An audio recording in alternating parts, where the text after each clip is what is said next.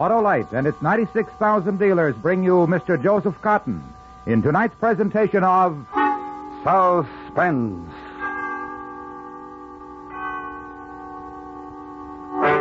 Tonight, Autolite presents the story of a man who craved power, position, and money, and destroyed himself accomplishing it. A tale we call Watery Grave, starring Mr. Joseph Cotton.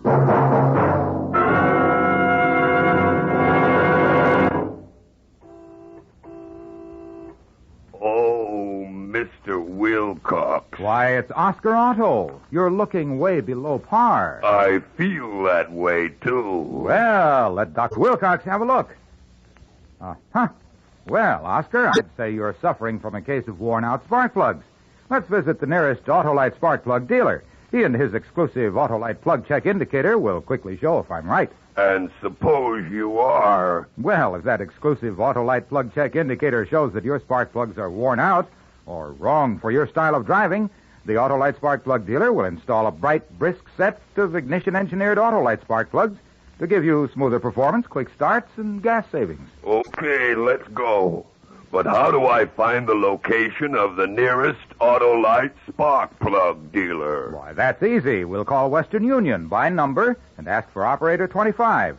She'll gladly tell us his location. Let's go, Oscar, because from bumper to tail light, you're always right with Autolite. And now, with A Watery Grave and the performance of Mr. Joseph Cotton, Autolite hopes once again to keep you in suspense. How did it happen when everything was so good? How did it get destroyed in 5 short hours? How did I start to die?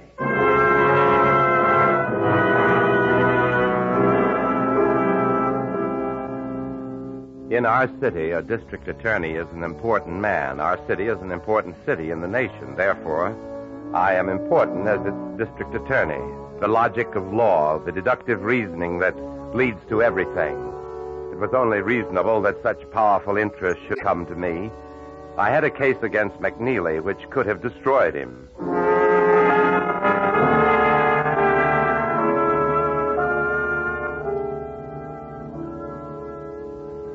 What is it, Mr. McNeely? I'm not in the habit of making these calls myself, Mr. Callan. That's obvious, but then you're not in this position very often either.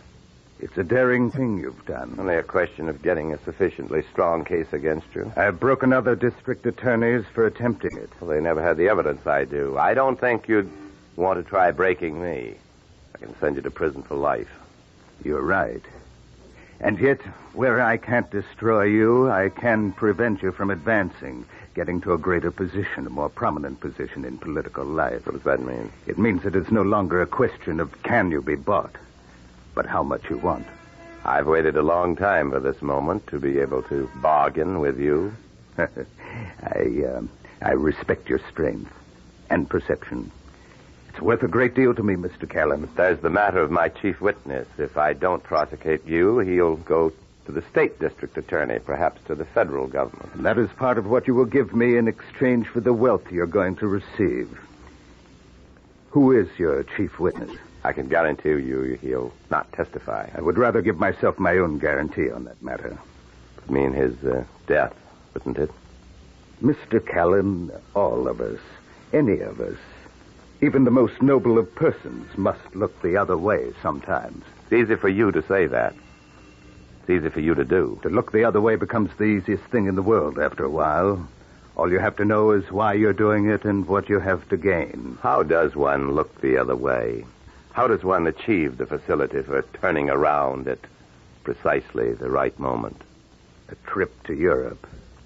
My wife has always wanted to go to Europe. She likes things like that. His name? Trip to Europe is something Betty's dreamed of. Spoken of it often. His name? Bartell. Ah, yes. Oh, yes. My good, trusted friend, Bartell. Mm-hmm. Thank you, Mr. Callan.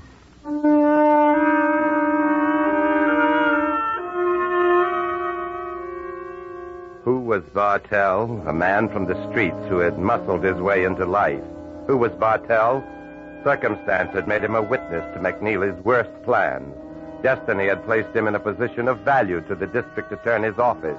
This valueless man, Bartell, happenstance and coincidence had made him the keeper of dark secrets and illegal events which could have smashed an empire.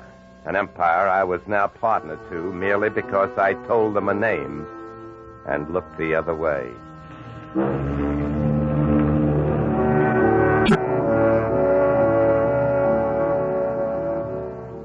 The first night out, I waited on deck after dinner, waited for Betty to come out, and we would go to the main saloon. Oh, it felt good to know your way in the world, to know when to look the other way. Sometimes you only have to do it once if you plan right. And Betty could have everything, a bigger house, another servant in the house, up, moving up, so secure, I didn't even hear his footsteps approaching. So positive all was going well, I didn't even think of caution. So certain of success, everything for Betty. I was so pleased. You're the only man I ever trusted. Bartell. The only man, and a DA besides. And you can still trust me. Even after you said my name? I'm getting rid of McNeely for you. Are you? You turned state's evidence. If you didn't believe I could get rid of McNeely, you wouldn't have dared turn state's evidence. I believed you. I trusted you. Let's stop the game. Why did I ever think I could trust you? Now tell me, you're a smart man. You went to college. Because it was to your advantage. Because if the law could get rid of McNeely for you, that was better. And safer. So don't have any illusions about trusting me. You never did. You needed me. That's different. And you needed me. We needed each other. We still do. Nothing's different. You're under bond, Bartell. You're leaving the country without permission. McNeely gave me permission. He had me shot at, and I was wounded. See my shoulder? Fat on this side, fat from bandages. You don't have a passport. I didn't need that either. I have money. How'd you get aboard? Oh, it's simple. Easy to stay hidden for a day. The second and third day, that's something else. I can fix it so you won't be let off, so you'll be sent right back. Mr. Callan, I can put you in prison if I'm sent back. My word would prevail against yours in any court of law. Maybe against my word alone. But not McNeely's hired gun, so both our words against yours. You have him? Some of my men do, yeah. He's safe at home. Oh, I could discredit your testimony. Ah, then why argue? I have nothing to do with you. You got no choice, Mr. Callan. I'm warning you, Bartell. Well, what do you do? Kill me? You're not the kind who thinks like that. You kill by law, the legal way. And I'll find a way by law. Once I'm in Europe, they have different laws. All right. I'm a realist, Bartell. So? I only take calculated risks. What's your price? I have more money than you do, Callan. You couldn't buy me. Then what do you want? But you have more prestige than I do. You're liked. You know your way around the talkers. Well, talk me off this ship. You're impossible. Find a way. You'll be discovered before we dock. Not if you put me up in your cabin. Bartell, wherever I'm involved, I'll listen and meet a man halfway. But me alone, not my wife. If you involve my wife, I won't do a thing for you. Not if my wife's involved in any way. Not a thing. I'm in a squeeze, Callan. I'm finished unless you help me get into Europe. But you'll be finished with me. I got enough power for that. I'll find a way. All right, I'll go with you. No. Meet me here in 1 hour.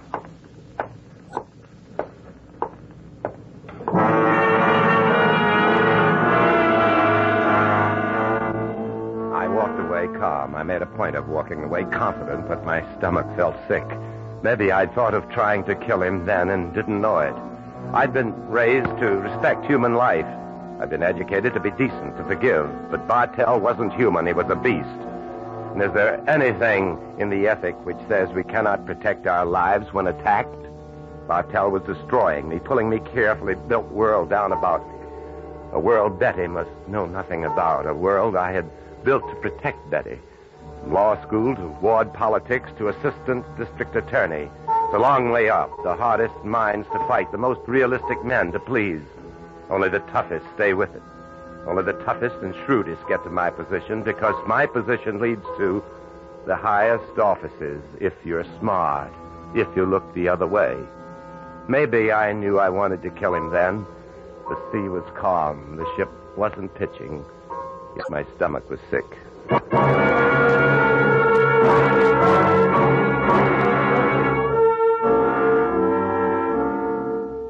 Half an hour was gone and still no plan. Where to go, who to turn to, what to ask. Nothing, anywhere. My mind posed questions for which there were no answers. Would I lose all I owned in the world?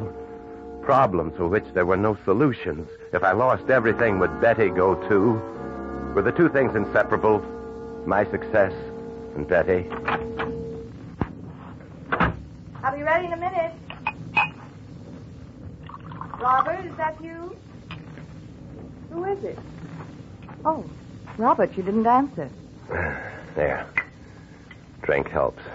Helps what? You go to the dining saloon yourself. I'll be along soon. You mind if I ask what's wrong? I can handle it. Yes, of course. I'll be in the dining saloon. Wait a minute. Come back. All right. What is it? You were going to leave, weren't you? I don't understand. You'd have left me. You saw I was troubled, very troubled, and I wanted to talk to you, but you made me ask you. Oh, please, don't get angry, Robert. Please don't You argue. always make me ask you for your attention, always, ever since we've been married. Not always, Robert. Not ever since we were married. Most of the time.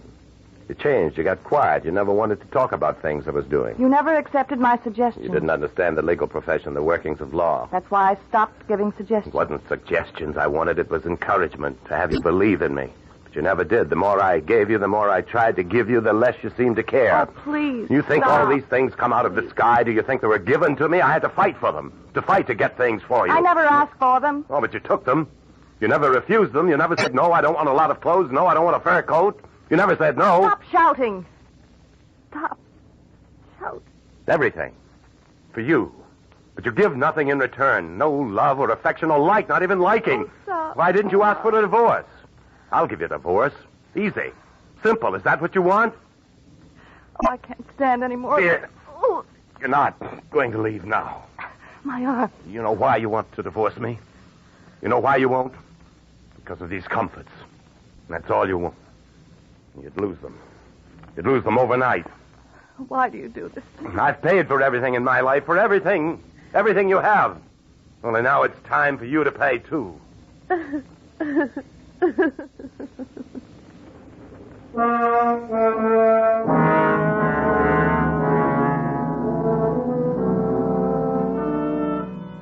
To kill a man is the easiest thing in the world to do. To kill a man who would take your wife from you. I know the logic. I know it's wrong. Bartell wasn't taking my wife from me, but he was taking position and wealth, and those things kept my wife to me, I thought. I knew. Bartell had to be destroyed, and she would have to be partner to it. That way, she'd never leave. That way, I'd achieve everything. That's why I told her the story as if I'd memorized it, as if it was the only thing I'd ever thought about, as if Bartell's death was the last obstacle in our life. No, Robert. Please, don't, Robert. You'll distract him up there on the deck, at the dark place on the deck. Don't ask me. Don't make me part of this. Together, we plan it. Together, we meet him. Together. Come on, Betty, the hour is up. Bartell's hour is up.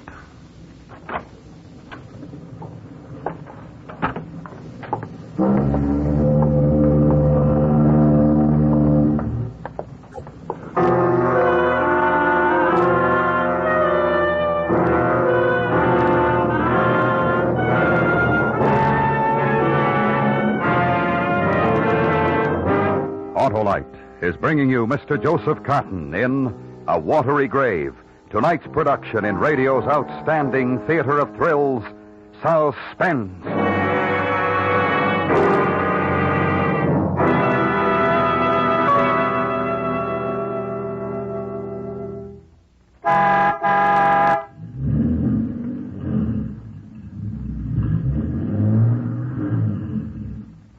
Wow, I feel great now. Ah, thanks to your Autolite spark plug dealer and his exclusive plug check indicator, Oscar. And those new ignition-engineered Autolite spark plugs.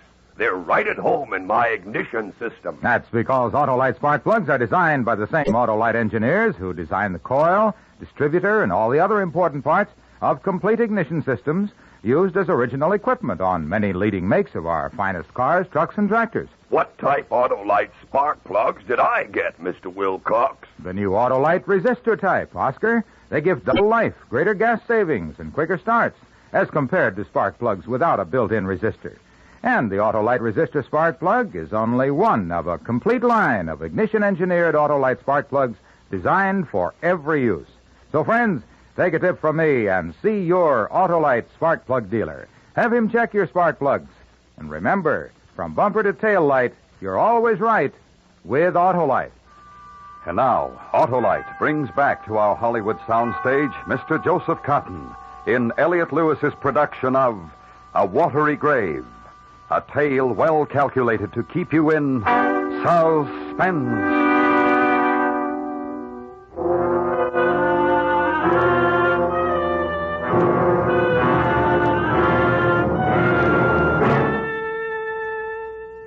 How did I start to die? Then, at that moment, as we walked along the deck, did I start to die then because I knew I would kill Bartell? Does one die a little if one plans to kill a human being and die more when one does it? And to compound it, Your Honor... Funny to think, Your Honor. Funny to think that way now. To compound it by knowing your wife hates you more than anything in the world because she's terrified, infuriated by her hate, but pleased with her terror. How can she hate me so? In so short a time, I gave her everything. I tried to be something important for her, and rich for her, and killed for her. As we walked along the deck, I had no real idea how I would kill Bartell, no exact idea, but it had to be done. I held Betty's arm tightly as we approached the dark part of the deck near the railing. The place where Bartell was, not actually a railing, an entrance for a ramp with only a chain across it. Bartell, this is my wife. What did you decide? I've been talking to her. I've been explaining to her. What did you decide? Don't talk to me like that, Bartell. Don't ever talk to me like that. Do you put me in your stateroom? Yes, of course. And guarantee to get me off the ship? I couldn't guarantee. Guarantees and things like this are impossible. There are officials to get at, ship's officers, finding the right people. Oh, you're good at putting in a fix, Mr. Callan. You've been putting in fixes all the way from the slums up to the penthouses. Ship shouldn't stop you. Don't say things like that. Why not? Everybody knows how McNeely pays off, and you're one of McNeely's boys now. Anytime he wants to put his fingers in a dirty deal, he'll use your hands to do it. Don't talk like that in front of my wife. Yeah, she'll get used to it. McNeely doesn't care who knows about his dirty-handed men. Shut up. Shut up! I lunged at him. He didn't even reach for his gun he was carrying. He didn't think I was capable of doing it. His back was against the chain, his good arm flailing wildly. Over the chain, over and into the water. I didn't see in the darkness. I didn't know until I heard the scream. Let go! Let go! Only it was too late for Bartell to let go. Get a grip on my wife's arm. Before I could move, before I could do anything, it was insane. She was pulled over the side, too. Over into the water. I had to save her. There was little I could do to save her would be to save Bartell, but I didn't hesitate. I know that, sure of it. I grabbed the nearest life preserver and hurled it over the side. I could barely see them struggling in the water with the ship's propellers coming nearer. And then I knew I would have to jump. I would go over. I could still finish Bartell and save Betty. Still, I could have everything, and it would be called an accident. I went over the side. Robert!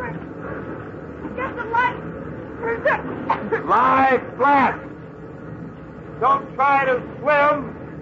The wash from the propellers. Help! Robert, help! Don't fight. Loose on the back wash. Loose.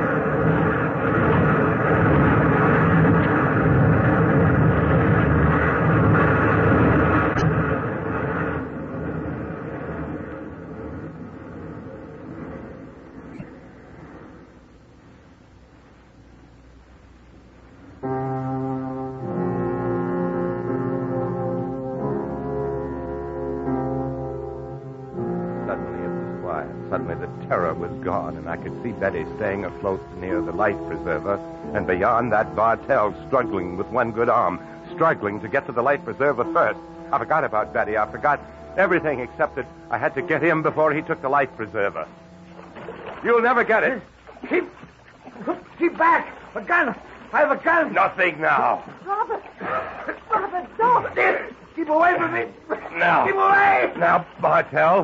Now try to talk. Hands! Now, tell your story underwater. No! Tell it. Oh, no! From the sea. Tell your story.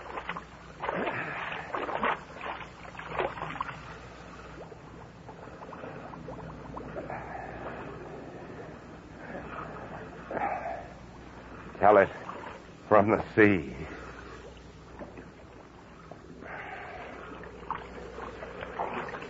You murdered him. It was Bartell or us. Take the preserve and hold on to it. Don't you understand? It was Bartell or us. I never knew you. Well, the ship will turn around and pick us up soon. You must understand. I never really knew you. It takes something to kill a man. Bartell was the killer. A ruthless man. I know. I was the one who forced him to turn state's evidence. Something horrible in you. Maybe that's why we've been growing apart. Maybe I saw it but didn't recognize it. I'd never seen it before. You see it every day in the eyes of the people. That's a lie. Look at the murders. Look at war. Can't make people kill each other if they don't want to. Could you? How could you? I'll never forget the look on his face when he knew he was going to be drowned. That you were going to do it. But, sir... Oh, crying. Crying for him. Crying for a hoodlum, a killer. Crying for a gangster. Yes, tears for him. Oh, he doesn't deserve it. Why should he be cried over? Why him? You never wept for me. I weep for you, too. I don't need pity. I don't need your pity. I'm not giving you pity. I'm trying to find a way to forgive you. Yeah. Hold on to the life preserver. Don't. You'll drown if you let go. Get away from me. You clawed me. Don't come near me. You only want the life preserver. All right, you want to believe it. It's true. And I'll get it. I'll claw you. I'll claw your eyes. You'll never have a chance. The water carried me faster. You'll never catch up to me. I'll catch up. Oh, Betty. Don't be a fool. Come back. Oh, Betty. Oh, come back. The ship will turn around. The ship will save us. Die, Robert.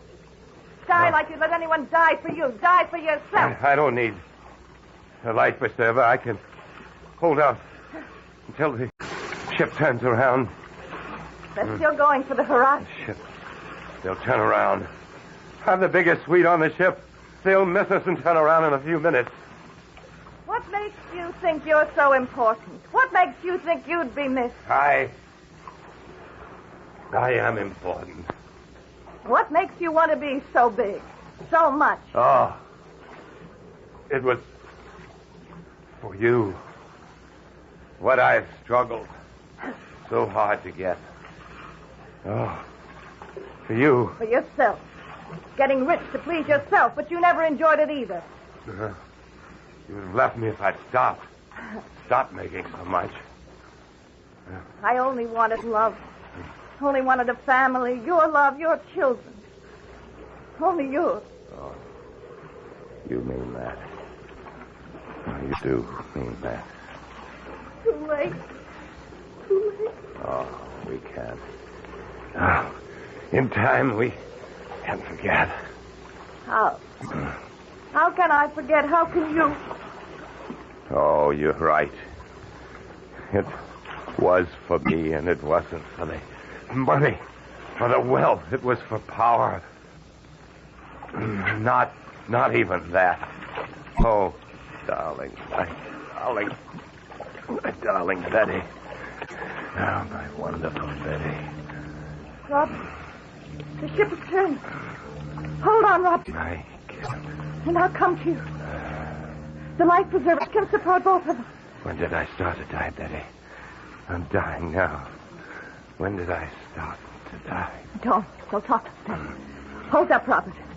Hold up. When I knew I would kill Bartell. Oh. It was sooner. When I said I will look the other way. Yes, Mr. McNeely. You can kill Bartell. I will look the other way. Hold up, darling. Yes, Mr. McNeely. Only I started to die long before, years before. Maybe I've been killing myself all my life. A slow way. A subtle way. Darling, please hold on a minute longer. Only a minute. I can't. My darling. I love. Robert.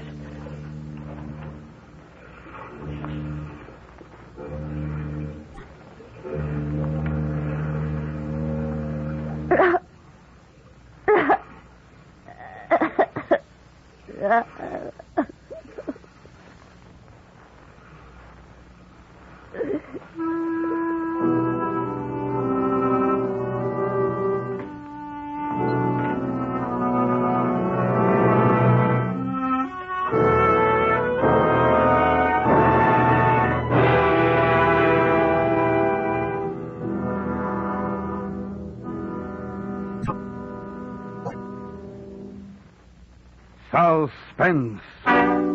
Presented by Autolite. Tonight's star, Mr. Joseph Cotton.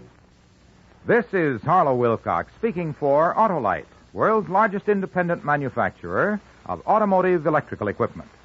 Autolite is proud to serve the greatest names in the industry. And during these early months of 52, the Autolite family joins in saluting the leading manufacturers who install Autolite products as original equipment.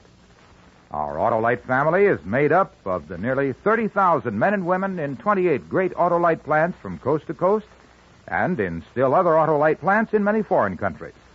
It also includes more than 18,000 people who have invested a portion of their savings in Autolite, as well as 96,000 Autolite distributors and dealers in the United States and thousands more in Canada and throughout the world. Our Autolite family will salute the leading truck manufacturers who use Autolite products on the next Autolite Suspense television program. If you live in a television area, check the day and time of Suspense on television so that you'll be sure to see this program. And remember, be with us next week for another thrilling Autolite Suspense program on radio.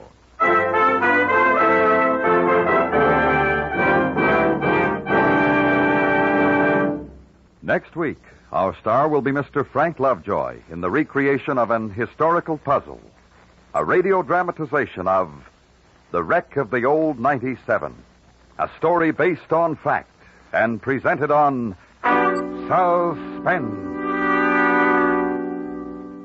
Suspense is produced and directed by Elliott Lewis, with music composed by Lucian Morowick and conducted by Lud Gluskin.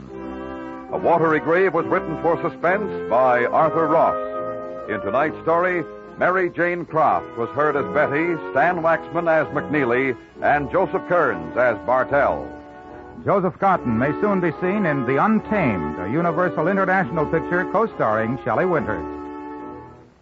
And remember next week on Suspense, Mr. Frank Lovejoy in The Wreck of the Old 97. Last July, the nation's worst flood in a decade smashed through Kansas and Missouri. The Red Cross was on the job to relieve the suffering and shelter the homeless. This was only one of 300 domestic disasters in which the Red Cross gave aid last year. To carry on its vital work, the Red Cross needs your financial aid now. Give generously. This is the CBS Radio Network.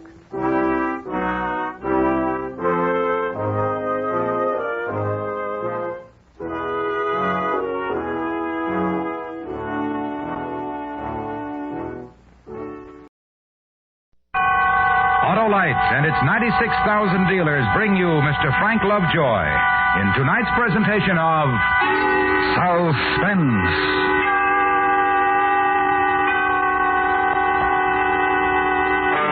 Tonight, you will take a trip on a train, a journey exact in time and place, during which Autolite will recreate an historical puzzle by dramatizing with story and song the wreck of the old 97.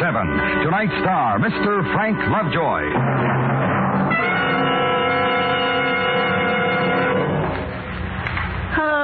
Hello. Hi, Mr. McSorley. Hey, you'd better be starting for the St. Patrick's Day parade. I can't get started, Harlow. The car battery's dry as an Irishman's wit. Why, you ought to have an Autolite Stay Full battery. A battery that needs water only 3 times a year in normal car use? 'Tis one and the same. The dependable battery that will start you swift and sweet as a Colleen's smile.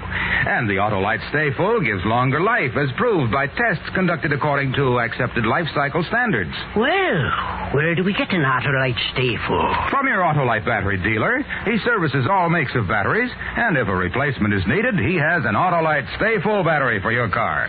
So, friends, just call Western Union by number... And ask for me, Operator 25. I'll tell you where you can get an Autolite Stay Full. The battery that needs water only 3 times a year in normal car use. Remember, from bumper to tail light, you're always right with Autolite. And now, with the wreck of the old 97 and the performance of Mr. Frank Lovejoy, Autolite hopes once again to keep you in suspense.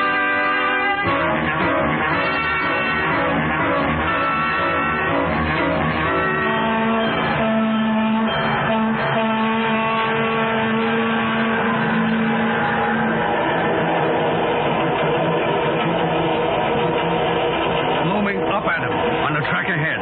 The snow was real heavy that night. Visibility less than 0, if that's possible. Not snowing as hard as now, but nearly. No warning light. Nothing. People sleeping, eating, drinking, just talking like we're doing, and bam, all over. Finished. Terrible wreck. Snowing this bad, huh? Yeah, but then, of course, they didn't have signal systems like we have, or safety measures like we have. Did they, Joe? No, I don't believe so. Of course, the worst wreck I ever heard of was told me by my dad when I was a kid. The fast mail was a train. The Southern Railway. The line, same as we're on now. You probably heard about it. The wreck of the old 97. Casey Jones was the engineer on that, wasn't he? No. Casey Jones had the cannonball. Oh. Joseph A. Brody had the old 97. Matter of fact, that was named for him. Funny thing. What? No, it's nothing. What? We weren't related to the Joe Brody I'm talking about. We just happen to have the same name. Hey, where are we? Well, it's almost 6:30. We're coming into Monroe. 15-minute stopover to change crews. Then Lynchburg and Danville. Arrived Danville at 8:25. All 97 never made it. What'd you start to say before? Funny thing what? Oh, yeah. The story my dad used to tell about the 97. Carried a crew of 3. Was wrecked, as you know. They found 5 bodies in the wreckage. What? Yeah, found 2 more bodies in the wreck than were supposed to be on the train. Well, how'd that happen? A funny story. Strange, huh? Yeah? Well, tell us. Okay. I told you I was named for the engineer on the old 97, didn't I, Joe Brody? Well, this is where he picked up the train, right here in Monroe, Virginia. Although it used to go all the way to Spencer. Train started further north from Washington Station. The day I'm talking about was a Sunday, September 27th, 1903. And here's what happened. On a cold, frosty morning in the month of September, when the clouds were hanging low, 97 pulled out from the Washington station like an arrow shot from a bow.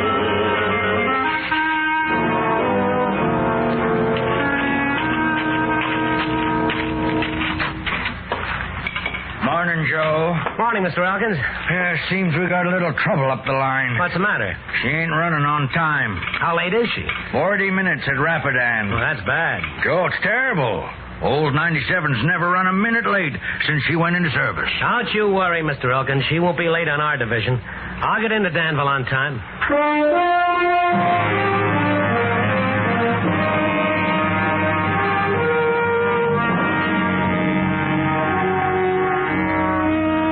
That's the kind of man he was, the Joe Brody I was named for. He was a proud man and the best engineer on the line. And he loved old 97.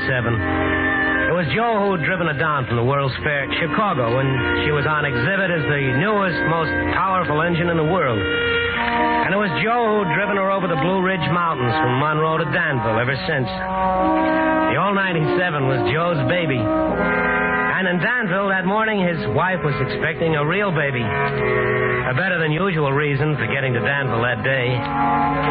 There was another man on that train who wanted real bad to get to Danville on time. Big Tom Cheater, the fireman.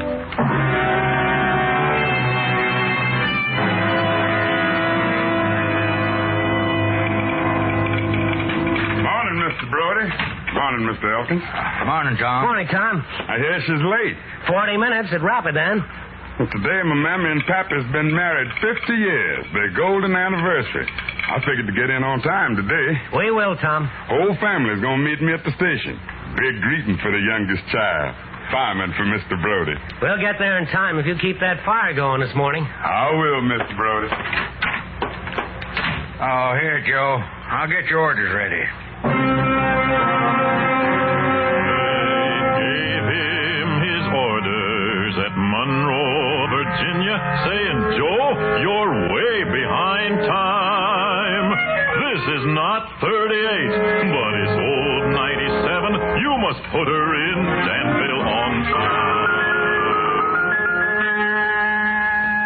So there they were, the engineer and the fireman, each one with a special reason for wanting to get to Danville on time. And there was the third member of the crew, old Mr. Clovis, the clerk in the mail car. He had his reason, too. Oh, morning, Mr. Clovis. Morning, Mr. Elkins. Morning, Joe. Morning, Mr. Clovis. How's she running? Late. Late, huh? Too bad. She had to be late, especially today, Mr. Clovis. Oh, say, I'd forgotten. You were retiring today, aren't you, sir? Yes, this is my last run. Well, I'll try to make up the time for you, Mr. Clovis. Can't end 30 years of railroading behind schedule. I don't care so much myself, but I believe some of the gentlemen from the division office were going to meet the train in Danville. I believe there was to be a ceremony. I know dang well there is. They're going to give you the prettiest gold hunting case watch in the Blue Ridge Mountains, all engraved. I saw it myself last week. Well, that's very nice, but quite unnecessary. How's it feel to retire, Mr. Clovis? It feels fine, Joe. I'll step down to the platform, and from that moment I'll have nothing to do but die. Well, you can live, can't you, Mr. Clovis? Live for what? This is my life. What time is it? Hey, Mr. Elkins, did you hear the news? Oh, what news? Them two fellas that had up the jailhouse. Them two held up the bank over in Amherst and killed the teller. What about them? They broke out. When? Less than an hour ago. They split the turnkey skull open, walked out of the jailhouse big as you please. The sheriff's getting a posse together. What for? The figures are headed for the hills. Go and track them down with hounds. If they're headed for the hills, they're crazy. Why, Mr. Brody? Well, if I was trying to make a break for it, I wouldn't take any chances being tracked by bloodhounds. What would you do, Joe? I'd head for the railway, hop the first train that came through.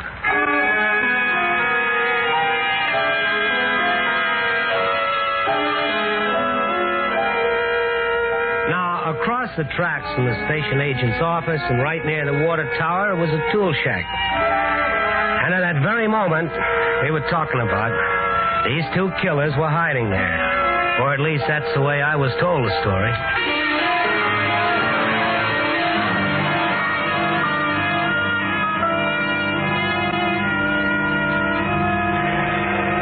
What are we going to do, Clint? We're in Monroe, Virginia.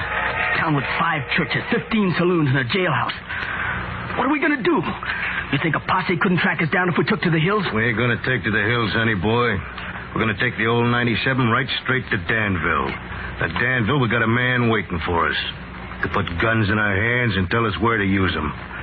Honey boy, when we get on that old 97, we don't have to worry about a thing. Clint, You suppose you hit that turnkey too hard? I hit him hard enough to knock him out. You suppose you hit him hard enough to kill him? What's the difference? We killed a man yesterday. We might as well kill another one today. We didn't kill that teller, Clint. You did. Listen, honey boy. Makes no difference who pulled the trigger. Understand me? No difference. Sure, Clint, sure. Here she comes. Come on, let's get out of here and wait for her. They'll see us, Clint. Nobody's gonna see us. They're all watching the train.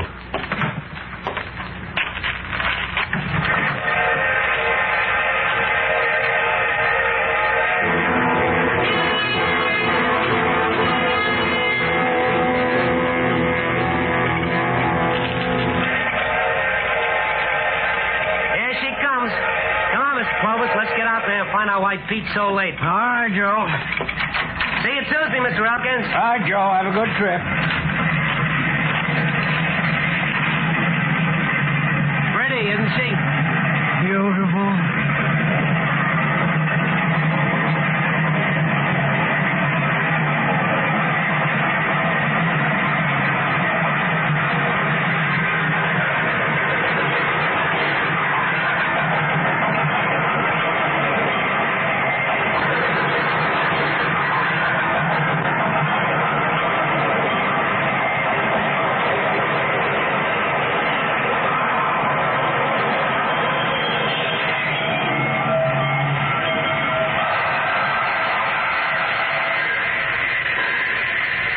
Big Tom. He's in more of a hurry than I am, if that's possible. To get to Danville and be presented with a gold watch. What?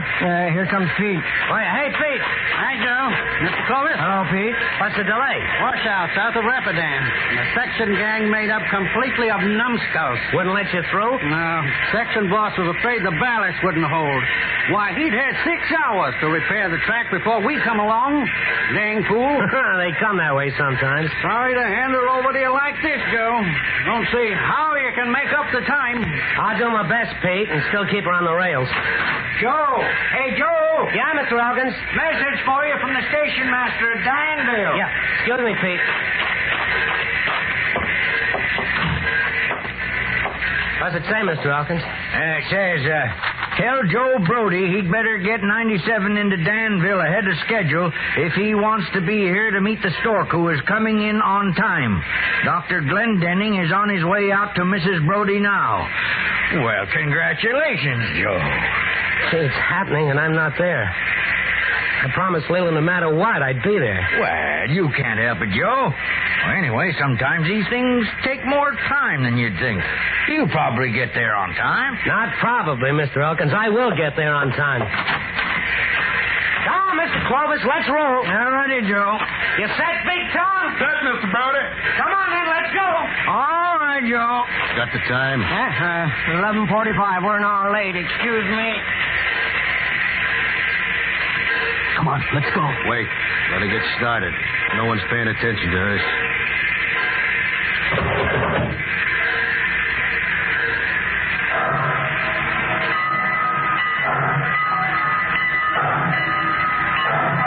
There she goes. Come on, Clint.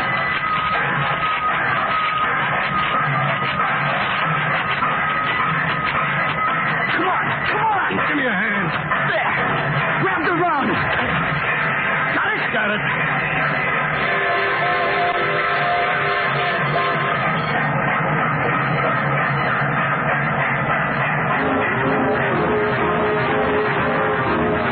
Brody looked round and he said to his fireman, just shovel in a little more coal. And when we cross that wide oak mountain, you can watch old 97 roll.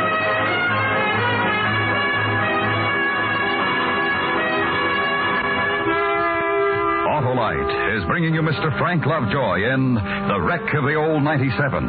Tonight's production in radio's outstanding theater of thrills, Suspense.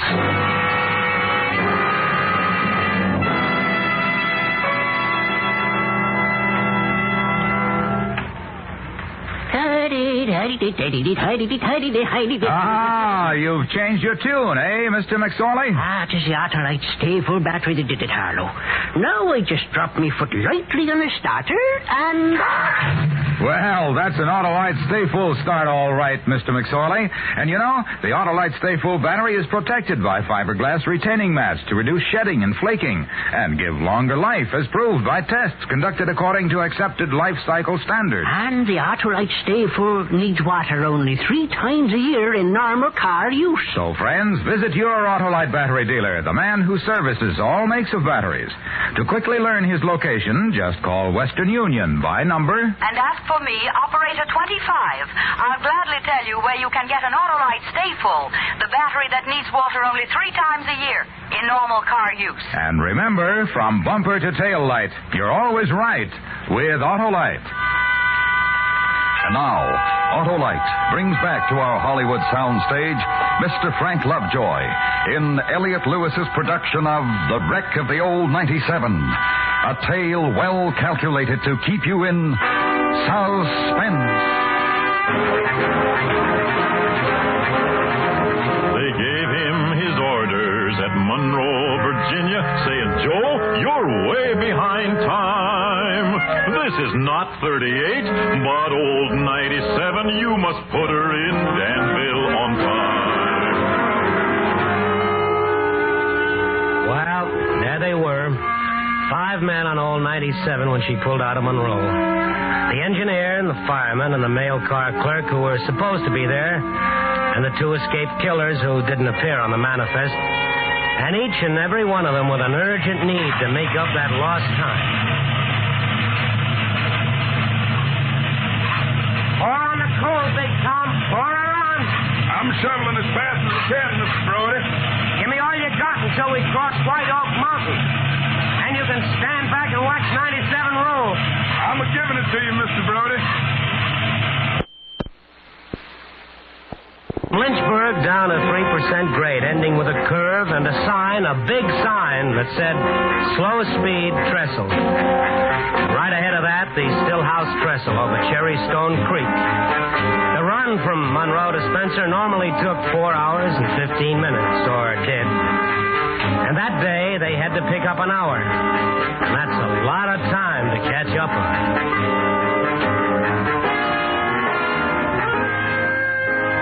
Brody turned to his old fireman, said, shovel on more coal. For when we hit that old white mountain, you can see old 97 roll.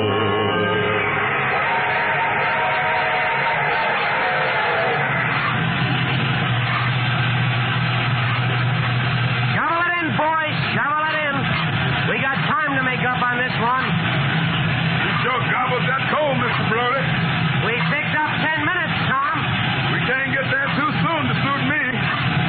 The party you were telling me about? My mammy and papa's 15th wedding day. Give them my congratulations. Thank you, Mr. Brody. But they'll all be down at the station. You can tell them yourself. I won't have time, Tom. I'm having a baby. Huh? Well, my wife is. Well, congratulations to you, Mr. Brody. Thanks, Tom. Pour her on there, boy. The gauge is dropping. Yes, sir, Mr. Brody. Yes, sir.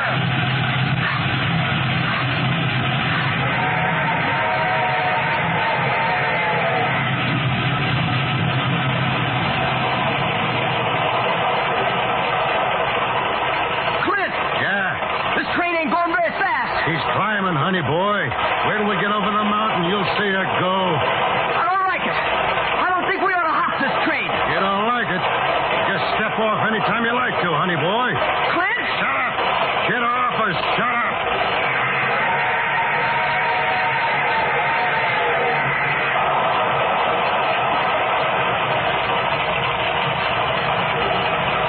Joe Brody will get me into Danville in time for the exercises. 30 years today. It's a long time. Almost all of the time there is. And after the night, when the gentlemen say the kind things and smile and shake my hand, what? Tomorrow there'll be no train to climb aboard. Tomorrow there'll be nothing but the slippers and the pipe and the fire. Not as a reward after a day's run, but for what's left of my life. Sleep late every morning. Go fishing every day.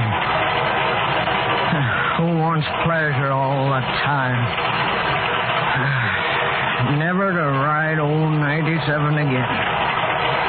Never to have a job to do. Never to be needed. They call it retirement. I think it's death. I wish we'd never get to Danville.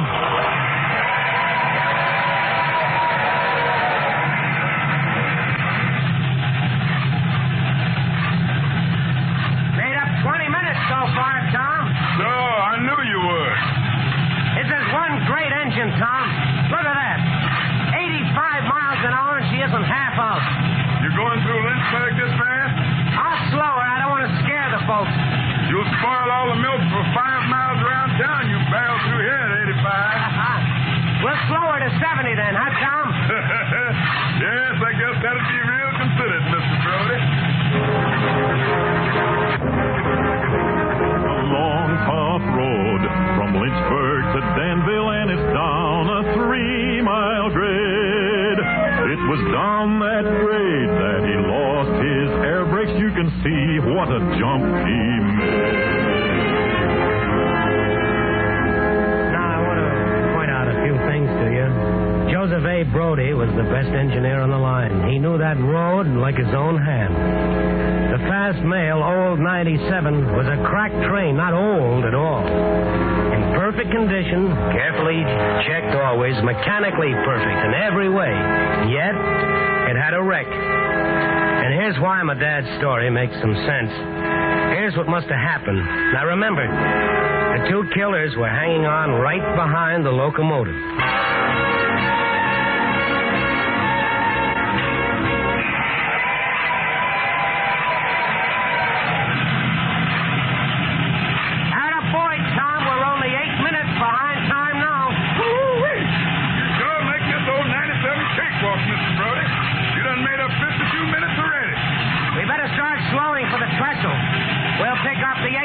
When we've crossed it.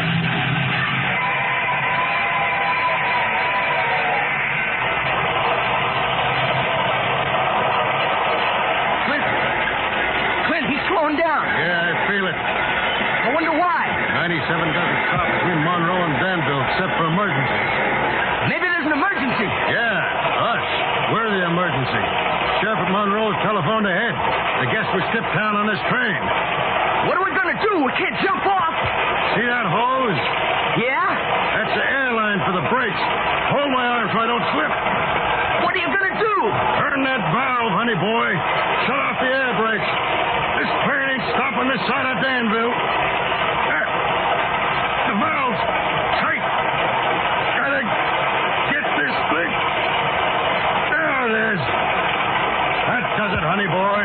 He ain't stopping now.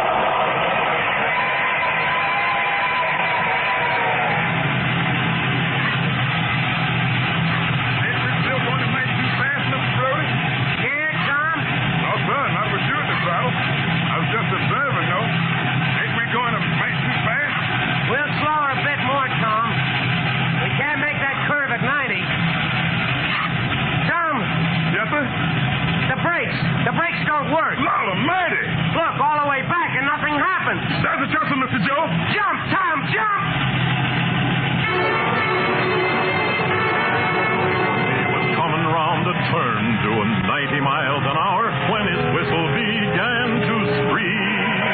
He was found in the wreck with his hand on the throttle. He was scalded to death by the steam.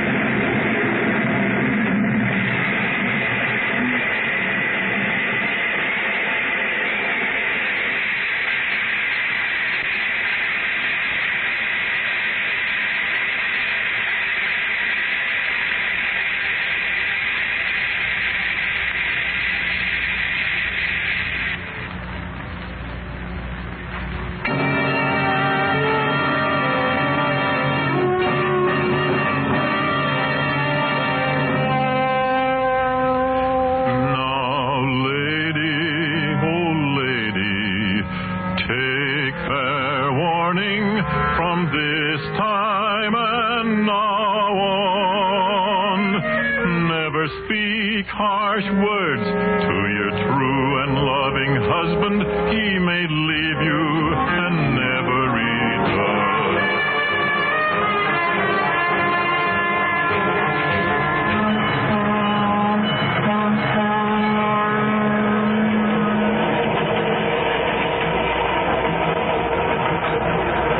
Now, the wrecking crew got there that night, came down from Lynchburg, just like we're doing. They found the old 97, her nose buried in the mud bank. None of them got there to Danville. You know, I often wondered about the station that night. Strange group of people waiting. The committee from the railroad with Mr. Clovis Gold Watch. Big Tom's family to greet their youngest son. And a carriage waiting to take Joe Brody to the hospital to see his new baby, which I understand was a little girl. And maybe, off in a corner, a few men with guns waiting for the killers. And that's what happened, huh? Well, that's what my dad used to tell me. What time is it? It's 8:20. We'll have breakfast in Danville. Oh, there you are. See, down there? That's Cherrystone Creek. See that old mud bank? That's where Joe Brody wrecked the old 97. On a cool, frosty morning in the month of September.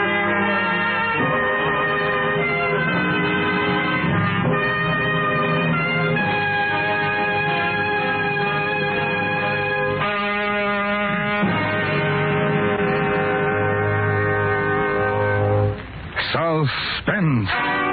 Presented by Autolite. Tonight's star, Mr. Frank Lovejoy.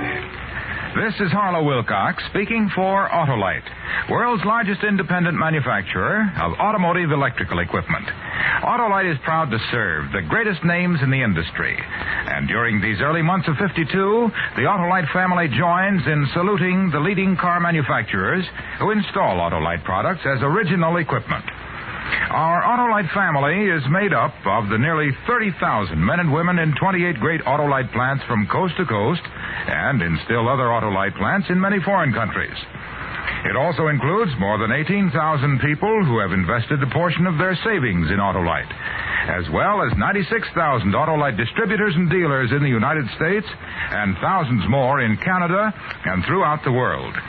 Our Autolite family will salute Nash Motors on the next Autolite Suspense television program. If you live in a television area, check the day and time of Suspense on television so that you'll be sure to see this program. And remember, be with us next week for another thrilling Autolite Suspense program on radio.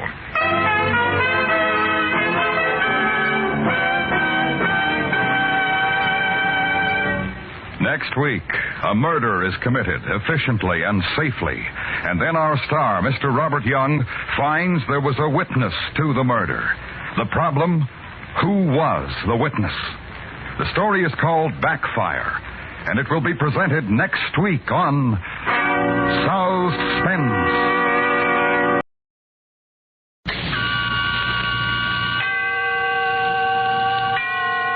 Autolite and its 96,000 dealers bring you Mr. Robert Young in tonight's presentation of Suspense.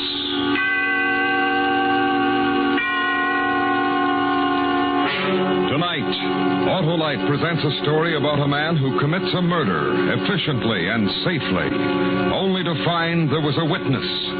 The story is called A Murder of Necessity, starring Mr. Robert Young.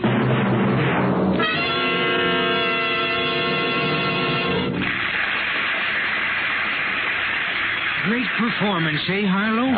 It sure is, Hap. Reminds me of the outstanding performance of that team combination of precision-made units, including the Autolite generator, starting motor, coil, distributor, and all the other important parts of the complete Autolite electrical system in your Autolite-equipped car. I know, Harlow, but I'm talking about the show. And what a show that Autolite electrical system puts on, Hap.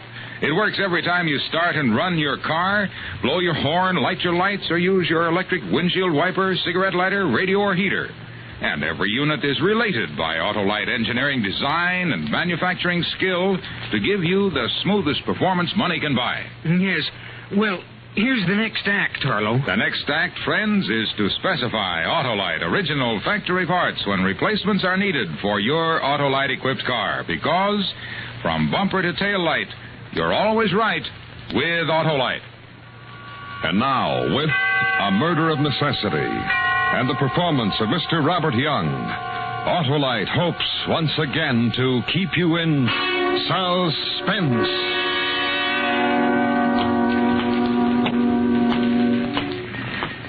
I'm walking along a city street with murder in my heart. Tonight is the night I must kill. Remember the name, Herbie Sachs. Fat, sweaty Herbie Sachs. He'll be sitting behind his big desk, and he'll look up at me and smile, and his fat neck will spill over the expensive collar of the expensive shirt that he'll be wearing. So far, so good. No one around. So far, so good. Why do I keep saying that? Some sign painter will have a new job. Scrape the name in gold letters off the glass door. Herbert J. Sachs, private investigator, will soon be dead, gentlemen. Through the panel of the glass door, the fat shadow of the big man sitting happily in his swivel chair. Mr. Sachs waits within, murderer. Knock on his door. Hold it a minute. The janitor wants to come in. Gets up from the chair, Herbie. Come and open the door. Meet your doom. Start in the other office. Oh. Hello, Mark. Well, what do you want? A few moments of your time. Oh, I'm busy. Let's make it inside, Herbie. Go ahead, Herbie. Sit down.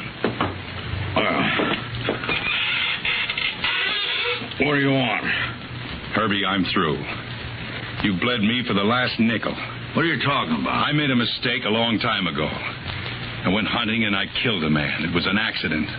But instead of turning myself in and getting off on a charge of manslaughter, I listened to the advice of a man named Herbie Sachs. Go home. Nobody saw you shoot him, you said. Nobody did, except you, Herbie. I'll be silent, said Herbie. Now, look, Mark. I've had to pay for your silence. Haven't I, Herbie? Through the nose. Who do you think you are? Coming here like this? Why, for 2 cents? For 2 cents, you'd sell your mother, your grandmother, and your wife, Gretchen. A nice girl who doesn't deserve you. I'm warning you, Mark. You're through warning people, Herbie.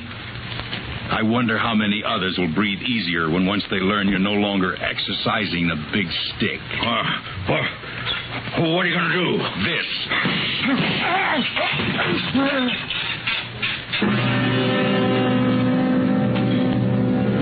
Now the sign painter can scrape the gold letters off the glass door. Herbert J. Sachs sits dead in his swivel chair, the blood running a crazy pattern down the front of his expensive shirt, his mouth silent, no words, no accusations, no talk of any kind, no talk. Wait, Herbie was talking to somebody when I knocked on the door. Nobody here. Who was he talking to? Must have been talking to somebody on the telephone. He didn't hang it up.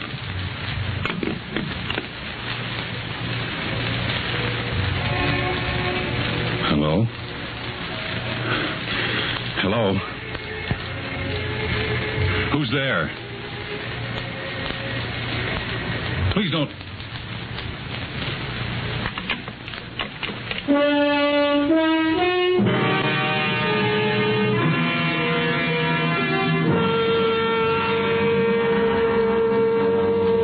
Herbie's desk drawer had been off the hook.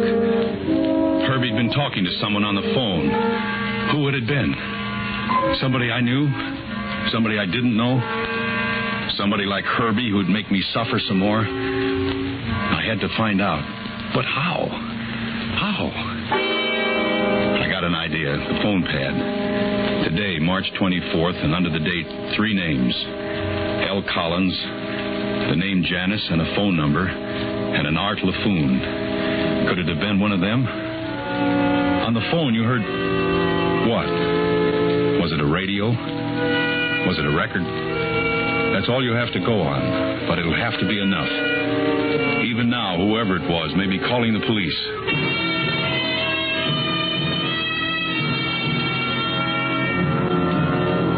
Down in the corner drug drugstore, I look up L. Collins. There's only one. Strange for a name like Collins, but only one. Lucius Collins, who lives on North Woodburn Drive. The taxi gets me there in 20 minutes.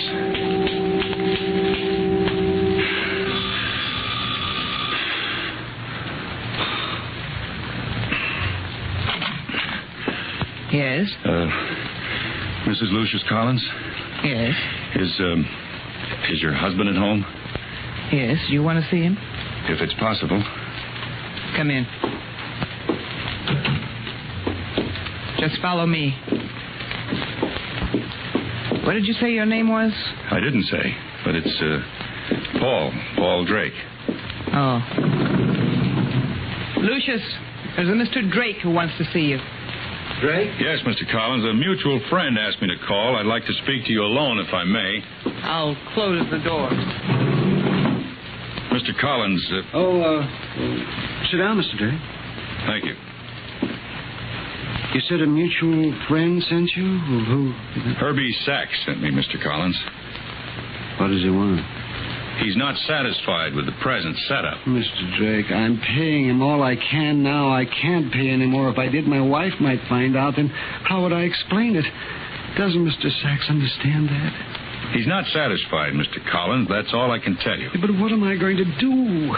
Well, Herbie just gave me a general picture of your situation. Perhaps if you filled me in on the details... There are no details, Mr. Drake. I made a mistake once. I met a girl. We grew fond of each other. Naturally, my wife suspected something was wrong. She went to Mr. Sachs and had him trail me. He found out about us, the girl and me, but he didn't tell my wife. He said he wouldn't tell her if I'd paid him. And so I did. The girl went away, but I still pay Mr. Sachs. I understand, Mr. Collins. You do? You really do? Have you been home all evening, Mr. Collins? Well, yes. I guess I'll just tell Herbie what you told me. If you can't increase it, you can't do it. That radio over there looks like an old one. Huh? Oh, it is. We've had that for years. It's broken. Haven't bothered to have it fixed. Mm-hmm. You got a phonograph? Yes, an old one. The kind you wind's not much good. It's up in the attic, stored away. Well, thanks, Mr. Collins. Thanks. I mean, for seeing me, for letting me talk to you. Well, I don't understand it. A man like you working for Herbie Sachs? I know, Mr. Collins. I don't seem like the kind that would.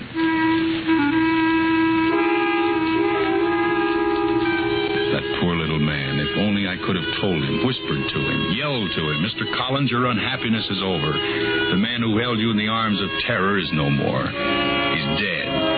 He's up in his office, spilling blood all over his nice, clean carpet.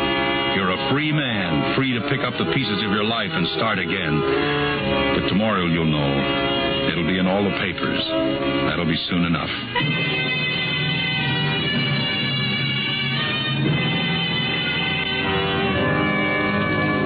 The first name on the list I check off.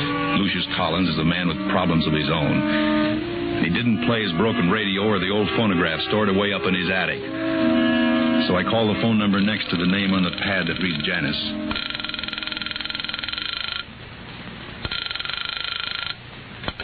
Just picked it up and walked away with it. Leon's bar, tech speaking. Is Janice there? Yeah, but she's awful busy waiting on tables. Can I give her a message? No. I'll call later. Okay.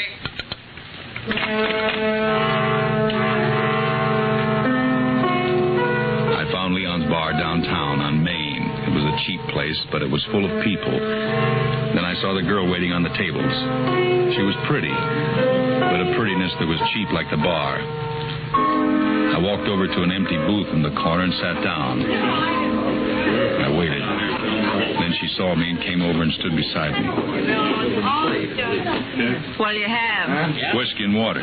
Whiskey and water, right. Janice. Hmm? Come here a minute.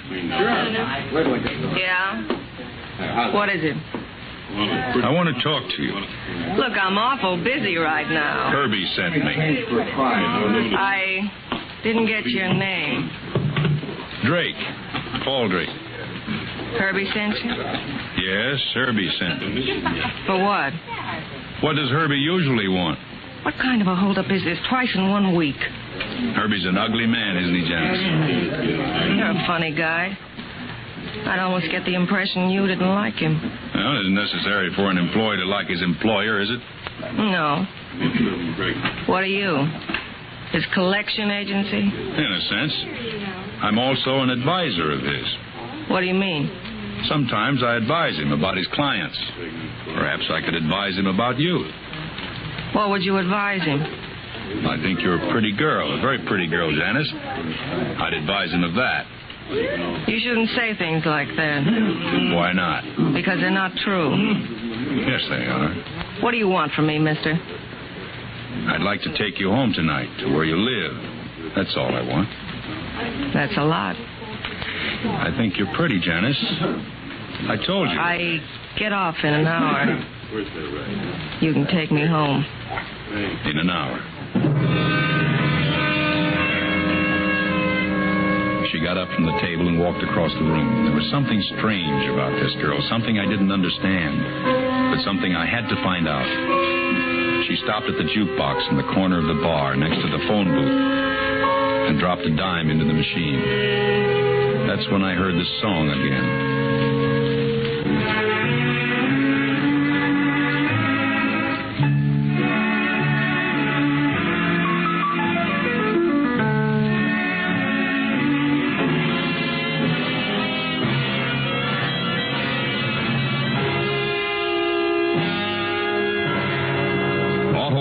Is bringing you Mr. Robert Young in A Murder of Necessity. Tonight's production in radio's outstanding theater of thrills, Suspense.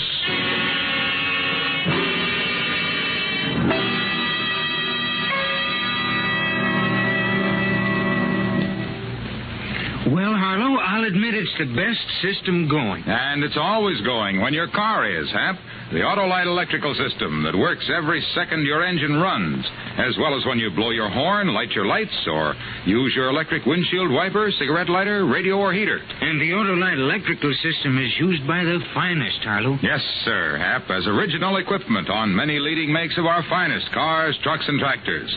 And in the Autolite electrical system, every unit and component part is related by Autolite engineering design and manufacturing skill to give you the smoothest performance money can buy. That's why it pays to keep your car running right. Right you are, Hap. So, friends, make it a point to see your car dealer or authorized Autolite service station soon. You can easily locate your nearest authorized Autolite service station in the classified section of your telephone directory under Automobile Electrical Service. Or you can call Western Union by number and ask for Operator 25. She will gladly tell you his location. And remember, from bumper to tail light, you're always right with Autolite. And now, Autolite brings back to our Hollywood soundstage Mr. Robert Young in Elliot Lewis's production of A Murder of Necessity. A tale well calculated to keep you in suspense.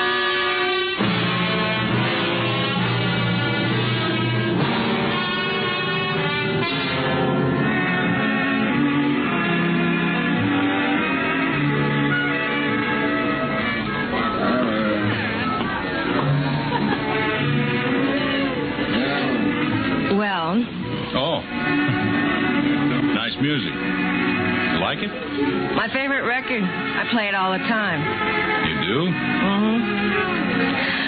Well, shall we go? I'll call a cab. You don't have to. Why not? Ride home in style. It's only a couple of blocks from here. We can walk. Wouldn't you like to walk? All right.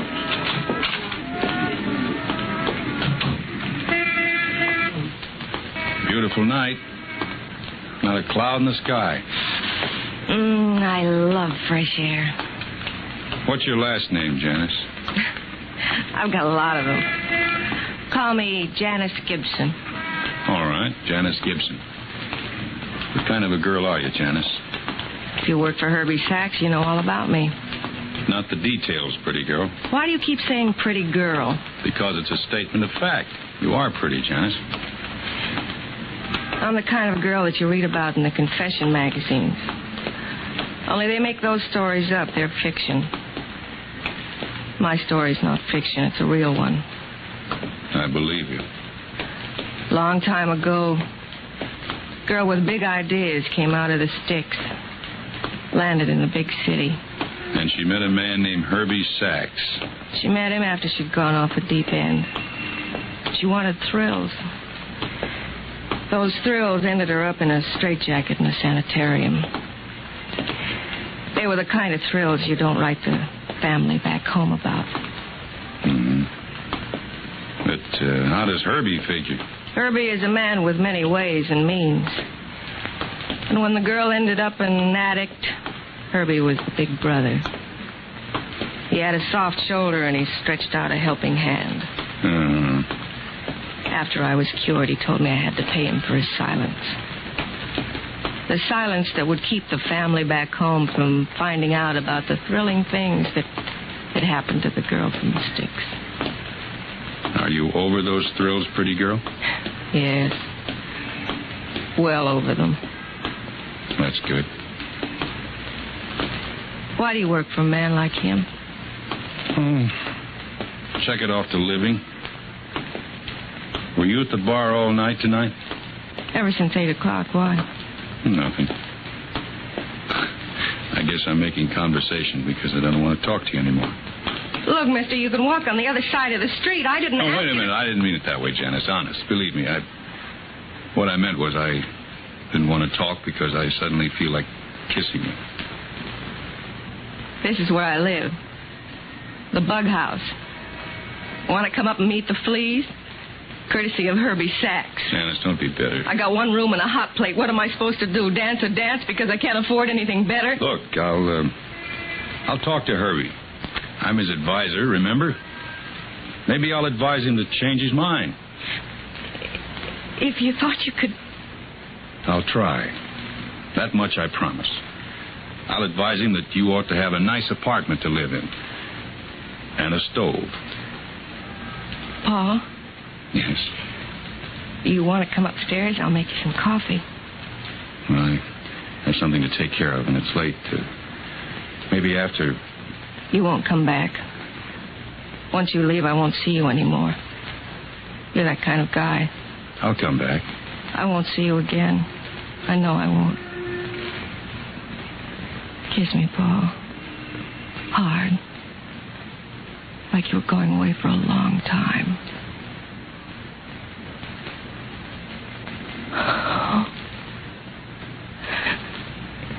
Come upstairs. Let me make you some coffee. I'll be back. Paul. Janice, someday if you ever find out that this is all over, go back home to where there aren't thrilling things for a girl like you to do. I don't know. They'll never know. Home is a long and faraway memory. I don't know. Promise me. On the kiss. Maybe. Maybe, Paul. Maybe. I took her in my arms and kissed her again. Then she turned and disappeared through the door into the cheap boarding house. And the black night closed in on me again, and the fear and fright returned. Under the street light up at the corner, I checked the last name on the phone pad, Art LaFoon. He's not at his place of business on Houston Avenue, the watchman tells me. Mr. LaFoon is never at his place of business at 2:30 in the morning, he says with raised eyebrows. Even though it is a novelty business and novel things are always happening. So I wait until 8 o'clock the following morning. Near his novelty business, I find a very shabby hotel, and for $2, the night clerk tells me that I can have a bed with a clean sheet and a loud knock on my door when it's 7 o'clock.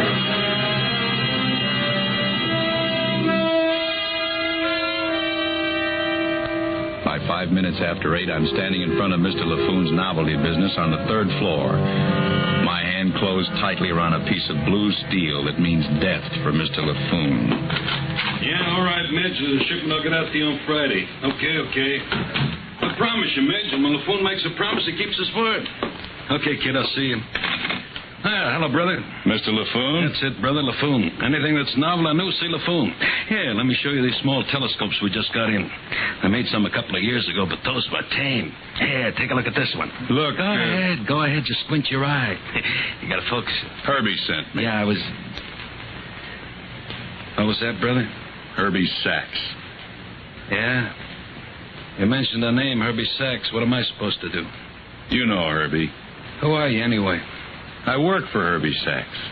You made another statement. Tell me how to react, brother. Hey, look, Mr. Novelty Man, I don't know how to convince you, but I'll get rough if I have to. Okay, take it easy, brother, take it easy. That's an expensive shirt. That's why I'm here. Herbie doesn't like you buying such expensive shirts. Who are you? I'm recently hired to make collections. I've come to collect. You know what? I think you're lying. You don't work for Herbie Sachs. You don't work for him at all. I told you I was just recently hired. And why didn't he tell me you'd be around, brother? I talked to him on the phone last night. Why didn't he tell me, huh? You talked to Herbie on the phone last night? Yeah, brother, I talked to him. What happened when you talked to Herbie? What do you mean, what happened? Who are you, brother? Nobody you'd be interested in. Yeah? Well, maybe the cops would be interested. Put it down. Get your hands off of me. Later, Mr. LaFoon. Later, we'll take care of some unfinished business when it's dark and no one will see me.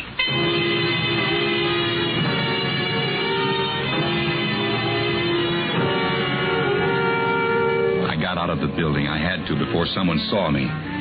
Saw my face and would recognize it again. But tonight when it's dark, I'll wait for you and follow you, Mr. LaFoon. It was you on the phone. Now I know.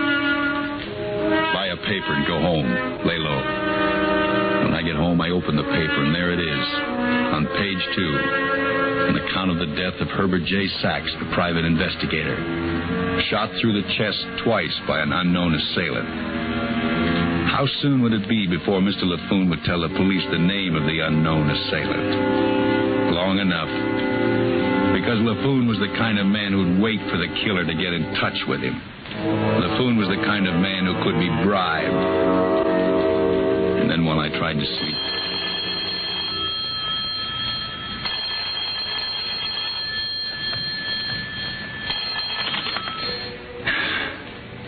Oh. Mark? This is Gretchen Sachs, Herbie's wife. Yeah. Hello, Gretchen. Did you read about Herbie in the papers this morning? Yeah, I read Gretchen. I want to talk to you, Mark. Talk? It's important. Can you come out to the house? Have the police been out to the house yet? No. I was down for a few minutes at the morgue to identify the body. That's all? That's all. It's important that I talk to you.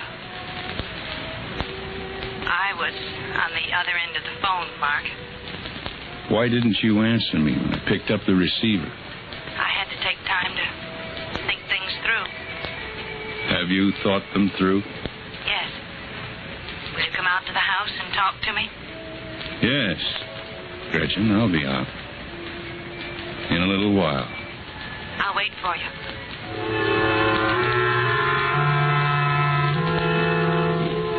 It was Herbie's own wife, Gretchen, on the phone. Sweet and lovable Gretchen. And now the wife of the man I murdered waits to talk with me. What about? The weather? No, she waits to talk business. Before the police arrive, she waits to take up where the fat man left off. Another murder of necessity. Ring the doorbell, murderer.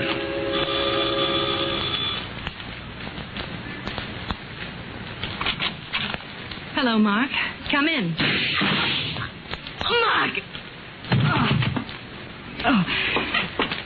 Oh, Mark. You fool. You fool. I'm sorry, Gretchen. I hated him. I hated him. Well, what are you saying? I couldn't stand him. Everything he was. I hated. He wouldn't let me go. No. I don't believe you. Last night, I called him on the telephone. Called him to tell him to come home. Because... No. When he got home, Mark, I was going to kill him.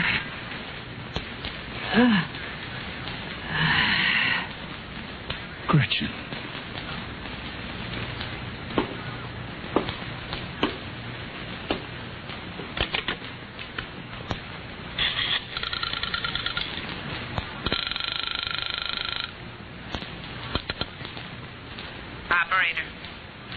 Operator, get me police headquarters. I just committed a murder that wasn't necessary at all.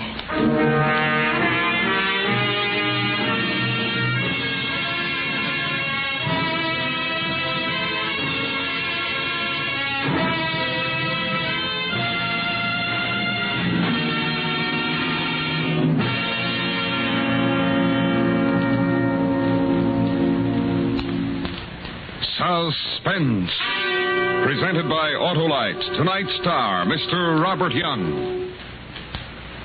This is Harlow Wilcox speaking for Autolite, world's largest independent manufacturer of automotive electrical equipment. Our Autolite family is made up of the nearly 30,000 men and women in 28 great Autolite plants from coast to coast and in still other Autolite plants in many foreign countries. It also includes more than 18,000 people who have invested a portion of their savings in Autolite, as well as 96,000 Autolite distributors and dealers in the United States and thousands more in Canada and throughout the world. On April 1st, Autolite will present the national television preview of the Great Parade of Stars automobile show from the Grand Ballroom of New York's Waldorf Astoria Hotel. This program may be seen at the regular Autolite Suspense television time on April 1st, or a few days later in some television areas. Don't miss this great program. And remember to be with us next week for another thrilling Autolite Suspense show on radio.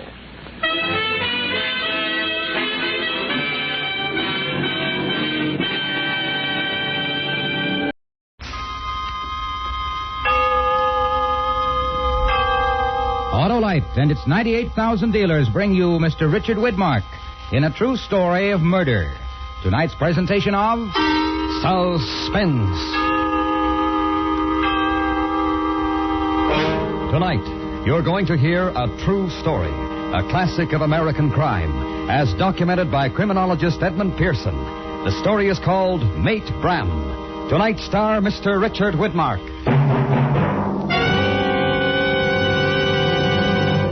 Well, Harlow, tomorrow marks the opening of baseball season. Why, my team's been playing all year, Hap. Oh, what team is that? The Autolite electrical system in every Autolite-equipped car. And that's a real team. Because every unit, like the coil, distributor, generator, battery, starting motor, and set of spark plugs, are related by Autolite engineering design and manufacturing skill to give you the smoothest performance money can buy. But that team doesn't play ball, Harlow. Oh, does a lot more, Hap. Why, the Autolite electrical system goes to bat every time you start your car. And it keeps right on working every second your car's running. Works every time you light your lights, blow your horn, use your electric windshield wiper, radio, or heater. Real major league stuff, eh, Harlow? You bet your bat, Hap. So, friends, when your Autolite-equipped car needs replacement parts, always insist on Autolite original factory parts. It pays. Because from bumper to tail light, you're always right with Autolite. And now, with Mate Bram and the performance of Mr. Richard Widmark, Autolite hopes once again to keep you in suspense.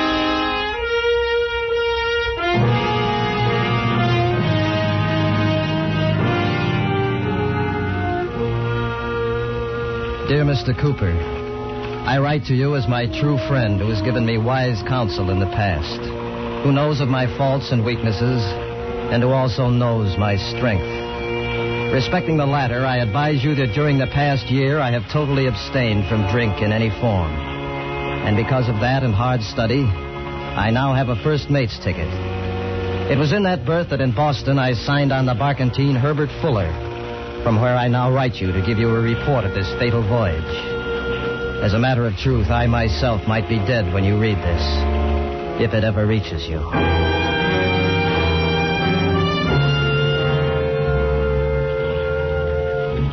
I signed on, the master of the vessel being Charles I. Nash, in the company of the following men, each important to this account. Henry J. Slice, seaman. Aye, sir. Here, Captain. Sign this line, Slice. You'll have the port watch. Aye, sir. Charlie Brown, seaman. Aye, sir. This line, Brown. Port watch. Aye, sir. Jonathan Spencer, steward. Yes, sir. Right here, Spencer. Glad to have you aboard again. Yes, sir. Thank you, sir. Thomas Bram, first officer. Yes, Captain. This line. First trip, Mr. Brown. Good luck. Thank you, sir. August Blomberg, second officer. Aye, sir. This line, Mr. Blomberg. Aye, sir.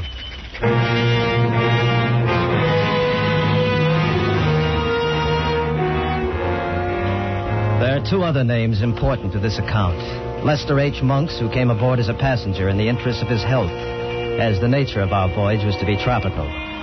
The other name is Laura Nash, wife of Captain Nash. If I had known that this woman was going to sail with us, I never would have signed on. But when I saw her and learned that she was, I didn't sign off, although I could have.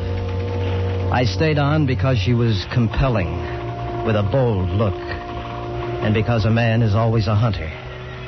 That same day, still in harbor, when first I saw her, I went to the steward to learn more.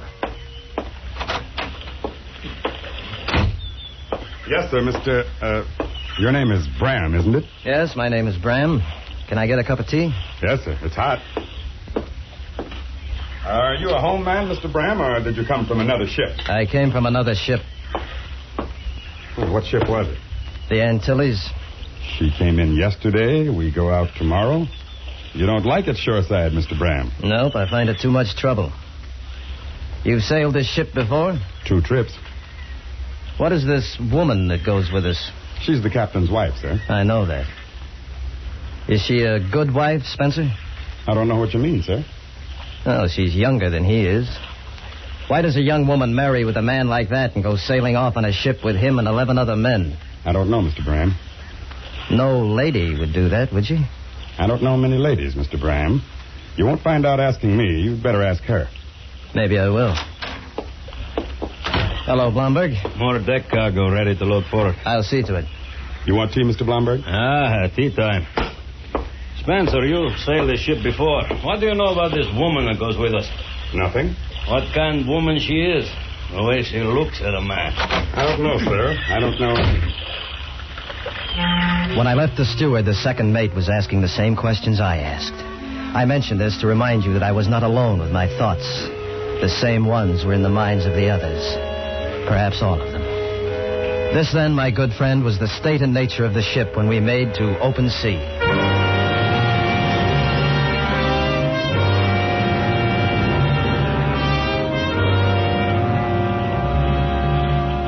The first day passed in shaking her down.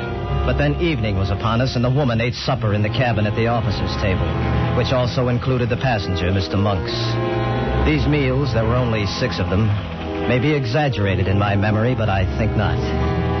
It seems now that nothing was discussed except that I abstained from the wine that was served.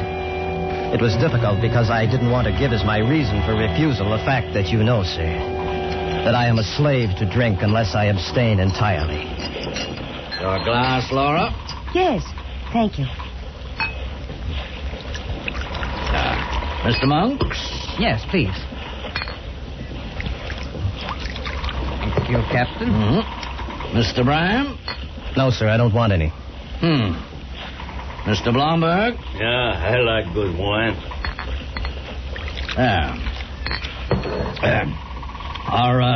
Are you a religious man, Mr. Bram?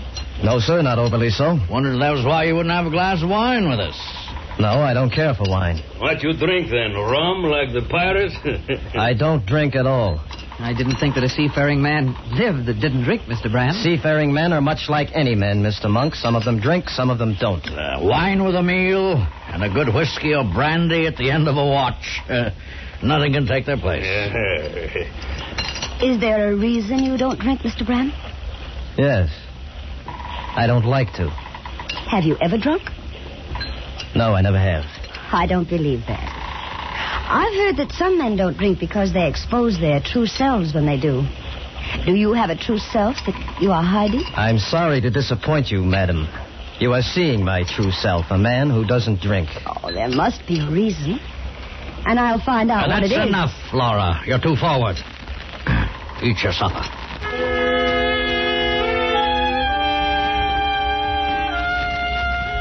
As I stated, my memory of that first supper may now be exaggerated, but I think not.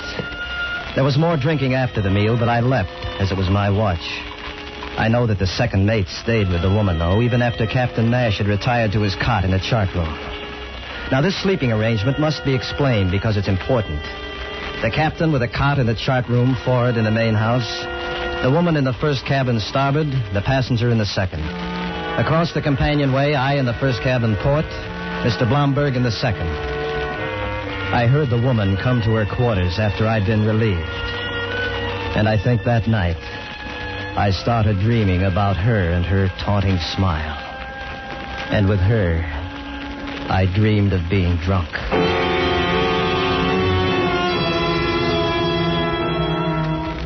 The next day passed the same, and the next night.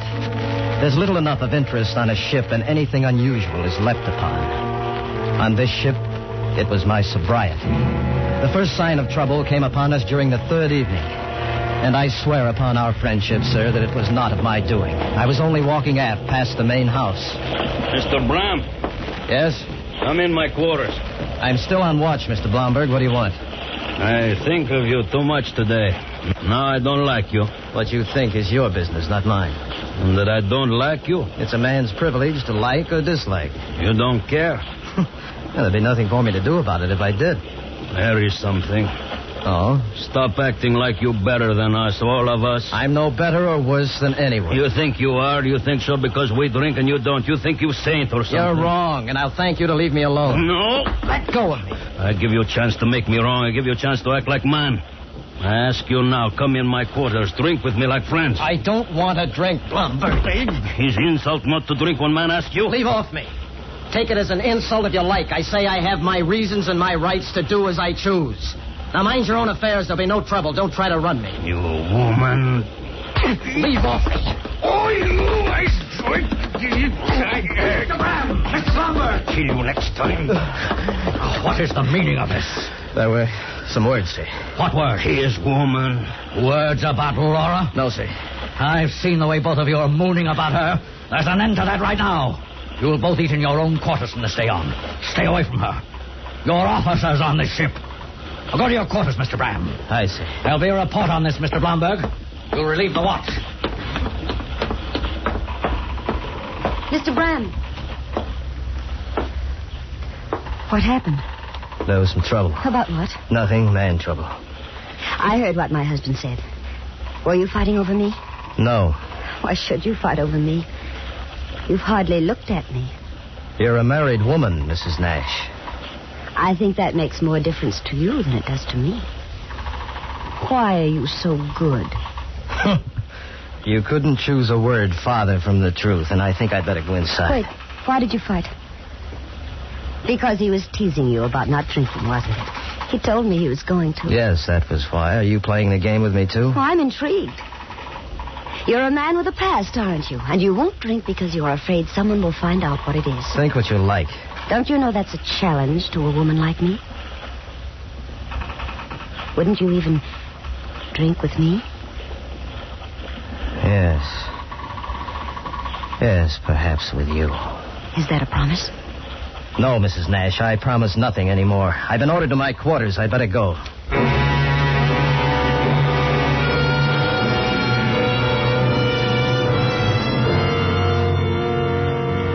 Mr. Cooper, sir, I feel as though I should apologize even to you who know me so well, but I will not. Because I must shamelessly recount all details. There were no more words except ship words between Mr. Blomberg and myself. We ate in our quarters, and for the 3 days following the quarrel on deck, Captain Nash vigilantly allowed his wife no freedom on the ship. I hope you'll understand that, however wrong, her words to me lived in my mind, and they grew. So when I was relieved of watch on the fourth night following, I was very pleased to find her waiting inside the open door to her quarters. Mr. Bram, Yes? I've been waiting for you. Won't you come in? Where's Captain Nash? In the chart room. Asleep. I knew he wouldn't watch me forever. What do you want? Just to talk to someone who's young. Won't you sit down? Thank you. There's no harm. I want you to know that. All right. Laura, there's no harm. Whether I'm married or not, I'm a woman, am I not? Yes, you are. And I deserve to have the company that I like. Mm-hmm. I brought a bottle of wine. I see that you have. I stole it when he wasn't looking. You took a chance. I thought it would be nice. Shall I open it? Yes, if you like.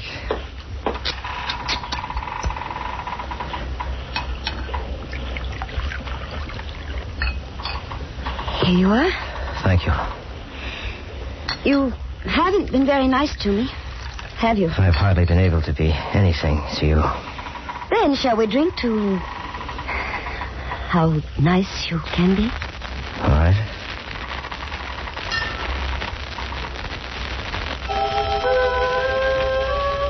Oh, I drank, my friend, the bottle of wine. And when I left her, I went into Mr. Blomberg's quarters and stole what he had and took it to my own. The warmth that I remembered in my middle body. The courage I assumed. The eyes that weren't really mine, seeing things. The false happiness, the excitement. The great, proud feeling of self-satisfaction. The elation. The slipping away from reality. And the wonder of it. The pleasure of numbness. The peace. And the luxury of knowing that when you went to bed, you'd sleep.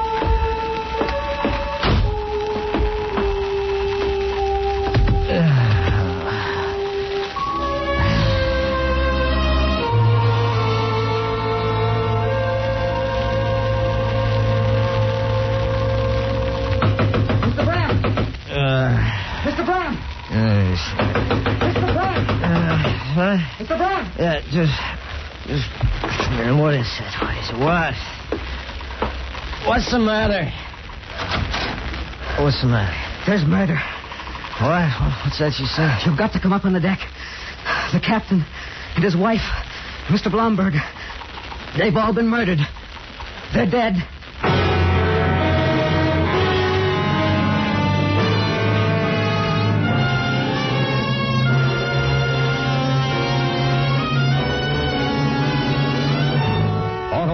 Is bringing you Mr. Richard Widmark in Mate Bram. Tonight's production in radio's outstanding theater of thrills, Suspense.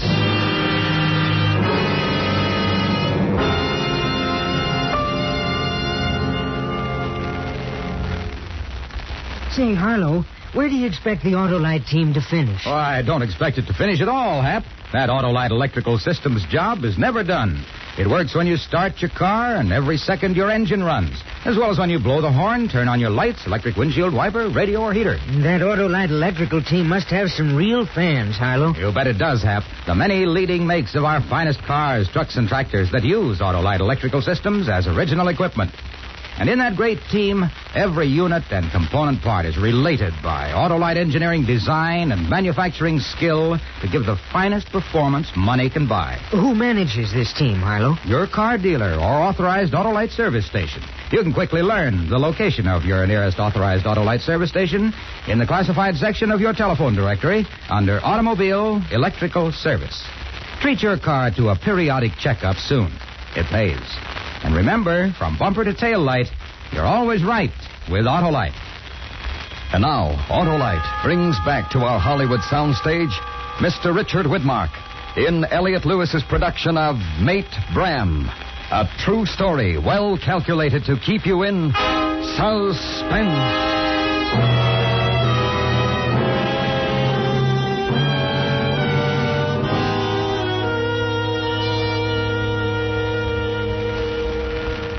It was 8 bells, midnight, when I went into the woman's quarters. Sometime later when I left. I didn't want to drink, but what could I do? Explain myself by telling her about the last time, the fights, the broken windows, the jail, and the other times. I should have, but considering the situation, I doubt any man would. I remember leaving, going to Mr. Blomberg's quarters, then to my own. But there, after another while, my memory stops. I have lost an hour, my good friend, or perhaps 2, until Mr. Monks awoke me some minutes before 4 with a gun in his hand. There's a murderer on board. He killed them all with an axe. Mr. Brand, what is the matter? What are you doing with that gun?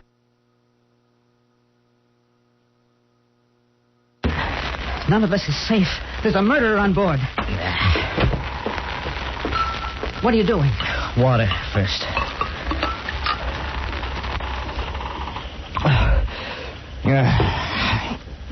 You've been drinking, Mr. Brand. Yes, I have. You'll have to sober up. You're in command now. I'm all right. Where are they? Mrs. Nash is in her cabin. I'll show you.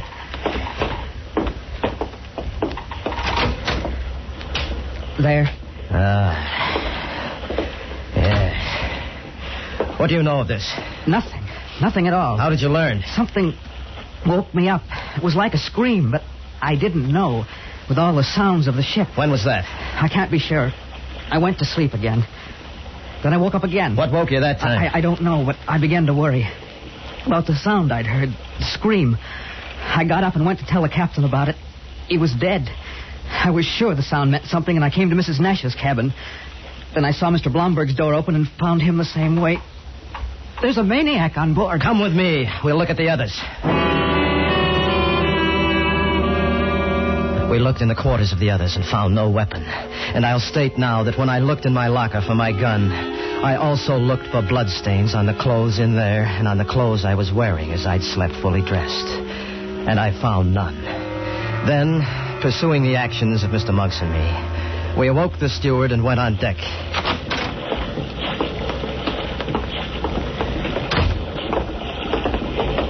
Wait. There's the axe. That's the one. That's the one that did it. Get rid of it, Mr. Brown. Throw it overboard. The fiend might use it on us next. No, Mr. Brown. We can't do that, sir. Throw it overboard. That's the weapon. We've got to keep it. By law, we've got to. All right. We'll keep it aboard. It's Slice at the wheel. We'll see what he knows.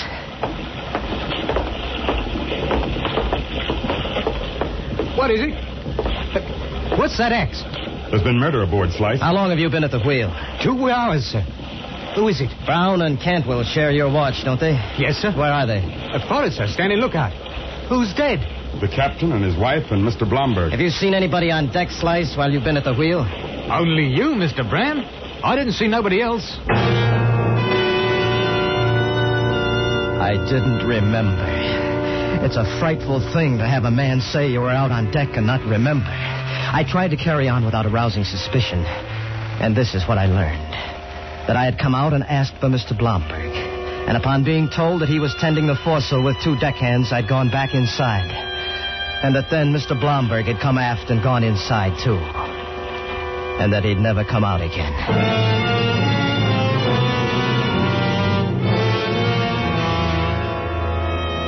I couldn't help feeling guilty, but on the other hand, I couldn't help heeding my instinct to protect myself.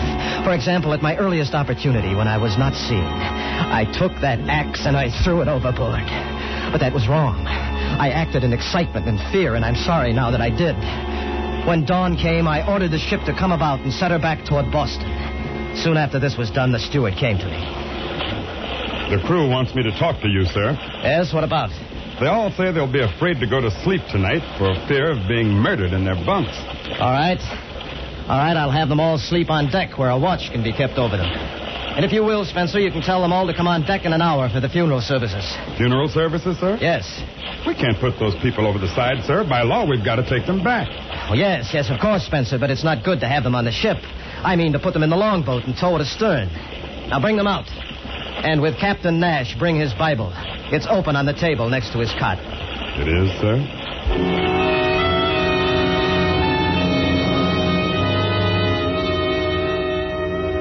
I don't know why I thought I knew where the captain's Bible was. I wasn't sure that I did know. But I was afraid to ask Spencer. So once more, on impulse and in fear, I acted. That night, I went aft to the man at the wheel and ordered him below to get my glass, telling him I'd seen a light in the distance. When he was gone, lashing the wheel, I turned with a knife to the line towing the longboat to cut the bodies adrift and to finally destroy the evidence. Mr. Bram, stop there. Don't do that, Mr. Bram. Leave off, Spencer. It's not good to have dead people following along behind. Leave off. What's this for? For killing those people out there. No. It was you, Mr. Bram. No, I didn't. You were with the wife last night drinking. Who says that? Mr. Slice. Mr. Blomberg told him. That's no proof. You know where his Bible was, sir. And that's nothing either. You relieved Slice at the wheel. And after that, the axe was missing. Mr. Brown saw you throw it overboard. I didn't kill them. Then why were you cutting the longboat free, Mr. Bram? Hold still, Mr. Bram. Confess and ease yourself, Mr. Bram. No, I won't confess. Nobody saw me kill them because I didn't. I didn't. Come along, Mr. Bram. Where are you taking me? To lock you up. By law, we've got to do it.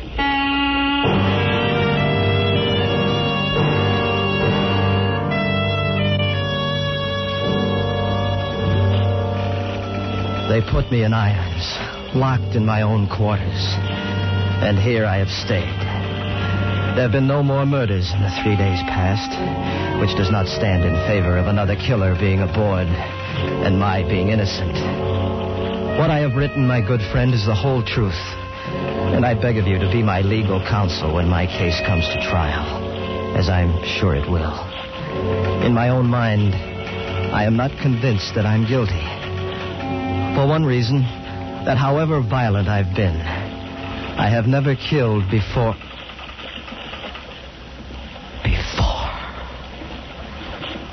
Never killed before. If I could only remember. If I could just remember. Why can't I? Why can't I? Why can't I remember?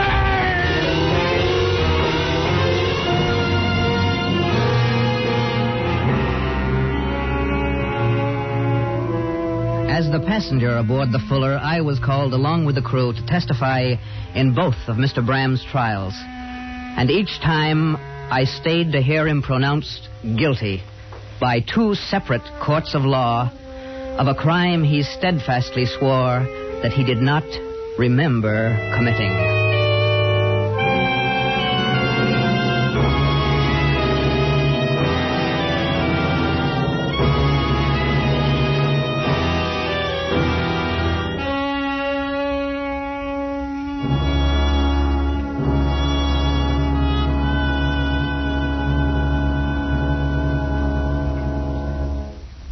Suspense. A true story presented by Autolite. Tonight's star, Mr. Richard Widmark. And here he is once again, our star, Richard Widmark. It's always good to have you aboard, Dick. Thank you, Harlow. I sort of feel like one of the family since this is my fourth appearance on Suspense this season. Well, you are a member of the family, Dick. The Autolite family, which includes 98,000 Autolite distributors and dealers in the United States, nearly 30,000 men and women in 28 great Autolite plants from coast to coast, and the 18,000 people who have invested a portion of their savings in Autolite. It's a big family, Harlow, and I'm proud to be included. Now, we're all proud to be members of the Autolite family, Dick, because Autolite serves the greatest names in the industry. And every Autolite product is backed by constant research and precision built to the highest standards of quality and performance. So remember, from bumper to tail light, you're always right with Autolite.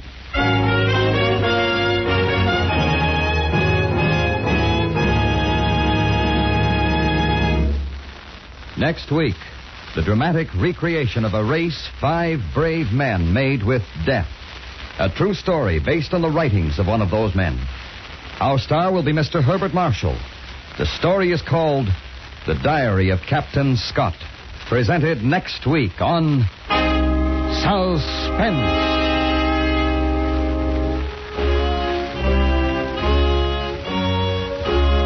Suspense is produced and directed by Elliot Lewis, with music composed by Lucian Morwick and conducted by Lud Gluskin. Mate Bram was written for Suspense by Gil Dowd. Featured in the cast were Joan Banks, Joseph Kearns, Ben Wright, Lou Merrill, Steve Roberts, Roy Glenn, and Robert North. Richard Widmark appeared through the courtesy of 20th Century Fox, producers of the Technicolor musical With a Song in My Heart, starring Susan Hayward. And remember next week on Suspense, Mr. Herbert Marshall in The Diary of Captain Scott.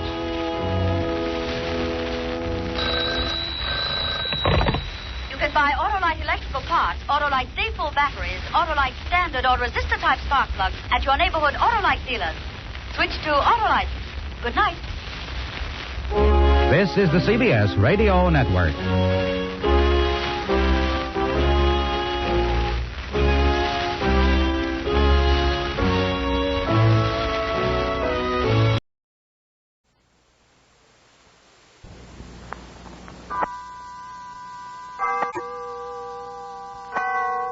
Autolite and its 98,000 dealers bring you Mr. Herbert Marshall in a true story. Tonight's presentation of Suspense.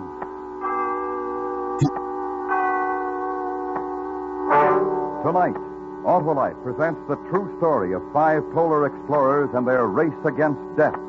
A radio dramatization of The Diary of Captain Scott. Our star, Mr. Herbert Marshall.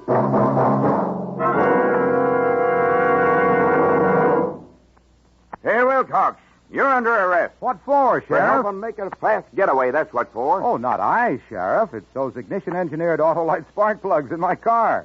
They're experts on fast getaways, and they can't be beat for smoother performance and gas savings either. Well, then I want them Autolite spark plugs for my car. You bet you do, Sheriff. Everybody wants those world-famous ignition-engineered Autolite spark plugs.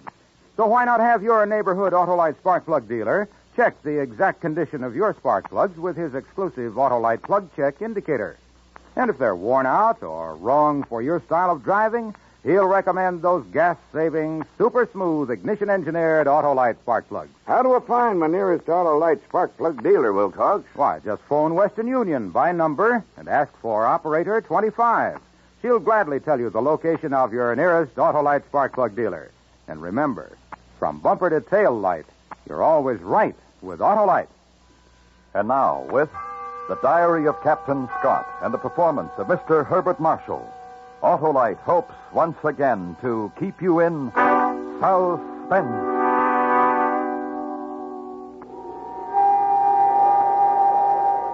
Wednesday, January 18th, 1912. Camp 69, temperature minus 22 degrees A.M. The South Pole. We have arrived, yes, but under very different circumstances from those expected. We've had a horrible day. Elation ran high all morning since we were nearing our goal and thought to be the first 5 men to reach the pole. But our hopes were dashed when Evans sighted a flag on a tent near the spot. The Norwegians have forestalled us and are first to get here. In the empty tent, under the name of their leader, Roald Amundsen, were listed the 5 men who were with him. It is a terrible disappointment. And I'm very sorry for my loyal companions. There's no doubt of it now. They did find an easier way up over the barrier. Oh, we thought as much back at Cape Armitage. It's a rotten shame, men, and I'm sorry. Good Lord, Captain Scott, you've done everything you could. And there's more to do. More for all of us. 800 miles, as a matter of fact. Are you ready to start back, Evans? I can't think of a reason to stay in this ruddy, miserable place. Is the sledge ready, Oates? A bit frozen in, I suppose. Yes, I imagine. Wilson, do you vote to start? The faster the better, Captain. Bowers, can you get a sight and start us off on course? Sky is a bit overcast, but I think so. Yes, I think I can. We'll go then, as quickly as we can. The minute saved here will mean a minute more of comfort aboard the ship.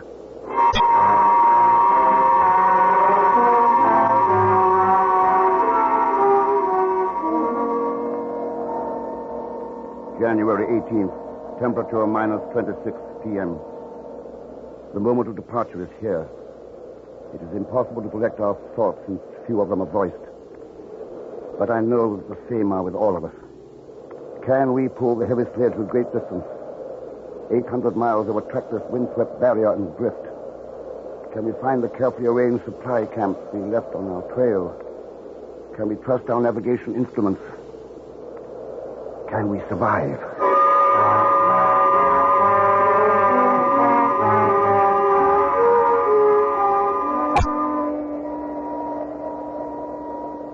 21st, temperature minus 30.4. This morning, while freeing the sledge from the ice, Evans smashed his hand. I'm afraid the poor chap is in for trouble. His wounds will not close in this cold. And we absolutely cannot spare the time to camp as our rations are very low, as well as our fuel.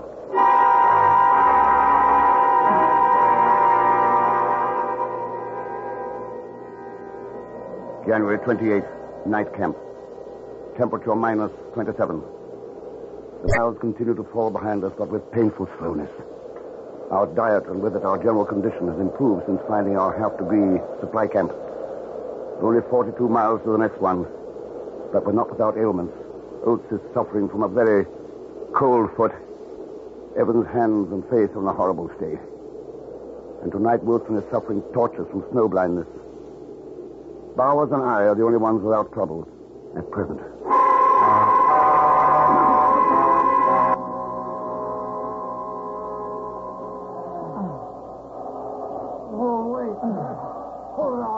I've got to rest.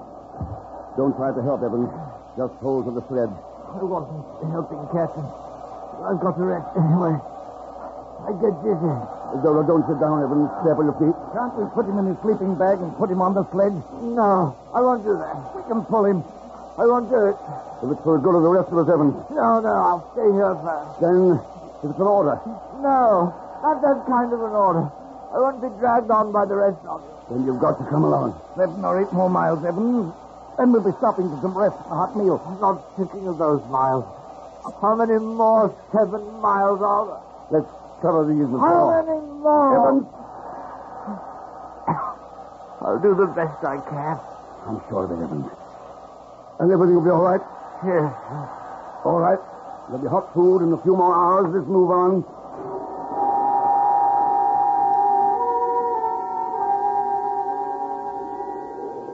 February 11th, temperature minus 26.2. The worst day we've had during the trip, and greatly owing to our own fault. We started on a wretched surface, pulling on sledge. The light was horrible. Dull by fog, it made everything look fantastic. As we went on, the light grew worse, and we found ourselves in pressure. Then came the fateful decision to steer east. The disturbance grew worse, and my spirits received a very rude shock. The farther we plunged ahead, the less possible it seemed that we could find a way out. We struggled until 9 p.m. to do nothing more but make camp. There's no getting away from the fact that we are not pulling strong. Amesbury pony sledge. John Wright pony sledge. Sherborne. Your eyes, Wilson. How are they? Better, I think. Let me see. Yes, I think they are. Oh, Evans. George. Oh, yeah? What were you saying? Was I saying something? I didn't think I was. I thought I was asleep. Perhaps you were. Know what you were saying, Evans? You were naming the schools that donated sledges for the expedition. Oh, I thought I was asleep. Must have been dreaming about home. I like it better there than I do here. I mean, I like dreaming about it. I like it. Get as much rest as you can, Evans. We'll want an early start. Oates, how's your foot?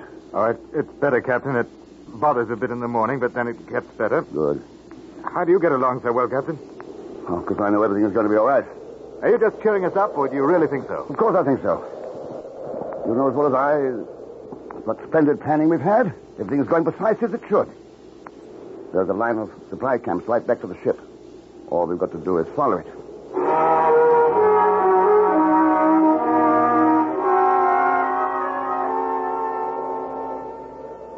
February 17th, a very terrible day, although we got out of the turmoil.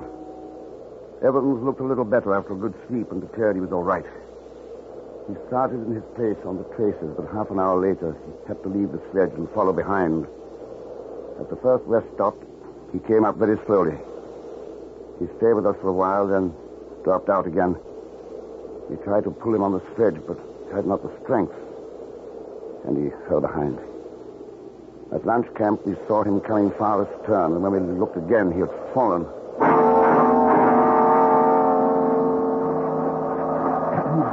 Evans, is he alive? Wait. Get him to his feet. Get him moving. Come on, Evans. Evans. Oh, no. Let me go. Walk, man. Walk, Evans. I don't want to. Go and get the others, Bowers. Bring the sledge. Right. Evans. Evans, listen to me. You can't lie here. You've got to move. Evans, come on, get up. You have to do it. They can't lift you. Over there. Over there by the tree. Go fetch.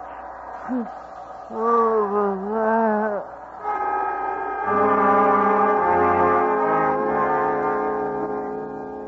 When we got him into the tent, he was quite comatose.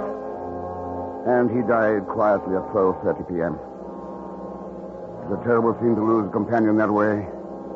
His passing is a frightfully personal thing to each of us.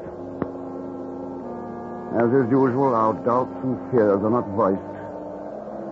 But I don't think that one of us does not wonder how many of the remaining 4 can survive.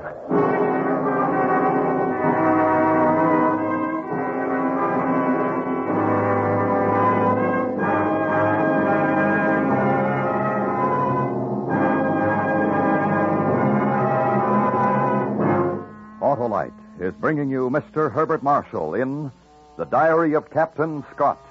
Tonight's production in radio's outstanding theater of thrills, Suspense.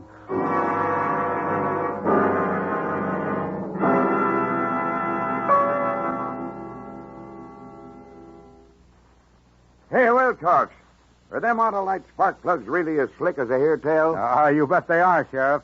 You see, Autolite spark plugs are designed by the same Autolite engineers who designed the coil, distributor, starting motor, generator, and all the other important parts of the complete ignition systems used as original equipment on many leading makes of our finest cars, trucks, and tractors. Well, what about that Autolite resistor spark plug? Why, Sheriff, that Autolite resistor spark plug gives double life, greater gas savings, and smoother performance as compared to spark plugs without a built-in resistor. And what's more, it reduces spark plug interference with radio and television reception. The Autolite resistor spark plug is just one of a complete line of ignition-engineered Autolite spark plugs designed and built for every use. So, friends, take a tip from me and have your nearest Autolite spark plug dealer check your spark plug soon. And remember, from bumper to tail light, you're always right with Autolite. And now, Autolite brings back to our Hollywood soundstage Mr. Herbert Marshall in Elliot Lewis's production of The Diary of Captain Scott. A true story, well calculated to keep you in suspense.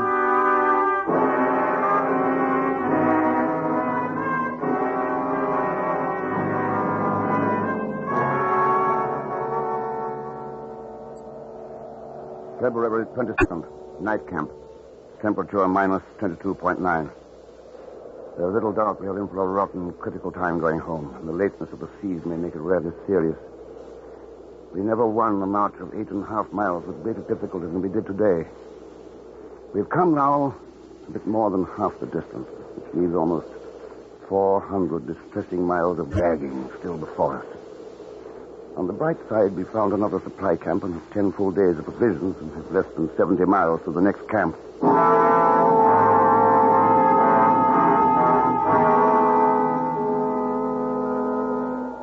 February 25th, night camp.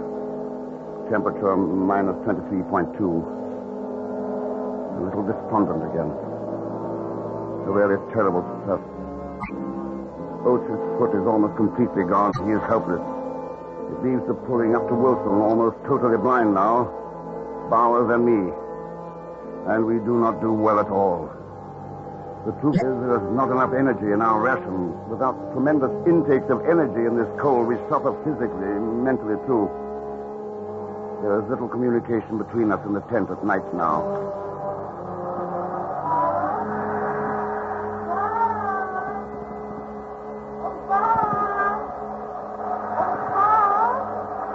Yes?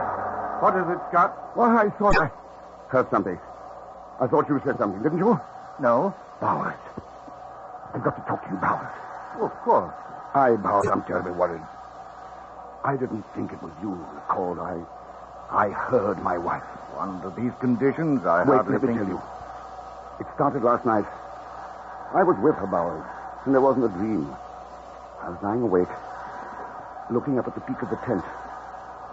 And suddenly I was with her. In our library at home. You must have been dreaming. No, I wasn't.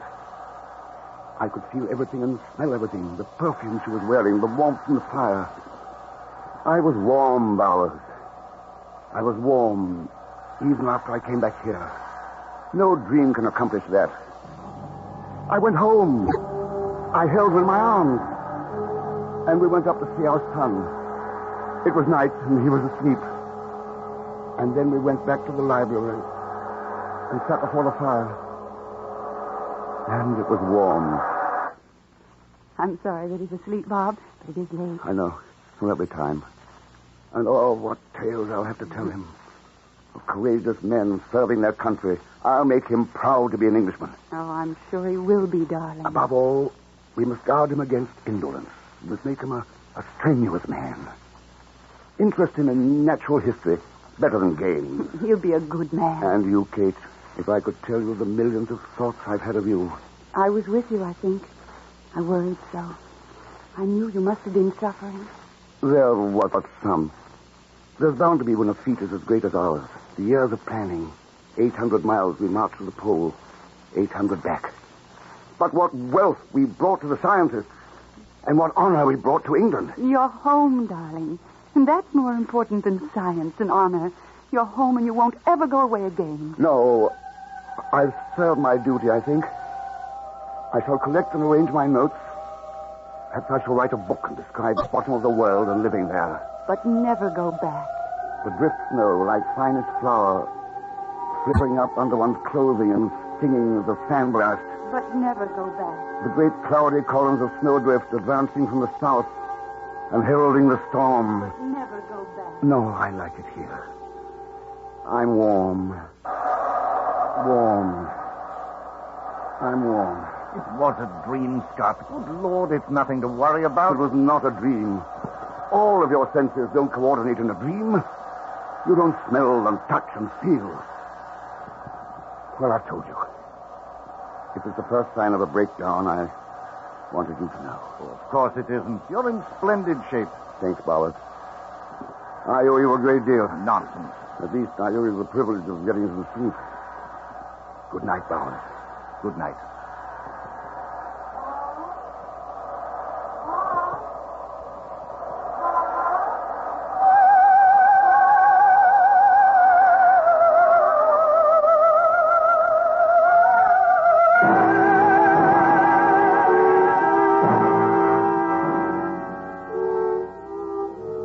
March 1st. Lunch. Very cold last night.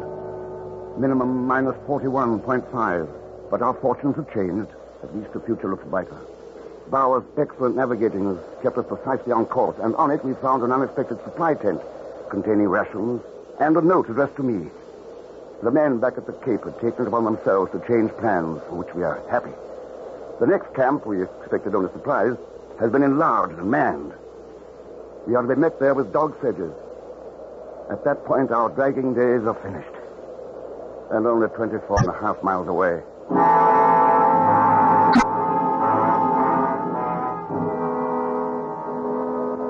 March 2nd, night camp.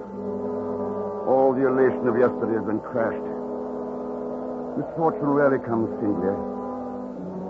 This day we have suffered 3 distinct blows. First, through some oversight, our fuel oil supply is less than half what we thought it was. Second, Titus Oates disclosed his feet. They show very bad indeed. They will never be saved. Lastly, the weather has turned on us. Blizzard conditions are extreme. We are in a very tight place indeed. But none of us is despondent, or at least none shows it.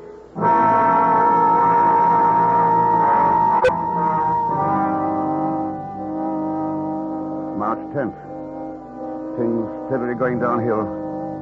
Midday, minus 43. Blizzard still with us. Oates unable to go on, so camped at noon. Have covered only 11 miles in the 8 days past. Captain. Yes, Oates. It's quite difficult to say this without sounding heroic, but I'm going to die, and I know it. No, you aren't, Oates. You mustn't talk like that. It's no good, Captain. I know I am, and I'm not afraid. Stop that, Oates. I know what I'm saying. And the quicker it happens, the better. I'm not going to hold the rest of you back. I know how I felt about poor Evans. He was holding us back, and I knew he was going to die, and I was angry at him for keeping on as long as he did. Oates, what kind of talk is that, Oates? Oh, it's the truth, and I don't care. When he was holding us back, and I knew there was no chance of him, I wanted him to die. Well, I don't know what the rest of you were thinking, but that's what I was. And now I'm holding you back. And I won't have that. I want you to leave me. We'll not leave you, Oates. Please, Captain. I'm not afraid. I'd like to go. I'm tired and it hurts, and I'd like to go to sleep and not wake up. I've no family to leave like the rest of you. We won't leave you, Oates. You know that. I want it that way. I'll get in my sleeping bag and I'll get to sleep. I'm not afraid. I want to. We can't do that, Oates. Even if we agreed with you, we couldn't leave you. Please, Captain, you know I'm right. All of you know. Please, Captain. Please.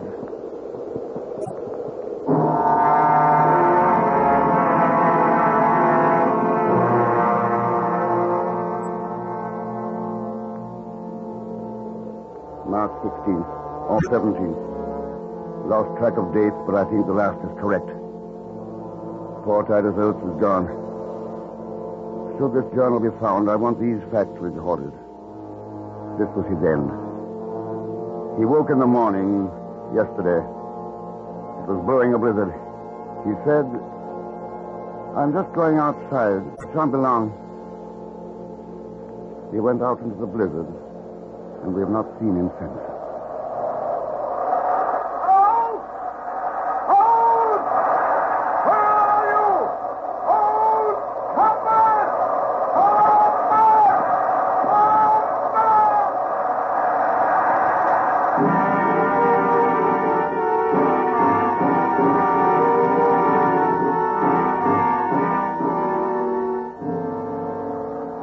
March 18th, nightcap.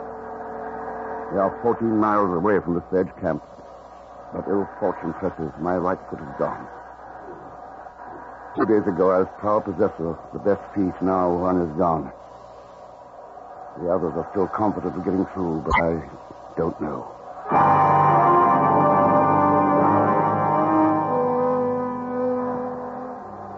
March 21st. Got within 11 miles of Dog Sledge Camp yesterday. The blizzard forced us to lay up. We cannot move against it. We do not dare to leave the tent. We would surely die if we did. Bob? Oh, Bob? Here I am, Bob. Here I am. Here I am, Bob, over here. Oh, I didn't see you. So nice in the sun. I thought I'd sit out for a bit. Too nice. Nothing like this at your precious South Pole. No, nothing like this. Down there, even when the sun is high, it's always weak and diffused.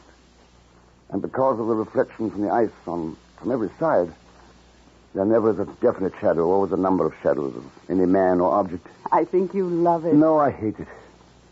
5 men march to the pole and they say they've conquered it. But they haven't. It will conquer them. You'll never go back, will you? No. I didn't want you to go, remember? I was afraid you wouldn't come back. Do you remember when I said that? Yes, I remember. And I laughed at you, didn't I? I was such a coward. I laughed and told you that I would conquer it. Just for you. That I would name a glacier for you. And I asked you how a woman could act when a glacier is named after her. Well, I didn't name a glacier for you, but I thought of you, Kate. I thought and dreamed of you so often. It's important that you know that. It's important that you know that. I think of you constantly. You and our son. He must be active. He must be strong. And you must protect him, and he must protect you. Scott. Kate, I love you. If this... Scott! Why, yes, Bowers. Wilson is dead. Oh, Wilson. Oh. Wilson's dead.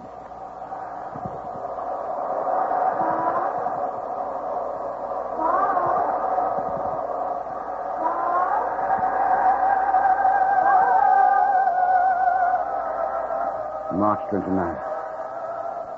Since the 21st, Bowers and I, surviving Wilson, have had a continuous gale and blizzard from west-southwest and southwest. We had fuel to make 2 cups of tea apiece and bare food for 2 days on the 20th. Every day we've been ready to start for the dog sledge camp 11 miles away. But outside the door of the tent it remains a scene of whirling drift. I do not see we can hope for any better things now. We shall stick it out to the end. But we're getting weaker, of course. And the end cannot be far. It seems a pity. But I do not think I can write much more. This rough journal and our dead bodies must tell the story. In dying, we have...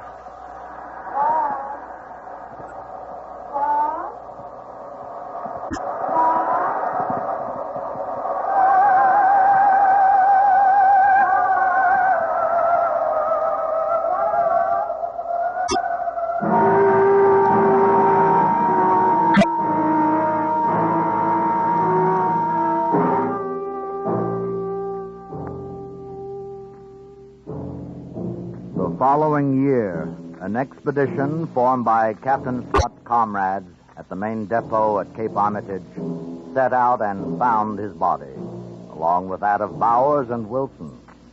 Search was carried on for Oates and Evans, but they were never found.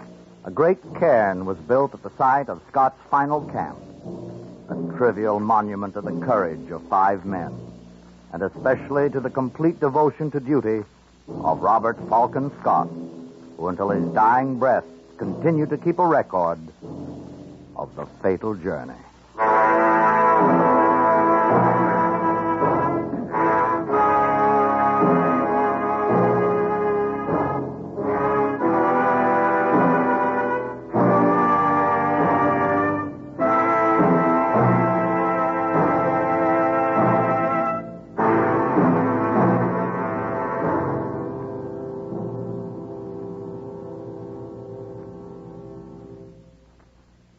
Suspense. A true story presented by Autolite. Tonight's star, Mr. Herbert Marshall.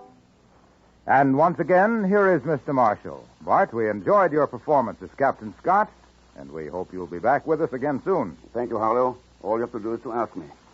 An invitation from Autolite to appear on Suspense is, it's as welcome as a letter from home. Well, Bart, it is like a letter from home because, you see, we count you a member of the Autolite family, along with the 98,000 Autolite distributors and dealers, the nearly 30,000 men and women in 28 great Autolite plants from coast to coast, and the 18,000 people who have invested a portion of their savings in Autolite. Well, Harlow, to all of the Autolite family, may I say thank you, and to our listeners, may I say good night, and remember, you're always right with Autolite.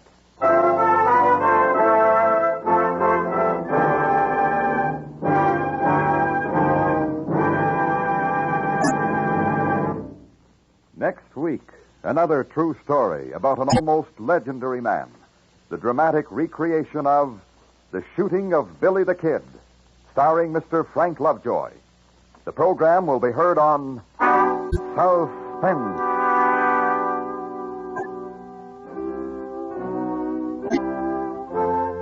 Suspense is produced and directed by Elliott Lewis, with music composed by Lucian Morwick and conducted by Lud Gluskin. The soloist tonight was Eloise.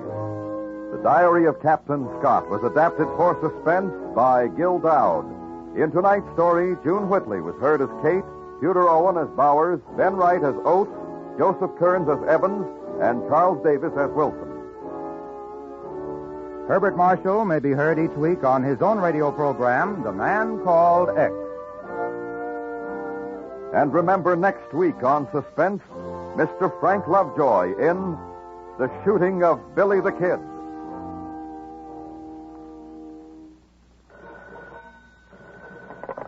For the location of your nearest Autolite spark plug or Autolite battery dealer, or your nearest authorized Autolite service station, phone Western Union by number and ask for operator 25.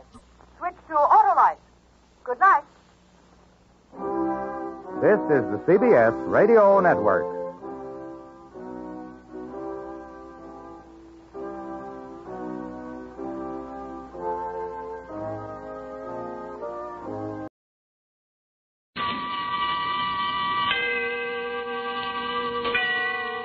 Autolite and its 98,000 dealers bring you Mr. George Murphy in tonight's presentation of Suspense.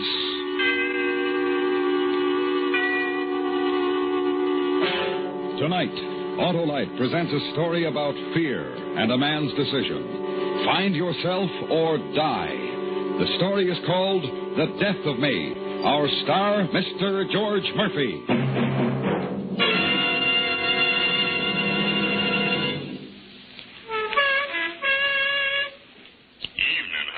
Well, Oscar Otto, the loquacious limousine, and in top form. Sure, Harlow, and it's because I'm equipped with an Autolite electrical system. Ah, then you must have an Autolite starting motor, generator, battery, coil distributor, and a set of Autolite spark plugs, plus all the other important parts that go to make up the complete Autolite electrical system used as original equipment on many leading makes of our finest cars, trucks, and tractors. Oh, you bet I do, Harlow. That means every unit and component part of your Autolite electrical system is related by Autolite engineering design and manufacturing skill to give the smoothest performance money can buy. That's why my owner always insists on Autolite original factory parts. And friends, you'll find it pays to insist on Autolite original factory parts for your Autolite equipped car.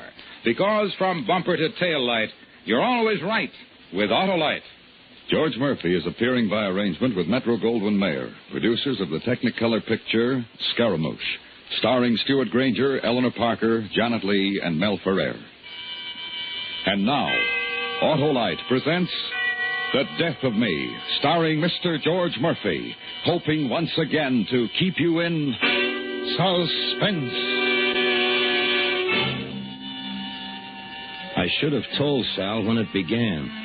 Even after we were married, all I'd said about what happened to me in the war was that I'd been wounded. I guess I put it that way because, well, maybe I was ashamed.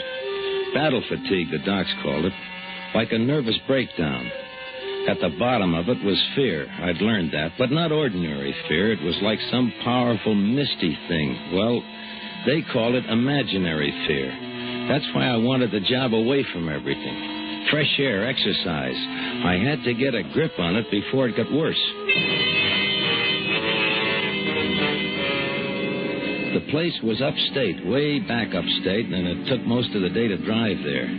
But even then, when I could still realize what was happening to me, I just couldn't tell Sal. Why, Harry? I still don't get it. Why'd you have to quit your job? I bet you really got fired.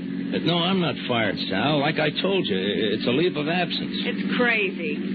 Going off to this jerkwater town in the hills to work in a two-bit lumber camp. It was dull enough right where we were. Well, it won't be for long, honey.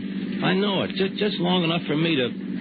The change will be good for both of us. We must have passed the place or you made a wrong turn or something. The map says only one road. Can't be much farther. What's the name of this dump, anyway? McCabe. Bixby and Louse is the name of the outfit. I bet they don't even wear shoes this far back in the hills.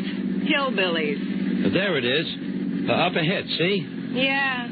I'm thrilled.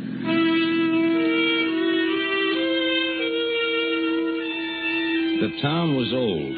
Maybe 200 people in a place that once held 2,000. I couldn't blame Sal for not wanting to come.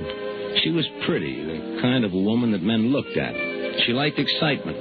There hadn't been very much in our life, and, well, it made me feel better knowing that I wouldn't be alone. Bixby and Louse was a worn-looking building on the main street. Sam Bixby was a big man with cold, hard little eyes. Yeah, they told me you was coming. Name's Harry Sawyer, huh? Kind of puny for a logger, ain't you, Harry? Oh, I can pull my weight, Mr. Bixby. I've done it before. Maybe. This ain't one of them big fancy logging outfits. We're small and we work hard. Well, I expect to.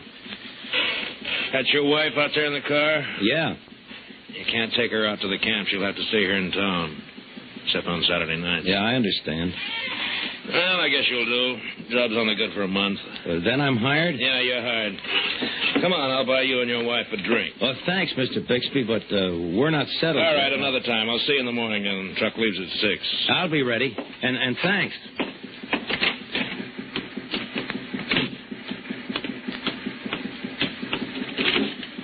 Well? I'm hired. It's out of town. You'll have to stay here. For how long? Oh, a month. A month in this dump? Well, that's really something to look forward to. Well, what do we do? Sleep in the car? I'm hungry. Well, there's a sign down the street. Rooms. Rooms. But there isn't even a private bath in the whole town.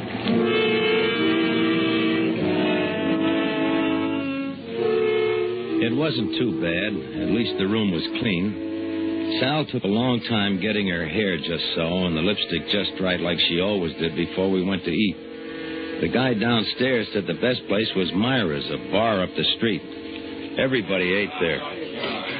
More coffee? No, just a check. No check. Anything else? What do you mean, no check? It's been paid. Even the tip. Well, give it back, sweetheart. I don't go for stuff Oh, like don't that. be silly, Harry. Someone wants to pay the check, let him. Doesn't mean anything. Sure, mister. You don't mean anything. It was a good tip.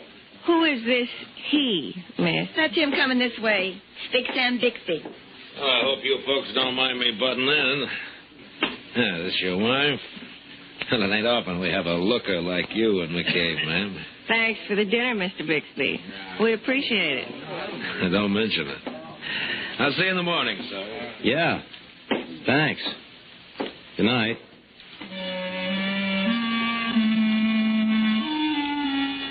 I knew I shouldn't have let it get me, but it was the way he looked at Sal. Not at me once. It was ridiculous to think anything. He was just being friendly. But even back in the room, it still bothered me. The way he looked at Sal. What's the matter with you, Harry? You look funny. Huh? Oh, nothing. Nothing. Everything's fine. You ready to go to sleep? Since I finished my hair. So that, Bixby's the boss, huh? Yeah. A nice guy. Don't you like him? I don't know yet. Harry, do you think my hair looks better up or down? Oh, you look good with it either way. I just wondered. Okay, you can turn off the light. Sal, everything's going to be all right, isn't it? I mean, the town... Sure. I guess it won't be so bad. I love you, Sal. You know that, don't you? Let's get some sleep. You got to get up early.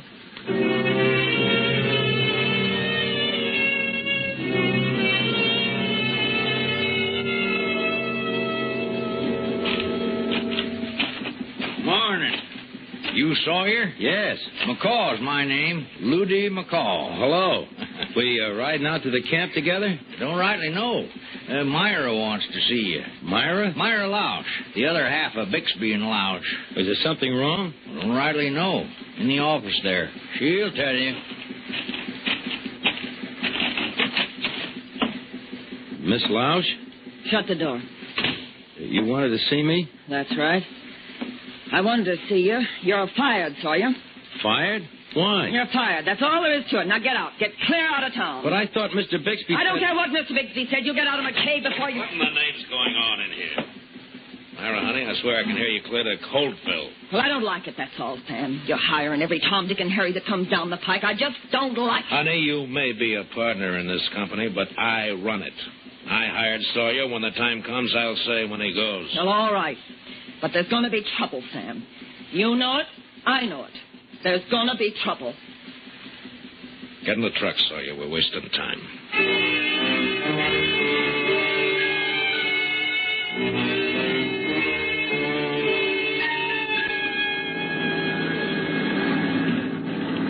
It's kind of cold riding a truck bed this morning.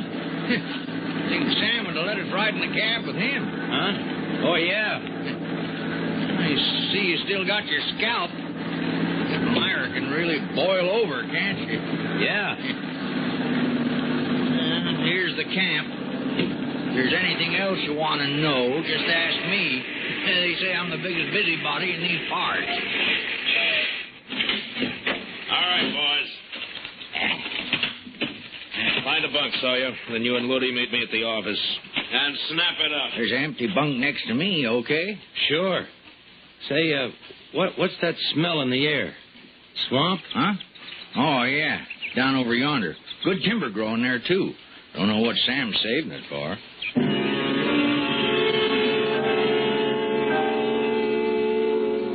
I was worried at first I might be put off somewhere alone.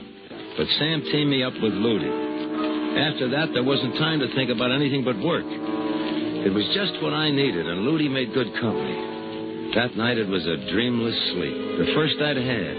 By the third day, I was used to everything except that heavy, decay-filled smell of swamp. Then on the fourth day...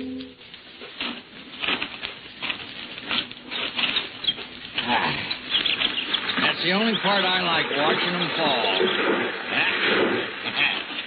Gee, you're getting pretty good. Thanks.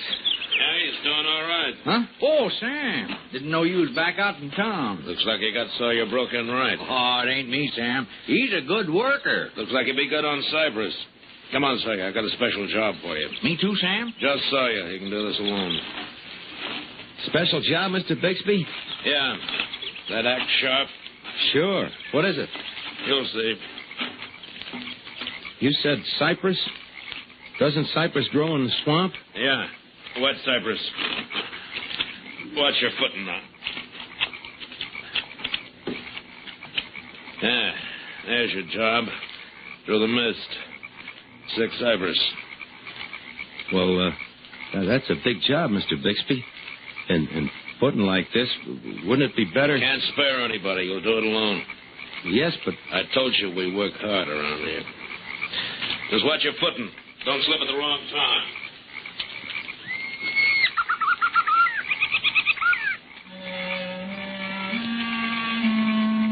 I was alone. Maybe another day, working with someone. And being there alone wouldn't have seemed so... What could I say? That it was a sickness, this thing, this fear? That I didn't want to be alone? Not yet, because I was sick? Would he have understood? Would Sal, would anyone have understood what it was like? It was all around me, this thing in the mist. I had to fight it. I couldn't let it win. I had to fight it for Sal. That's why I'd come here. To work. Work for Sal. Work for Sal. Hey! Huh? Oh, Ludi. You're working like a crazy man. It's after quitting time. Almost too dark to see. Well, I gotta finish this one. Oh, go on, rest yourself. Go get some water. I'll finish it. I guess I could use a drink.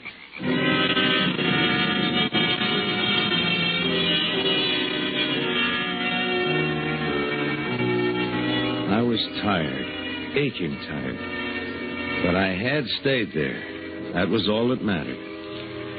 For the first time, I began to feel good, really good. There was water near the bunkhouse, and I went there and drank and started back. It was going to be easy now. I was on my way up. I was almost there when I stopped. I guess it was seeing Ludi there at the tree, just like I had been. There was something about it, like I was watching myself. Then I realized there was someone else there in the darkness behind him. Then he came out of the gloom, holding an axe. It was Big Sam. I froze. I couldn't move. I knew what was going to happen. I couldn't move. The axe came flashing down. I watched myself die.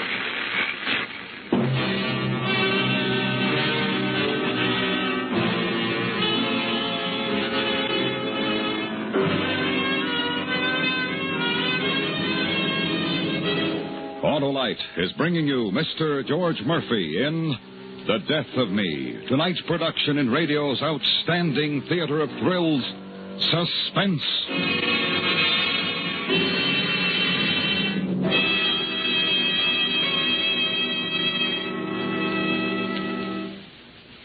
Although I travel in pretty good company with my Autolite electrical system, don't I? You sure do, Oscar, because Autolite electrical systems are used as original equipment on many leading makes of our finest cars, trucks, and tractors. Well, that's because leading automotive engineers know that the Autolite electrical system works as a team to give the smoothest performance money can buy. It sure does, Oscar. That Autolite electrical system goes to work the second you turn the ignition key and keeps right on working every second your engine runs, as well as when you blow the horn, turn on your lights, electric windshield wiper, radio, or heater. And friends, take a tip from me. Treat your car to a periodic checkup at your car dealers or your authorized Autolite service station. You can quickly locate the authorized Autolite service station nearest you in the classified section of the phone book under Automobile Electrical Service. Here you will find men trained under Autolite supervision who specialize in the electrical system of your car. And remember, from bumper to tail light, you're always right with Autolite.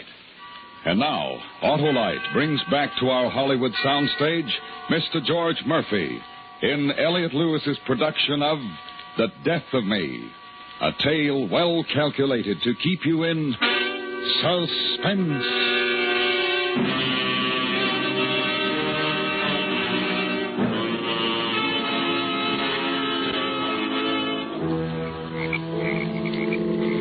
It looked like an accident. Ludy's body lay face down in the slime under the fallen tree. But I couldn't get it out of my mind. The feeling that I should have been lying there with Sam and the sheriff looking down at me. Just don't look right, Sam. Just don't look right. The tree fell on him, Floyd, ain't it plain? That wound in the back of the head, how'd that happen? Well, that heavy branch right there must have done it. Maybe. I couldn't see any footprints, if there was any in this swamp. You think somebody done it on purpose? That's just plain stupid, Floyd. Who'd want to kill Ludy? I don't know, but it just don't seem likely he'd be dumb enough to stand there and let a tree fall on him. Well, maybe he slipped. Maybe. But we gotta have an inquest.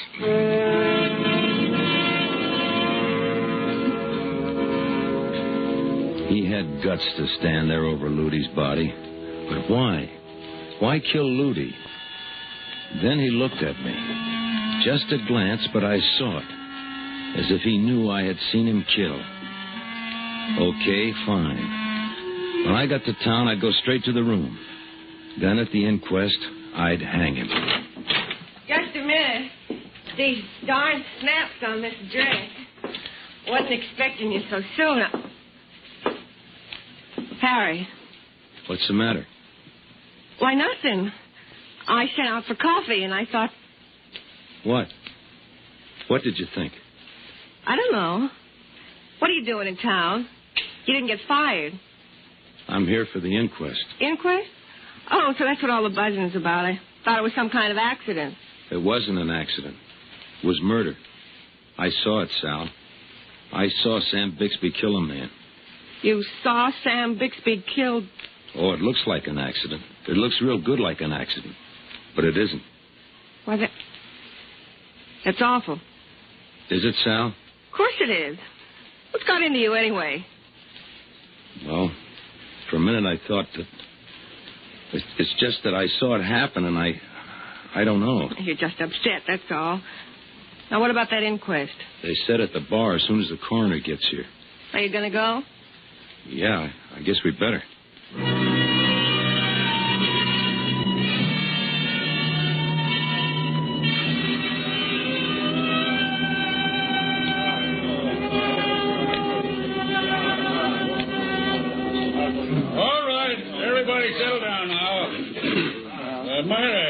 Could you kindly close the bar till we're through? Back up, boys. That's all. All right. This here's Mr. John Cahill, the county coroner. He's going to run this thing. Cut that now. This is serious. Sawyer, I told the other boys not to waste any time up there. I ain't had a chance to talk with you. You were supposed to be working that cypress alone. Yes.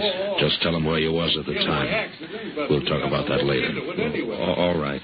I think there's a couple of seats down front. Well, this is fine right here.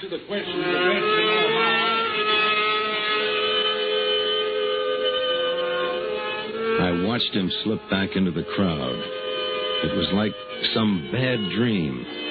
I had been so sure, but now I wasn't sure of anything. Maybe I hadn't seen it at all. But I had. Ludi was dead. I had to tell. Sawyer? Harry Sawyer. Harry, that's you. You'll do the right thing? Yes, Al. I'll do the right thing. Name? Harry Sawyer. Now, Mr. Sawyer, if you've been watching the proceedings, you know what we're trying to get at. We're going to try to determine the facts as best we can. I looked up and saw Bixby. Our eyes met and locked. All I remember was the mist.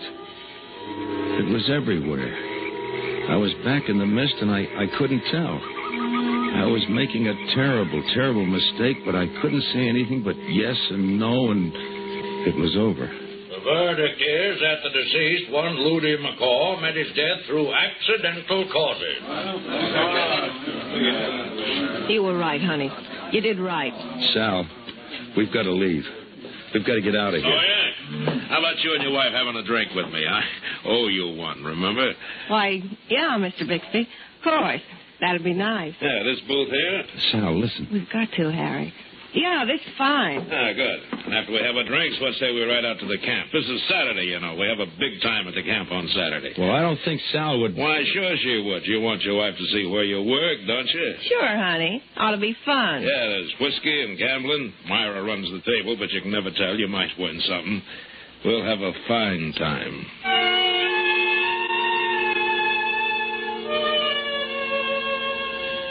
He knew I had seen him kill, and he was cold as ice. Sal didn't realize. She didn't understand that I'd made a terrible, terrible mistake. We couldn't go back there. It was just what he wanted. We shouldn't have come, Sal. You don't understand. We got to leave. Listen, Harry, everything's all right now. We'll go over the dice game. Play a few bucks. Act natural.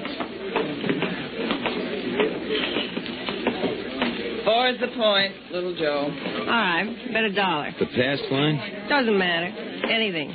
Ah, here you are. I brought you some drinks. I almost spilled them. Why, thanks. So I saw you. You ain't showed your wife around yet. Harry wanted to shoot some dice. Well, suppose I show you around, if Harry don't mind. Why, yeah. You don't mind, do you, honey? Well, no, I don't mind. Fine. We got a mighty interesting place here. Oh, Sal, wait. Next shooter. Sawyer, it's your dice.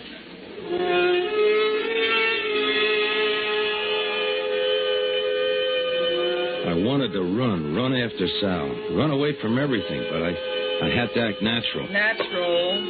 7. The shooter wins. And that was the beginning. I threw 7 after 7. I couldn't lose. I'd never been lucky before, but now I couldn't lose. 11. Natural.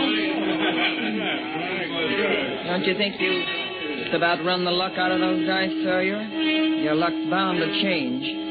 Yeah, I guess you're right. You know I'm right. I picked up the money, but I couldn't leave without Sal. She didn't realize. And then it hit me. It wasn't luck. That's why he'd taken her away. That's why the dice had kept me. He wanted me to come looking. Out there.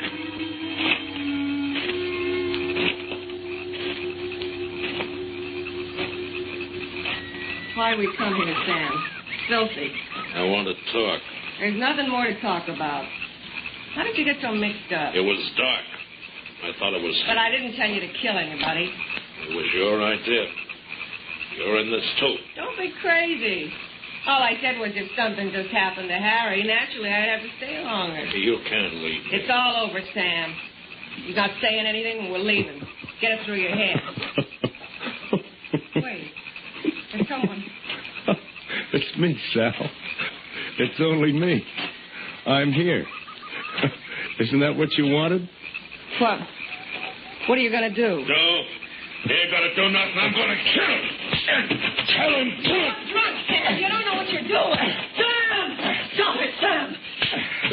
Let go of him. I'll shoot. Myra? Listen to me, Sam. It's not worth it. She isn't worth it. You're awful nosy, Myra. Too nosy. No, I want that gun. Stay there, Sam. Don't Don't make me shoot. You wouldn't shoot. We're partners. You wouldn't shoot me. We're partners. You wouldn't. Oh, Sam.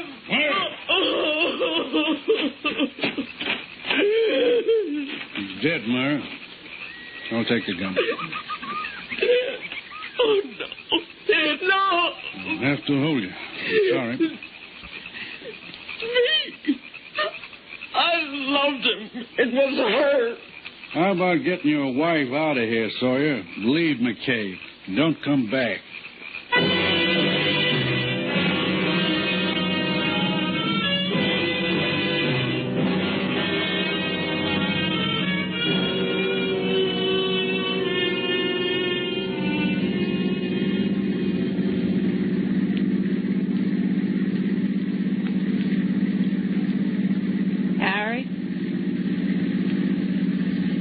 Harry, don't just sit there. Say something. I know what you're thinking, but you're wrong. Harry. Keep away, Sal. What's the matter? You afraid of me? No. No, I'm all over being afraid. I was just setting Bixby up, that's all. We could have made him pay a fortune to keep quiet. Don't you see, I was only doing it for you.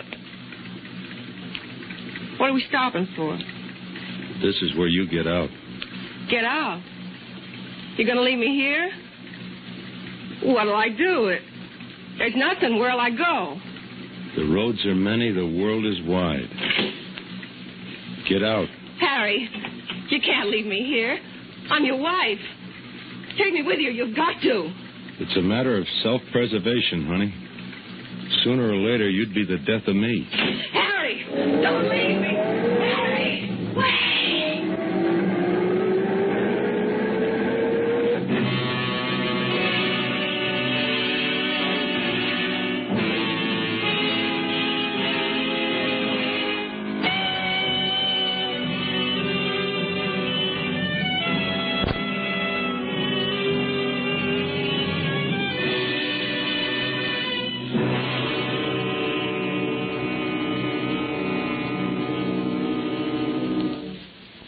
Suspense. Presented by Autolite. Tonight's star, Mr. George Murphy. This is Harlow Wilcox speaking for Autolite and bringing back our star, George Murphy. Good show, George. Well, thank you very much, Harlow. You know, I consider it a special privilege to have appeared on Suspense tonight. I enjoyed playing Harry Sawyer very much. All of my fellow players were wonderful, and it's always a pleasure to work for Autolite. But more than that, I have the opportunity to tell you, ladies and gentlemen, of an unusual treat Autolite has planned for you next week when Jack Benny stars on Suspense in an exciting story called A Good and Faithful Servant. I guarantee you'll love him. And Harlow, believe me, I'll be listening. Thanks, George Murphy. And friends, remember, Suspense is presented for your entertainment by the Autolite family. The 98,000 Autolite distributors and dealers, the nearly 30,000 men and women in 28 great Autolite plants from coast to coast, and the 18,000 people who have invested a portion of their savings in Autolite.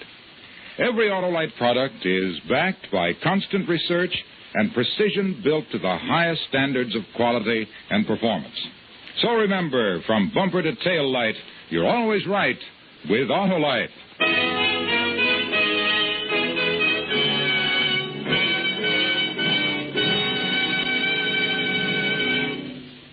Next week, the story of a unique retirement plan and the man who spent 30 years working it out. The story is called A Good and Faithful Servant, and we are privileged to have as our star Mr. Jack Benny. The story will be heard on Suspense.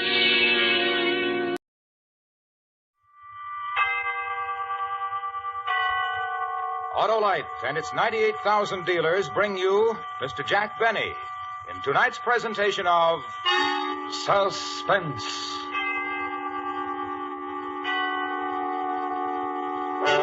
Tonight, Autolite presents a story about a man who worked for 30 years to prepare a most unique personal retirement plan.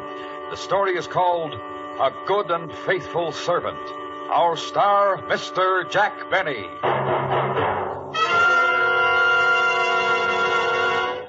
Hello there, Harlow. Well, the legislative luminary. How are you, Senator? My car is giving me trouble, Harlow. Your car? What's wrong with it, Senator? Well, it gets going slower than a loser leaving office. It rides rougher than a tax debate and uses more gas than a 3-day filibuster. Well, it may be spark plug trouble, Senator. Spark plugs should be checked every 3,000 to 4,000 miles. So see your nearest Autolite spark plug dealer. His exclusive Autolite plug check indicator will quickly show the exact condition of your spark plugs. If they're worn out or wrong for your style of driving, he'll recommend resistor or standard type, ignition-engineered Autolite spark plugs for smoother performance, quick starts, and gas savings. Sounds like a propitious proposal, Harlow. How do I find this Autolite spark plug dealer? Why, just phone Western Union by number and ask for Operator 25. She'll quickly tell you the name of your nearest Autolite spark plug dealer where you can get the finest spark plug service money can buy. And remember, from bumper to tail light, you're always right with Autolite. And now, with the performance of Mr. Jack Benny, Autolite presents transcribed A Good and Faithful Servant, hoping once again to keep you in suspense. I know you've been through a lot, Mr. Fenton, but if you could just try to recall anything else about the appearance of the two men. Lieutenant, couldn't this wait? Fenton has spent 14 horrible hours locked in a vault. And while I admire his spirit and pluck in bearing up as well as he has... I'm just trying to get something to go on, Mr. Waterman. Do you want your money back or don't you? The welfare of my employees comes first, Lieutenant. First, last, and always. And you're insured. Mr. Fenton. Don't answer if you don't feel up to it, Fenton. I don't mind, Mr. Waterman. I'm anxious to cooperate. Now, as near as I can remember... Be sure you get this, Florence. As near as I can remember... Of course, I had only a flash before they forced me into the vault. We understand, Mr. Fenton. I had the impression of one being tall, but not too tall, and the other one was shorter. But not too short. Exactly. And they were wearing masks, rubber masks. One had a Lionel Barrymore mask, and I think the other was Dick Tracy. It was quite a shock to see him. Aha. The Brinks gang, Lieutenant. The Brinks gang to a T. Maybe. Mr. Cartwright, would you come over here, please? Mr. Cartwright, is it the practice to keep large sums of cash on hand overnight at the store? Well, yes, the store does a tremendous cash business, Lieutenant. Tremendous. And yesterday was Dollar Day. Thank you. Mr. Cartwright, how did it happen that Fenton was alone in the cash room when the bandits entered? Did he customarily close the vault for the night? Well, not customarily, no. When I'm unavoidably called away from the store... Does this happen often? Well, very seldom, Lieutenant. Very seldom. But it happened yesterday. And two men walked in, put you in the vault, and walked out with a big hunk of money. At precisely 5:56. Mr. Cartwright opened the vault this morning at 8:02. Correct, Lieutenant. We won't know how much they got until I can make an audit. And if there's any question, Lieutenant, of corroborating Fenton's story, I need only to say that he's been with Waterman's for 30 years, a good and faithful servant. More exactly, Mr. Waterman, 29 years, 11 months, and 29 days. I was due to retire tomorrow before this unfortunate circumstance arose. Nonsense, Fenton. You'll retire tomorrow. And if there's any question, Lieutenant, of Fenton's character, his honesty, his devotion... Yeah, sure. You can go home, Mr. Fenton. Better get some rest. If you want to duck the reporters, go out this back way. Well, what do you think, Mr. Waterman? Entirely up to you, my boy, entirely. But in these days of doubt, of confusion, and dishonesty in high places, I believe your simple story of courage and devotion to duty will be an inspiration everywhere. Mr. Waterman, I am ready to face the press.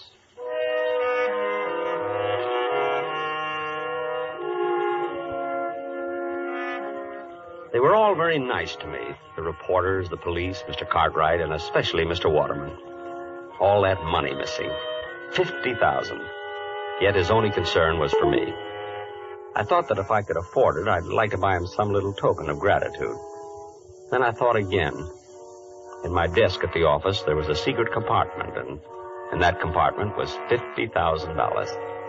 I guess I could afford it.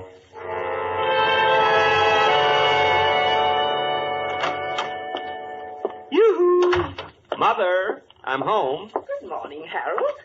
I hope you hadn't had breakfast. I've kept it hot for you. You're not going to ask me how it went, Mother? Oh, I heard over the radio. But I wish there'd been some way of doing it that it wouldn't have kept you out all night. Oh, I wasn't out all night, Mother. I was in a vault. I know you were, Harold. And if you keep on, you're going to end up with that same sinus strip your father used to have. Oh, Mother, it was a perfectly dry, warm... Oh, never mind. Eat your cereal, Harold. You'll feel better. Mr. Waterman told me to take the day off, Mother. I'm not going in until tomorrow. That was certainly big of him, after all you've done for them. How much did you get? $50,000. It's in my desk at the office, in the drawer with the false bottom. In your desk? Will it be safe there, Harold? Well, no one will be looking for it. Harold, you don't think you'll have any trouble getting the money out of your desk? I think things will work out all right. See, according to my plan, Harold, you see, I told you from the beginning you weren't strong enough for this type of thing.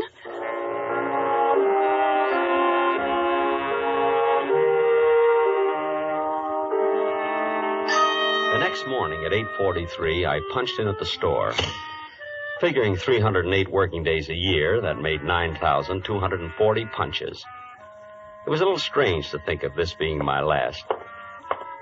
I walked through the store to the elevator, past lingerie, ladies' gloves, and perfume the way I always went. But this morning was different. People looked up when I passed. They spoke to me. They knew who I was. Even the brunette in perfume smiled at me. I almost stopped, but I couldn't think of anything to say. In the elevator, one of the girls asked me how I felt. Still scared, I said, and they laughed. They wouldn't have laughed any harder for Mr. Waterman. I got out at 8, my floor, and as I went into my office, Miss Prentice, Mr. Cartwright's secretary, looked at me. 23 months and 2 days she'd been looking at the top of my head. But this morning, she looked at me. And she smiled. I guess I smiled back. Good morning, Mr. Fenton. Good morning, Miss Prentice. It wasn't much, but I felt it could have been a start. I was almost sorry this was my last day. Fenton, did you hear me? Yes, Mr. Cartwright. I heard you, Mr. Cartwright. All right.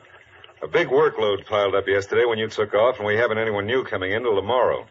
Not that I want to overload you on your last day. An honest day's work for an honest day's pay, Mr. Cartwright. Oh, good.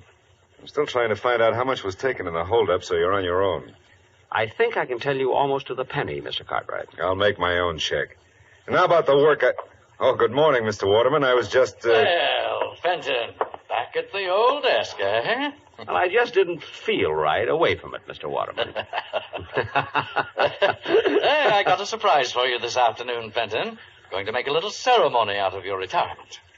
A ceremony? Good for store morale. Right, Cartwright? Oh, absolutely, Mr. Waterman, absolutely. And about that request of yours you made last week, Fenton, I wouldn't be a bit surprised if we can swing it.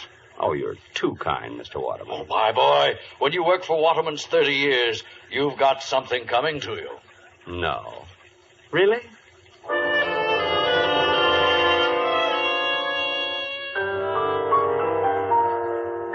I ate my usual lunch that day, the Thursday blue plate special at Elmo's Grotto. 70 cents plus the usual 10% tip. 7 cents. With the usual 20 minutes left in my lunch hour, I headed for the park with a nickel bag of peanuts. The squirrels were going to miss me. No, Mr. Waterman. You've had 3 already. Give Mr. Cartwright a chance. Sit up, Mr. Cartwright. Sit. That's it. That's it. Excuse me. Would you mind if I join you, Mr. Fenton? Why, Miss Prentice. Of course. Of course not. Sit down. Thank you. Move over, Mr. Waterman. He does look a little pompous, doesn't he? Which one is Mr. Cartwright? There, with the small mustache. He bites. And, is there a Miss Prentice? Well, there is, but I believe she is, well... Nesting? Well... How long have you been feeding them, Mr. Fenton? They seem so friendly. 30 years, Miss Prentice. My favorite animal. You give a squirrel a nut, and does he eat it? No. He runs away and stores it in a hole. We could all benefit from their example. And now that you've stored your little nest egg, you're retiring, Mr. Fenton. Well, you might say that, yes. You're quite a fascinating character, Mr. Fenton. Me? I'm sorry I didn't know you sooner. You know, the whole store is talking about your ordeal in that vault. Oh, it wasn't so bad. In fact, I've always rather liked the vault. What an odd thing to say. Well, chacun est son goût, Miss Prentice. That's French for each to his own taste. Oh, you've been abroad, Mr. Fenton. Me? Oh, my goodness, no. Oh, but you will now that you're retiring. No, I've got my eye on a little cottage by a lake and woods. Lots of squirrels there. And no time clocks. You and your wife? Mother. Oh, I hope you get it, Mr. Fenton. Thank you, Miss Prentice. I wonder what the robbers are going to do with all that money. I wonder.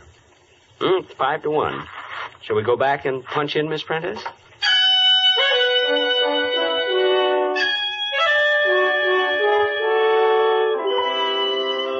She let me walk all the way back to the store with her. And in the elevator, Mr. Bixler, Sporting Goods, winked at me. Funny, for 10 years I'd had the feeling Mr. Bixler didn't like me.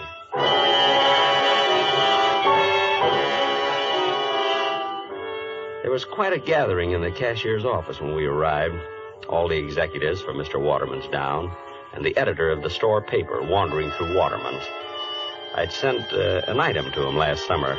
Mr. Fenton of Cashier's Department spending his 2-week vacation at home. But he never printed it.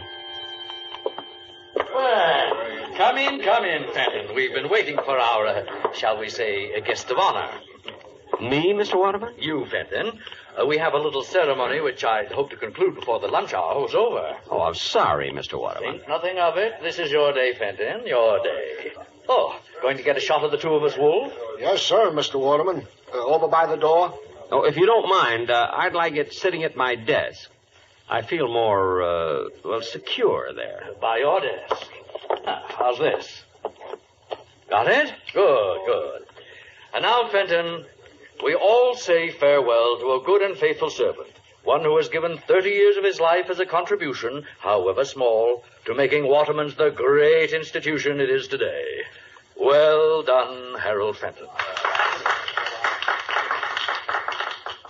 Thank you. A modest man, but conscientious. His regular comings and goings passed almost unknown to many until his ordeal of 2 days ago. Locked all night in the vault by brutal and rapacious thieves. A night in which, in his own words, he relived each and every day of his 30-year service to Waterman's. Oh, greater devotion hath no man. It was nothing, really. And now, his labor's done, his burden borne, Fenton will live out the rest of his days in ease and comfort, because he has arrived at the retirement age of the Waterman pension plan, by which he will receive... $31.68 a month. $31.68 a month for as long as he lives. Thank you. And now, a little surprise for Harold Fenton. A week ago, in a letter to me, our good and faithful servant asked that on his retirement he be given permission to purchase for his home his old desk. Well, actually, Mr. Waterman, I don't know what I'd do without it. Oh, frankly, I put in a lot of thought on this simple request. I weighed the factors in my mind. On the one hand was Fenton's 30-year service. On the other... Mr. Waterman. On the other, he was already receiving his pension of, his pension. However... Please, Mr. Waterman. However, Fenton, my boy, I decided to go you one better. One better? Not a new desk. Nothing so unsentimental. Fenton, instead of allowing you to purchase the desk, I'm giving it to you. Phew. All right, boys, right in here. Take the desk wherever Fenton here wants it. Now, back to work, everybody. Month-end clearance today. Whoops. Easy, men. Don't drop it. Easy. Fenton, my boy, in the years ahead, when you're seated at your old desk, think of us, won't you? I certainly will, Mr. Waterman. I certainly will.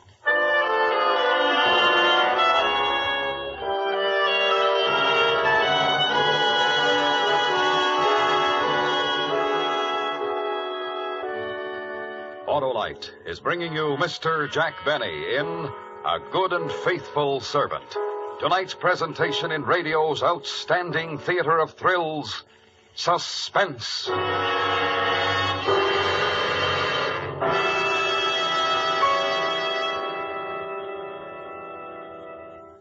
Well, Senator, did you take my advice? Why, yes, Harlow. My Autolite spark plug dealer turned my worn spark plugs out of office and elected a set of ignition-engineered Autolite spark plugs. A wise move, Senator. Those Autolite spark plugs are designed by the same Autolite engineers who designed the coil, distributor, generator, and all the other important parts of the complete ignition system used as original equipment on many leading makes of our finest cars, trucks, and tractors. They're world famous for quality and performance. And my Autolite spark plug dealer nominated Autolite resistor spark plugs for my car, Harlow. Ah, you're on top now, Senator, because Autolite resistor spark plugs represent one of the greatest advancements in spark plugs for automotive use in the past 20 years. They offer proven advantages such as double life, gas savings, and smoother performance. And they're specified as original equipment on many leading makes of our finest cars. What's more, the Autolite resistor spark plug is just one of a complete line of ignition-engineered Autolite spark plugs for every use. So, fellow citizens, be sure. Vote for Autolite. Right, Senator. Friends, take a tip from me and see your nearest Autolite spark plug dealer this week. And remember, from bumper to tail light, you're always right with Autolite. And now, Autolite brings back to our Hollywood soundstage Mr. Jack Benny in Elliot Lewis's production of A Good and Faithful Servant, a tale well calculated to keep you in suspense.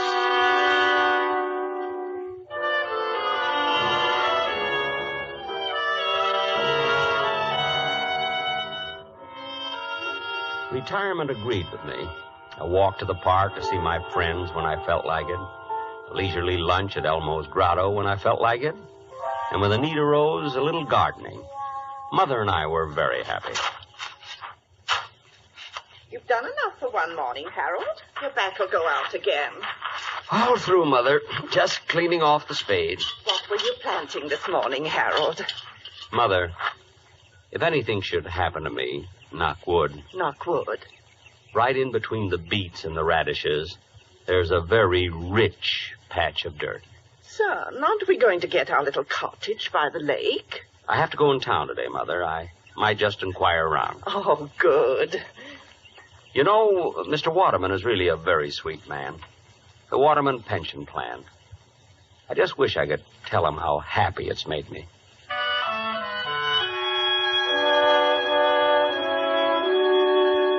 I hadn't told Mother, but Miss Prentice had called that morning. Mr. Cartwright wanted to see me that afternoon at the office, she said. And she asked how I was. What would have happened if I'd asked her to lunch? I almost did, too.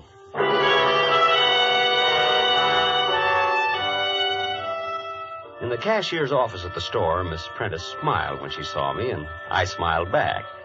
In fact, we struck up quite a conversation. Oh, Mr. Fenton, how are you? Fine. Just fine, Miss Prentice. Retirement agree with you? Yes, indeed. Fine. You notice we haven't filled your old job.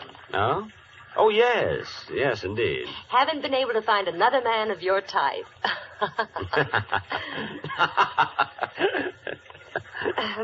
Well... Well... Is that you, Fenton? Come on in here. Coming, Mr. Cartwright. Sit down, Fenton, sit down. Thank you. Just trying to clean up accounts on the robbery. Fenton, what was your final tally again? 50,000, almost exactly, Mr. Cartwright. You're way off. That doesn't check with my audit at all. I'm quite sure of my figures. Well, then you're wrong, that's all. My check shows they got away with 82,000. 82,000? Right. Now, if you'll just sign the necessary statements corroborating my audit... I can't do that, Mr. Cartwright. And just why can't you? Don't you take my word for it? Frankly, no. Fenton, look. You're retired. It's nothing to you one way or the other. You just made a little mistake in your figures, that's all. Mr. Cartwright, are you asking me to help cover up a shortage in your accounts? All right, Fenton, I'll lay it on the line. Temporarily, I'm a bit short. Involvement with a woman, and... you wouldn't understand. I most certainly wouldn't. Look, I'll make it worth your while. Shortages are found out sooner or later, Mr. Cartwright. All right, if that's your attitude, let me tell you something, Fenton. I don't like the smell of this robbery of yours. I don't like it at all. What do you think of that? You're implying that I made off with $50,000 belonging to Waterman's? I think it's highly possible. And how are you so sure it was $50,000? Supposing me, for one instant, capable of such a thing, Mr. Cartwright, wouldn't I be much too clever to put my head in a noose by covering up for you? Fenton, if I was talking to an honest man, wouldn't he have taken my story right to Mr. Waterman? I'll give you 5 minutes. Either sign my audit or I go to the police and accuse you of stealing $82,000. Think it over, Fenton.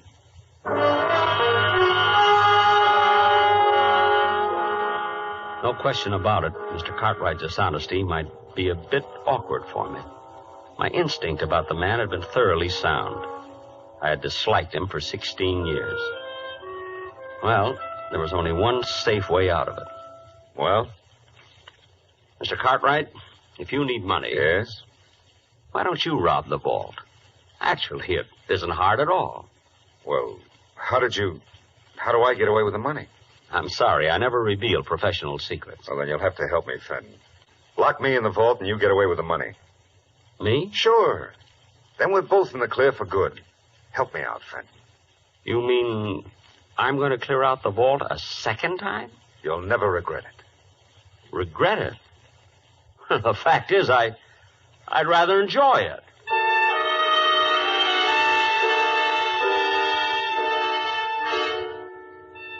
We settled on the following Friday. Friday nights, the stores stayed open till 9, and they were having a big white sale that day.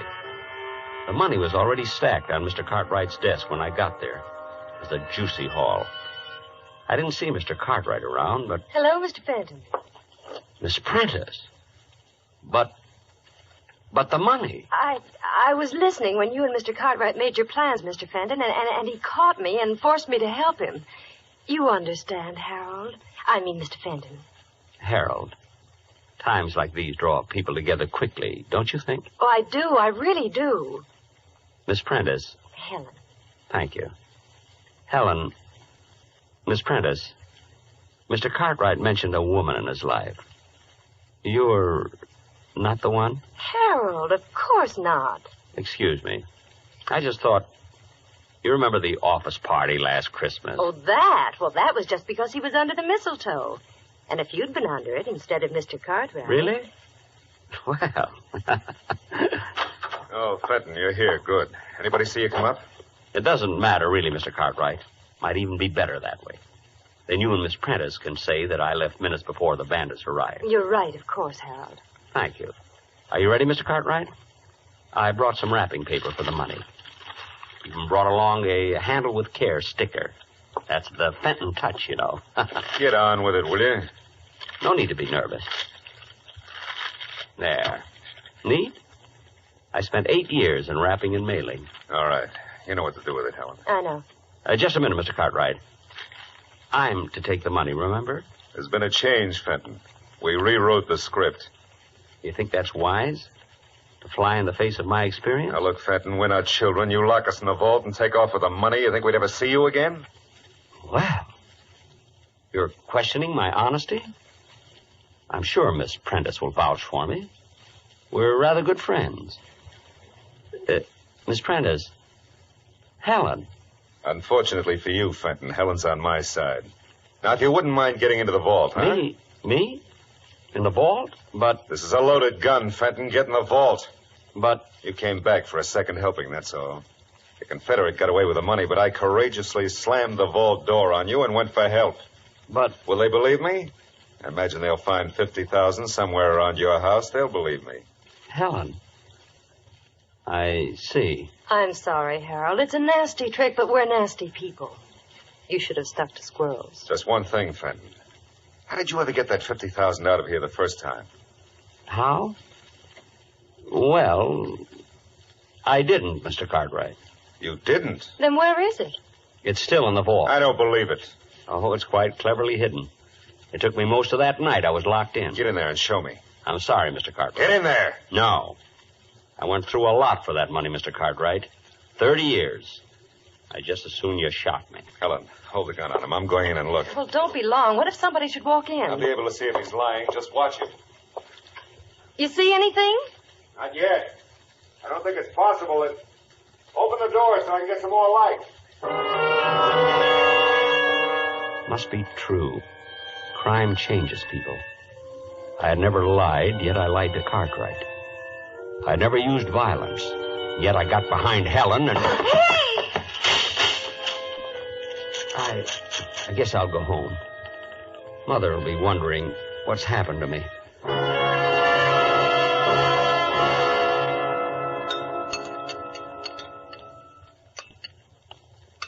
Some more cereal, Harold? I don't think so, Mother, thanks.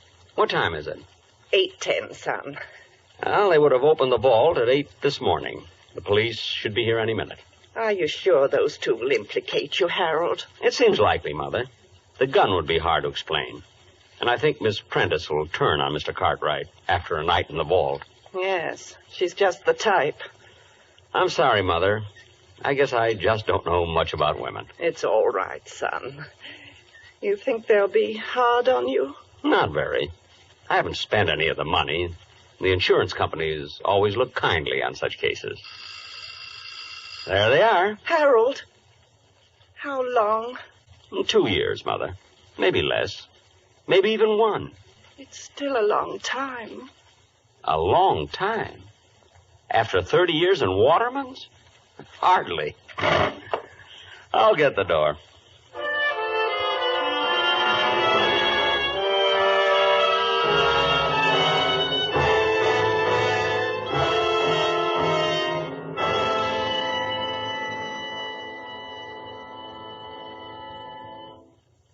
Suspense, presented by Autolite. Tonight's star, Mr. Jack Benny. This is Harlow Wilcox speaking for Autolite, world's largest independent manufacturer of automotive electrical equipment.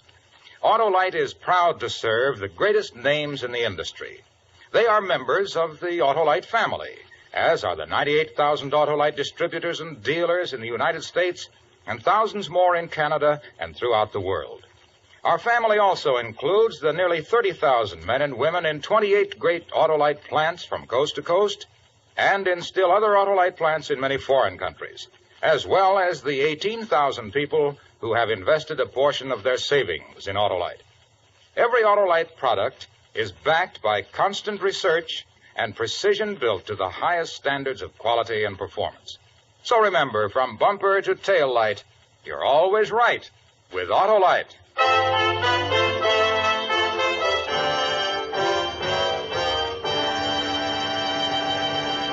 Next week, a story of revenge. The desperate effort of a murderer to destroy the man who had committed him to prison. The story is called Concerto for Killer and Eyewitnesses. Our star, the director of Suspense, Mr. Elliot Lewis. That's next week on Suspense. Suspense is produced and directed by Elliot Lewis, with music composed by Lucian Morowick and conducted by Lud Gluskin. A Good and Faithful Servant was written for Suspense by Richard M. Powell. Portions of this program were transcribed. In tonight's cast, Norma Barden was heard as Mrs. Fenton, Doris Singleton as Helen, Gerald Moore as Mr. Cartwright, Joseph Kearns as Mr. Waterman, Hy Averback as Lieutenant Miller, and Charles Calvert as Mr. Wolfe. For the location of your nearest Autolite spark plug or Autolite battery dealer, or your nearest authorized Autolite service station, phone Western Union by number and ask for operator 25. Switch to Autolite. Good night. This is the CBS Radio.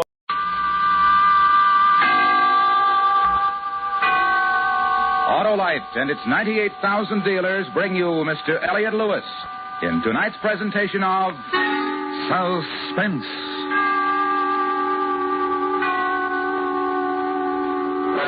Tonight, Autolite presents a story of revenge. The desperate effort of a murderer to destroy the man who had committed him to prison. The story is called Concerto for Killer and Eyewitnesses. Our star, the producer-director of Suspense, Mr. Elliot Lewis.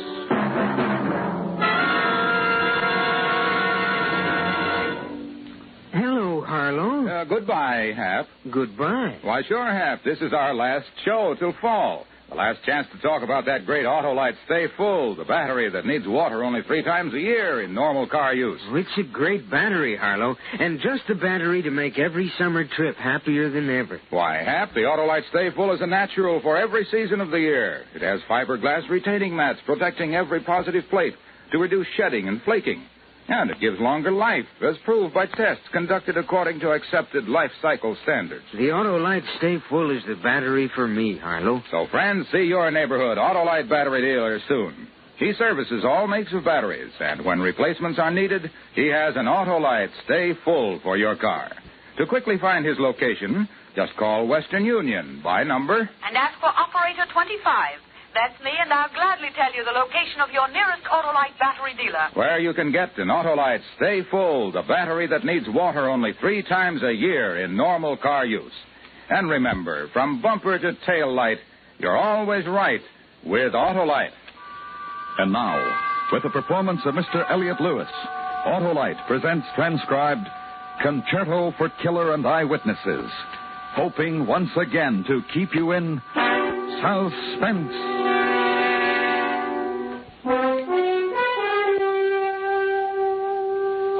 My name's Jesse Crandall, Detective Sergeant, Central Division, Chicago Police Department. I was assigned to a special detail along with Detective Sergeant Abe Delaney on the first day of this week. Our duty was to escort prisoner Edward Sitko to the state penitentiary at Joliet, where he was to await execution.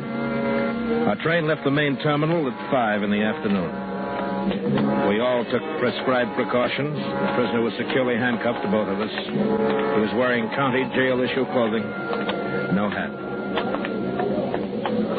You guys have to walk me through the station? For a fellow who doesn't care who he kills, you're pretty touchy, Sitko. I got all the opinions I want from the judge copy. You're just supposed to see I get some. All right, that's enough, Sitko. We'll see that you get there, Eddie boy, all safe and sound and ready for the chair. Tell us punk to shut up. Tell him to shut up. I'm the last copper you'll ever call a punk, Sitko. Now keep looking tough. Lay off him, Delaney. Will you? Oh, sure, Jesse, sure.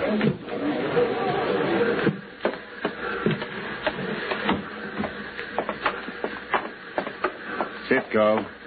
Yeah? How come you're so stupid, Sitko? How come you trusted Dallas Kenyon when nobody else did? I never trusted anybody. Ever. If you didn't trust him, Sitko, how come he knew who you killed, where you killed, when you did it? Car 64, compartment A. This car, sir, second door to the right. Watch your steps, sir. Thank you. Come on.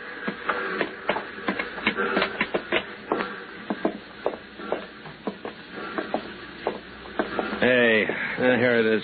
A14. The taxpayers wanted to be sure you got only the best. Did your boy Kenyon ever treat you? Shut up about Kenyon. Look, Eddie, it's too late to be tough. Yeah, Eddie. You should have been tough with Dallas Kenyon instead of that two-bit hood he sent you out after. You killed the wrong guy, Eddie. I'm not dead yet. Maybe I'll still get the right one. Gonna write him a poison pen letter? It's too late, Sitko. You killed a man. Now you're gonna pay for it.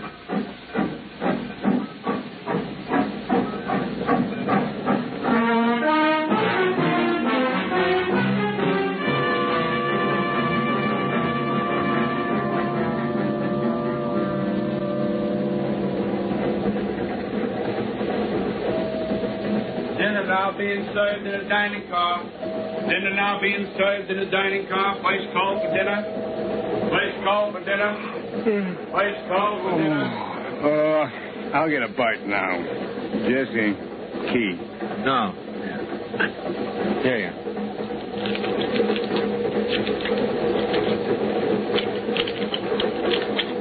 Thanks. Want me to bring you back a newspaper, Sitko? Nothing in them I want to read. First guy I ever took up to the death cell who didn't want to read his own publicity.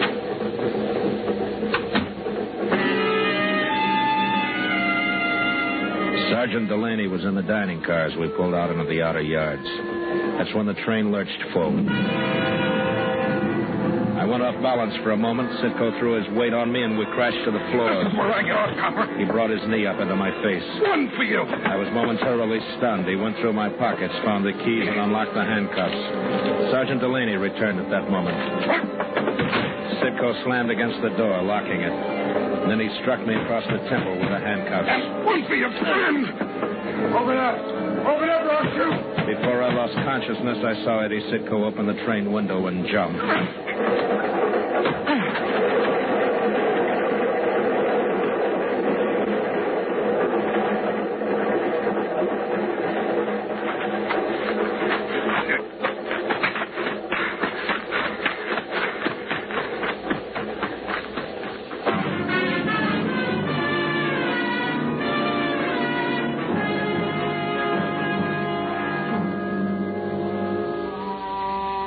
I was in my room praying for him.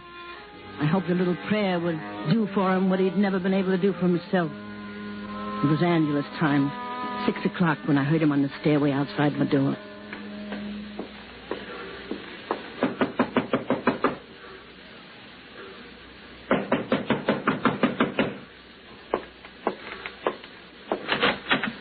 Yeah? Let me in. What are you doing here? What's the matter? Don't you like to see me? First time in my life I've been glad the trains run through this lousy, dirty neighborhood. No, I don't understand. Dallas Kenyon. He's waiting for me. He don't know it, but he's waiting. And I'm going to be there. I need some clothes, money, a gun. Kenyon? Oh, Kenyon.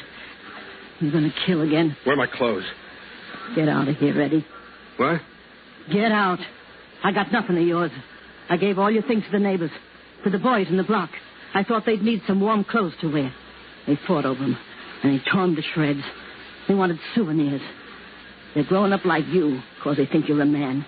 They think you're somebody. You who cheated and robbed and murdered. What do you mean by that? You ruin everything you touch. You shut up.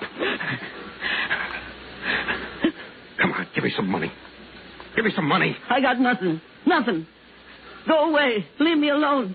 Go away, huh? I walk out that door and you yell copper, huh? Why don't you kill me then, Eddie? Go on, kill me. No, because you already killed me, Eddie. 15 years ago.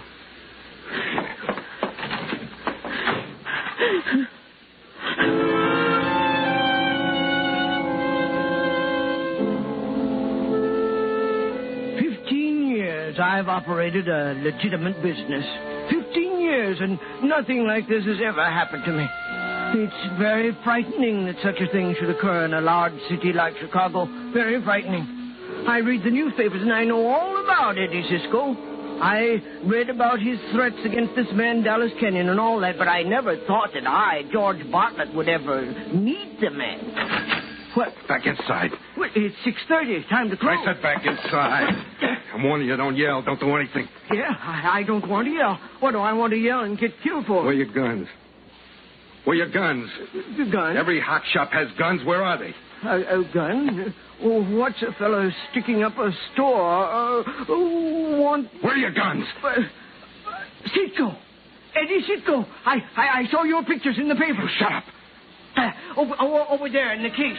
Yeah, that case. All the guns you want, all of them.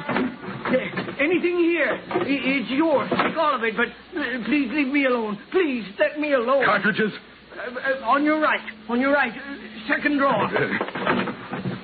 It's all yours. Please, just let me alone. I gotta change clothes.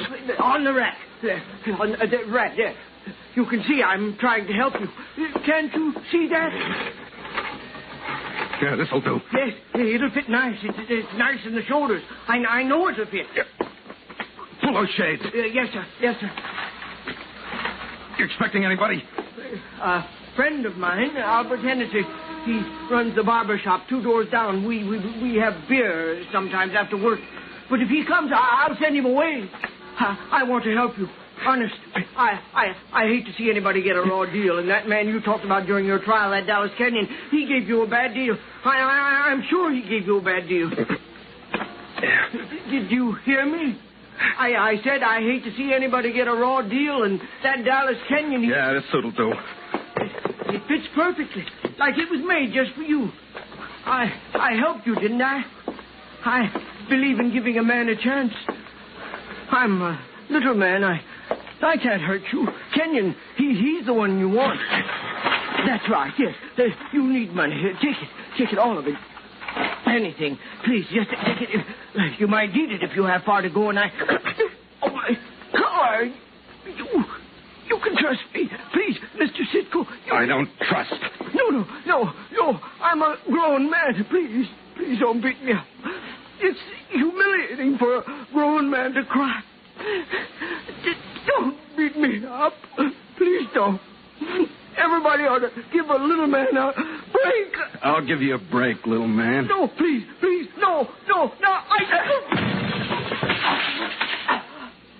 You just got your break.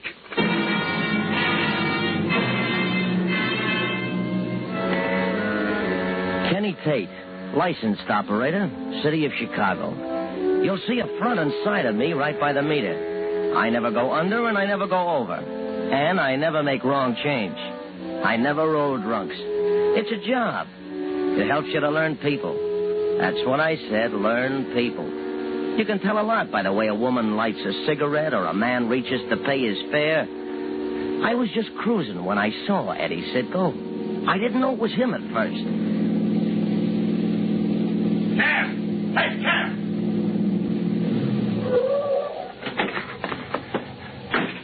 Straight ahead. I'll tell you when to turn. Right?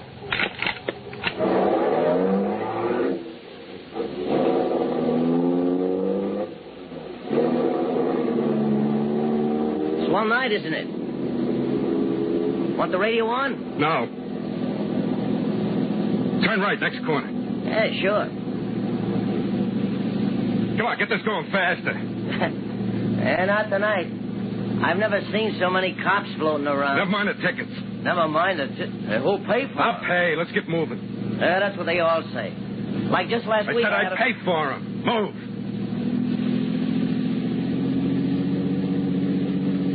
Yeah, trying to make the fights? What? I said trying to make the fights. Fights? Yeah, I want to make the fights. Oh, well then. You'll just make it. Start at 8:30. Turn here. Huh? Turn here. Thought you wanted to go to the fight. Oh, I'm sorry. I'll circle back on the next corner. It won't cost you nothing. I'll pull down the flag. Hey, would you look at that? Second squad car in a block. Wonder what's up. Wonder if they're looking for somebody.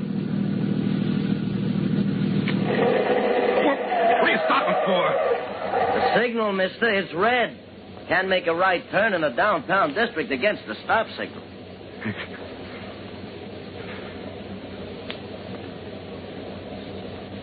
It says go. Start fast.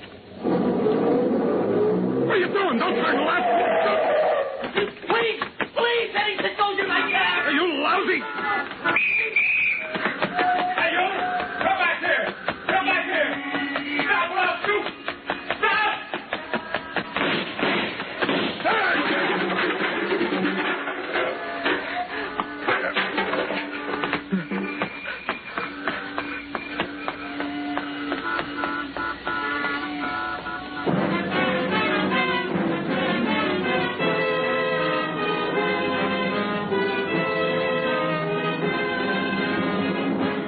Autolite is bringing you Mr. Elliot Lewis in Concerto for Killer and Eyewitnesses. Tonight's presentation in radio's outstanding theater of thrills, Suspense.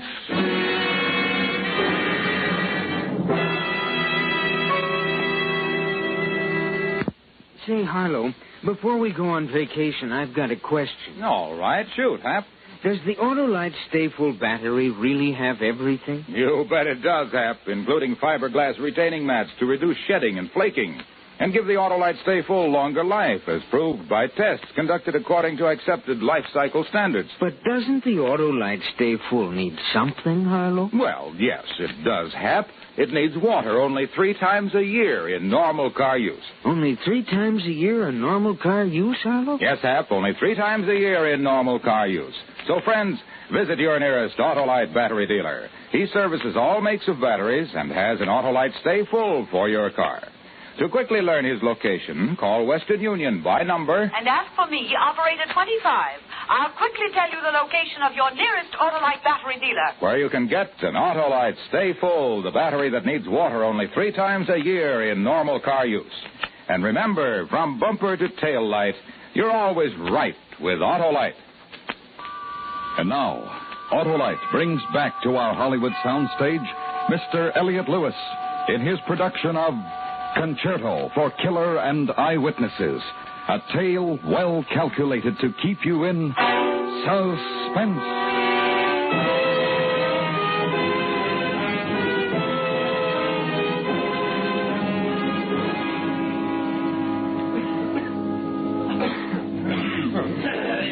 And next, ladies and gentlemen, number 18 in your catalogs. This beautiful Ming-type vase. Put it up under the light, boys. And turn it for the folks. That's right. Now, can we start the bidding at $60? Do I hear $60? $50? Do I hear $50? All right, then, $45. Do I hear $45? I tell you, folks, it's worth your life getting anything sold here tonight. Now, look at this box. Now, Can I help you, officer? Anybody come in here in the last 10 minutes? But a lot of people. Okay. The auction's just starting. A tall man. Heavy build. Maybe had a bullet wound. Limp, maybe. Bullet wound? No, we haven't seen anyone like that. He's Eddie Sitcom. He's dangerous. If you see him, notify the police. All right, I'm sorry. Then we'll have to pass it. All right, take it away, boys. Handle it easy now. Get out. Get out of my way. Maybe this is... Come on, out of my way. What? Get out of my way.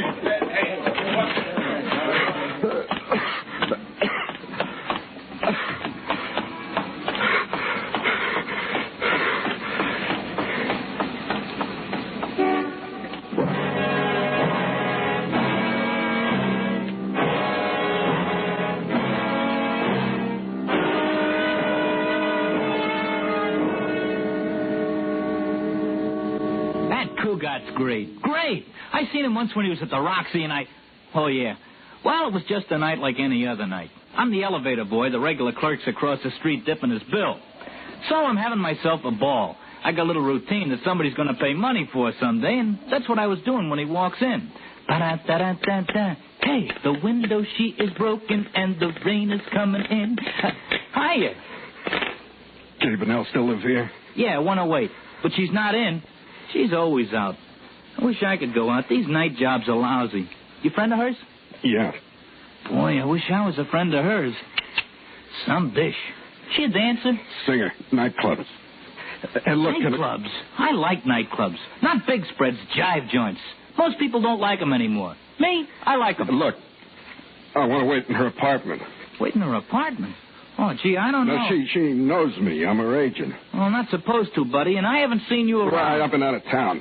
I'm her agent. I've been booking her. Agent? Yeah? You've been booking her, huh? Hey, you handle any bands? Well, yeah, sure. Lots of bands. Take me up, huh? You know Stan Kenton? Yeah. Know him well. Yeah? Introduce me. I got a little act I do, see? And Yeah, just ask Miss Bennell. Solid. You just made yourself a deal. It's on this floor. Come on. Only it's my neck if you tell anybody. Nobody. All you show business guys are jumpy. Why is that? Everybody's jumpy. They read the papers, that's what's wrong. And them read the papers and get all looped up. Me, I only read downbeat. Got no nerves. This is it. Here you are, and don't forget my knockdown to Kenton. Tomorrow. Fix it up first thing tomorrow. You want me to shut that window? No.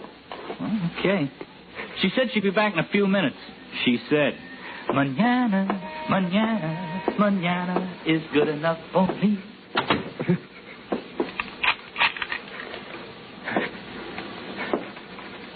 Bill.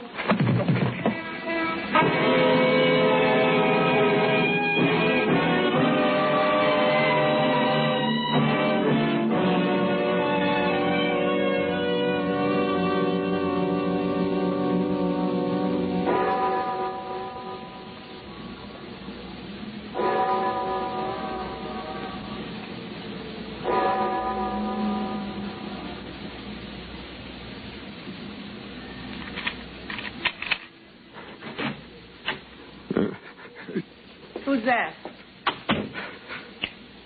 Eddie. Eddie. Oh, Eddie, I can't believe it's really you. Didn't he tell you outside? Didn't he tell you I was here? Nobody told me anything. Eddie, how? Never mind now. You're going to help me the rest of the way. That's why I came here. Eddie, you're bleeding. Take your hands off me. Eddie, you're hurt bad. I know a doctor who can help you. I'll call They him. went on the phone. Eddie, I don't understand. Never expected to see me again, did you? Nobody expected to see Eddie Sitko again. He's all through, isn't that it? Good old Eddie. Wrapped up in a murder rap, isn't that it, Kitty? No, Eddie, no. That isn't it at all. You're wrong. Well, I'm right about one thing. Kenyon sent me up there. Eddie, I've got to get you out of here. They'll be looking for you everywhere. They'll come here, too. Kenyon sent me there. Kenyon told the cops. That's where we're going. Going? We're going? Going where, Eddie? See Dallas Kenyon. Well, that's where they'll be waiting for you. That's the first place they'll go. But they wouldn't stop you, Kitty. You could just drive right through the gate, an old friend. Crazy. And I'm right behind you on the floor of the car. Look, Eddie, I hate him as much as you do. I hate him for what he did to you, but I haven't seen him or heard from him since the trial. I hate him, Eddie, but You got lots of reasons to help me, huh? But don't you see it wouldn't work? They'd search the car and they'd start shooting. Please. I had lots of time to think, Kitty. Please. Well, I was waiting to be sent up. It's funny when I remembered. But we could get away. Something my ma used to say. You and me. Way back. If you forgot When I Kenyon. used to sit around on the steps talking My with him. car's downstairs. If we started now, Eddie. The only thing I do remember, besides gang fights and reform school, and the way they did things, They wouldn't look for me, don't you see? They wouldn't look for me if I were to was disappear. a line from something. It said, "There's a time to live and a time to die." Eddie, please listen to me. Kenyon's time, baby. My time. He sits in his big house and lets everybody else get dirty for him. He promises big payoffs. And then he pays like he paid me off. Eddie. Just to stand in front of him and watch him be scared. Like I've been scared. I want to see him die. It's his time. Eddie, I love you. Things could be the way they once were if you forget him. Killing him won't do you any good. I love you. I love you. I love you. We could have each other again. I can get a doctor. He'll fix this. And then we can get away together, you and me. It's a big world. They don't catch everybody they're after. Hear what I'm saying, Eddie? Forget Dallas Kenyon. Forget about killing him. It's a miracle that you got away, but you are away. Don't let this destroy you, this hating him. There'd be nothing after that. We have time, darling. My darling, you and me, we have time. Baby, Claire. Yes, darling. You love me. Wherever you want me to go, Eddie. You'll go anywhere with me. Yes, darling, yes. Here, my car keys. Drive around the back and I'll pack. What's wrong? You want me to leave you alone? I don't understand. You want me to leave you alone? You don't love me. What? You still love him. No, Eddie, no. I told you I haven't seen him or heard from him since the trial. Not a word. You still love him. You always loved him. No, Eddie. Right now, you wanted me out of here so you could call and turn me in, so you could save him. You're not going to hurt him. We got rid of you once, and we'll get rid of you again. You and Kenyon. You and Kenyon. You and Kenyon. Eddie.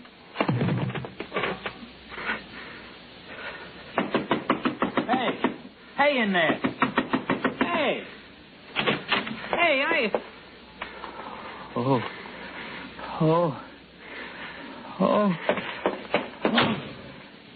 Help. Help, police.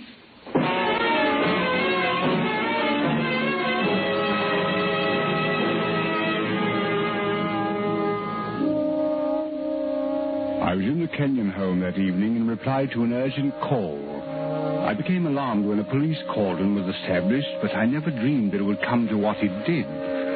Of course, this man Sitko had no way of knowing that I was in the house. I don't know how he got in without being seen. I was standing on the top of the landing in front of Mr. Kenyon's room when I first heard him in the hall below. He'd entered, I imagine, through the basement. He looked about to see if anyone would interfere with him. Then he saw me. He was several places. The shoulder, chest, I believe. His face was extraordinary. A mask of pure hate. I stood and watched him as he came up. You.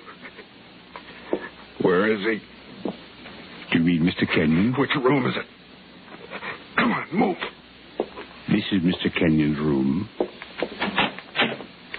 Out of my way. Come on, get out of my way. The sheet. What's the sheet covering him up for? I'm the undertaker. Mr. Kenyon died of a coronary attack an hour ago. No! No! No!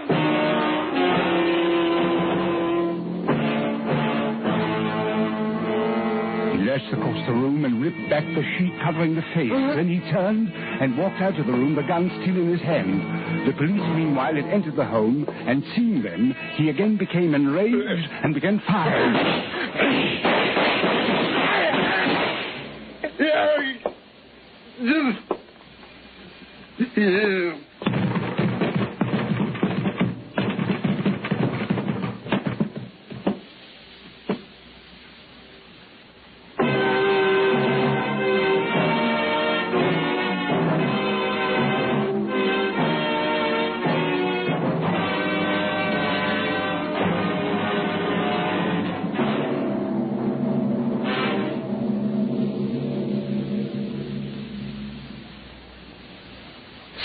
Suspense, presented by Autolite. Tonight's star, Mr. Elliot Lewis, will return in just a moment.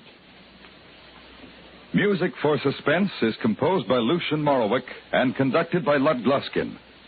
Concerto for Killer and Eyewitnesses was written for Suspense by Arthur Ross and E. Jack Newman and produced and transcribed by Elliot Lewis.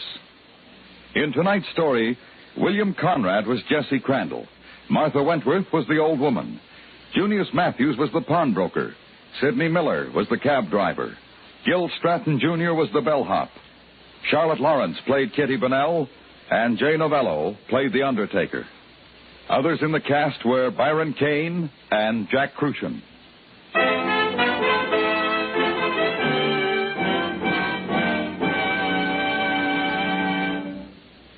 This is Harlow Wilcox speaking for Autolite.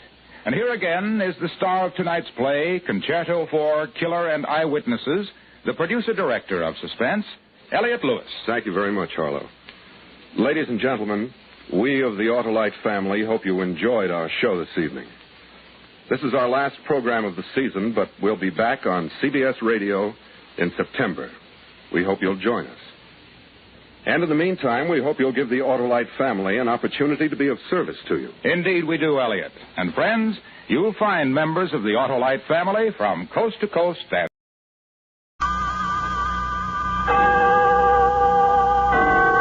Autolite and its 98,000 dealers bring you Mr. Charles Lawton in tonight's presentation of Suspense.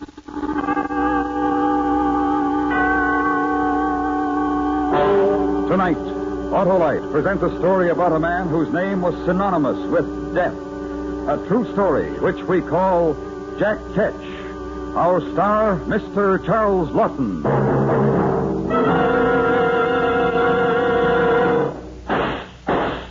Hey, Sheriff, are you shooting at me? Sure am, Wilcox. You know someone who fires faster than me? I'm the fastest. No, wait a minute. Not someone, Sheriff, something. A spark plug. A spark plug? Sure, a spark plug must fire at the rate of 1,000 times a minute at normal driving speeds to give you the smooth performance and economy you expect from your car.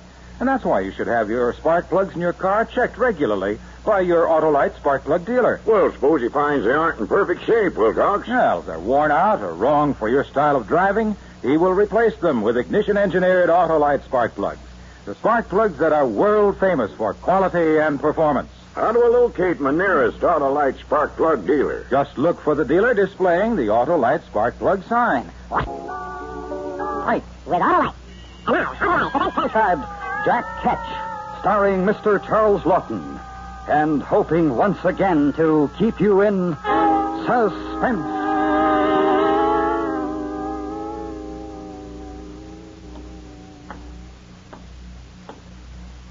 Evening, Mr. Price. Evening, William. Cold enough.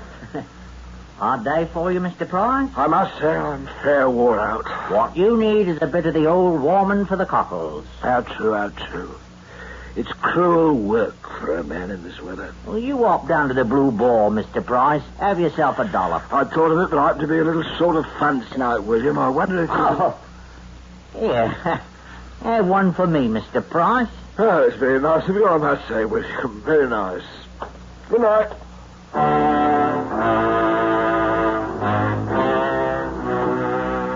Nasty little rat, that William Hartley. Got to keep an eye on him. Hartley. What right's he got to look at me like that? I know what he's thinking. Get my job. Fat chance of it. I'll see him turned off first. Go, I got a thirst. Should go home, I suppose. Bet he'll be grousing out of Old Nick leather grouse. I got my rights. Blue Ball for me.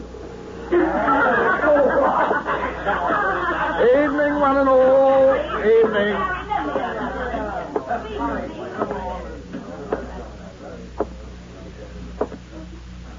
Evening, Mr. White.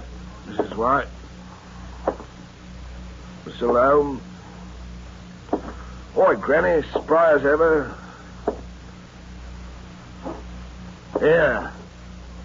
Here, what's all this? Somebody dead? So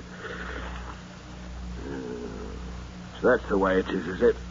Keeper, ale. I said ale. Ale. Perhaps you didn't hear me the first time. Can you pay for it? Yeah, I can pay for it. And more, don't worry about me. I can pay for anything. You hear that? All of you. I don't need a bloody one of you. You'll all come to me one of these days. Ale. The watchman is looking for somebody. He don't pay his debts, and he's going to Marshalsea prison for it. Who said that? Who said it? I wonder who's going to get Jack Fitch's job when he's out of office. Who called me that? My name is Price. John Price. John Price! John Price! You hear what I say? John Price. Oh, I have such an horrible pain in me throat, Mr. Ketch, dear. Do you have a cure? Got any old clothes for sale today, Mr. Ketch? Shut your faces, a lot of you. Stop, I'll do you a mischief. That's what you hear.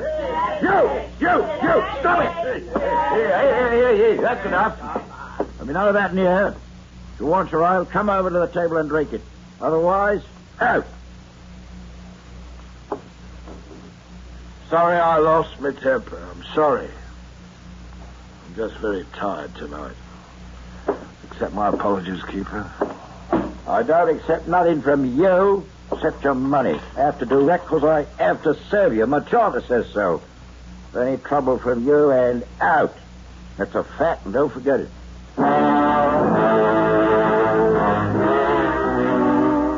Why do they do that? Why? It's always like this. Either they won't say a blinking word or behave in that awful way. Can't they understand? I'm just like anyone else. I do me job, same as anyone. Oh, it gets lonely, a man sitting by himself, swilling ale all by himself. Oh, wish I had some money. I mean, some of the actual, not coppers. I'd have friends then, lots of them. What was it they were saying about the watchman looking for me? They can't do that. I'll pay the debts what I owe. If I could only get a good job or two. Why don't they let a man alone?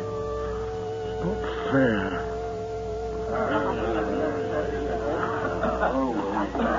It's not fair. What ain't fair, Mr. Price? Who's that? Oh, William Hartley. You, got off late tonight, didn't you? That's right, Mr. Price. Having a bit of a guzzle, eh? I will not stand familiarity, William Hartley, and kindly remember your place and station. No offence intended. None taken, I hope. Granted. Mind if I sit down with me mug? I don't mind. Long hours, short pay. That's the way of it. William Hartley, why do you talk to me? Why not, Mr. Price? You're my superior, ain't you? In a way. I have to talk to you. I don't want you to have to. I want you to want to. I sympathize. I want a friend. I want people to smile at me on the streets and talk to me and like me. Oh, you've got a burden, Mr. Price, and no mistake. William, how would you like to lend me 5 sovereigns? I could pay you back with interest. I've got 1 or 2 odd debts to pay. I heard about that, Mr. Price. Harry White was saying... Harry White, what's he know? He's after me job like you, William Hartley. You don't pull the wool over my eyes. I know. How could you think such a thing, Mr. Price? Remember, I'm not out of office yet. Remember. You stay nice to me, William, because I have the position. How about a couple of sovereigns? I know you got it, so there's no use... I'd like to oblige, Mr. Price, so help me I would. But my wife's expecting to gain, and you know how it is with another mouth to feed.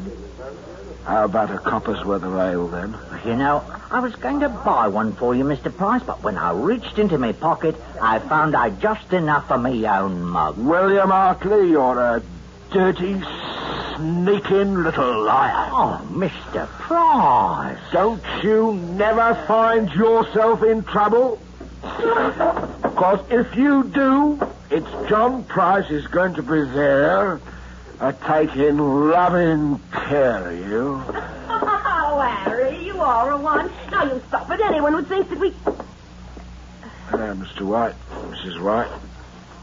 Good evening. Come on, Elizabeth. Time to be going out. All right, Harry.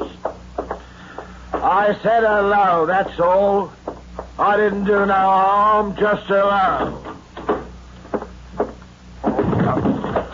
Well, hello, that's all.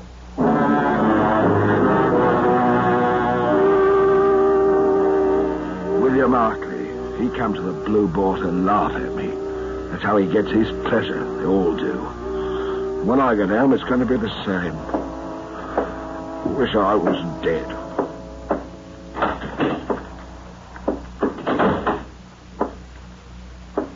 John Price, that's you? Where you been?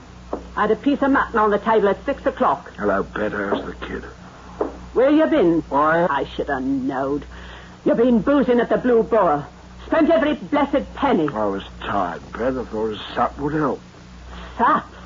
Sweetheart, we got a few shillings put by, haven't we? Oh, no, you don't. It's desperate, Bet, Carol. They'll have me in debtor's prison. I had the talk tonight. Do you good. Don't say that, love. I only need it for a week or 2 at the most. I've got to raise every penny I can. That money's for me and the kid. You don't touch a farthing. I lose me job. Don't make me laugh. Your job. Call that a job? I'm ashamed. I'm ashamed to have people know my name. Now, Bet, I'm your husband. It's your duty to obey me. You give me what money you've got in the house, or I'm... Or what? What do you do, Jack Ketch? Betty! What do you do to Mrs. Jack Ketch?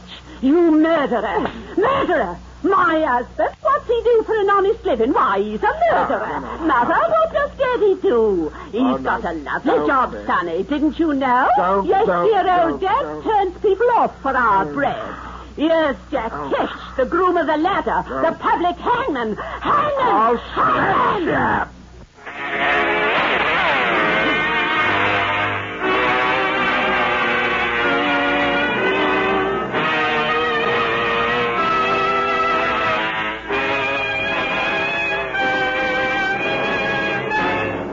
Autolite is bringing you Mr. Charles Lawton in Jack Ketch, tonight's production in radio's outstanding theater of thrills, Suspense.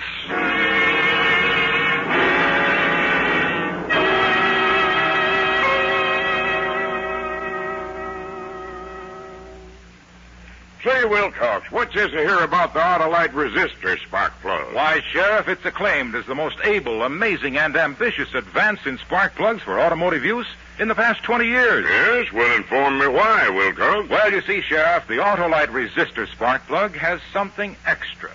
That extra is the exclusive Autolite 10,000 ohm resistor that's built right into the spark plug for extra advantages important to every motorist. But what's that mean to me, Wilcox? It means that the built-in resistor in the Autolite resistor spark plug permits a wider gap setting, which makes possible advantages such as smoother engine performance, quick starts, and double spark plug life.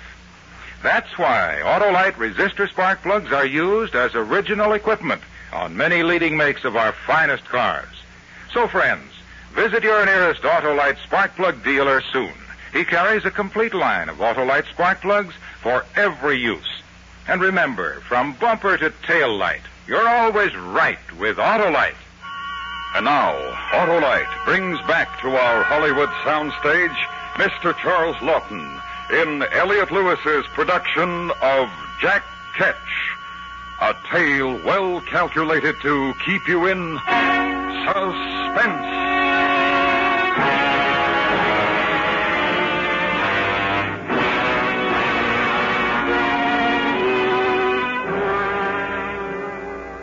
I suppose it was wrong to beat her like that, but what's a man to do? So what with my debts and what I done to Bet, here I am in Marshalsea prison. Not the first time I've been here. What a stinking hole. All of us together, the muck of London, men, women and dogs. There's one lad, though, that ain't so bad, coming yesterday. He's got learning, a gentleman, you can see that. Thomas Lovelace, his name. He's in debt to his eyes. £2,000. I'll be here until I rot, Price. I wouldn't say that, sir. There's always hope. You've been here before? 3 times, sir. This is my 4th, and always for debt. Of course, there was the matter of my wife, Betty, this time. What did you do for a living, Price? Why, what's the matter? Hadn't you noticed the others? They never talked to me, sir. Hadn't you noticed? No, not particularly. I'll tell you why. Because I was in the employ of His Majesty. In service to the Crown, that's why. That's why they don't talk to you? I suppose you won't either, sir, when I tell you, but you'll find out in a day or so anyhow. What's the use? I'm the hangman. Hangman? Hangman? But I thought that Jack... That's what they call me. Oh? I thought so. Go on, sir. I won't trouble you. You're a gentleman. You don't want the likes of me. You haven't got a very savory reputation, you know, Price. It was me job. Somebody had to do it. I've heard that you rather enjoyed it. That is a lie. And what about the poor devils who paid you to put them out of their misery quickly? Well, I was happy to oblige. Poor souls. Sometimes they give me a few pence to help them through the awful passage to heaven. But Lord bless you, I did my best. And if they didn't have any money? Well, I wouldn't hold it against them, you know. Of course, I'm not denying that a nice, neat rack or press job was worth a few shillings extra, but wouldn't you have taken the money, I ask you now, wouldn't you? I wouldn't have had your job, Frank. Not for £1 million. Oh, well, that's the way of it. Each man to what he knows. Right, Mr. Lovelace? My profession is hangman. Yours is to be a gentleman. Am I right, sir? And we're both in debtor's prison. That gave him something to think about. He wasn't so high and mighty after that.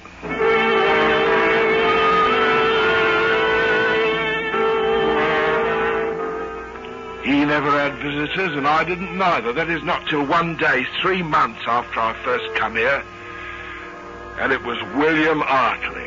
And I didn't like the nasty weasel smile on him. Well, Price, I heard about your misfortune, and I came to sympathise. How thoughtful, William. How do they treat you in here, eh? Like a blooming earl, can't you see?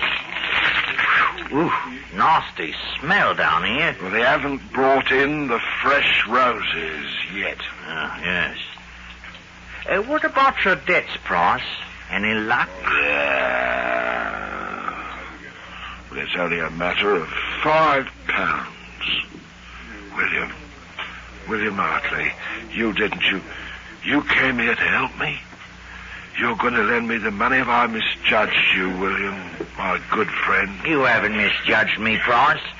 I didn't come here to lend you anything. I came here to see you had your health and spirits, and I brought you a prayer book for your poor soul to feed on. Oh, bloody hell. Change your ways, Price. Change your ways before it's too late. I'll change the shape of your... I'll turn you off, Mr. William Hartley. Price, let him go. Let him go. Get away from him. Stop it. Have you gone mad? You know what they'll do to you for this. I know. I've given it to others. You shouldn't have done that, Price. I won't forget. You pay for that.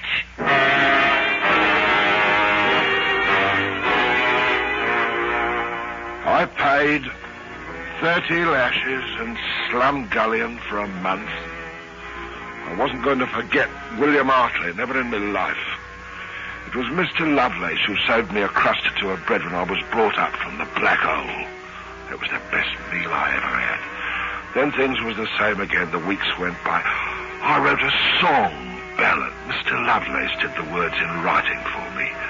I called it The Man of Destiny's Hard Fortune, whereby his hopeful harvest is like to be blasted. Nobody bought it, though, and I still didn't have the money to pay me debts. When I heard about Betty and the kid, they run off and left me. That's when I made up my mind to get out of Marshalsea, that and William Hartley. I'd pay a little call on him. I told my idea to Mr. Lovelace one night. Mr. Lovelace. Yes? Come closer. Listen, I'm getting out, see. Now, you've treated me right. I'm willing to take you with me. But how can you? We've got these chains. It's impossible. No, it ain't. They take 'em off in the afternoon when we exercise, don't they? All right. That's the time. But how? Leave it to me. You want to go with me? I'd rather die trying to stay. All right, so here's what we do. There's a woodshed next to the gate in the yard. Doors always open. When we have our constitutional tomorrow, we hop in there and wait till it's dark. One of the keepers will see us. Yeah, there's a new one on. I've been watching him. He's been drunk for a week, easy as pie. You wait.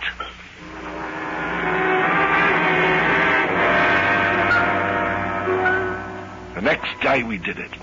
Stayed hiding behind the wood until night. Felt funny without the chains on after so long. And about 10 o'clock we started out of the shed. I took a thick stick from the wood pile.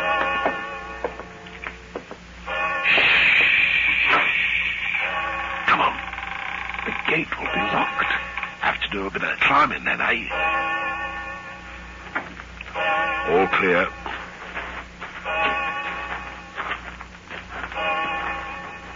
Look, keeper, he's asleep. We have to pass him, supposing he wakes up. He won't.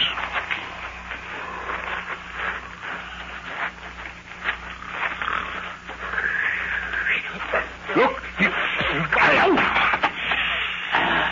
me a hand up first and I'll pull you over. Right. All right. Give me your hand. All right. Here come.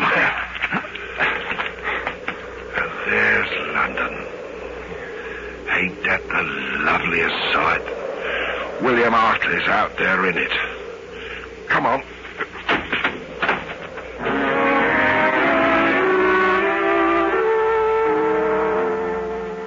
Together until we were well out of sight of the prison.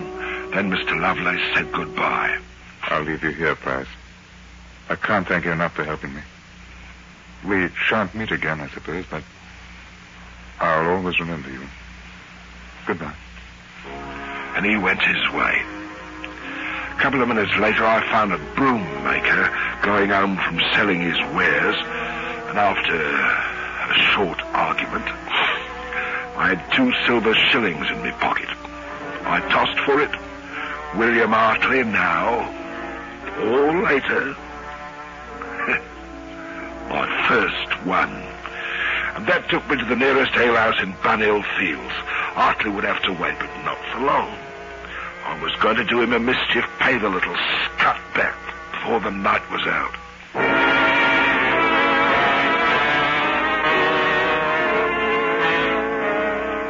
It was 2 hours later that I left the alehouse with a lovely swishing in me belly and happiness in me head. Being drunk, I couldn't on me life remember what it was I had to do. I knew there was something.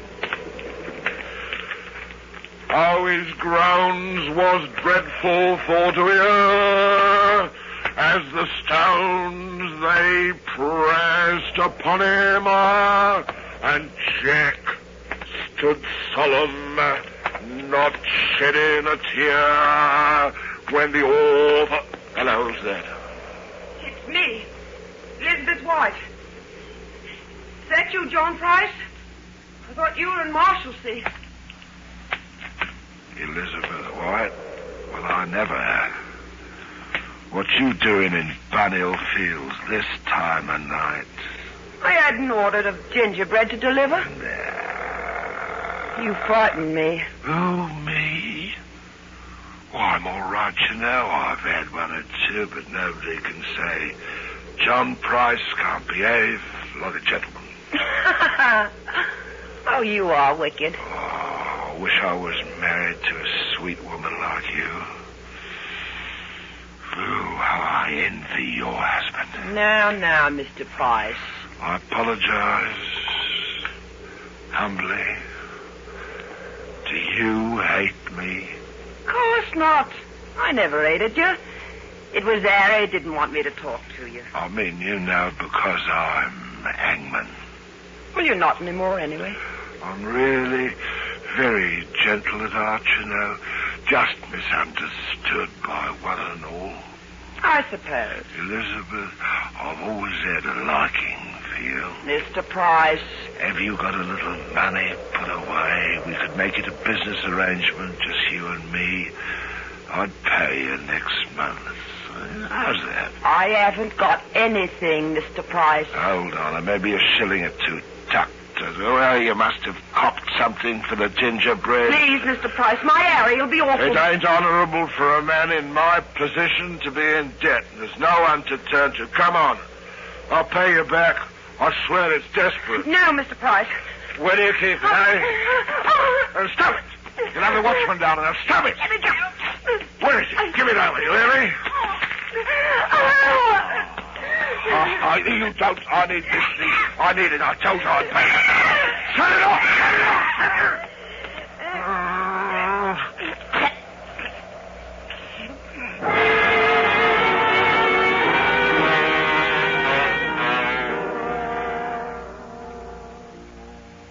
Well, here we are again.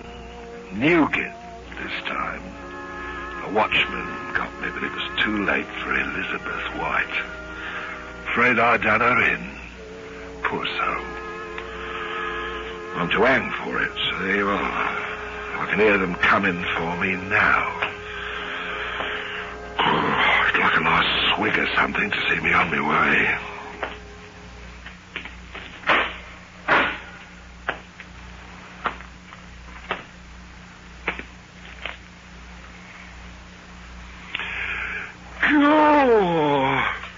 William Hartley. Are you ready, John Price? You nasty little winkle. You mean you're the hangman? I am. Oh, blimey, I was coming back to turn you off, you maggoty worm, and I forgot it. You wouldn't be here now. I bear you no malice, John Price. Yeah, you won't make no hangman, not for long, you won't. You wait. They'll start calling you Jack Ketch. You wait. It's me duty.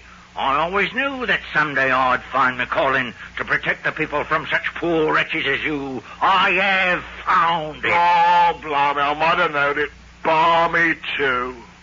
Well, I've got a brass farthing for you, and me clothes won't fetch tuppence, so blast you. I don't want neither. It's me job, John Price. Turning you off is me job, and that's what I'm about to do. You've come to a wicked end, as I knew you would. Well, if I am going to nabbed the stifles, and it's William Hartley's going to do it, I'm better off dead. Here, William. You write something for me on the wall. I've got some charcoal. What? What do you want me to write? Here died John Price, public hangman of London. He was turned off upon that gallows which he had served so well in his day. God save the king in the year 1686.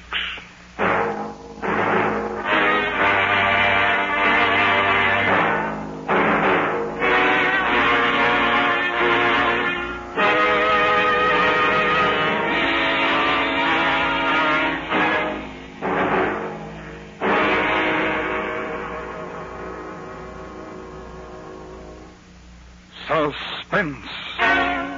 A true story presented by Autolite. Tonight's star, Mr. Charles Lawton, will return in just a moment.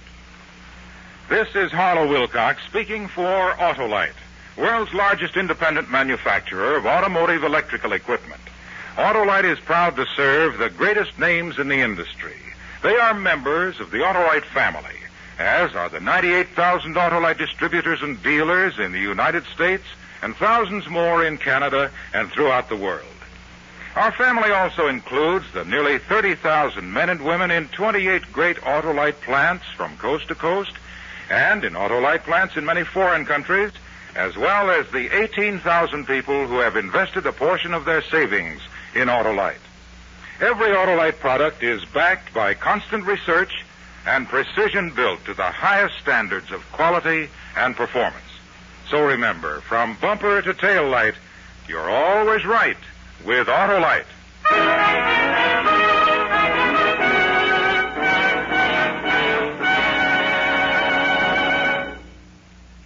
This is Charles Lawton. Next week, the third member of our first drama quartet will be your guest. Mr. Charles Boyer will appear as a man who successfully played both sides of the law. Vidocq's last case is the story, and it will be heard next week on Suspense. Jack Ketch was written for Suspense by Anthony Ellis. Suspense is transcribed and directed by Elliot Lewis. Music was composed by Lucian Morwick and conducted by Lud Gluskin. In tonight's story, Joe Kearns was heard as Hartley. Featured in the cast were Joan Banks, Doris Lloyd, Ben Wright, Raymond Lawrence, and Ramsey Hill. Charles Lawton may be seen in the fall tour of the first drama quartet's presentation of Don Juan in Hell by George Bernard Shaw.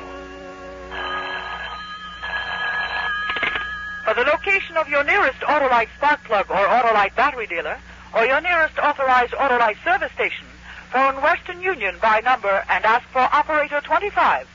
Switch to Autolite. Good night. This is the CBS Radio Network. See Charles Lawton with the first drama quartet at Cole College Auditorium Tuesday, October 28th. This is WMT Cedar Rapids.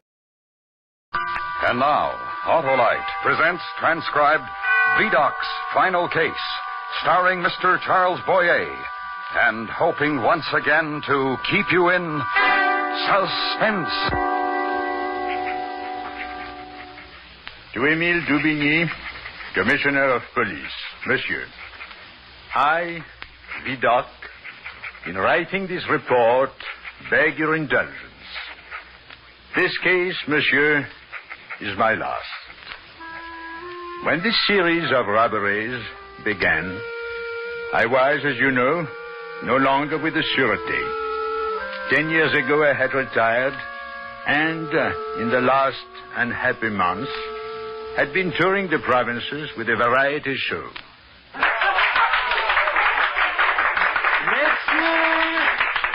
Messieurs, mesdames, it gives me infinite pleasure to introduce to you that infallible, magnificent virtuoso of crime who for 18 years, to the greater glory of the Sûreté... Standing in the wings, the sad realization which for months had oppressed my heart was confirmed. That already, after 10 short years, I was forgotten in the capitals of the world. Then applause drew me from my unhappy revel. And I give you Maître Vidocq.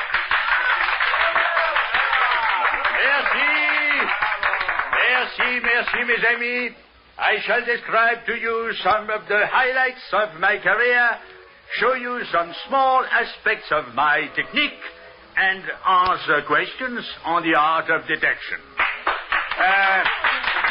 Monsieur Lebec, if you please, my souvenir. At once, master.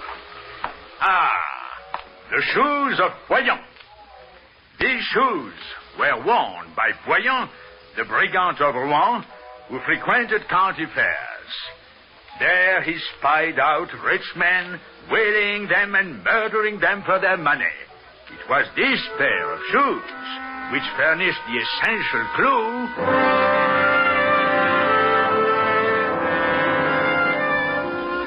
Well, finally the bag of tricks was emptied. And that day I took no pleasure in the wild applause of the ignorant and credulous. When I entered my dressing room... Maître, this young man has come to pay his compliments.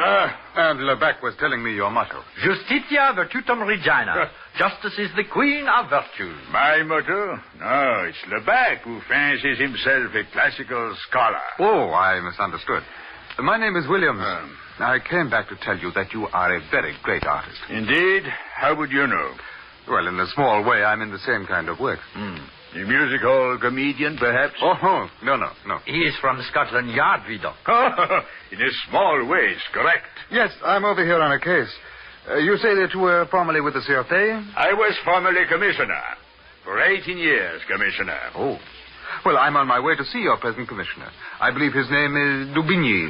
A blockhead, a bungling fool. Give him my regards. Yes, I will do that. And wish him luck in solving these recent robberies. Oh, you know about them? Oh, all France knows about them, and is laughing at the police. One moment.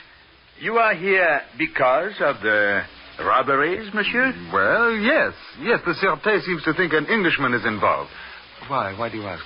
To give you my sympathies. The case will never be solved. No? Why? You see, Dubigny has been fortunate. Since he became commissioner, there have been no other crimes of this type. It involves a master criminal. It takes a master to catch a master. You seem so certain, monsieur. Well, naturally. I am Vidocq.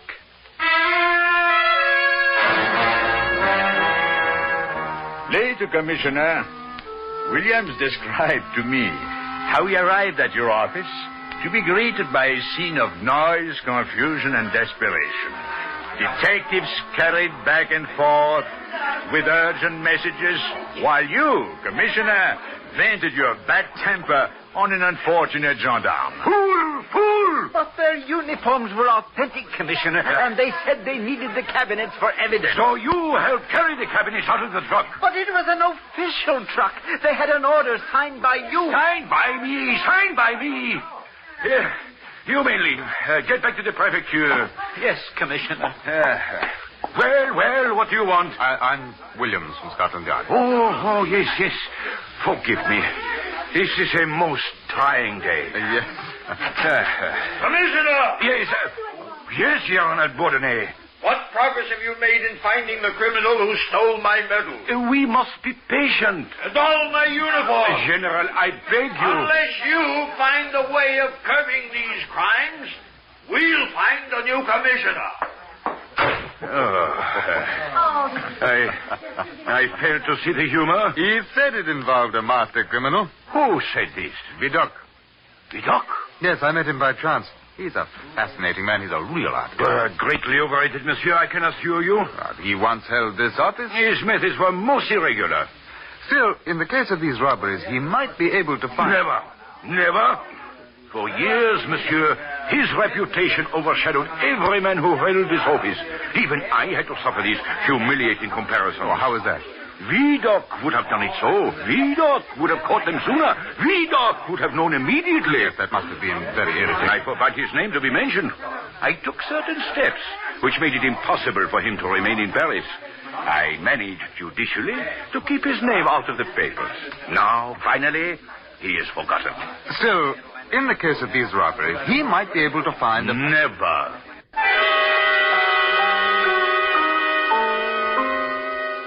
Of course, I have no way of knowing the twists and turnings in your brain, Daubigny, before you made the inevitable decision. I can only say that your messenger did not take me wholly by surprise. Naturally, as my duty to France, I instantly obeyed your summons. Come in, Vidocq. How are you, mon ami? Excellent Well, bonjour, Inspector Williams. Hello, Vidocq. I want to discuss these recent robberies with you, Vidocq. Inspector Williams and I have been discussing them. Shall I summarize? Please do. We are satisfied that they've all been carried out by the same gang. The crimes are all of a similar nature. Yes, the robbery of the National Museum, of the Petit Palais Royal, of the home of General Bourdonnais. Yes, the criminals have consistent tastes. We've watched all the fences closely. Nothing has turned up. Not a vase, not a brooch. I think they may have been smuggled out of France. No. All the stolen goods are still here. The thieves are waiting.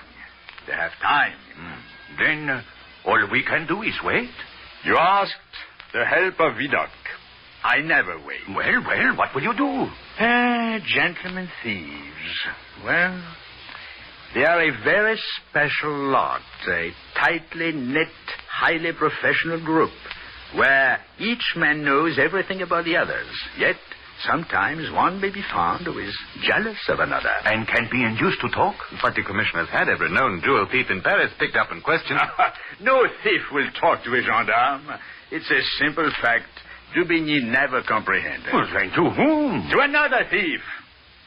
I once knew a gentleman thief who I doubt if he is involved in these robberies, but he is likely to know the ones who are.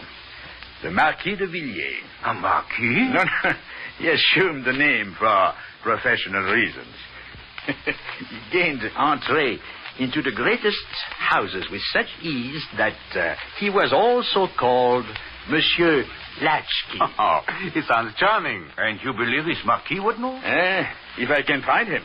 He isn't in Paris? He is in hiding. Has been for years. I'll get in touch with some of my old friends. You'll need some officers. What a bungler. No. None of your police. I'll go alone. Unless Inspector Williams would enjoy meeting the Marquis. Inspector Williams and I met that night in the Luxembourg Gardens. It was striking 10, and news vendors were crying the headlines, exhorting the public to patience, telling them that their infallible police were at work. Both Williams and I were dressed as sailors. We crossed the gardens and began our search, first calling on a certain woman of the Faubourg Saint-Germain. Yes?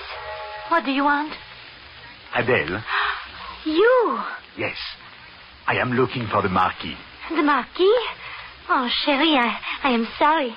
I have not seen him for weeks. Then to a certain maître d' in a fashionable restaurant. And to a young dancer at the stage door of a well-known theater, without success. Finally, we stopped on the boulevard to buy white violets from an old beggar. The Marquis, monsieur? What do you mean? Café de la Tour. Café de la Tour. Merci, old man.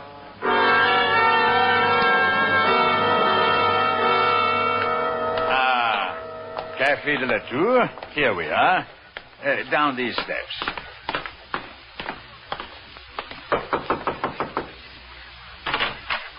What do you want? Madame, are you expecting the Marquis? Who are you? 2 lonely sailors who have business with the Marquis. And white violets for Madame. Oh, I'll come in. He's not here yet. Here. We'll take this corner where we can see.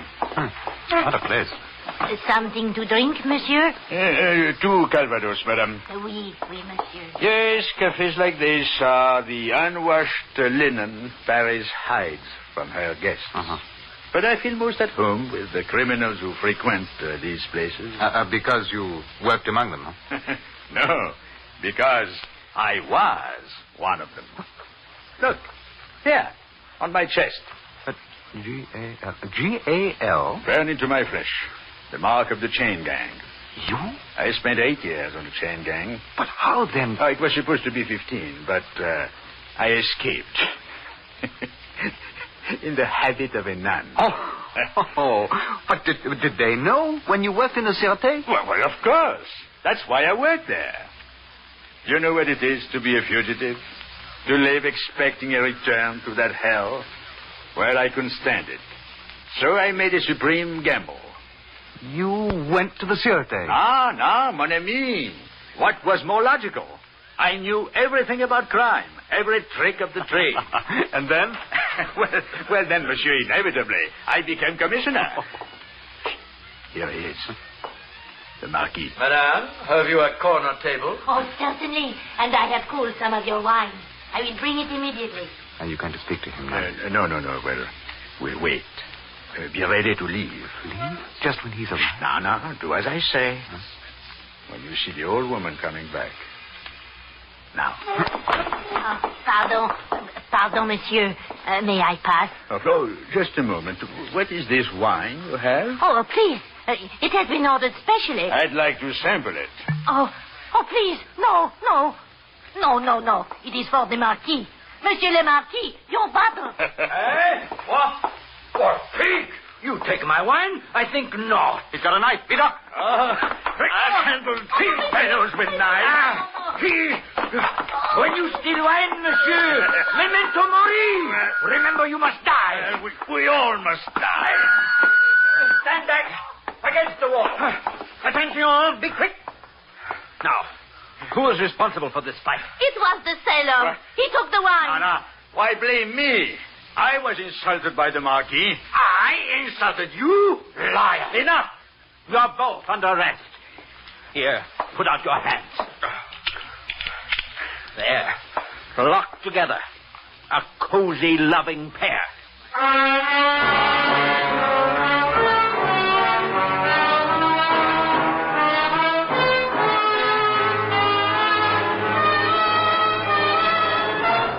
Autolite is bringing you Mr. Charles Boyer in Vidocq's Final Case. Tonight's presentation in radio's outstanding theater of thrills, Suspense.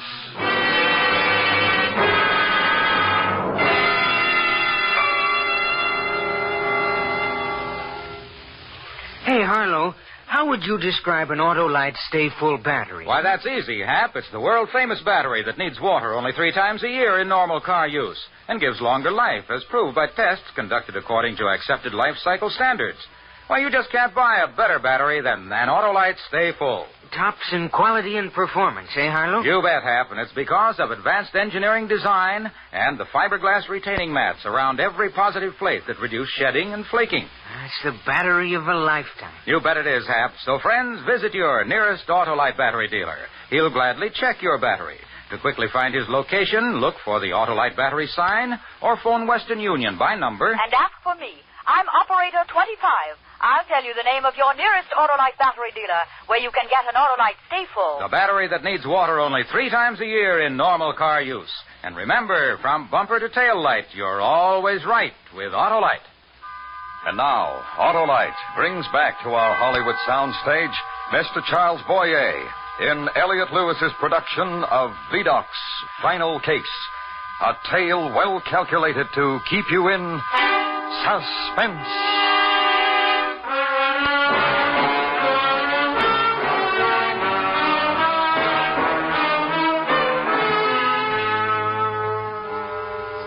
And so, according to plan, my plan, the Marquis and I, Vidocq, were thrown in the same cell.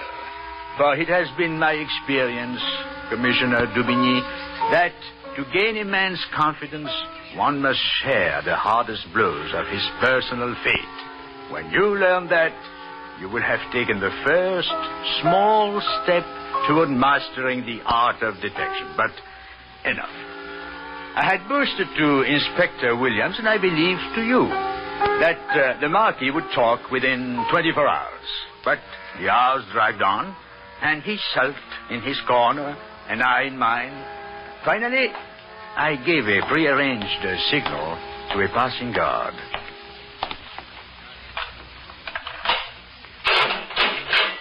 You, on your feet. I only stand in the presence of gentlemen. Stand up. You are to come with me. Oh, don't tell me this lying pig is being released while I... Released? He's being taken upstairs for questioning. We have a tip on this fine bird. A tip? That you know quite a lot, monsieur, about these robberies. Now, march.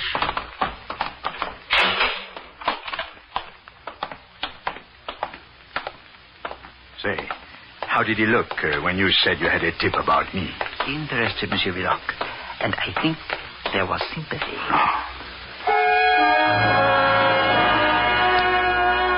When I reached your office, Dubigny, you were eating your dinner.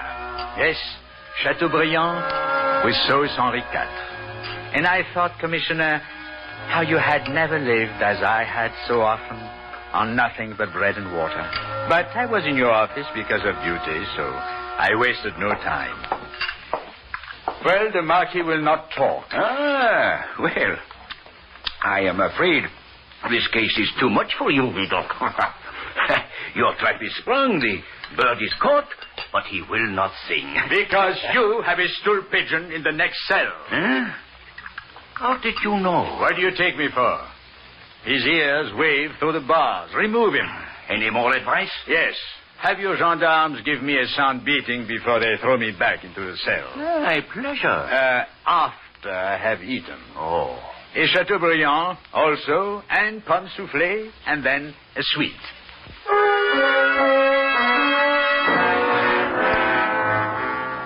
The beating was genuine. I insisted on that.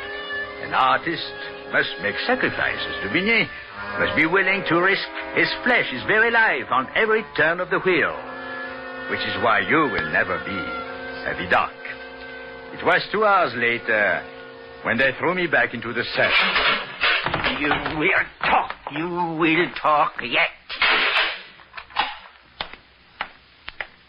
But I know nothing. Here, let me see that cut. I told them I knew nothing. Whoever committed those robberies would not let himself fall into the hands of the police. That is right, my friend. But I must say I was flattered to think they believe that... You are right to be flattered. What? You mean you know them? The men who robbed the Petit Palais? The man who planned it? Ah, brilliant. Incomparable. Yes, I know them well.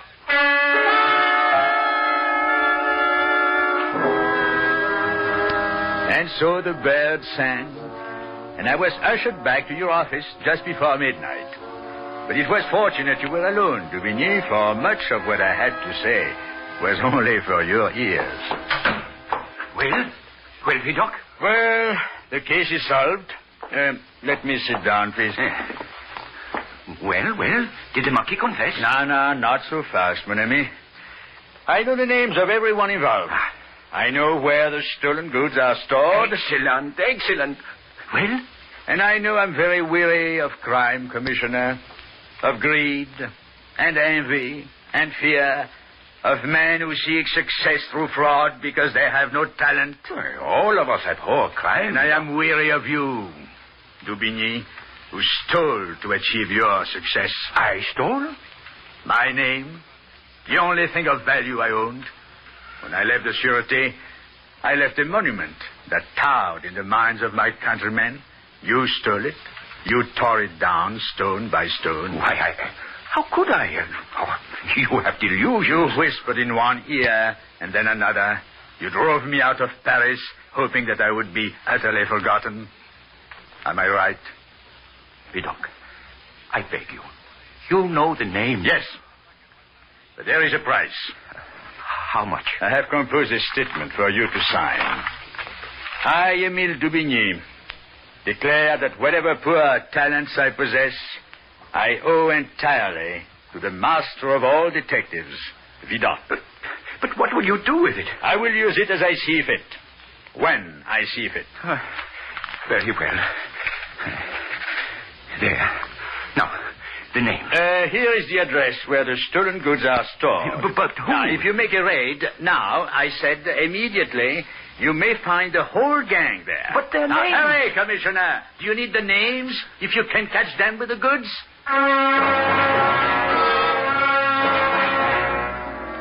I let you lead the raid in person, knowing that newspapers would send reporters there. I was willing to let you have the glory for once. I remained in your office, drinking your excellent cognac, when young Inspector Williams joined me. He had been informed that the case was solved. A most charming cognac. Yes. Now tell me, the Marquis was not involved? No. He merely disclosed the names. How many were in the gang? 7. Yes, 7. All experienced thieves. Oh, was there an Englishman? Why, yes. I believe he said there was one who had escaped from Dartmoor. The commissioner's reasoning was correct on that. And the mastermind? The Marquis did not say. No, but surely, Vidocq, you know. Not of a certainty. Well, then I have surpassed my teacher because I know. Oh? And who is he? You. Monsieur Williams, what possible proof? Proof? My proof is the Marquis. In the Café de la Tour, when you and he staged that very convincing fight. Was it staged, monsieur? Mm-hmm. The Marquis shouted, "Memento mori." What of that? The Latin motto. The Marquis is Lebac, your assistant in the variety show, the man who fancies himself to be a classical scholar. Justitia virtutum regina. Justice is the queen of virtues. But what could be my motive? I mean, to rob and gain nothing for myself? Didn't you gain great satisfaction when all of France laughed at Daubigny? Bravo. You are worthy of your teacher. Before I go, what will Daubigny discover in this raid? Why, the stolen goods, the jewels, the general's medals, the mirrors and paintings from the Petit Palais, everything. And the gang? Oh, they have escaped. But they are of no consequence. There were only 2 men. And now, one is a shabby marquis, and the other, well, a man who is rather pleased with himself.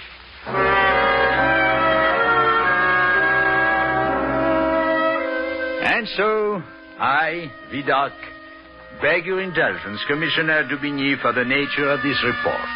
As I said, it is my final case and perhaps not my best. If you wish, consign these pages to the fire.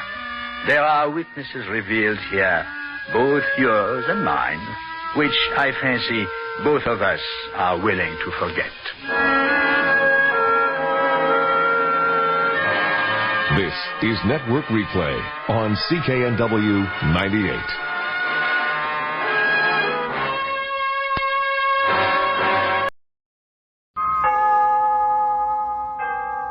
Autolite and its 98,000 dealers bring you Sir Cedric Hardwicke in tonight's presentation of Suspense.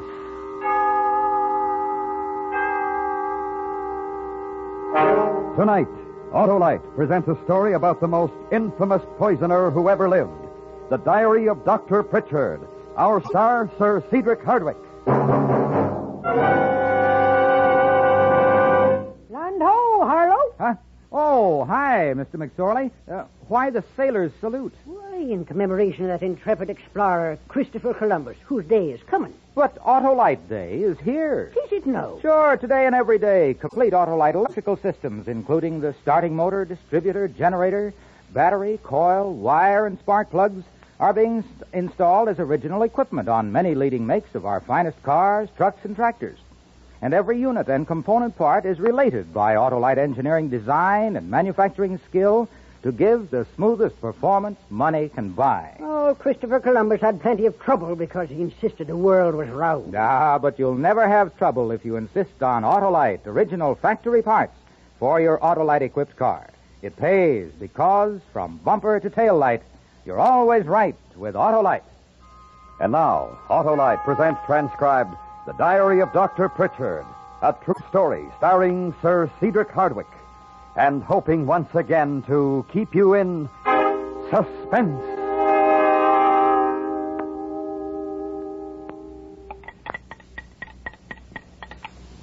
There we are, Lily.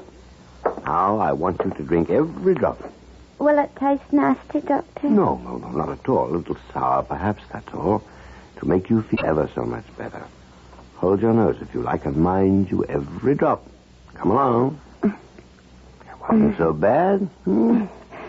Not very nice, sir. Have to take the bitter with the sweet, Naughty girl, too many treacle tarts, eh? A touch of gastric annoyance. Well, we must be careful of our waistline. Such a pretty waist. I think I'm getting sleepy. Good. Lie down. I'll cover you up. You're so good to me, Doctor. You're a good girl, Lily. You'll be tickled. Stop. Good night, Lily. Sleep well. Good night.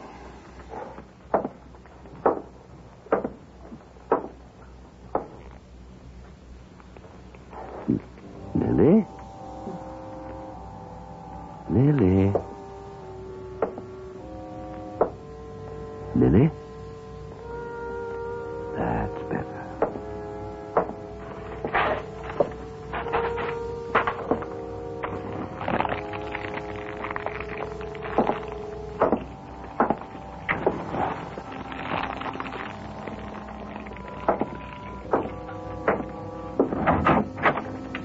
Good night, Lily.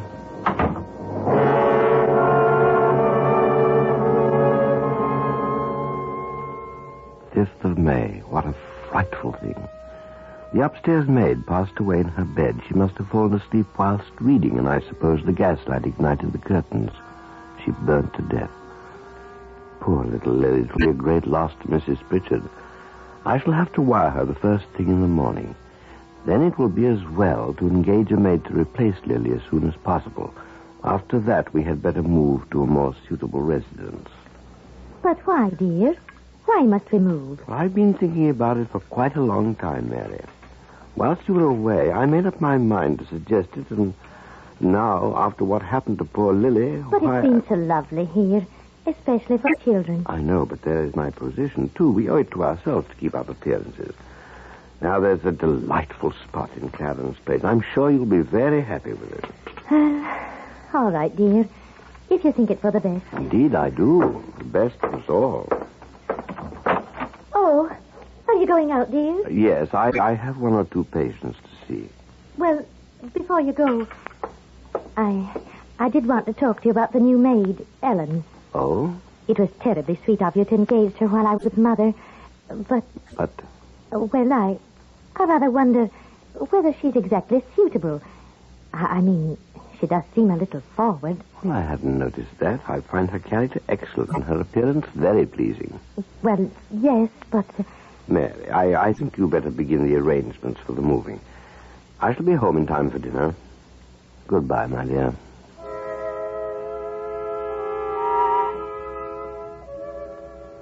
9th of May. Dear sweet Mary, how she does worry about every little detail. How can one man be so blessed with such a loving wife and family? I must provide only the best for them. I do hope that Mary likes the new house. I'm sure that she will once we are settled.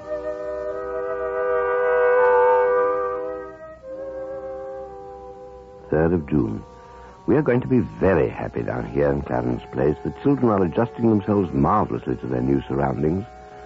I was rather aggravated that the insurance company refused to pay compensation for the belongings of poor unfortunate Lily. The few trifling baubles which couldn't be found in her room. I almost received the impression that they suspected I was making a fraudulent claim. I shall change companies immediately. Must remember to prepare tonic for darling Mary. She seems rather tired lately.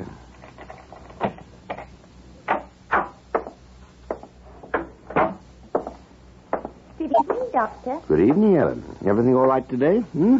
Oh, yes, sir. That's good. And what has cook prepared for dinner? Eh? Something I'm sure you'll like, sir. By the way, sir, I forgot to thank you for the pretty things you left in my room the other day. They must have been awfully expensive. Not at all, my dear. You're a very obliging girl. The baubles were nothing at all. Nothing. Where is Mrs. Pritchard? Upstairs, sir. She's not feeling very well. Took a lie down after tea. Dear me, I must run up. It's off, isn't it, Ellen? Yes, sir. Quite. I should know, shouldn't I? I may have to go out myself later to see a patient. Hmm? Oh, yes, sir. Right you are, Ellen. Perhaps I can drop you off somewhere. Eh? Thank you, sir. Thanks awfully. Not at all. Tell cook I shall be ready for supper in 10 minutes. Very good, sir.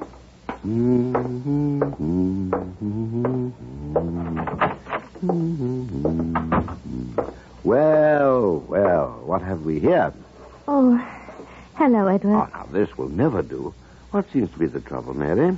And I don't know. I just don't feel well. Nonsense. Have you been taking the tonic? Yes, dear. You know, I think that you're babying yourself. A little, perhaps. Out with it. Well, I really don't feel at all well, Edward. My head aches and I feel sick.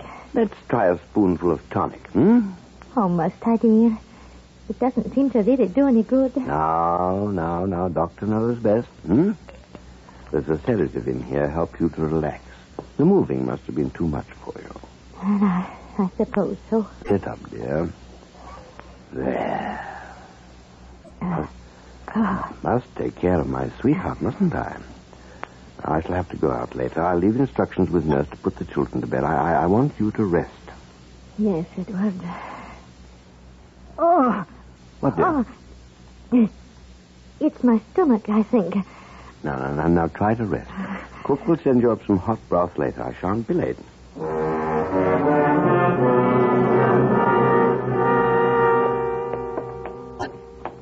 I had a lovely evening, sir. I'm so glad, Ellen. Sir, don't you think that I ought to go round to the service entrance? Of course not, silly girl. I walked you home, didn't I? Oh, yes, sir. Before we go in, Ellen, don't you think... someone will see. Oh, no, it's too dark here. Your beard, it tickles. No! What was that?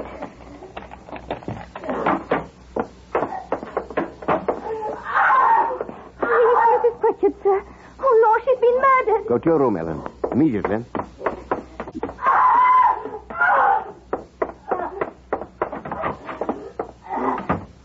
Mary, what's the matter, Mary? Oh, the pain in my... My dear, you wakened the whole house. Do try to control yourself. What's the matter with me? I'm so sick. Edward, what is it? Oh, more than likely acute indigestion. Nerves, you know. Edward, I'm frightened. Will I die? Oh, you old girl, you. Oh, you're as healthy as an ox. Now stop worrying. We'll have you fit as a fiddle and right as rain in no time.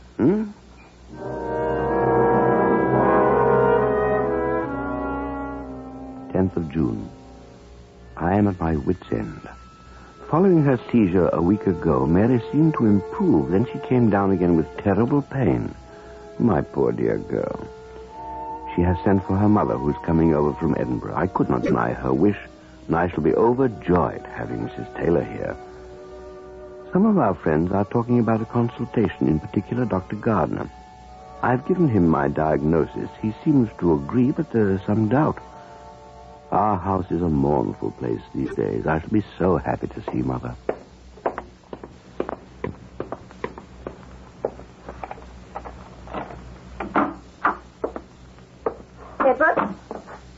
Mother. Welcome. Welcome. How is my sweetheart? Your wife is very, very ill, Edward. I want to talk to you about her. Yes? What are you up to, Edward? I beg your pardon? What's the matter with Mary? If I knew, do you think she'd be suffering the way she is? Now, listen to me. I telephoned Dr. Gardner and... This is extremely unethical, Mother. If my daughter dies, that'll be more unethical, Edward. She was perfectly well when she visited me last month. Perfectly. Now she is not. Do you find that unusual? Dr. Gardner doesn't quite agree with your diagnosis. He feels that it's not his place to interfere, but that Mary should have hospital attention. I think that I may be the better judge. I can't force you to listen to Dr. Gardner, Edward. But I'm staying here to look after Mary. Is that clear? If you feel it's your place. I shall be with her day and night. I'm going to prepare her food, everything. Oh, I see. I'm glad that you do, Edward. It'll make everything so much better.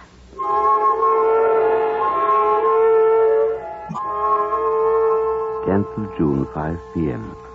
What an extraordinarily good woman is Mrs. Taylor. It relieves me of such a burden. Ah, motherhood, like a tigress protecting her young. And I would have it no other way. I must do something for dear mother while she's here. Afternoon, Dr. Pritchard. Lovely day. Lovely.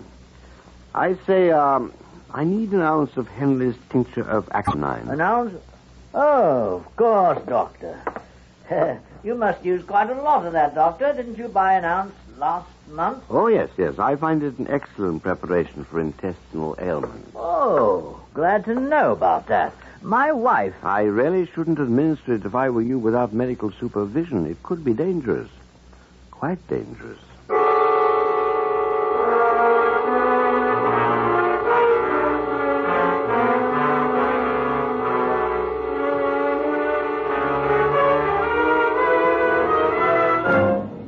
Autolite is bringing you Sir Cedric Hardwicke in The Diary of Dr. Pritchard. Tonight's presentation in radio's outstanding theater of thrills, Suspense.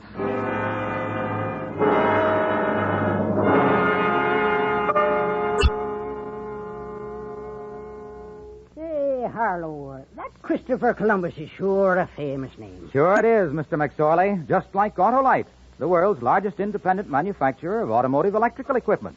Why, complete Autolite electrical systems are used as original equipment on many leading makes of our finest cars, trucks, and tractors. Columbus was a fine worker, Harlow. So is the Autolite electrical system.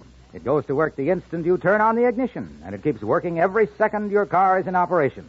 It works, too, when you blow your horn, play your radio, turn on your lights, or use your electric windshield wipers. Sounds mighty important, Harlow. And it is. So, friends, treat the electrical system of your car to a periodic checkup at your car dealers or at your nearest authorized Autolite service station, where you will find experts that know the electrical system of your car best. To locate your nearest authorized Autolite service station, look in the classified section of your telephone directory under Automobile Electrical Service, or telephone Western Union and ask for Operator 25. And remember, from bumper to tail light, you're always right with Autolite. And now, Autolite brings back to our Hollywood soundstage Sir Cedric Hardwicke in Elliot Lewis's production of The Diary of Dr. Pritchard, a true story, well calculated to keep you in suspense.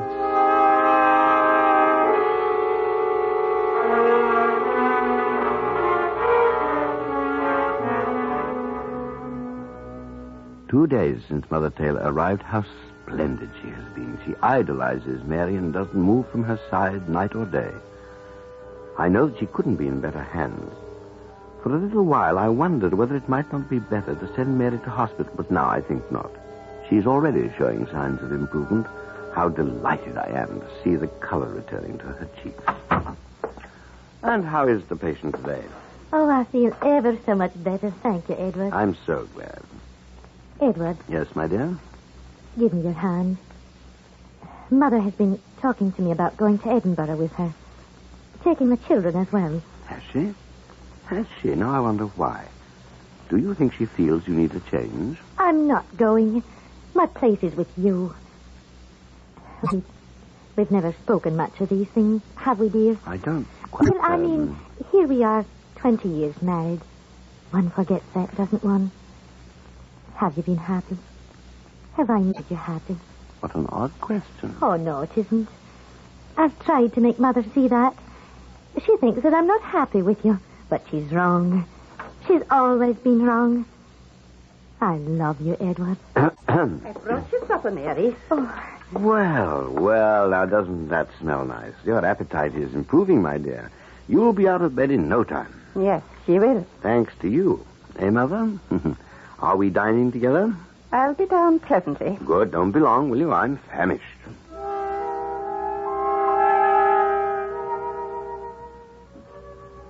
"15th of June, 8 p.m. I really believe things are getting better. Mary finished every scrap of her food, and when I went up to say goodnight, she looked positively radiant. I must say that dinner with Mother was a pleasure, and very soon now all will be as it was before. Mother will be gone. I think I shall go to the music hall tonight. It's the servants' night off, and I should like to get out of the house to make a change after the strain I've been through. I know Mother will take care of Mary."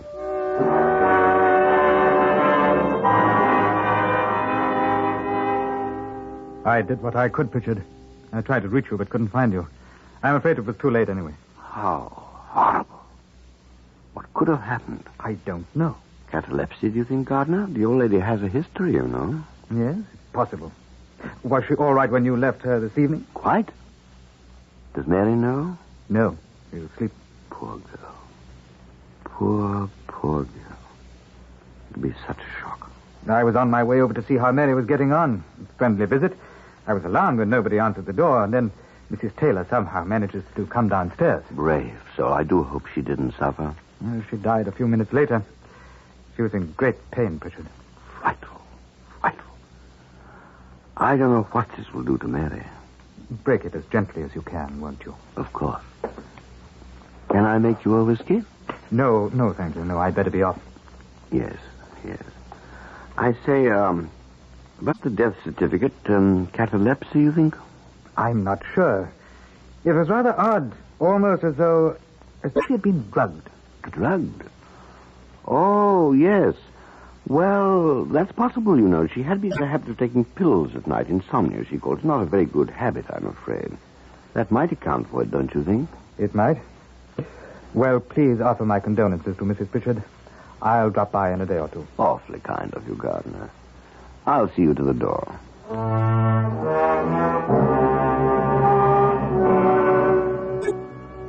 "16th of June. In the midst of life, we are in death. How sorry a truth in our house. We are in mourning. A fine old lady has died. Mary took the news bravely, and once again we are together. Alone.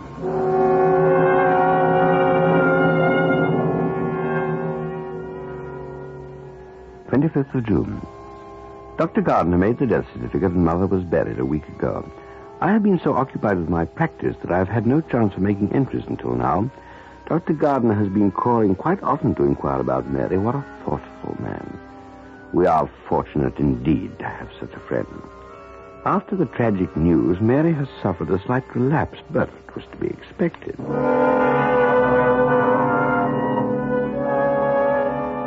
6th of July. Little improvement in my dearest Mary's health. Last night a severe attack. Dr. Gardner is troubled and begs me to send her to hospital. What can I say? I know that we are all better off with her at home. It is for me to use all my medical knowledge to make things easier now. I cannot bear her agonies. It has gone too long. Oh, hello, Doctor. Good afternoon. I have 1 or 2 prescriptions for you to fill. Very good, Doctor. Oh, and, I think you can add half an ounce of Henley's tincture of aconine. Goodness gracious, Doctor. Every indigestion case in the city must come to you. Oh, well, I'm not really so popular, you know. Still, the medicine does serve its purpose.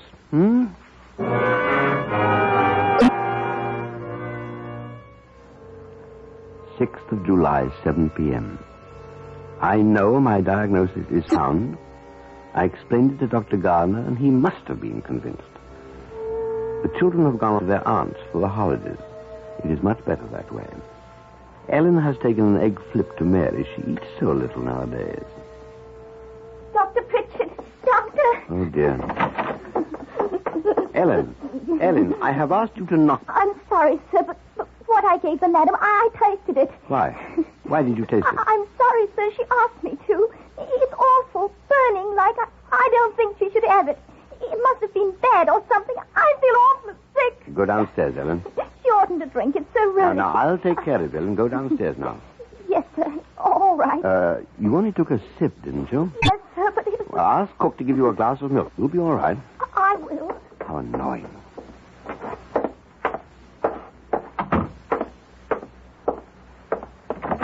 Oh, Edward. Ellen tells me you're being very naughty. You won't take your egg flip, and you used to love them. It doesn't taste the way it burns my throat. I can't drink it. I can't. What am I going to do with you? You must take nourishment. This is so good for you, dear. Please, for me. Oh. Here. I'll sit you up. No, Andre, all right. Now. I expect the children to behave this way, but not my Mary. Drink it up. Oh, no. It'll kill me, please. No, I can't. I'm afraid you must, my dear. Oh, no, please.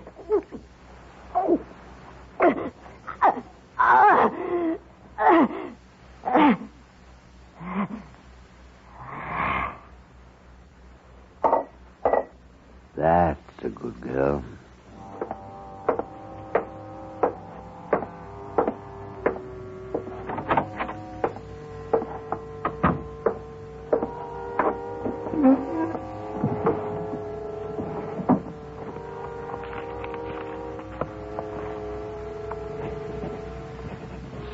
July, 8 p.m. Tonight, my darling wife, Mary Jane Pritchard, passed from this life. Her last words were of love, and in her eyes was tenderness. How shall I live without her? What nobility and goodness she possessed. I cannot find words with which to describe my feelings at this moment. I do hope that Ellen is not indisposed. Foolish little thing. She might have been very ill indeed, tasting what she did. What a tiny waist she has, and how she loves to stroke my beard. Ah, little Ellen. Dr. Pritchard? Ah. Good evening, Gardner. We've just come from the chemist shop, Pritchard. We know about your purchases there. Really? Tincture of aconite. That's what you use, isn't it? I should have known that's what killed Mrs. Taylor. No, Dr. Gardner. I'll take care of this.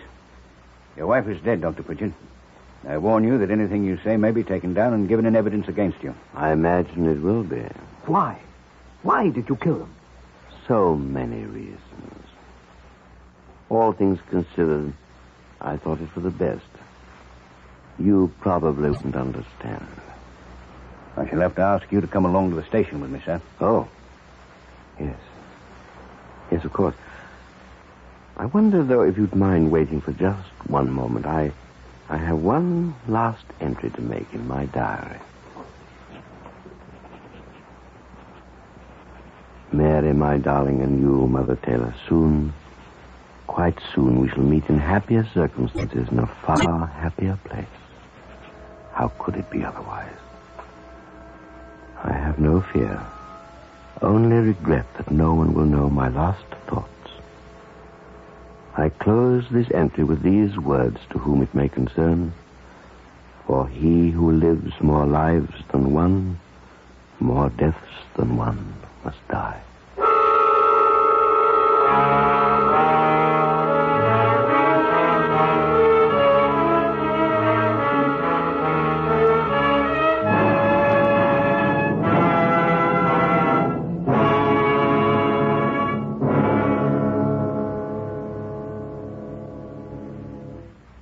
Suspense. A true story presented by Autolite. Tonight's star, Sir Cedric Hardwick. This is Harlow Wilcox speaking for Autolite, world's largest independent manufacturer of automotive electrical equipment. Autolite is proud to serve the greatest names in the industry. They are members of the Autolite family, as are the 98,000 Autolite distributors and dealers in the United States and thousands more in Canada and throughout the world. Our family also includes the nearly 30,000 men and women in 28 great Autolite plants from coast to coast and in still other Autolite plants in many foreign countries, as well as the 18,000 people who have invested a portion of their savings in Autolite. Every Autolite product is backed by constant research and precision built to the highest standards of quality and performance. So remember, from bumper to tail light, you're always right with Autolite.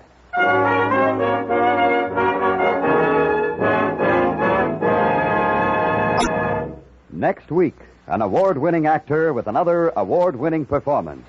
Mr. Richard Widmark, in the true story of a man alone on an atom-bombed island, will be heard on Suspense. The Diary of Dr. Pritchard was written for Suspense by Anthony Ellis. Suspense was transcribed and directed by Elliot Lewis. Music was written by Lucian Morowick and conducted by Lud Gluskin. Featured in tonight's cast were Paula Winslow, Alma Lawton, Georgia Ellis, Norma Varden, William Johnstone, Ben Wright, and Joseph Kearns. Sir Cedric Hardwicke may be seen in the fall tour of the first drama quartet presentation of Don Juan in Hell by George Bernard Shaw. You can buy Autolite electrical parts, Autolite stay-full batteries, and Autolite resistor or standard type spark plugs at your neighborhood Autolite dealers. Switch to Autolite. Good night.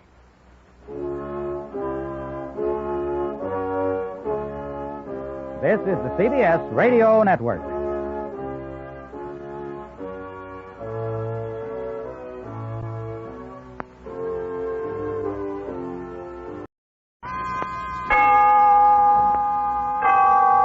Autolite and its 98,000 dealers bring you Mr. Richard Widmark in tonight's presentation of Suspense.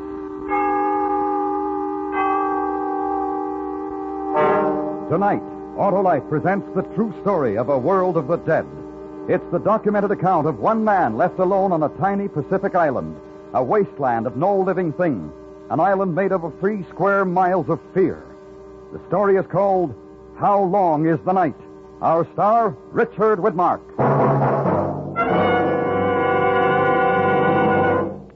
Hello, Mr. Wilcox. Well, frost my beard and call me Winter if it's not Johnny Plugcheck. Yep, I'm here again. And you know what that means. I sure do, Johnny. It means I start reminding motorists to winterize, get their cars tuned up, get a change of oil and grease, put in antifreeze. And check those spark plugs, too. Right, Johnny Plugcheck, because spark plugs are the very heart of a car's ignition system. And when they're right, your chances for starting, even in the coldest weather, are better than ever. So, with cold driving days ahead, visit your nearest Autolite spark plug dealer. If replacements are needed, he'll recommend those world-famous ignition-engineered Autolite spark plugs, either standard or resistor type. To quickly learn the location of your nearest Autolite spark plug dealer, phone Western Union by number and ask for Operator 25. And remember, from bumper to tail light, you're always right with Autolite. And now, Autolite presents transcribed How Long is the Night? A true story starring Mr. Richard Widmark. And hoping once again to keep you in suspense.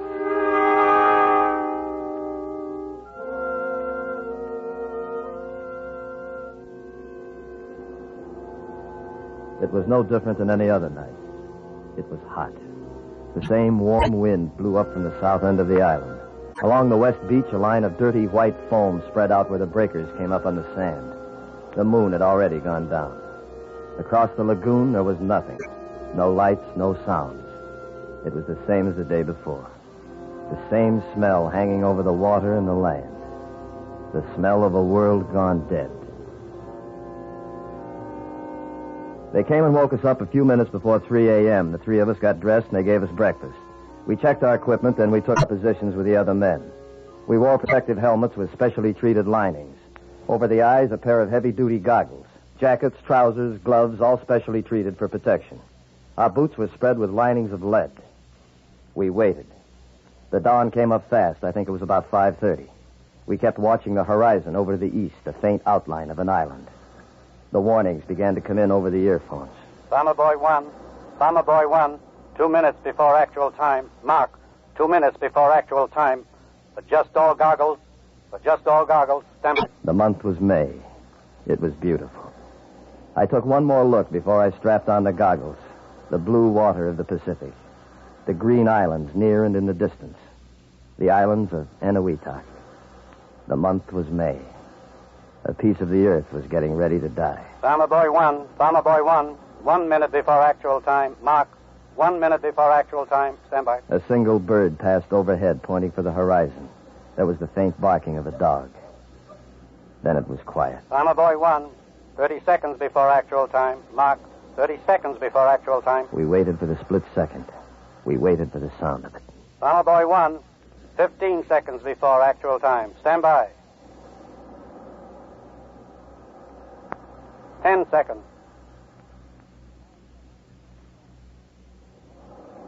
5 seconds. 4, 3, 2, 1.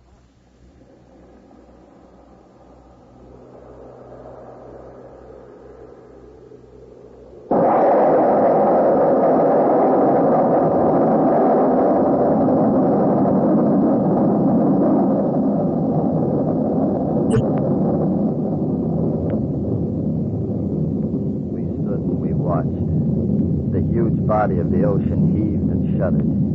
The island shook. The sky seemed to fill to the bursting point. We knew what it was like. The most powerful atomic bomb yet conceived. The man next to me turned and stared. His mouth was open. There was only one thing to say. He said it. Warner? Warner? Yeah.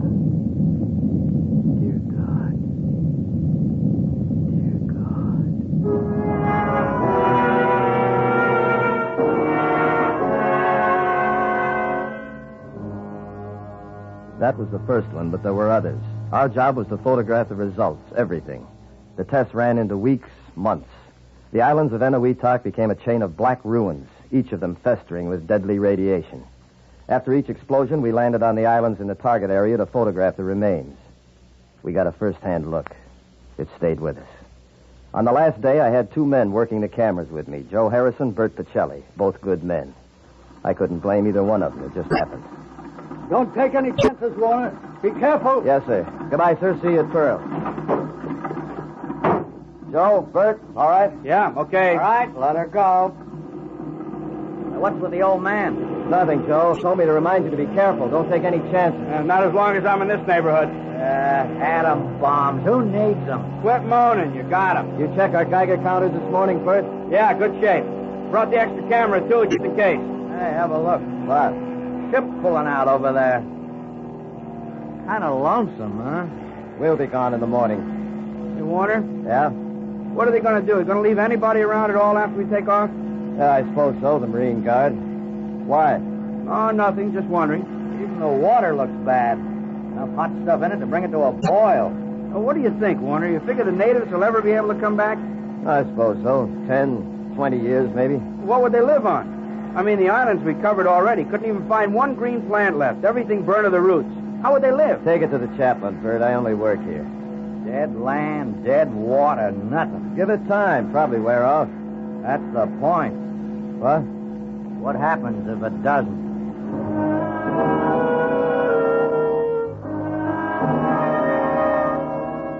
That's the last thing I can tell you from memory. What was said, what was done. The rest of it's just as I put it down in the log. The last trip. Island 27. It's a few minutes past 1200. We've just landed at Transfer Point C. Most of the men have left here already. Skeleton crew standing by. There's one LST left at the landing pier. Harrison, Pacelli, and I move our camera equipment on board. 12:20. We clear the reef and head north for Island 27. Weather overcast. Hey, that's it ahead, isn't it? 27? Uh-huh. Joe, want to take her a couple of points starboard? We'll put her right up there, ahead of the beach. Okay. Tub sure take their time. Too bad the plane couldn't have brought us in closer. Well, they still need landing strips. Brought us as far as they could. Hey, Warner? Yeah? This is number 27. I thought it was on the fringe of the blast area. That's the way I get it. Why? Try your Geiger counter. Kicking up? Give a listen. Yeah. How about that? Warm dose for a fringe area. Well, you got fair warning. As soon as we land, keep moving. Don't waste any time. Make it go as fast as you can. How about your sidearms, your canteen? All okay, I'm set. Yeah, same here. With any kind of luck, we'll be back at the base for supper. All right, Joe, hold it steady. Right. What's the matter? You look worried. I'm not worried. It's just another island. I'll feel better when we're leaving. Hey, take it easy. Won't hurt a bit. That's what they told him at Hiroshima.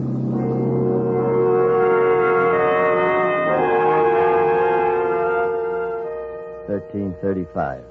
We've landed on Island 27. It's about a mile wide, 2.5, 3 miles long.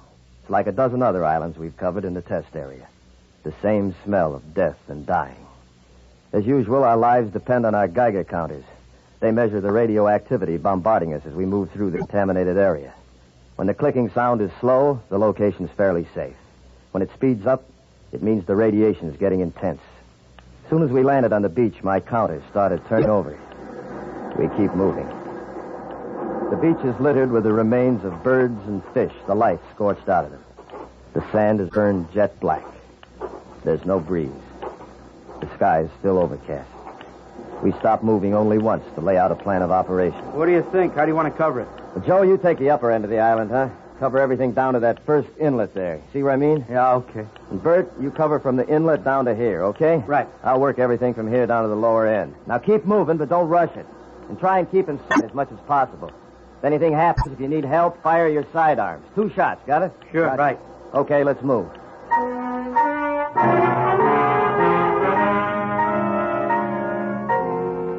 $13.40. We've started photographing the island.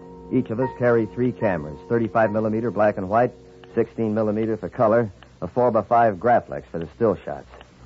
It's getting warmer. The overcast is starting to lift. In the sunlight, the island looks even worse, what's left of it. As far as I can see, every last bit of vegetation is dead, scorched out. 100 yards back, I came across the remains of a wild pig. It must have been caught in a bomb flash. It's impossible to give you a description. 14:15. The sky's clear, no wind.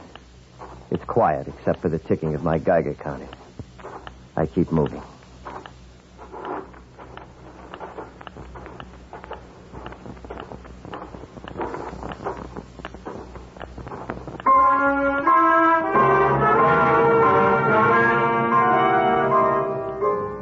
$15:05.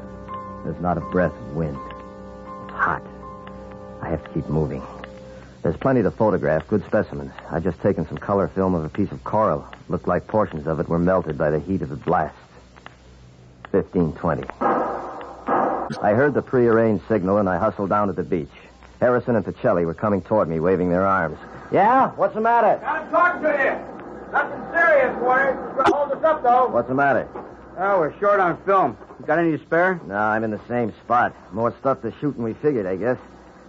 You didn't leave any supplies in the boat, did you, Joe? No, already checked it. I want to get something to eat. Getting a little hungry. Guess we should have brought along some rations, huh? Didn't figure it'd take this long. Well, all right, the 2 of you better take the boat and hustle back to the transfer point. Pick up some food, some more film. Okay. Anything special you want? A couple extra rolls of 16 color if they got it. Better make it fast if we're going to finish up today. Right. Come on, Joe. Yeah. Oh, hey, you sure you know the way back to our transfer point? I think so. We go due south to Island 20, down the east side, the second inlet. You got it. Meet you right here, about 1700, 1730. Yeah. Hey, don't worry if we're a little late. We'll make it. I watched the 2 of them climb in the boat, start up the engines, and head south to the transfer point. The boat gets small in the distance. In a few minutes, it's out of sight. 15:40.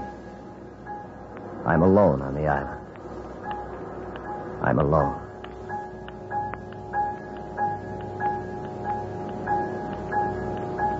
$15:45.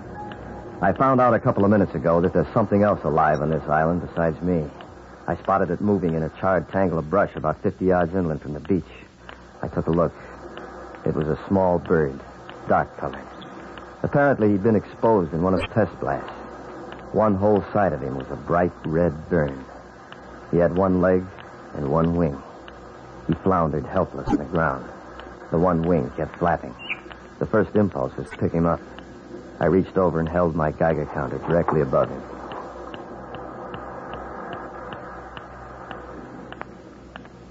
Wasn't anything else I could do. I killed him.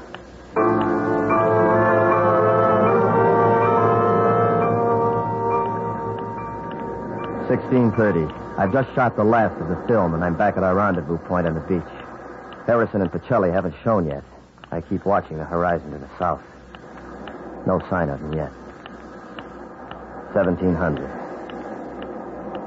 17:30. Still no sign. 18:30. It's practically dark. Just a glimmer of light over in the west. 18:45. It's dark.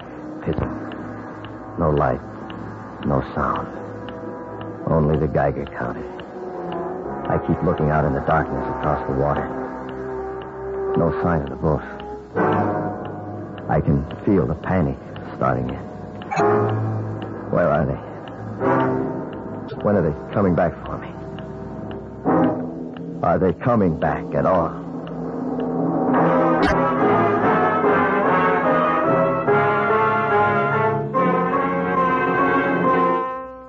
Autolite is bringing you Mr. Richard Widmark in How Long is the Night? Tonight's presentation, radio's outstanding theater of thrills, Suspense.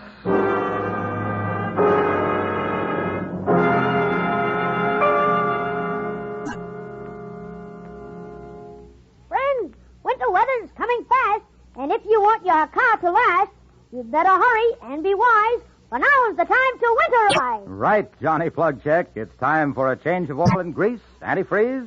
And check those important spark plugs, too. Because they're the heart of your car's ignition system. And when they're right, your chances of starting, even in the coldest weather, are better than ever.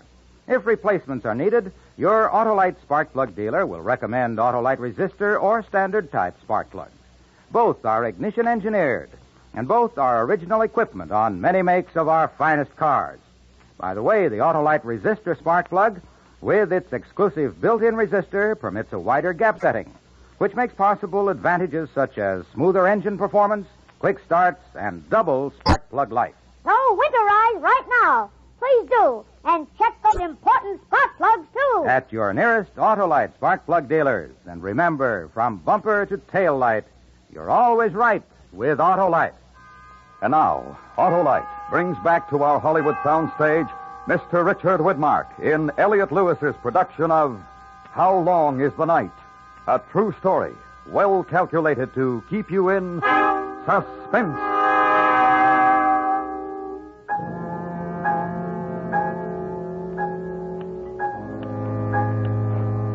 It's been over 5 hours, maybe more. I don't know. My watch stopped half an hour ago. The radiation, I think. I haven't drunk any of the water from my canteen yet. I decided to go slow with it. I haven't got any idea how long I'll be here. I keep walking. There's not much feeling left in my legs. If I could only sit down just for a minute. But I can't. I've got to keep walking. The Geiger counter's the only thing that keeps me awake. That and the motion of walking. The moon's been up for about 2 hours now. It throws enough light to give me some idea where I'm going. I don't know how long it's going to last. There's a high bank of clouds drifting toward it. If I only had a light. If the boat had only come back for me. What could have happened? Why would they do something like this to me? I keep walking.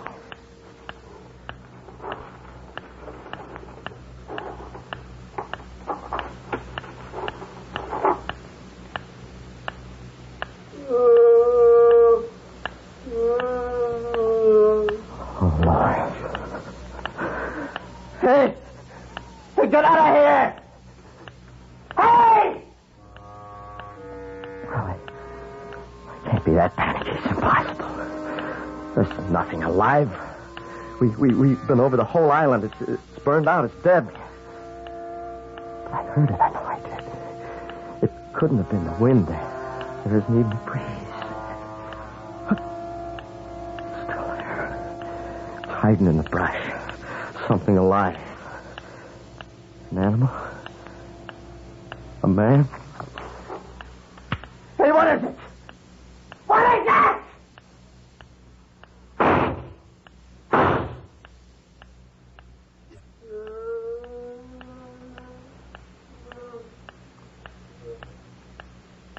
It's gone. Somewhere back in the brush. getting off of the gunshots. I start walking again, and the trembling in my legs works off. But my mouth and my throat are dry. I debate a few minutes before I reach for my canteen.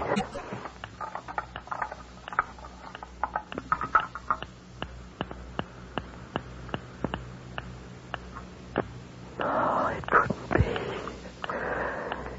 It couldn't. It's wrong.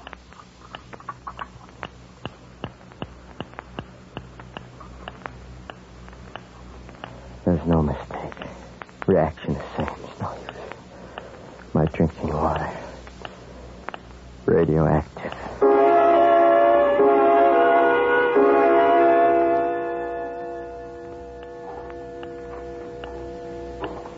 Still no idea what time it is. 2, 3 in the morning. I don't know. Hunger pains are getting in my stomach. I got a bad headache.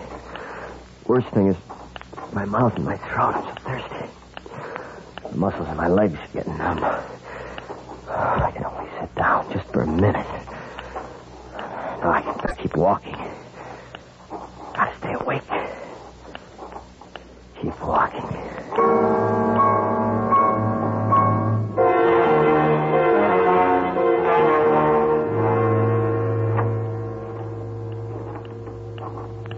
I'm somewhere inland now, north end of the island.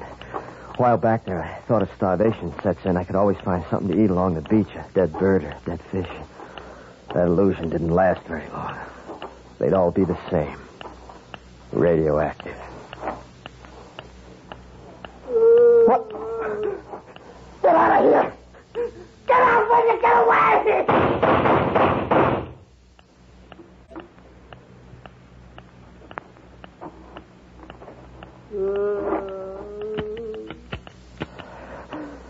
Empty. I grabbed the gun flat in my hand. The sound came closer. I brought the gun back and I threw it with all my might. But I missed. I turned. I ran.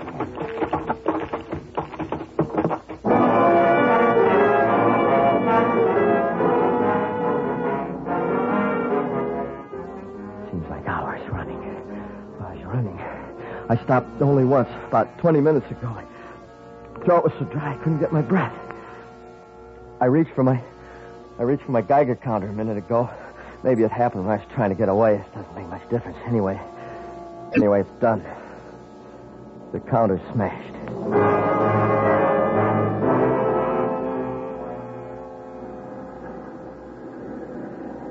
I'm here, finally. I'm at the beach. No, just in time, too. The moon's gone down. It's dark again, pitch dark. I don't care. There's nothing. There's no water, no food. The gun's gone. Geiger counter's smashed. It's gone. It's gone, everything. It's followed me back. Still there. It's right up there in the brush. Right at the edge of the brush. It's waiting for me. But Jelly! Harrison, why don't you come? What happened? Why don't you come for me? What time is it? It's still dark. How long's the night? How long? What time? What time is it? 4 o'clock? 5? What time? Oh, it's just no use. Prayer. Yeah, say a prayer. Which one? Our Father who art in heaven. Hail Mary, pray for us.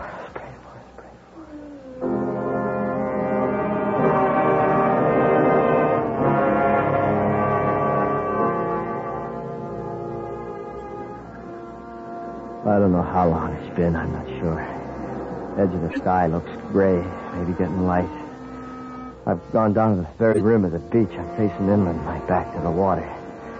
I haven't heard the sound lately. Last half hour, anyway. And I don't care. What? Over there. Over in the east. It's gray. The whole sky. It's getting light. It's getting light.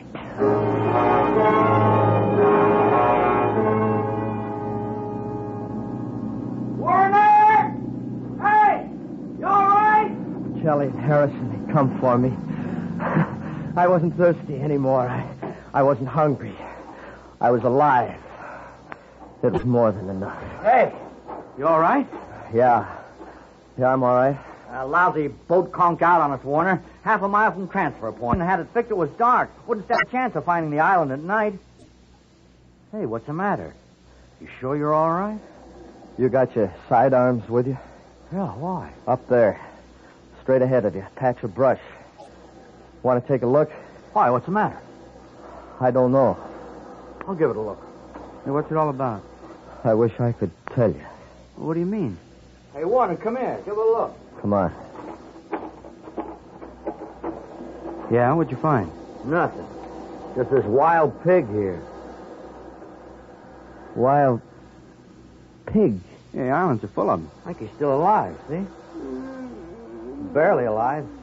Look at the flash burns, the skin. Pretty horrible. Wild pig. Yeah. You want to take care of it, Joe? Okay. Rest in peace. Amen. Huh? Warner, you sure everything's all right? It's been a long night, Bert. Let's go home. Anything we can do for you now? Anything you want? Yeah. I want to sit down. I just want to sit down.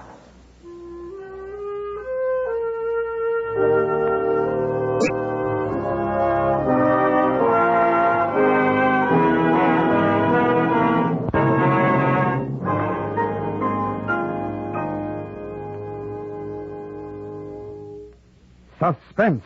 A true story presented by Autolite. Tonight's star, Mr. Richard Widmark, will return in just a moment. This is Harlow Wilcox speaking for Autolite, world's largest independent manufacturer of automotive electrical equipment. Autolite is proud to serve the greatest names in the industry. They are members of the Autolite family, as are the 98,000 Autolite distributors and dealers in the United States and thousands more in Canada and throughout the world. Our family also includes the nearly 30,000 men and women in 28 great Autolite plants from coast to coast and in Autolite plants in many foreign countries, as well as the 18,000 people who have invested a portion of their savings in Autolite. Every Autolite product is backed by constant research and precision built to the highest standards of quality and performance. So remember, from bumper to tail light, you're always right with Autolite.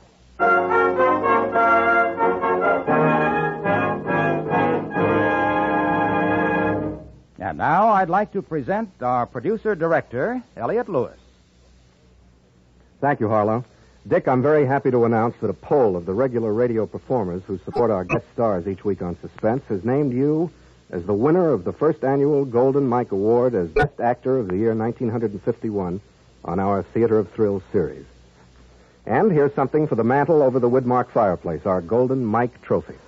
Well, Elliot, this is one of the nicest things that ever happened to me in radio. And I just can't tell you how grateful I am. But I think a great deal of the success of all your fine suspense shows should go to the players who took part in this poll. Anyway, thanks a lot. Next week, the winner of the Suspense Golden Mike Award for Best Actress, Miss Ann Baxter, who with song and story will tell of the death of Barbara Allen. The dramatization will be heard on Suspense. Suspense was transcribed and directed by Elliot Lewis, with music written by Lucian Morwick and conducted by Lud Gluskin. How Long is the Night was written for Suspense by James Mosier from a true report by Warner Tobe, Jr. Featured in the cast were Jack Crucian, Joseph Kearns, and Herb Butterfield. Richard Widmark's next starring release for 20th Century Fox will be My Pal Gus.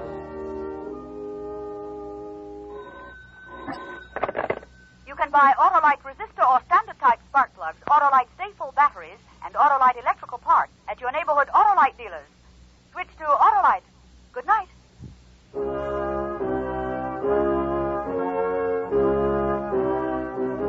This is the CBS Radio Network.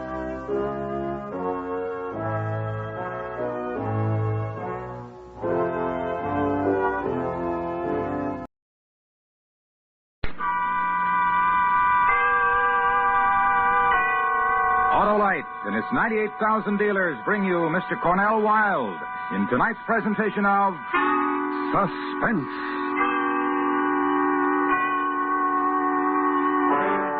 Tonight, Autolite presents a true story with only names changed about a man who inadvertently became involved in a murder plot. Our story, Alan in Wonderland.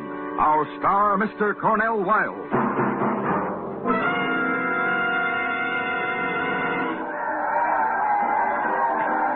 Say, Harlow, our team looks great out there. Ah, you bet, Hap. And it's their teamwork that counts. Oh, by the way, that's why you can count on the Autolite electrical system in your Autolite-equipped car. Every unit and component part is related by Autolite engineering design and manufacturing skill to give you the finest teamwork and the smoothest performance money can buy. We were talking about the game, Harlow. And that Autolite electrical system is game as they come, Hap. It includes the starting motor, distributor, generator, battery, coil, wire, spark plugs, and all the other parts of the complete Autolite electrical system installed as original equipment on so many leading makes of our finest cars, trucks, and tractors. Top performers, eh, Harlow? Ah, you can be sure of that, Hap. So, friends, insist on Autolite, original factory parts for your Autolite-equipped car. Be sure of top performance. And remember, from bumper to tail light, you're always right with Autolite. And now, Autolite presents Alan in Wonderland, a true story starring Mr. Cornell Wilde, hoping once again to keep you in suspense. To Judge Gordon Hall, Jr., Judge of the Superior Court, Office 62, County Building, Greenville, South Carolina. Your Honor, as attorney for the plaintiff in the case now before you, I fully realize my absence from court this morning ipso facto places me in contempt. However, due to the fact that I almost had my throat cut, I hope the court will accept this explanation, but we'll keep it in the strictest confidence. When Your Honor adjourned court last Wednesday, I left by train for New York, planning to spend the weekend with friends, return on the 3:50 Sunday afternoon. My stay was pleasantly uneventful until approximately train time, when due to extremely heavy traffic, I arrived at the station later than expected. I missed by about 5 seconds. The next train wasn't until 11:50. I looked at the station clock to see how much time I had to kill. I took out my wallet to see what I could afford in the way of killing time. Almost immediately, I was aware of a rather attractive young lady coming directly toward me. I told you butter wouldn't suit the works. If the court is familiar with Lewis Carroll's Alice in Wonderland, Your Honor may recall, as I did, that this is a line from the Mad Hatter's Tea Party. Feeling certain that the lady was inebriated, I gave her the Marge Hare's classic reply. It was the best butter. All right, now listen. 7 o'clock sharp. Be at 624 West 15. You'll get your money and instructions there. Make sure you're not followed. Understand? Oh, yes, ma'am. No buts. And you were 5 minutes early. You know that's dangerous. Oh, now look, honey. Next time you better be on time. Obviously, I had received information of importance to someone. Thinking it over, I got a strong feeling it was something unlawful. The next thing was to make sure. I wrote down the address on the back of an envelope and moved a few yards away from where I'd been standing, just under the station clock. At exactly 4 o'clock, a man in a dark suit took up my exact same position. He glanced at the clock, took out his wallet, started to count his money. I walked toward him casually. I told you butter wouldn't suit the works. It was the best butter. Get out of town fast. They're wise to us. Wise to us, but... No buts. The boss says get out of town. Apparently, my choice of words was effective because the man immediately followed my instructions with amazing speed and professional finesse. If I had any doubts the crime was in the making, they were now completely erased. Consequently, I reported my evidence to the police.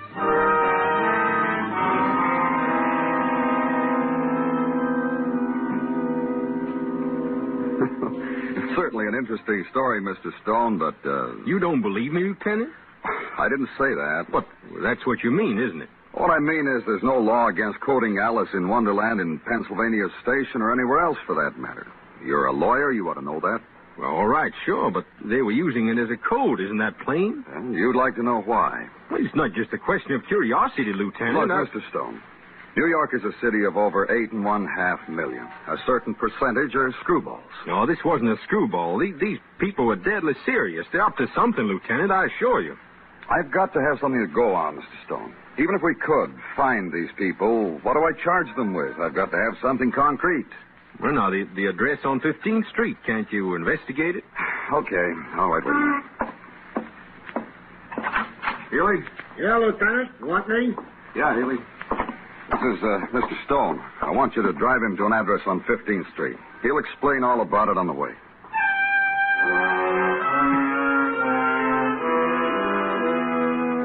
Of course, I couldn't blame the lieutenant for being skeptical. It sounded crazy telling it that way, but it was the truth, and I couldn't help resenting his attitude, as if I'd dreamed up the whole thing, merely to get myself a ride in a squad car. As we drove downtown, I recounted the events to Officer Healy, who fortunately showed serious interest. He explained that this part of New York was not known as a crime center, which further increased my belief that I had stumbled onto no ordinary criminal undertaking. The traffic thinned as we approached the neighborhood of 15th Street. Everything looked ordinary enough, a typical Sunday afternoon street scene. Children at play, strolling couples in their Sunday best, baby carriages, drugstore open on the corner, a blind man selling pencils. What was that number again, Mr. Stone? 624 West. Now, that'll be the north side. Now, let's see. 618, 620, 622. That's funny. What? What's funny? Well, they're tearing down the building. That's 624. Got to be. It can't be. You sure 624 is the number? I'm positive. I wrote it down right away. Well, maybe I'm wrong, but let's go over and check. Hey, you. Yeah? What do you want? Come here a minute.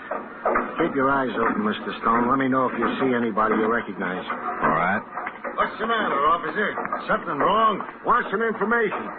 Who's the boss of this job? Me, I'm the boss. What's the trouble? What's the number here? What? We want to know the number of this building. What? Oh, this was 624. You sure? Sure, I'm sure. 624. I'm tearing down the right building. Don't think I'd make a mistake like that, do you? How long you been working here? 2 weeks. Gonna tear down the ones on both sides, too. I know what I'm doing. You want to see the papers? We believe you. How come you're working on Sunday? Rush job.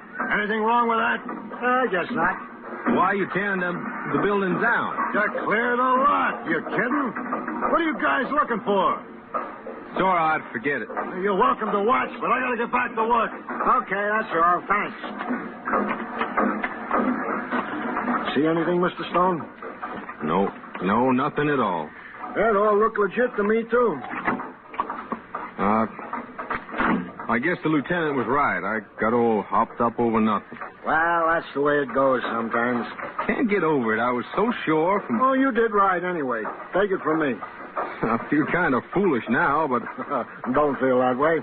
You had cause. Well, let's just forget the whole thing. I'm sorry I troubled you. No trouble at all. That's what we're here for. Where would you like me to drop you off? Well, my train doesn't leave till 11:50. Well, you got plenty of time. Why don't you take in a movie or something? Yeah, I might as well, I guess. Just drop me off around Times Square, please. Sure thing. Next time you're up from Greenville, stop in and see us again.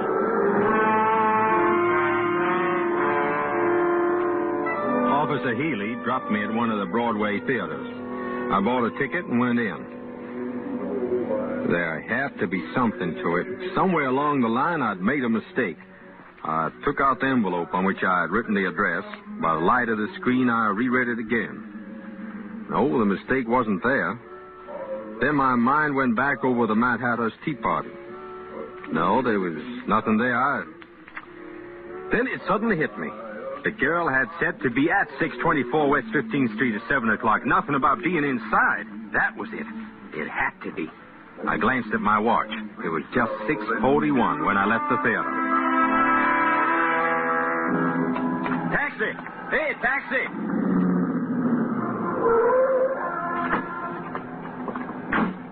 $624 West 15th and step on it.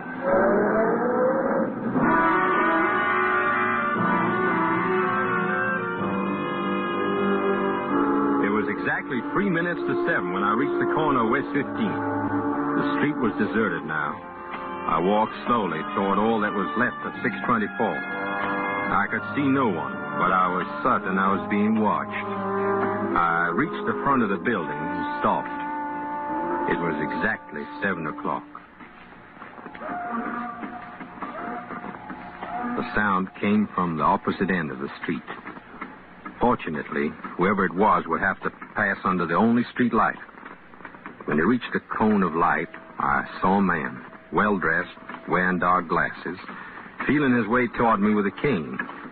It didn't look real.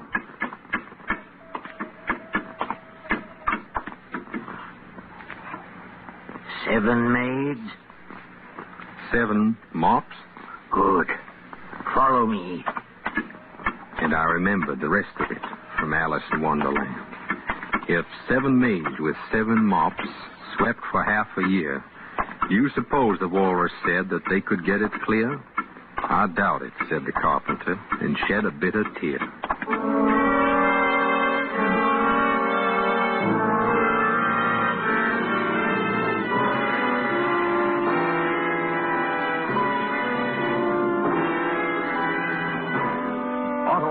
Is bringing you Mr. Cornell Wilde in Alan in Wonderland. Tonight's presentation in radio's outstanding theater of thrills, Suspense.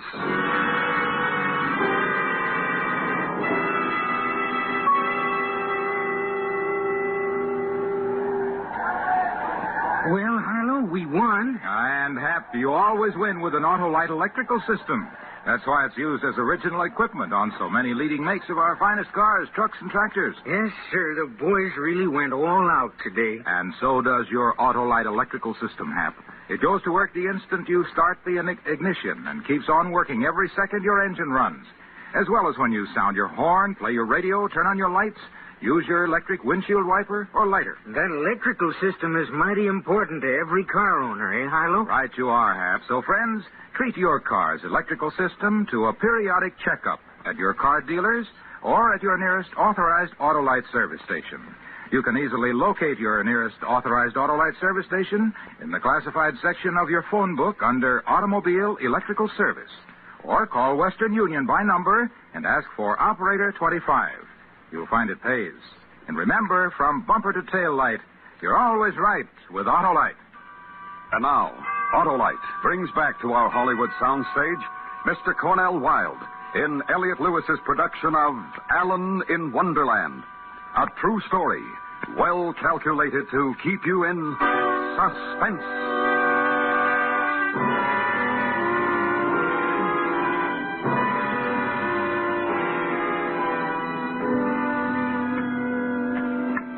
The blind man led me east along 15th Street.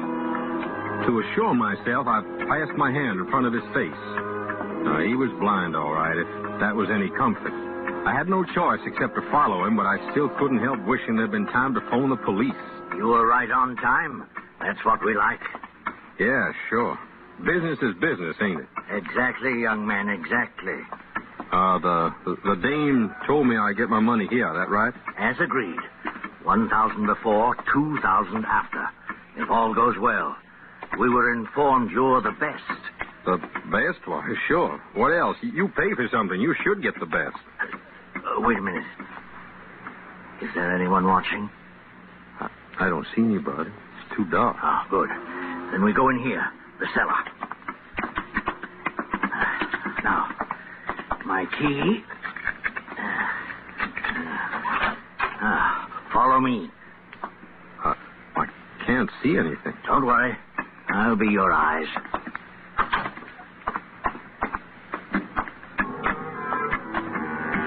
I held on to the blind man's arm as he led the way down a narrow corridor. It was black as pitch.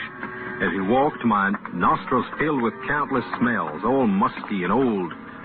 The corridor made a turn, and up ahead a faint light appeared. As we approached, I could see the outline of a door. We stopped in front of it, and the blind man knocked.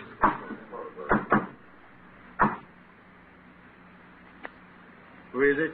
Pig and Pepper. The sudden light from the naked bulb was blinding. As my eyes adjusted, a row of iron sinks came into view along one wall. The room evidently had been the building's laundry. Casually shifting my gaze, I observed three men. One was big, all over hair like a gorilla. The second was small, rat-faced. The blind man went over to the third. Obviously the boss, whose strange, glowing eyes studied me carefully from behind a battered table. He doesn't look what I expected. What did you expect? A countryman. He doesn't look like a countryman. What difference does it make? They guaranteed he could do the job. They promised me a countryman. They told us we'd have to take what they sent. You're sure he's the one? No mistake. Positive. The appointed place, the appointed time, the password. Even a blind man could see. Let us get on with it, Alex. Give him the instructions. All right. You. Huh? Yeah? Listen carefully. It is now 7:05. They will leave their hotel at 7:30, and they are very punctual. This is Nicholas. Nicholas will be your driver. My driver? You will sit in front with him. Did you bring a weapon? Well, no, Good. Extremely clever of you. In case you were caught coming here, we have a weapon for you in the car. Carlo. Yes. A beautiful mechanism. Accurate. You will enjoy using it. Carlo will be sitting directly behind you in case anything goes wrong. Understand? Oh, yeah, sure. Just as you say. They will probably come out together. Pray for it. If luck does not smile and Santusian comes out alone, let him go. Being only foreign minister, he is less important. Yeah, I understand. It is the Premier, Mazzini, that we want. Yeah, of course. You must get Mazzini. If he comes out first, empty your gun in him and forget Santusian. If they come out together, kill them both.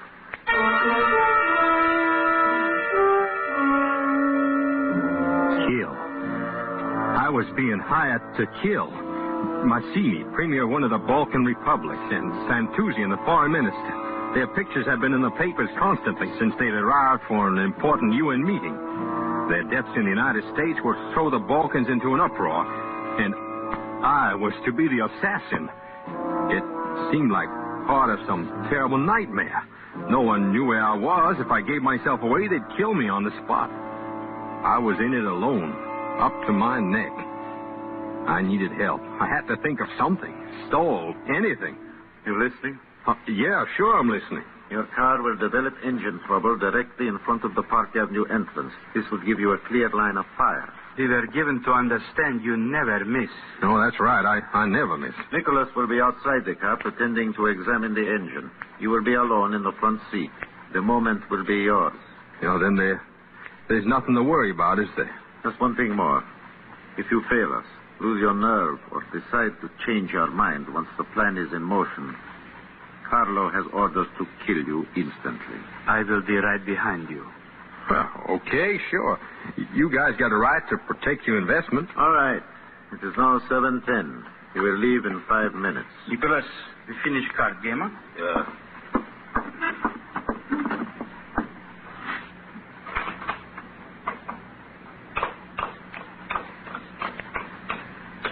Hey. Huh? What? What is it? My money. Yeah, what about my dough? I have it right here. 1,000. Oh, yeah. Thanks. Play, Nicholas.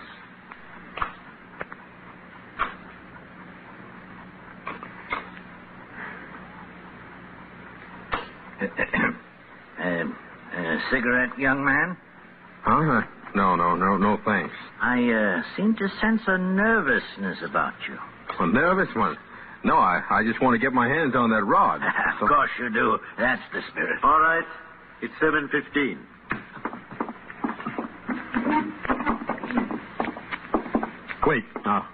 Wait a minute. What? The rest of the money. What about the other $2,000? Carlo has it with him. You'll get it the moment you complete the job. All set? Now, wait. Now, let's see if Carlo's got it. I have it. It is getting late. We have to... I want to see it. I have it. Come on. Show it to him. But, Alex... Show it. There. Satisfied? Yeah, I'm satisfied. All set? Now go. And may luck be with you. Good hunting, young man.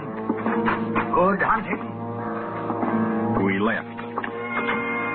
Carlo leading now, and Nicholas right behind me. I could only sense that we were headed for the back of the building this time. But even if I'd been able to see in that inky black, the narrow corridor offered no chance of escape. Stairs now. I tried to make myself think of something, but I couldn't. Only that I was dreaming it all like Alice, and pretty soon I'd wake up. We came out of the back of the building into a deserted alley. The big ape was still behind me, and Carlo in front. He led the way to a large black car. You ride in front with Nicholas.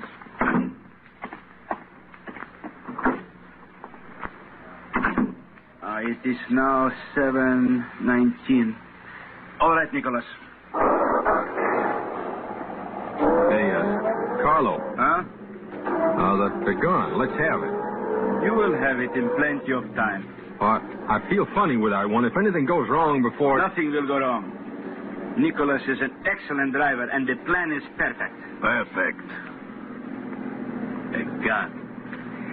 He's too quick for Massini. If it had been left to me, it would have been a knife. Pay attention to the traffic, Nicholas. We turned uptown, and the traffic began to get heavier. I looked at my watch. It was 7:23. I thought about jumping Nicholas, wrecking the car. But not with Carlo in the back seat. I could feel his little rat's eyes burning into the back of my neck. Any sudden move, he'd be right on top of me. My only chance was a policeman, a squad car, someone I could signal. 7:25.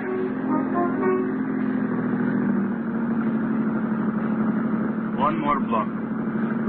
You better give me that gun. In time. We are here, Nicholas. Perfect. 7:27. Get out and look at the engine, Nicholas.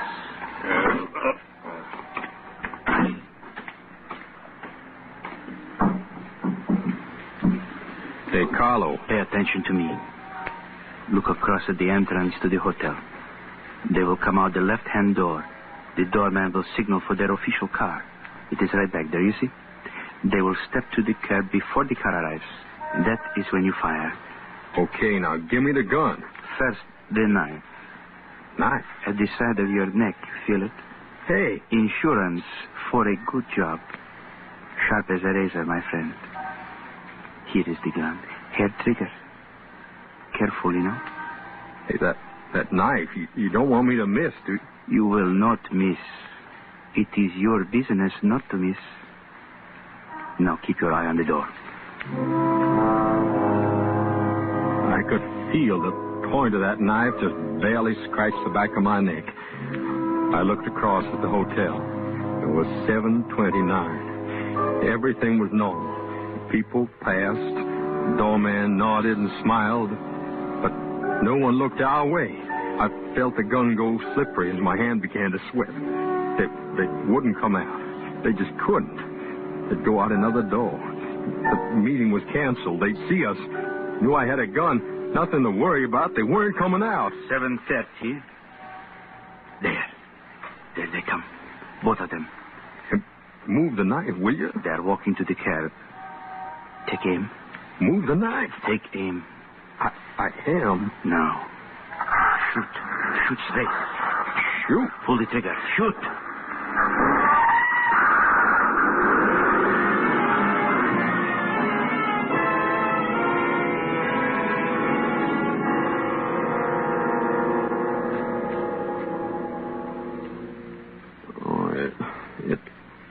happened at once.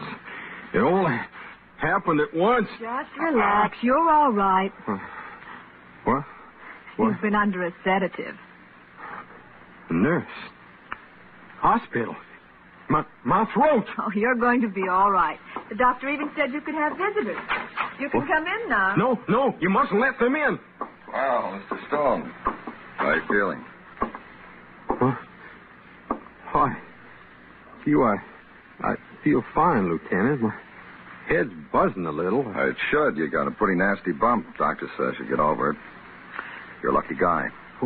What happened? What hit me? I did.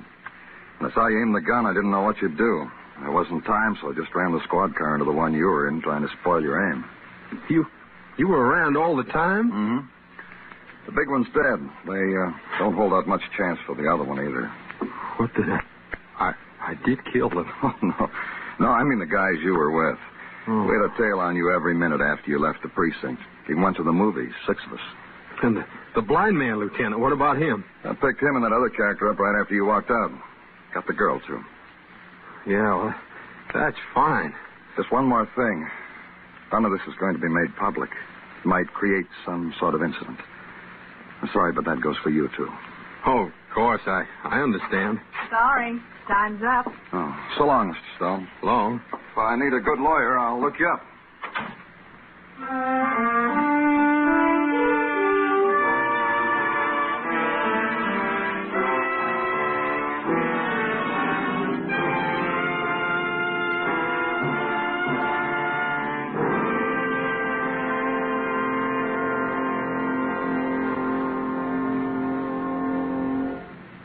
Suspense.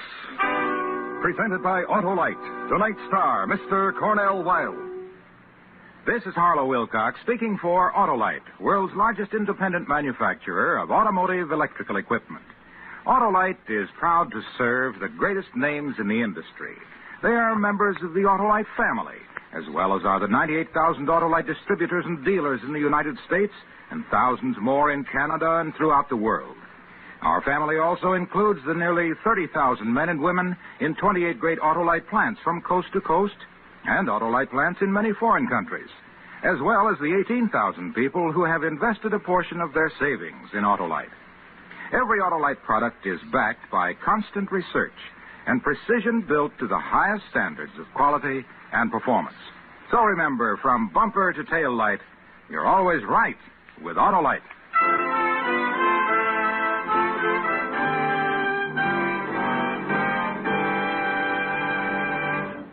Next week, Halloween weekend, a new radio dramatization of one of the most famous suspense stories ever written, Mary Godwin Shelley's Frankenstein. Our star, Mr. Herbert Marshall. The program will be heard on Suspense.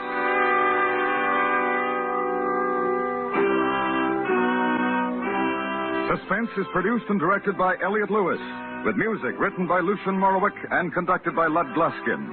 Alan in Wonderland was adapted for Suspense by Richard Chandley from the true story by Kurt Singer. Featured in tonight's cast were Joseph Kearns, Truda Marson, Larry Thor, Charles Calvert, Clayton Post, Edgar Barrier, and Jack Crucian. Cornell Wilde may soon be seen in the Warner Brothers picture Operation Secret. And remember next week on Suspense, Mr. Herbert Marshall in Mary Shelley's Frankenstein.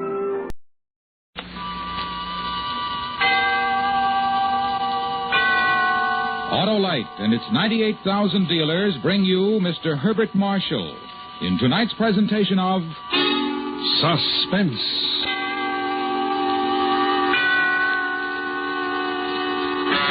Tonight, Autolite presents a new radio adaptation of one of the most famous suspense stories ever written, Mary Godwin Shelley's Frankenstein. Our star, Mr. Herbert Marshall.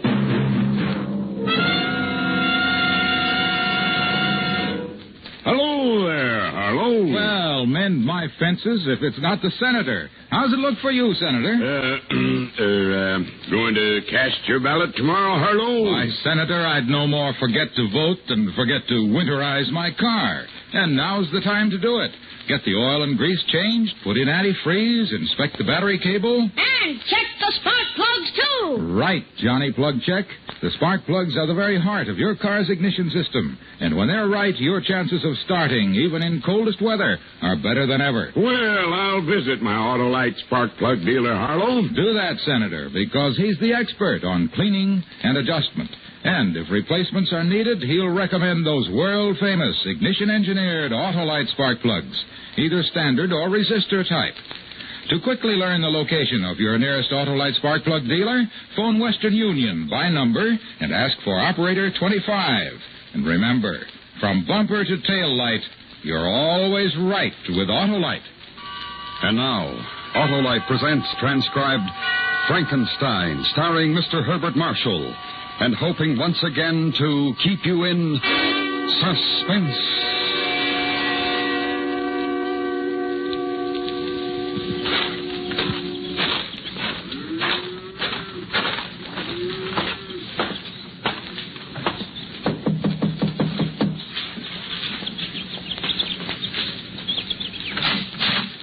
Oh, hello, Victor. Hello, Mary. The Reverend in? Out in the garden as usual. Do you want me to call him? No, thanks. I'll go out. Well, all right. Tell him not to get too dirty. We're supposed to play croquet with the McDonald's at 5. I'll tell him. When's Elizabeth coming home? Tomorrow or Tuesday, I think. You'll both have to come over for dinner. Love to Mary. See you later.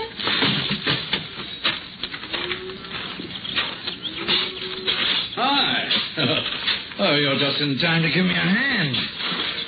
Whew. Well, these Indian summers, hot, too sticky. James, I got to talk to you. Well, of course. What, anything wrong? You know, you haven't looked too good for the past month or so. Something on your mind? Yes. Oh, well, then. Let's go in the house. I'll get you a beer. We can talk. No, not in the house. Do you mind if we walk? Oh, of course not. Oh, wait a moment. My pipe over there. There we are.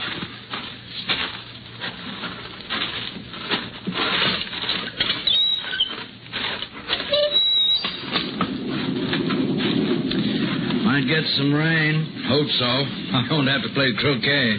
Asinine game. James? Oh, look now, we're friends. You know you can speak to me. What's the matter? One of your patients die? You made a mistake, perhaps? No, nothing like that. Perhaps it's worse.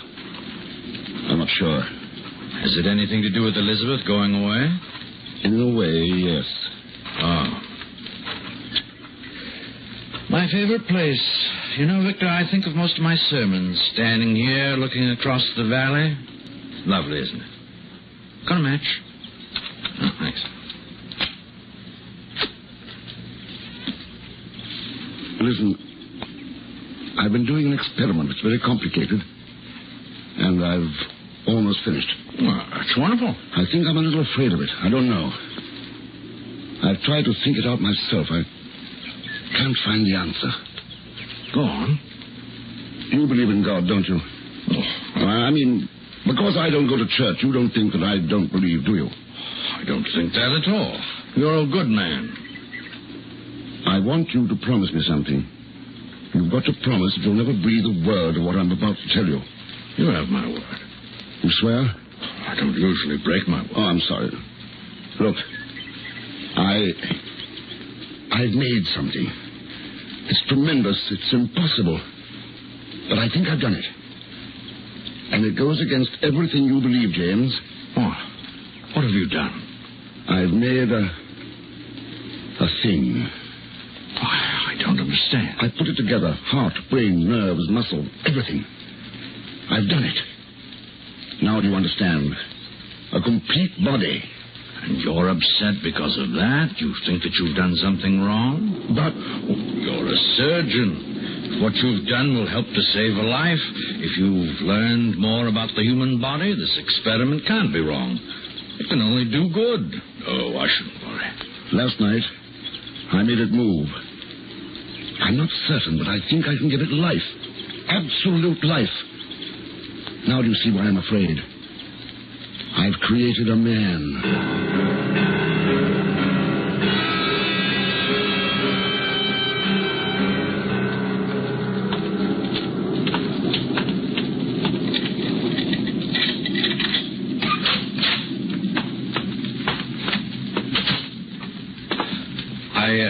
I'd better call Mary. She'll be worried. All right, but... I won't say anything.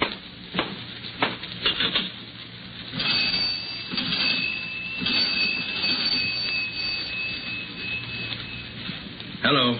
Mary? No, I'm with Victor. Listen, dear, I'm afraid we'll have to put off the McDonald's. Yes, I know. Well, Mary, I have something very important to discuss with Victor. It can't wait. Yes, dear. No, don't wait supper. I'll have something over here. Yes, I will. Goodbye. You don't have to see this thing if you don't want to, James. Where is it? In my lab. I had an addition built on. I'm the only one who has a key. I don't say I believe what you've told me, but how do you know you can make it live? I mean, is it anything more than galvanic action? You'll see.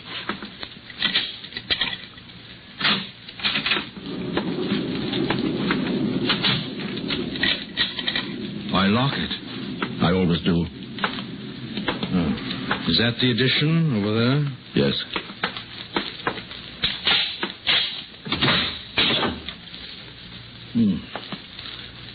Dark. There aren't any windows. It's better that way.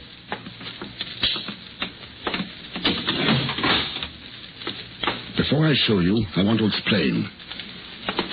This is what started it. It was mostly an accident. One of the kids brought in his dog. It had been run over, killed. He wouldn't believe it was dead. Expected me to bring it back. I gave it a shot in the heart. And then another with this stuff. A compound I've fooled with for a long time. Yes? The dog came back to life. Just for a moment. How do you know the dog was dead? No, it was. It had been for 2 hours. All that happened 3 years ago. You've been experimenting on things ever since? Yes. It's wrong. I don't know. No, it's wrong. You don't have to stay, James. What are you going to do? Try to bring it to life? I've got to. I've got to try. Then why did you come to me? I wanted to tell you. I had to tell someone you're my friend. I'm a minister. I preach and believe in the Word of God. Do you want to see it? No. No, I don't, but I must.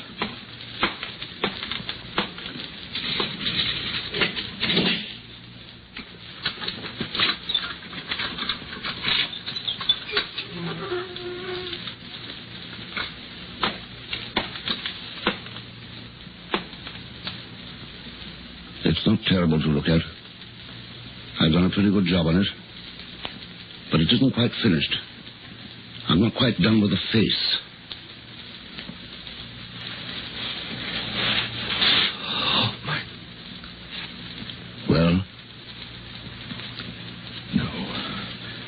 No, Victor. Bury it. Let it be at peace. Don't do it. Even if you can, and I can't imagine it possible, don't even try. Do you realize what it would mean to me, to the world? Standing here with you, looking at that, it's easy to imagine anything. I don't want to. Put it to rest, Victor. Forget it. That's just it. I can't. Not until I find out, one way or the other. Watch. What are you going to do? I'm going to show you what happened last night. I don't want to see. I don't care. I know better. Oh, listen to me, Victor. This mustn't go on. You've got to stop it. Not yet. Not until I find out. Does Elizabeth know what you're doing? No. Why did you send her away? I didn't want her here when I made the last test. Because you're ashamed. You know it's wrong. You know what she'd think. I'm not ashamed. I think I'm a little frightened at the incredible greatness of what I've done. It's bigger than anything since the world began. If it moves, if you prove your point to me, will you stop then? Will you destroy it? The formulas, whatever papers you have, destroy all of it, will you? I don't know. Hand me that hypodermic, will you? No. All right. There. If I say I believe you, Victor, if... You don't have to be afraid of it. It couldn't hurt you, you know. There's only enough of this stuff to stimulate a small portion of its brain. I'm not afraid of it. I'm afraid for us all. I've never preached to you, Victor. It moved its left foot last night. then the right. I'm going to try the arm now. Move the light over, please. Thanks. Watch carefully. Only takes a few seconds. Now.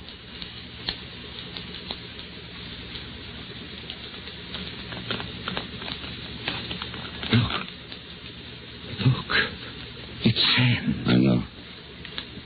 That's the way it was yesterday. The movement only lasts for a moment now.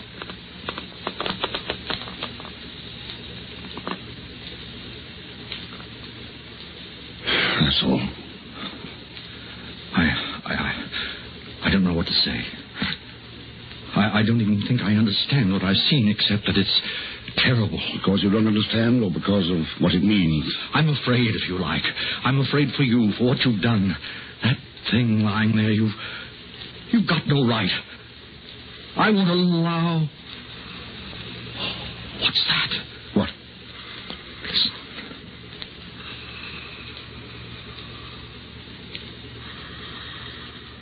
Stethoscope.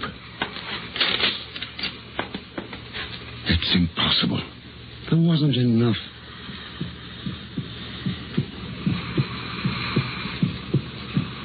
It's breathing, Victor. What have you done? The thing's alive.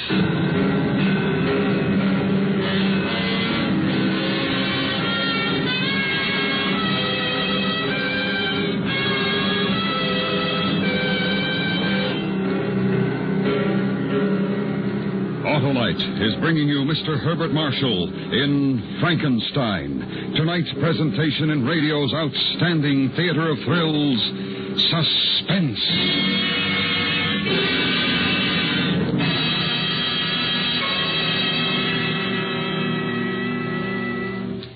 Hello, who's this Johnny Plugcheck who's always electioneering about spark plugs? Why, Senator, Johnny is a helpful hinter fighting Old Man Winter. He's the blithe reminder to wise motorists that now's the time to visit your Autolite spark plug dealer to get ready for the cold driving days ahead. Change the oil and grease, put in antifreeze, inspect the battery cable. And check those important spark plugs, too. Because when your spark plugs are right, your chances of starting, even in coldest weather, are better than ever. And if my Autolite spark plug dealer finds my spark plugs need replacing, Harlow? Why, if they're worn out, he'll recommend a set of the world-famous ignition-engineered Autolite spark plugs, Senator, like the amazing Autolite resistor spark plug. It's one of the greatest advancements in spark plugs for automotive use in the past 20 years. When you have a set installed in your car, you'll get double spark plug life, smoother engine performance, and quick starts, as compared to spark plugs without a built-in resistor. So, friends, visit your Autolite spark plug dealer soon. And remember, from bumper to tail light, you're always right with Autolite. And now, Autolite brings back to our Hollywood soundstage Mr. Herbert Marshall in Elliot Lewis's production of Frankenstein, a tale well calculated to keep you in suspense.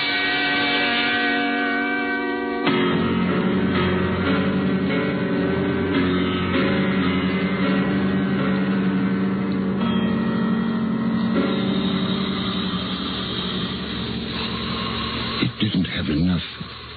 It couldn't have. 10 cc came yesterday. Unless the drug's are cumulative. Maybe that's it. His eyes are open. What are you going to do? Now? Listen to his heart again. It's got to be destroyed. You've got to put an end to it. It's inhuman. Don't you see what you're doing? You can't give it a soul. No. You can't give it... How do you know what I can give it? I've given it life, haven't I? It sees, it breathes, moves, perhaps hears. Yes. Does it hear? Look, did you see that? It blinked, the head jerked. It hears. It's aware of sound. Does it feel pain? Don't, Victor. It's not an animal. You've formed it like a man. Give it the dignity of one. I won't let you do that to it. I've gone this far, James. Put down the scalpel. What are you going to prove by that? I think you must be mad. I don't interfere with your work, James. Why? There's someone at the door. Yes. I think I'd better strap it down on the table.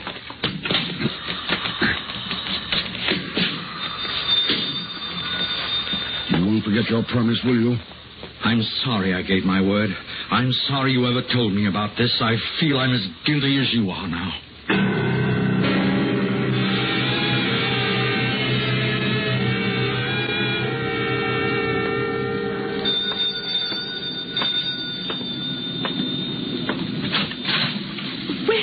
Whatever took you so long? Hello, James. Hello, Elizabeth. Darling, I tried to call from the station, but the line's out of order. Oh, I'm sorry, dear. Did you have a nice time? Lovely. Everybody sends their love. That's good. What have you two been up to? How's Mary, James? Oh, very well, thank you. What a fine pair of sober-sides you are. What did you do, darling? Break one of my good dishes? I knew I shouldn't have left you alone. Well, what are we standing in the hall for?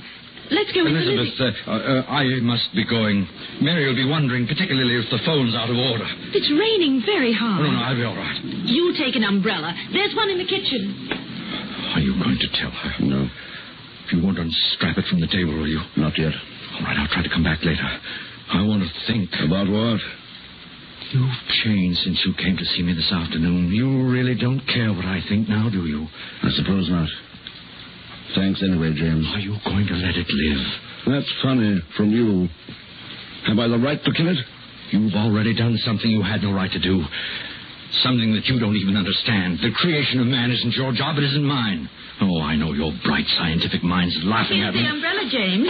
But I wish you'd wait until the storm blows over. No, I really must get back. Thank you, Elizabeth. I'll return it tomorrow. Goodbye. Well, what's the matter with him? Have you been arguing religion again, Victor? No, dear. Look, I'm doing a little work in the lab. It's rather important. Do you mind? What is going on, Victor? There's something. No, dear, nothing at all. There is... I know there is. What's the matter? Nothing, dear, really. I've got to get back to work now.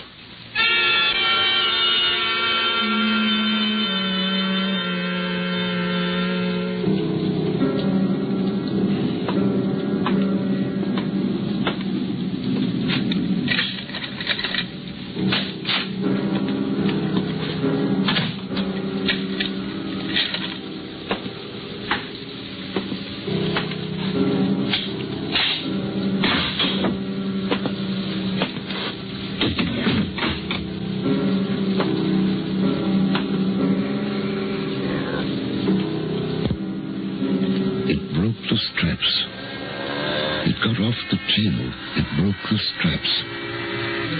It's just standing there, looking at me.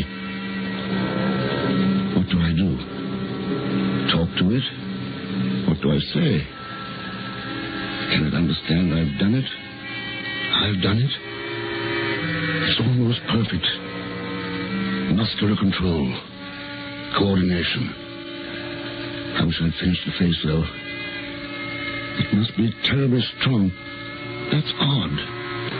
It's not over average size. Now what?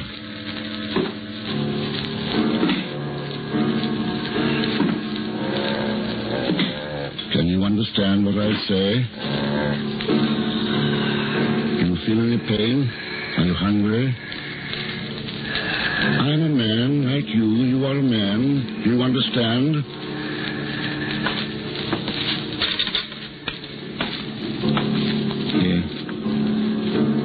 Is a mirror. You can see yourself in it. Look.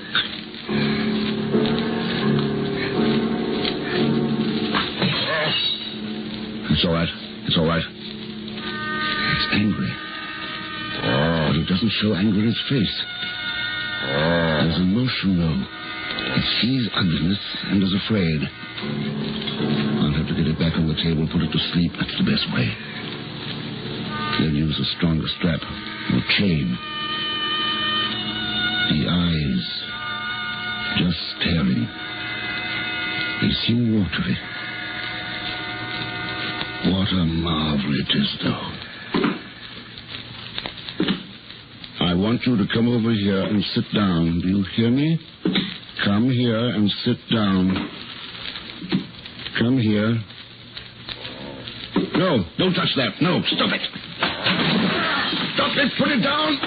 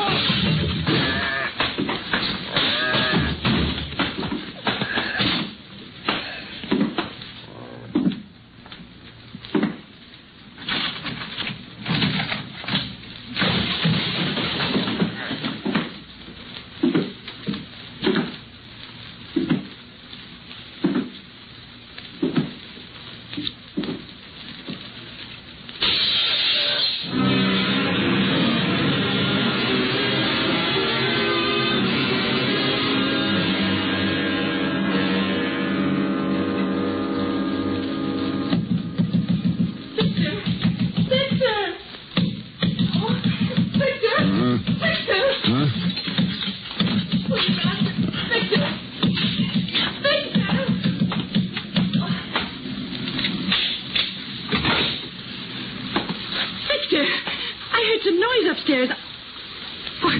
What's happened to you? Who broke the window? The window. Oh, Victor. What's the matter, dear? What's happened? Did you see anyone? No. Did someone break in? Elizabeth, don't ask me any questions. Just do what I ask. Get your coat on. Oh, why? I'm taking you over to the Gibsons. I want you to stay there. Oh, why? Why? What is it? Oh, Victor, please. I can't tell you about it now. You may have to stay there all night. Hurry, please.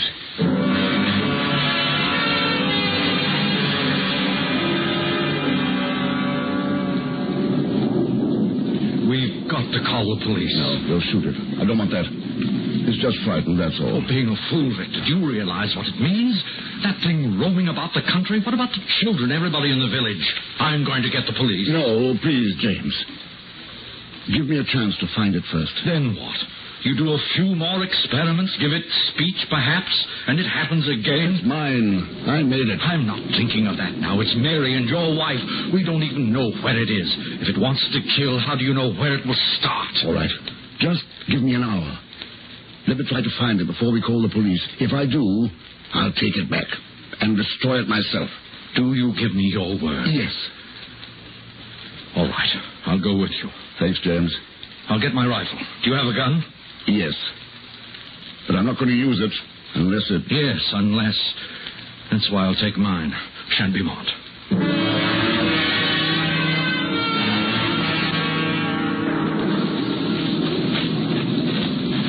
It's getting dark. Where do you think it might have gone? It's hard to tell. It's afraid of thunder. It might be hiding in the barn. The old Hamilton place? Yeah. How are you going to capture it? Have you thought of that? I brought along a hypodermic. You're not afraid anymore, are you? No. That's strange, because I am. Not of what it might do to me, but because of the fact that I've seen it. I know it exists. There's the barn. If it's in there's no way out the back way. It was boarded up, wasn't it? Yes. I'll go in. Wait out here, will you? No, I'm coming with you. No. If it's in there, if it tries to escape, shoot it as it comes out. Don't take the chance. It won't let you get near. I'm going to try. Thanks, James.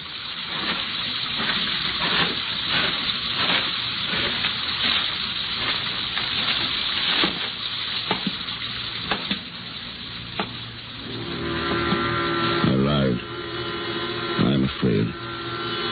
It's in here, hiding, waiting for me. I'm afraid. I should have destroyed it. James was right. What's the matter with this flashlight? Wet. That's better. What's that? In the corner.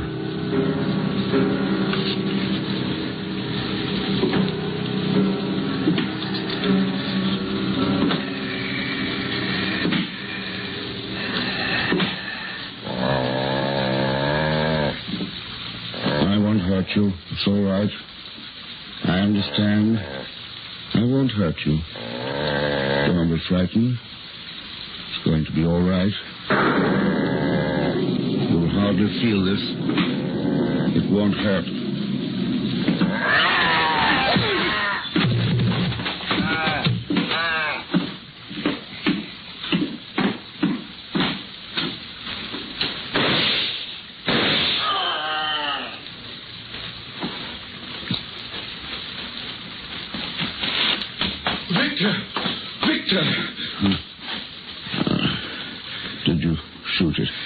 sure. I might have hit it. I don't know.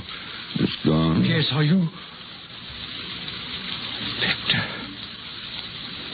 Victor. Oh, Victor.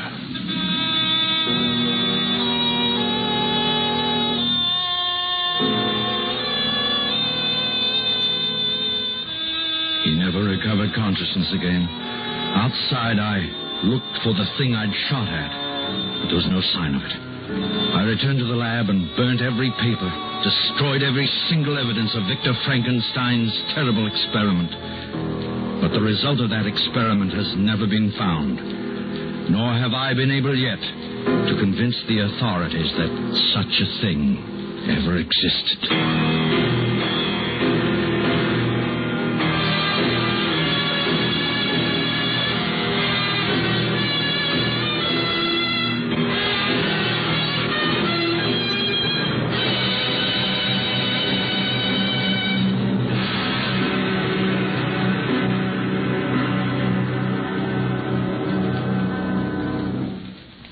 Suspense. Presented by Autolite. Tonight's star, Mr. Herbert Marshall. This is Harlow Wilcox speaking for Autolite, world's largest independent manufacturer of automotive electrical equipment. Autolite is proud to serve the greatest names in the industry. They are members of the Autolite family, as well as other 98,000 Autolite distributors and dealers in the United States and thousands more in Canada and throughout the world. Our family also includes the nearly 30,000 men and women in 28 great Autolite plants from coast to coast and Autolite plants in many foreign countries, as well as the 18,000 people who have invested a portion of their savings in Autolite. Every Autolite product is backed by constant research and precision built to the highest standards of quality and performance. So remember, from bumper to tail light, you're always right with Autolite.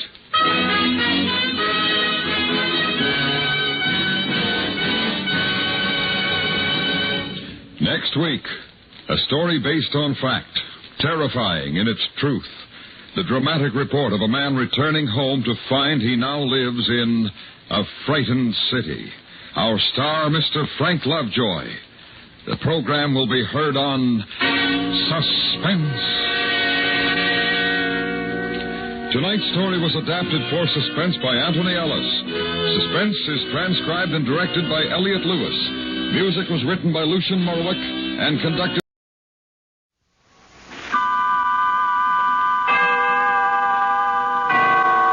Autolite and its 98,000 dealers bring you Mr. Frank Lovejoy in tonight's presentation of Suspense.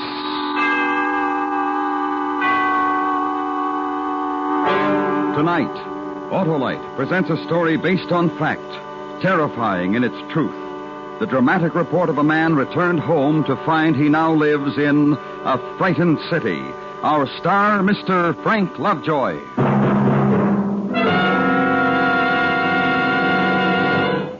Hi, Harlow. What's the matter? Hap, I'm in love. Oh, what's her name? It's not a her. It's the famous Autolite Stay Full. The battery that needs water only 3 times a year in normal car use. Why, millions of drivers go for the Autolite Stay Full, Harlow. Sure, Hap, because it's the great battery with the fiberglass retaining mats protecting every positive plate to reduce shedding and flaking. And that means longer life for the Autolite Stay Full battery, as proved by tests conducted according to accepted life cycle standards. Tell other drivers how to meet this lovable battery, Harlow. All right, friends, your neighborhood Autolite battery dealer services all makes of batteries, and he will gladly show you the Autolite Stay Full battery for your car. To quickly learn his location, call Western Union by number and ask for me, Operator 25. I'll give you the location of your nearest Autolite battery dealer where you can get an Autolite Stay Full. the battery that needs water only 3 times a year in normal car use. And remember, from bumper to tail light, you're always right with Autolite. And now, Autolite presents The Frightened City, starring Mr. Frank Lovejoy, hoping once again to keep you in suspense.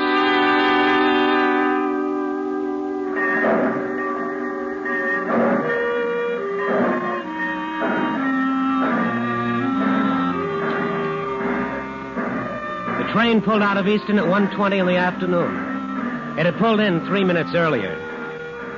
It was a simple thing I had to do then. Watch it cross the bridge over the Wabash, watch it grow smaller, and when it was out of sight, I was finally home. And home was pick up the barracks bag and walk up the small hill from the depot. Down into Main Street on an autumn afternoon. Turn left on Sycamore, down 3 blocks, where the houses are painted white, and there's rockers on the porches, and wide elm trees in November color, and the far-off sound of a dog barking and the smell of smoldering leaves. And 595 Sycamore Street. Up the path and up the steps. Jane! Janie! Who is it? Janie! Sis! Nick! Oh, Nicky. How's the baby, sis? Oh, fine. He was teething, but he's all right now. I haven't seen him yet. Oh, he's beautiful. How's Johnny? How's Johnny, sis? What? Johnny, how is he? Your husband, my brother-in-law, Johnny, how... What's the matter with you? Didn't you get my letter? I was aboard ship the last 2 weeks, so... Johnny is dead.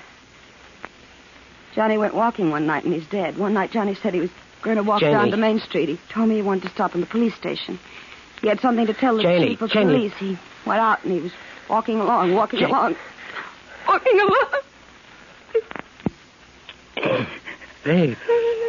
Baby.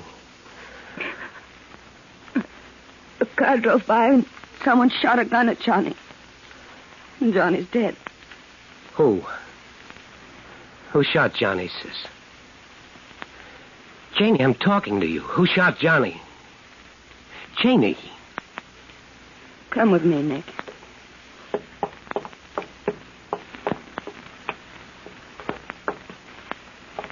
Here's your nephew. He's sleeping, and he's my son. He's pink, and he's fat, and he says Mama. He can say Dada, too, but it's a word he won't need. He's a good baby. And I love him as much as a mother can love a child. Now, I want to show you something else. I've had it here in my apron, and I've been wondering what to do about it. I found it under my door about a week ago, the day after Johnny was shot. I'll read it to you. Don't talk to strangers. What happened to Daddy can happen to Sonny. Give it to me. My little boy is going to grow up. He's going to play with other boys and laugh and cry when he scrapes his knee on the sidewalk and go to school. Give me the note, and Janie. live a life. No. No note, Nicky. These pieces get burned, get forgotten. It gets forgotten like everything else that's happened. Who did it, Janie? You're back from a war. Let everything be peaceful now. Look at my son, Nick. The way he wakes up. So peaceful.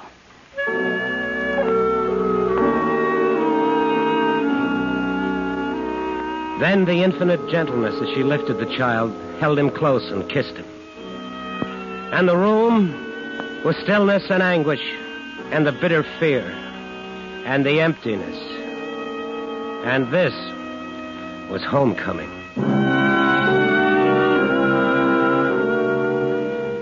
Outside, it was November, a long, quiet avenue.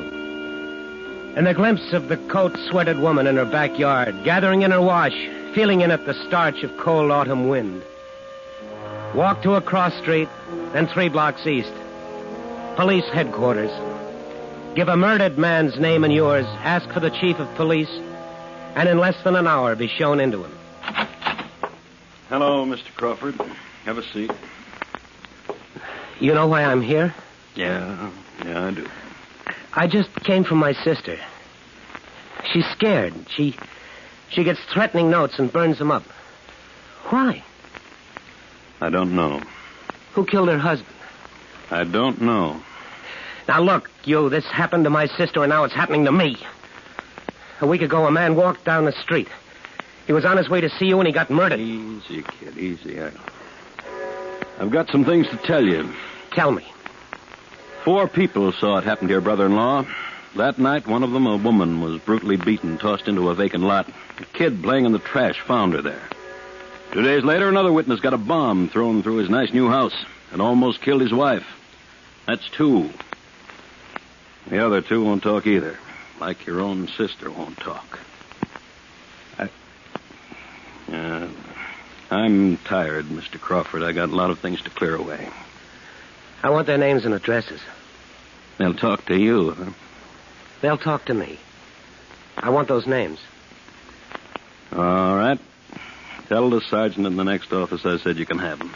Mr. Crawford. What? Things have changed in this town. It's different. Hang around. You'll see.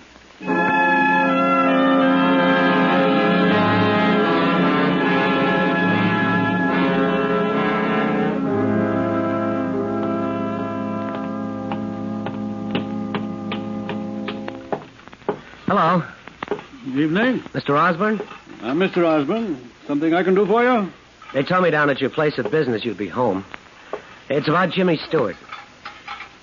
Mind if I sit down? Not at all. Johnny Stewart, huh? A friend of yours? He was married to my sister. Your sis? Oh, then you must be Nick. Heard a lot about you from Johnny. How you were soldiering. Welcome home, Nick. Johnny worked for you, didn't he? Good accountant, nice guy, Johnny. One of the best. You were with him the night he was killed. That's right. I was with him. Well, you want to tell me about it? Johnny was walking by my store just as I was closing up. I told him to wait a minute. I'd walk with him. We walked. We talked. Got to a corner. I told Johnny to wait for me while I went into the drugstore to buy some cigarettes. Just as I came out, a car turned the corner. Shot him down. Drove away. That's how it was. What kind of car? I wouldn't know. What, sedan, convertible, old, new? A week ago they put me through this. I didn't know then. I don't know now. Well, he worked for you. He was your friend. You knew all about him and me and his wife. Nick, I like it here on my porch swing. It reminds me I'm alive. Don't spoil it for me, Nick.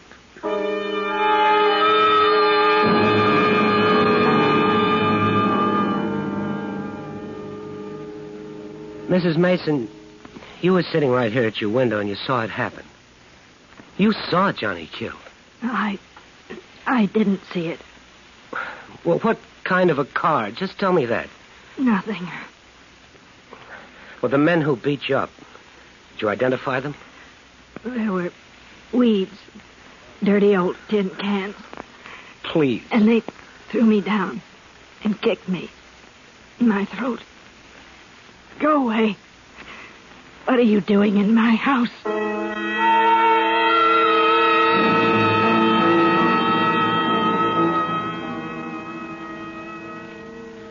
You listen to me, Nick. I can remember when Johnny Stewart was a kid, and he stole penny candy from me, right here in this same drugstore. Yeah, and he grew up to be shot down right on this corner, right outside this store. What happened that night, Mr. Nolan?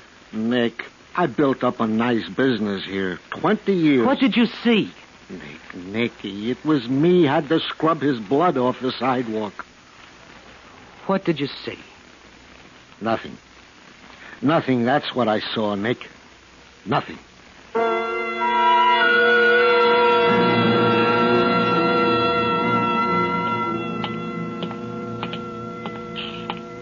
Hi.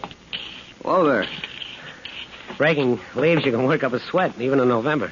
Yeah, big tree, a lot of leaves, Indian summer evening. You sweat. Yeah, I know.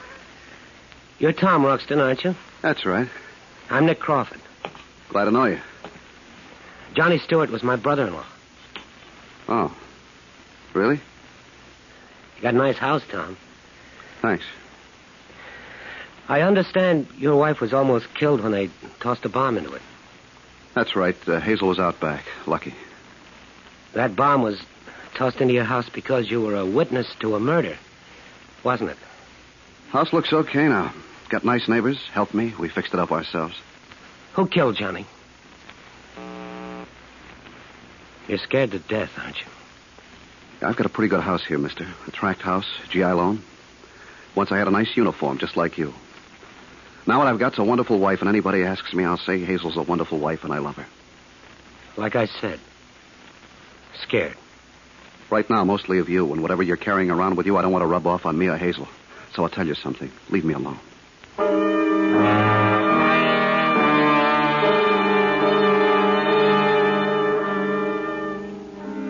When I went outside, it was evening in Easton. The air was chill, and the dew was turning to light frost on the lawns. I walked for a while, and I noticed a thing. The people on the streets. Their stares, their looks over the shoulder at me, the whispers and the turning aside to let me pass. The word had gotten around that Johnny Stewart's brother-in-law was back in town, and he was asking questions. I was being pointed out and walked away from. I'd come home, and I'd come home to a frightened city.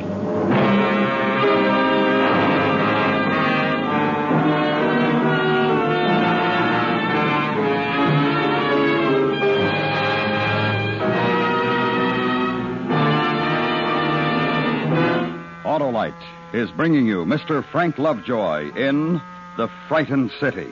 Tonight's presentation in radio's outstanding theater of thrills, Suspense.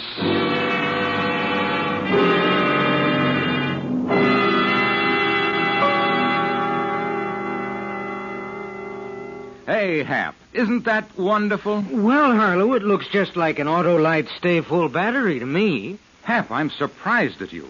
Don't you realize that this is the battery that needs water only 3 times a year in normal car use? Don't you know that the Autolite Stay Full is protected by fiberglass retaining mats around every positive plate to reduce shedding and flaking? Aren't you aware of its longer life, as proved by tests conducted according to accepted life cycle standards? Why, sure, Harlow. Well, then, Hap, you'll agree when I say money can't buy a better battery. So, friends, visit your nearest Autolite battery dealer. He services all makes of batteries, and he's got an Autolite Stay Full for your car in case a replacement is needed. To quickly locate your nearest Autolite battery dealer, call Western Union by number and ask for Operator 25. I'll tell you where you can get an Autolite Stay Full. The battery that needs water only 3 times a year in normal car use. And remember, from bumper to tail light, you're always right with Autolite. And now, Autolite brings back to our Hollywood soundstage Mr. Frank Lovejoy in Elliot Lewis's production of The Frightened City, a dramatic report well calculated to keep you in suspense.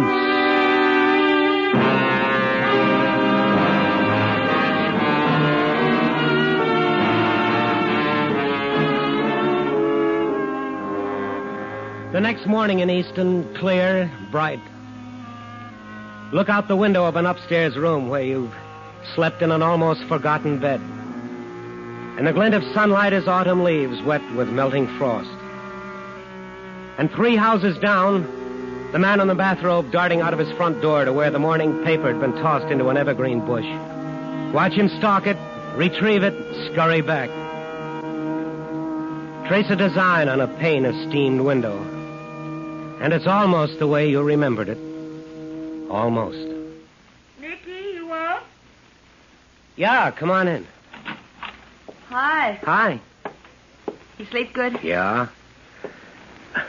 I heard the kid bawling a little while ago. Woke me up. Oh, he was hungry. He's all right now. Nicky. What? Got home real late last night. I waited up a long time, then I got tired and went to sleep.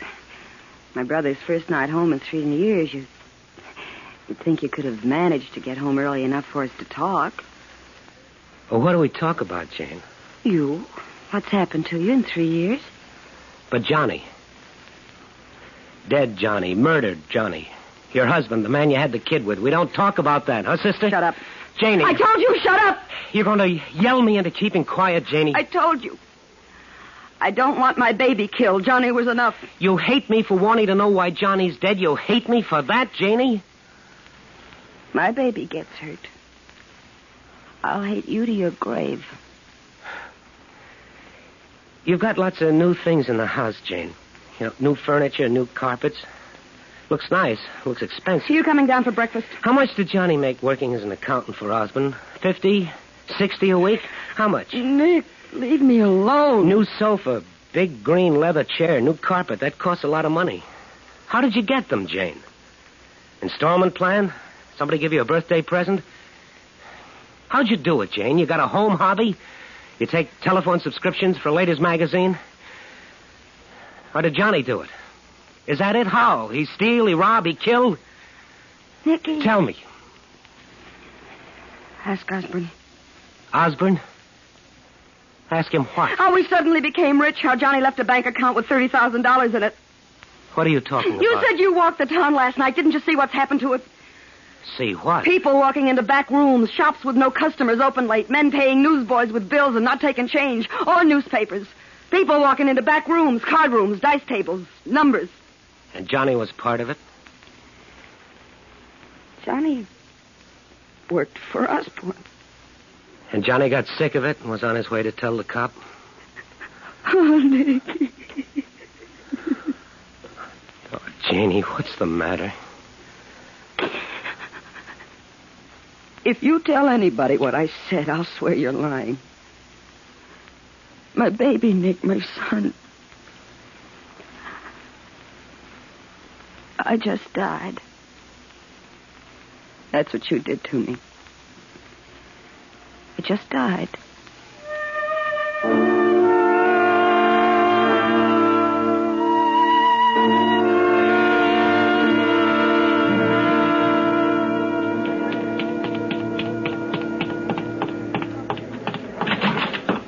Hi, Nick. What are you... Hey, what's the big idea busting up my office? I'll tell you the idea, Osborne. I reached across that desk to grab you by the throat. And I was going to try to break you in half, but a thing stopped me. You want to know what stopped me, Osborne? What's the matter with you, Nick? I want you to look at me, and I want you to say to yourself, here's a man who's angry. And you say to yourself, here's a man who might reach across the desk and kill me. He hasn't made up his mind yet. On your feet, Osborne. On your feet. Why did you kill Johnny? You crazy? Talk to me, talk. Tell me, why did you kill Johnny? I was walking with him, son. Walking with him. How could you set him up as a pigeon? It's real simple. Walk with him, then go into a drugstore and wait until he's killed. Now you know how. Now tell me why. I'm talking to your sister, son? Osborne, you send your boys down to see my sister. They might live through what happened to them, but I doubt it. Tough boy. Soldier boy. Here's what's else, Osborne. This town suddenly stinks. Dice rooms, card rooms, numbers, and everything that goes with it. My brother-in-law gets a shiny garbage disposal, a new grand piano, real fine rugs, and a large bank account. On how much a week? 75 accountants make about that, don't they? We could start you at about 300. Be polite, Mr. Osborne, to a guy who's talking. 500. Polite, Mr. Osborne. That's the word for just now. I could kill you, Osborne. Think about it with me. Here we are in this room. You, the man who's got the whole town of Easton so scared that nobody has a friend anymore. Takes a powerful man to frighten almost 20,000 people, but you did it. Anything happens to me, Nicky boy, you'd get one block from here. Let's think about that, too, That's what I'm coming to. Then there's me in this room, and you're afraid of me, and that makes me pretty big, too. But I'm not going to kill you because this is my town. And it used to be a pretty good town. The uniform and the flag and the fist, that's all you need? And there's law and there's people who need to know what's happening here. I'm going to tell you what I'm going to do. Get proof, Nicky? How? About 8 o'clock tonight, I'm going to take a walk, and I'm going to take the same walk that Johnny did. And I'm going into that drugstore, and I'm going to make a phone call. A long-distance call to St. Louis to a newspaper guy I know. And then it's going to be in the papers about a frightened city. And the reporters will come here and they'll find out, Osborne. Are you getting real scared, baby? You mean it about taking that walk tonight, Nick? I mean it. Maybe we'll bump into each other. We will.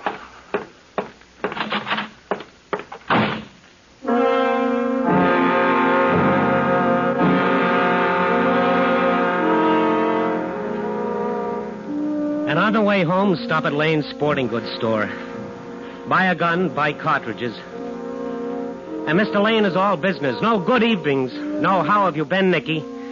Just ring it up on the cash register and not look at you and walk quickly away from you when it was done. And the walk home. Small town held in November twilight. Inside the house, try the new piano.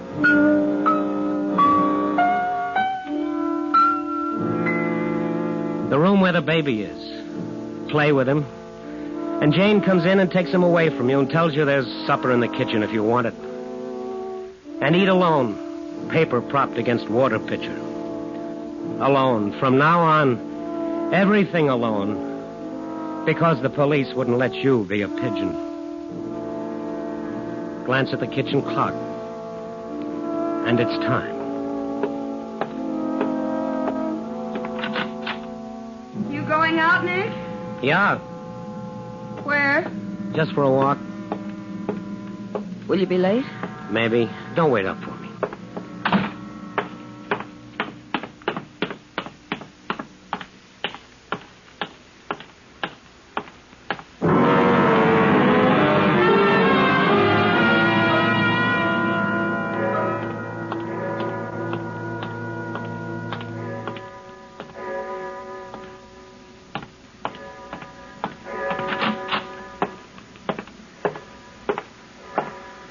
Something for you, Nick? Some change. I want to use your phone. Sure, Nick.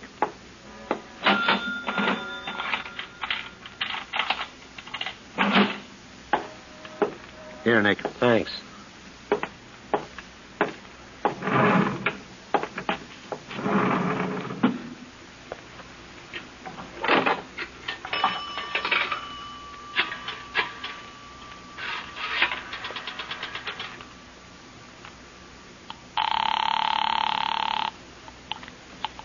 Long distance. Oh, long distance. What's the station-to-station charge to St. Louis? Just a moment, please. That will be $1.20, including the tax.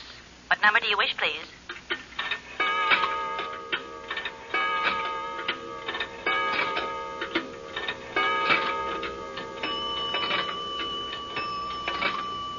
What number are you calling in St. Louis, please? Pick a number. I'm sorry, sir, but you must... Don't be sorry. Get anybody you want to talk to in St. Louis. Have a talk on me. I will return your money, sir. No, don't do that. There's somebody I want to call in St. Louis, but I can't think of who it is. I will give you information. No, just talk to me. I'm sorry, sir, but I can't do that. Operator, I've got to talk into this phone for just a little while longer, just to let somebody think I'm not kidding in case somebody's watching. I don't understand, sir. Would you like information? About what? Do you wish to talk to St. Louis, sir? Do you think I should? I'm afraid I'm going to have to return your money. No, don't do that. I've got a number. Get me, Benton 64373 in St. Louis. One moment, please.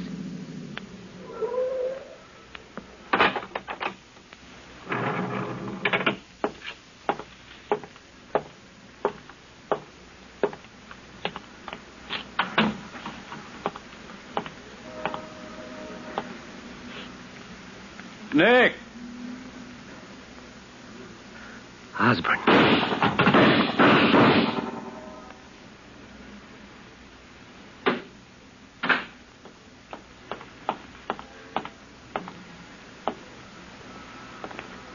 Nick.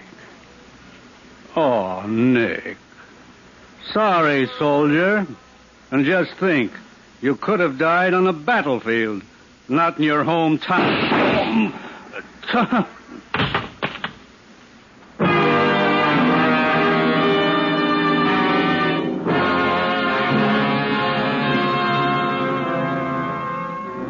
Osborne didn't die. He lived quite a long time, 5 months.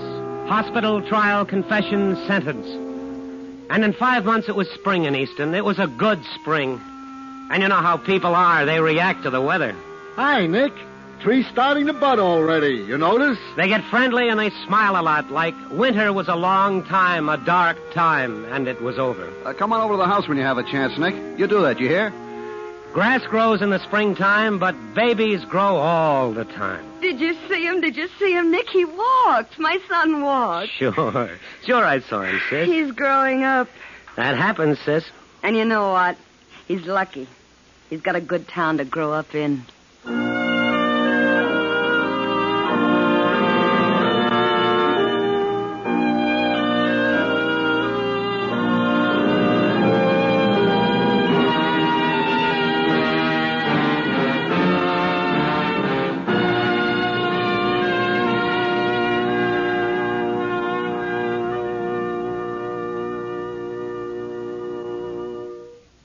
Suspense. Presented by Autolite. Tonight's star, Mr. Frank Lovejoy. This is Harlow Wilcox, and here once again is our star, Frank Lovejoy. This was your first appearance of our new season, Frank, and we want you to know we enjoyed every minute. Thank you, Harlow, and thanks to Autolite for making it possible. You've had some wonderful shows this season, and next week's promises to be one of the best. Ladies and gentlemen, if I may, I recommend that you be sure to listen to Death and Miss Turner, starring Miss Agnes Moorehead. Yes, Frank, it should be a great show, brought to you by one of the great names in American industry, Autolite, and its family of 98,000 distributors and dealers in the United States and thousands more in Canada and throughout the world. Our family also includes the nearly 30,000 men and women in 28 great Autolite plants from coast to coast and Autolite plants in many foreign countries, as well as the 18,000 people who have invested a portion of their savings in Autolite. Every Autolite product is backed by constant research and precision built to the highest standards of quality and performance. So remember, from bumper to tail light, you're always right with Autolite.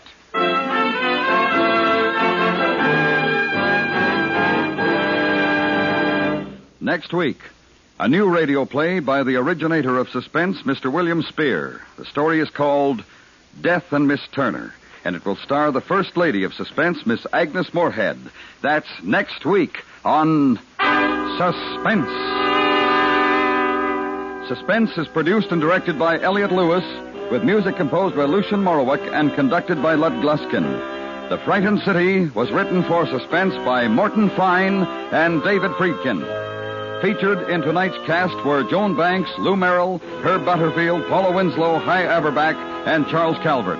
Frank Lovejoy appeared through the courtesy of Warner Brothers, whose current release is Operation Secret. Remember next week, Miss Agnes Moorehead in Death and Miss Turner.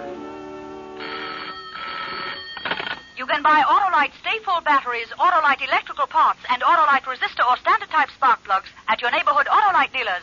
Switch to Autolite. Good night. This is the CBS Radio Network.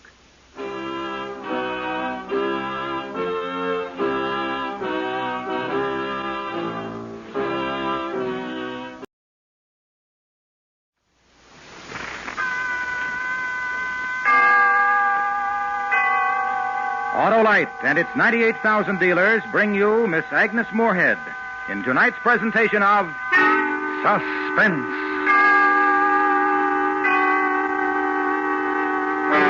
Tonight, Autolite presents the exciting new radio play by the originator of Suspense, Mr. William Spear. The story is called Death and Miss Turner. Our star, the First Lady of Suspense, Miss Agnes Moorehead.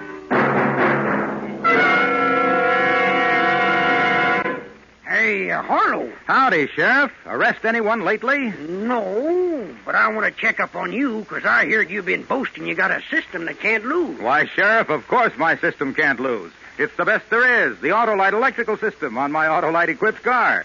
Why, every unit and component part is related by Autolite engineering design and manufacturing skill to give the smoothest performance money can buy. What system is that, Harlow? The electrical system, Sheriff, including the Autolite starting motor, distributor, coil, generator, battery, spark plugs, and all the other parts of the complete Autolite electrical system installed as original equipment on many leading makes of our finest cars, trucks, and tractors. You mean you're always right with the Autolite electrical system? You sure are, Sheriff. That's why it pays to insist on Autolite original factory parts for your Autolite-equipped car.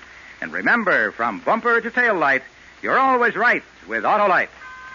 And now, Autolite presents transcribed Death and Miss Turner, starring Miss Agnes Moorehead, hoping once again to keep you in suspense.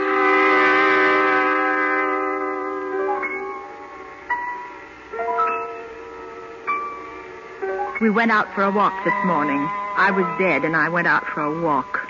Miss Briggs went with me. It was her idea. I wouldn't have particularly thought of it. She'd brought the new picture in this morning. She took my chair and stood on it and took off one shoe and hammered the nail in the wall and hung the picture up. She asked me if it was hanging straight, and I said I thought so.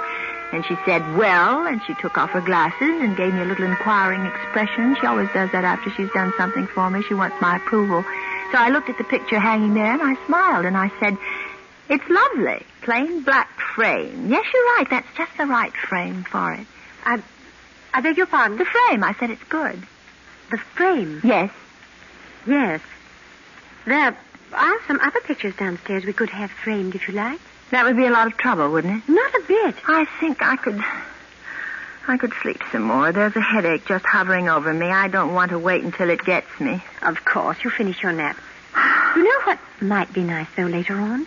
To get some air. Go for a stroll in the park. Go out today? And have lunch somewhere nice, like 96 Piccadilly or Claridge's. How about it? I'll ring up and reserve a table. It's cool. Maybe I can borrow that red coat that's hanging up in there. Yes. That's fine, Rachel.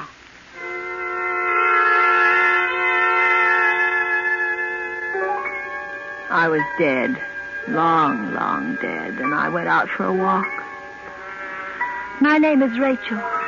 Yes, there can't be any doubt about that now.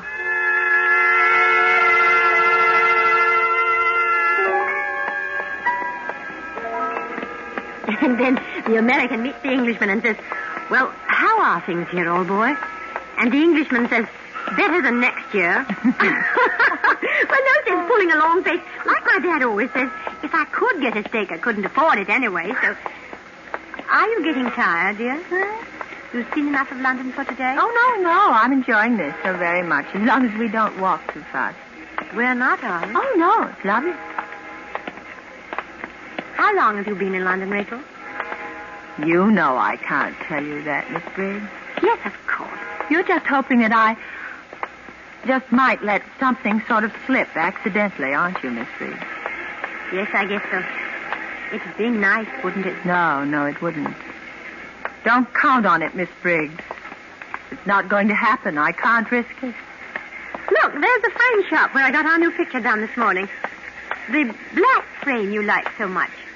He's framing some more for us. Let's just go in and see how he's coming along. Is this a new shop? Yes, I think so. Hello there, anybody in? Who's that? Oh, Miss Briggs, isn't it? How are we today? Fine, thank you, Mr. Putney. My friend here and I thought we'd just look in and see how our little job of work is going. I see. Yes, that was the 4 oils by, who was it? Turner, that's it, Turner. Let's see. No, I'm afraid we haven't got them yet. There they are hanging up there on the line. They're awfully good, aren't they, Miss Briggs? Who did you say... I've been here before. Beg your pardon? It was the same. Oh, I'm afraid not. You see... What do you mean? I tell you... Well, I've only just opened my shop 4 days ago. Well, I'm not talking about your shop necessarily, Mr. Putney, but these. Oh, these paintings. I don't know. Miss Briggs brought them in by Turner. Turner? That's preposterous. J.M. Turner? Why, these have nothing to do with him. In the first place, he was watercolor. In the second place, landscape. And in the third... Not J.M. Turner. Another Turner. They're signed. R. Turner. Oh. Interesting painter, this one, don't you think? Not exactly macabre, but something shivery about it. All 4 of them seem to have I guess you'd call it an ominous overtone. Really? I don't feel that particularly. Well, wouldn't you call it a little nightmare when a painter goes to this much trouble, all this detail, painting a man, his hands, his suit, the handkerchief in his pocket, the carnation in his buttonhole, and then leaves out his face? In all 4 paintings, no face. I see a face. Yes, of course. Well? Not complete, not the filled-in features, but the qualities of this man's face are there for me, even though they're not there for you. I should know this man if I met him. We must be going. He's dead, I think.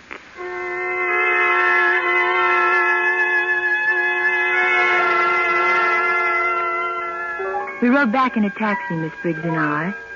She had a bundle which Mr. Putney said she'd ordered or something. I wasn't listening to them. Every time I opened my mouth to say something, I gave them an advantage. Every time I went out for a walk with one of them, like today, I showed things in my expression that told them what they wanted to know.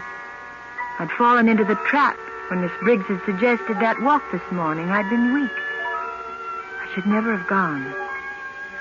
I want to be dead, and I won't be brought back from it. Well, had a nap, Rachel? Yes. What have you got there? This?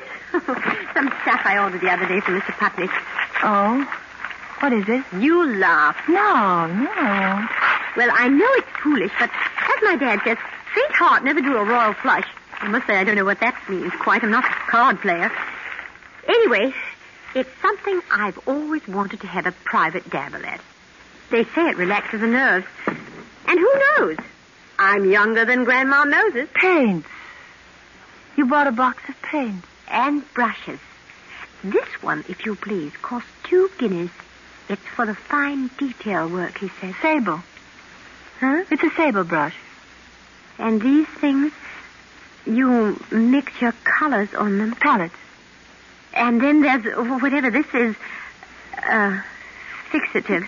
And, well, anyway, I've gone and got a perfect smasher of a real professional kit. Now, someone will teach me to draw a straight line. You didn't buy this box of paints for yourself, did you, Miss Briggs? Well, whatever. You bought them for me. That was it, wasn't it? I was a painter. That's what you're waiting for me to find out. R. Turner, the painter who does portraits of a man without a face. It's Rachel Turner. Is that it? I don't remember it, but is that it?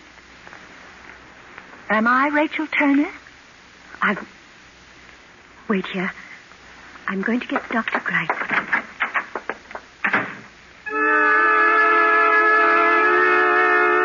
I looked at the door a moment after she'd gone.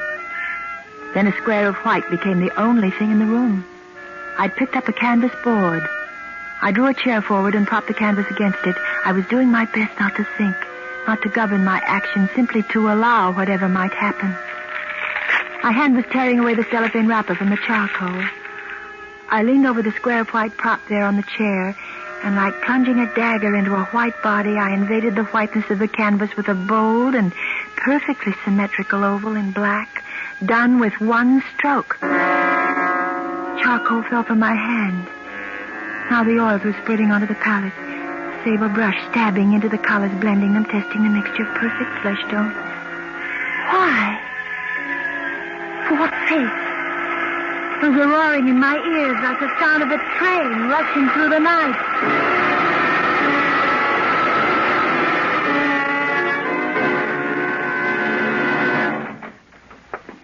Rachel? Well, we meet at last. That is to say, we meet as people meet in a drawing room, a cocktail party, perhaps, where the hostess hasn't had the time to introduce us all around. We find each other elbow to elbow at the punch bowl. At this moment, you smile to me as I hand you your glass, and I say, my name is Grice. I'm Rachel Turner. I'm a painter. Oh? It's a subject on which I'm dreadfully ill-informed. I'm a psychologist myself. Sir Bartley Grice, of Her Majesty's College of Medicine. Heavens. Not only a painter, but a positive encyclopedist. How could you know that? Have we met before? We've not met at all this way. We don't meet, you and I, Sir Bartley, until some months in this year, 1952, when you're my doctor. And I'm a patient who has lost her memory. How much do you know now, Miss Turner? You're going to be sorry. More than that, you'll be the object all the murderous hatred my tortured soul is capable of if you persist in bringing me back. I shall risk that. Many people hate me. I save many others from being hated. You painted this just now in those 15 minutes while Miss Briggs and I were talking? Yes. Remarkable. It's amazing to me. It's wonderful. This man's face, why him? I mean, for what reason this particular countenance? Is he real from life? What's his name, then? Who is he? I don't know. I saw him only once. Well, then, why do you feel compelled to bring back this face to show to yourself again now? Why?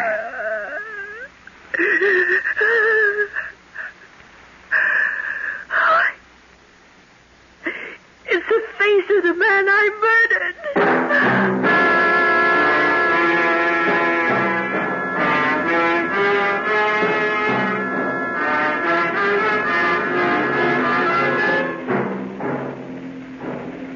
Autolite is bringing you Miss Agnes Moorehead in Death and Miss Turner, tonight's presentation in radio's outstanding theater of thrills, Suspense.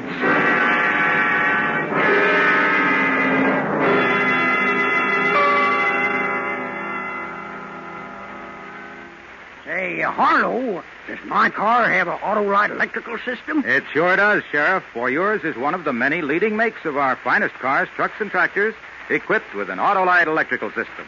And Autolite is the world's largest independent manufacturer of automotive electrical equipment. What kind of chores does this system do, Harlow? Well, Sheriff, it goes to work at the flick of the ignition switch and performs every second your engine runs. It works, too, every time you turn on your radio, sound your horn, use your electric windshield wiper, or heater. That's why it will pay you to treat the electrical system of your car to a periodic checkup at your car dealers or authorized Autolite service station.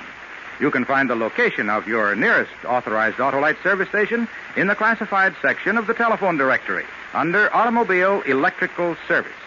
Or call Western Union by number and ask for Operator 25.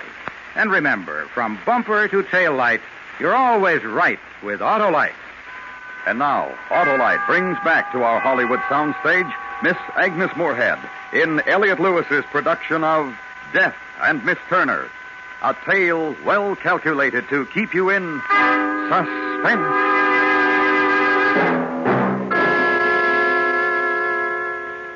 You murdered this man whose face you have painted here? Yes. Yes, I... How did you murder him? I don't know. You have no recall of having actually done it. You're unable to tell yourself where it happened or when? No. No, I'm sure that I killed him. Yes. Miss Turner, we're going to give you something to make you sleep. Now, if you'll just roll up your sleeve for Miss Briggs, please. Sleep? Hold still, yes. Yes, for a period of time now. We shall need to help you sleep. I hope it'll be a brief one. You've wanted to sleep a great deal of recent months, haven't you? That was because you were afraid of reality, of your thoughts while awake. So you were always dozing off, taking a nap, staying in bed till half the day was gone. Now I know I'm a murderess. So I've earned the right to be drugged into forgetting it for a few hours. I was already dead. I'd forgotten. Why couldn't I have been allowed to die? Why not have hung me for it while it didn't matter? But for what? For a murder you can't describe? Of a man whose death in circumstances pointing to violence we have no record? Why, no one on earth has come forward to accuse you of any crime. How did you find me? What was I doing? Where was I when you found me? You must remember what happened yourself. Live through that horror again. Only then will you know what is true. In the meantime, I shall help you in every way I can. Hate me if you like. It's better than hating yourself. Good night, Miss Turner.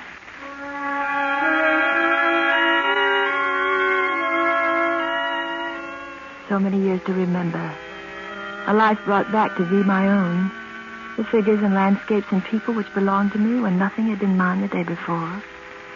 It was all there, up until my birthday. What happened on the 16th of April? I remember the night before. It was the last thing I remembered until awaking here in the hospital on the first day of May. I was standing in the lobby of the hotel, just having got off that rickety elevator. And my bag was packed. It was there at my feet. And the porter came around from behind his booth and handed me an envelope. After that, nothing.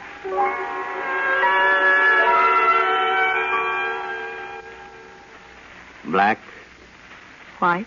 Piano. Tune. Train. Teach. Barrister. Lawyer. Pallet. Paint. Porter. Ticket. Train. Snow White.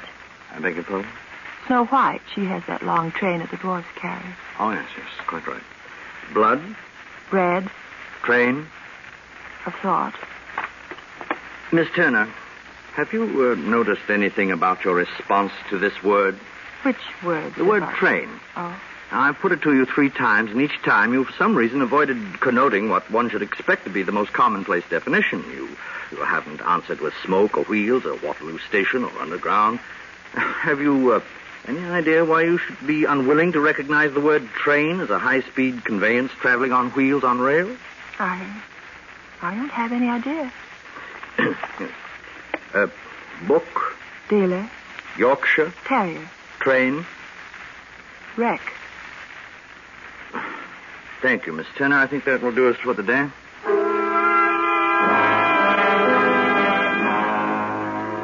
Miss Briggs took me back to my room. I was in a fever. I could hardly walk straight. She kept dabbing at my forehead with her handkerchief, but it didn't do any good. I could see her lips moving, probably asking me if I was all right and could she help me, but I couldn't hear her. There was another horrifying, terrible sound filling my ears. I held my hands over them, trying to shut it out, but it only grew louder. In my room, Miss Briggs tried to push me toward the bed. I could see her lips framing, "You must lie down," but I thrust her out of the way and lunged for the canvas board. My hands and arms were numb, as though they were floating out of my control, except that they ached agonizingly. There were flashes before my eyes, pounding waves that threw my head back and forth, as though I were being battered in some apocalyptic storm. Came a frightful shrieking, torn from the throat of a damned soul in torment, and I fell forward on the ground, and something fell with me. And I saw it, the picture I'd painted, and the voice that was shrieking was my own.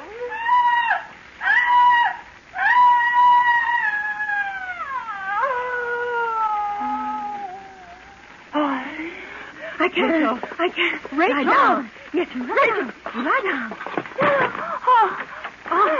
This is it, nurse? Oh, yes. It's awful. All right, roll up that sleeve. Yes.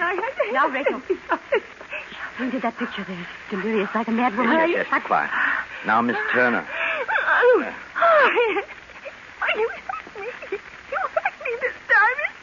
It's stinging. Yes, the mixture's a little bit different this time, Miss Turner. But it will stop hurting in just a moment. There. All ready. Oh, yes. Oh, yes. It's warm. Peaceful. This picture you've just done. Is it good? I think it's extraordinarily good. Are you sleeping? Sleeping, but awake. Asleep, but not asleep. Can you describe this picture to me as though I hadn't seen it? A man sitting in a railway compartment looking out of the window of a train. Opposite him with her back to us is a woman. It's as though we were the woman whose attention is on this man. As though we were this woman? Yes. Don't you mean that you are this woman, Miss Turner? Yes, I am. What day is it now? My birthday. April 16th. Last April. Yes, that's the day. I'm aboard the Flying Scotsman Express. I'm on my way to Edinburgh to paint the moors. I'm in a first-class compartment. Alone, I'm relaxed and happy. I feel the urge to paint something. Right here as the train goes speeding along. And what do you paint? A man. That is the embodiment of a man.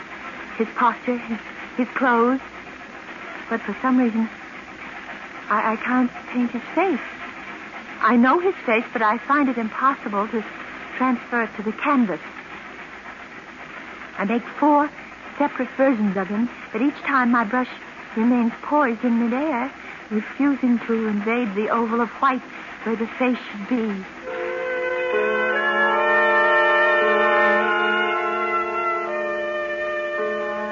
At Manchester, I got out to stretch my legs, walking up and down the station platform. And when I resume my compartment, I find that I have a fellow traveler sharing it with me. He's turned away as I enter. He's occupied with closing the window as it has begun to rain outside. As I seat myself opposite him, he turns to face me directly. He's the man. It's his face which is missing from the portraits that lie on the chair beside me. How do you do? How do you do? How do you do? Well then, do you feel not well? Forgive me for staring at you. I didn't... I mean looking at you in this way. It is all right. Fine. I'm a painter, you see. Artist? Yes, good. An artist. Well, this is the impossible part. Here, you see these pictures? Huh? Oh, yes. Very interesting. I mean, not to know who it is, his face. Oh, but I do know. I didn't feel I could do the face before, but now I can. Oh, sure. Why? Because it's your face. My face? What for, my face? Yes. Yes, I know it's queer, but it's... I mean, you are going to put my face in there? Yes. Well, all right. It's all right. Go ahead. You mean it? Now? Sure. What do I do? I mean, I am all right to sit here like this? Yes. Just that way, please. If you'd tilt your head just a little more, that way. This is all right? Yes. You're in the shadow, though. If there was only a little more light. Too dark. I have it. Would it be too much trouble if we change places? There's good light here where I'm sitting. Pardon? If we change places, I'll sit over there and you... Oh, change places. Sure. I sit down where he has been, and he places himself exactly where I've been sitting a moment before. For a moment, he looks at me, smiling. And then it happened. There was a grinding, crashing cut. Smoke and steam obscured his face, still smiling in surprise. And then an inferno of splintering wood and glass and rending steel came screaming at him, and the car split into its flames and got him shrieking in death. I killed him. He changed places with me. It was I who was meant to die. He took my place. I killed him. I killed him. He took my death.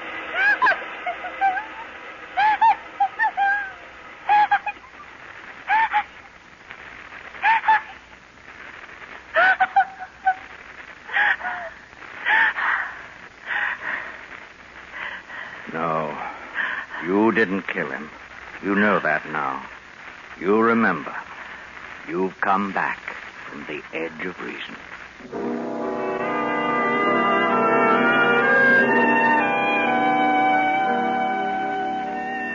I'm going home, sailing at midnight. It'll be midwinter. The snow on that Connecticut ridge. Those leafless elms in their rolling purple shadows. They gave me a farewell tea this afternoon, and I even had a cocktail. The hostess was much too busy to introduce us all around, but a very nice gentleman came up to me and introduced himself. My name is Grice. I'm a psychologist. I am Rachel Turner. I'm a painter.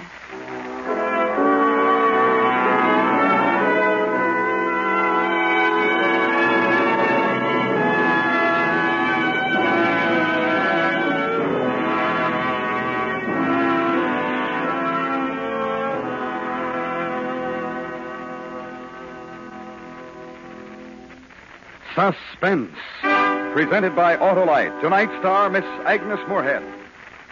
This is Harlow Wilcox speaking for Autolite, world's largest independent manufacturer of automotive electrical equipment. Autolite is proud to serve the greatest names in the industry. They are members of the Autolite family, as well as are the 98,000 Autolite distributors and dealers in the United States and thousands more in Canada and throughout the world.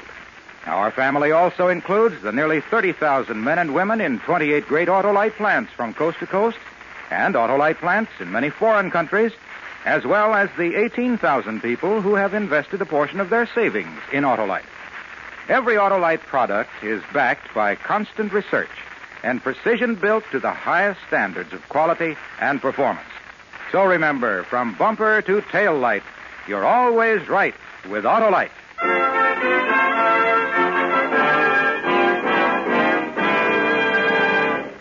Next week, a story based on fact and taken from your morning newspaper. The exciting report of one man's efforts to prevent a national tragedy. The story is called Man Alive. Our star will be Mr. Paul Douglas. That's next week on Suspense.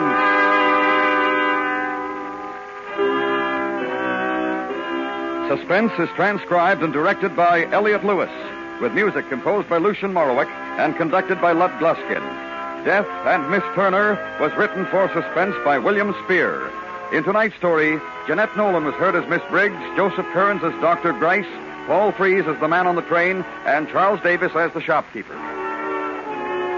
Agnes Moorehead may currently be seen touring in Don Juan in Hell by George Bernard Shaw.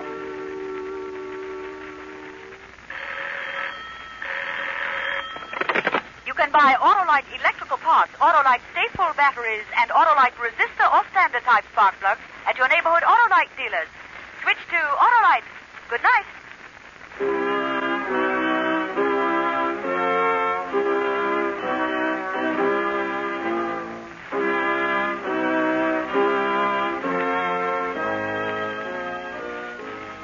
This is the CBS Radio Network.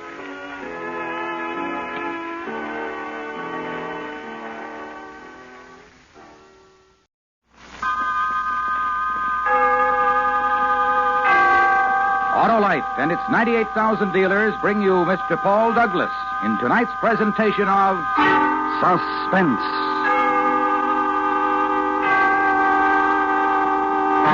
Tonight, Autolite presents the exciting report of one man's efforts to prevent a national tragedy. It is based on fact, with only names and places changed. The story is called Man Alive. Our star, Mr. Paul Douglas.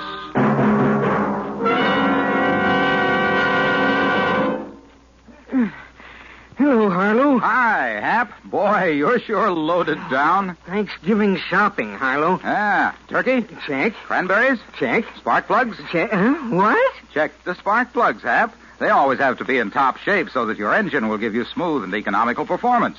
And there's no better time than now to have them checked by your nearest Autolite spark plug dealer. And suppose he finds them as gone as Thursday's turkey, Harlow? Why, Hap, if they're worn out or wrong for your style of driving, your Autolite spark plug dealer will replace them with a set of world-famous ignition-engineered Autolite spark plugs, either standard or resistor type.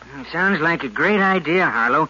Where do I locate my Autolite spark plug dealer? Why, Hap, just phone Western Union by number and ask for Operator 25. She'll gladly tell you the location of your nearest Autolite spark plug dealer. And remember, from bumper to tail light, you're always right with Autolite. And now, Autolite presents Man Alive, starring Mr. Paul Douglas, hoping once again to keep you in suspense. You may have seen the name, Man Jackson. I run a column of saucy chat and unimpeachable rumors in the San Francisco Express under the heading, what else, Man Overboard.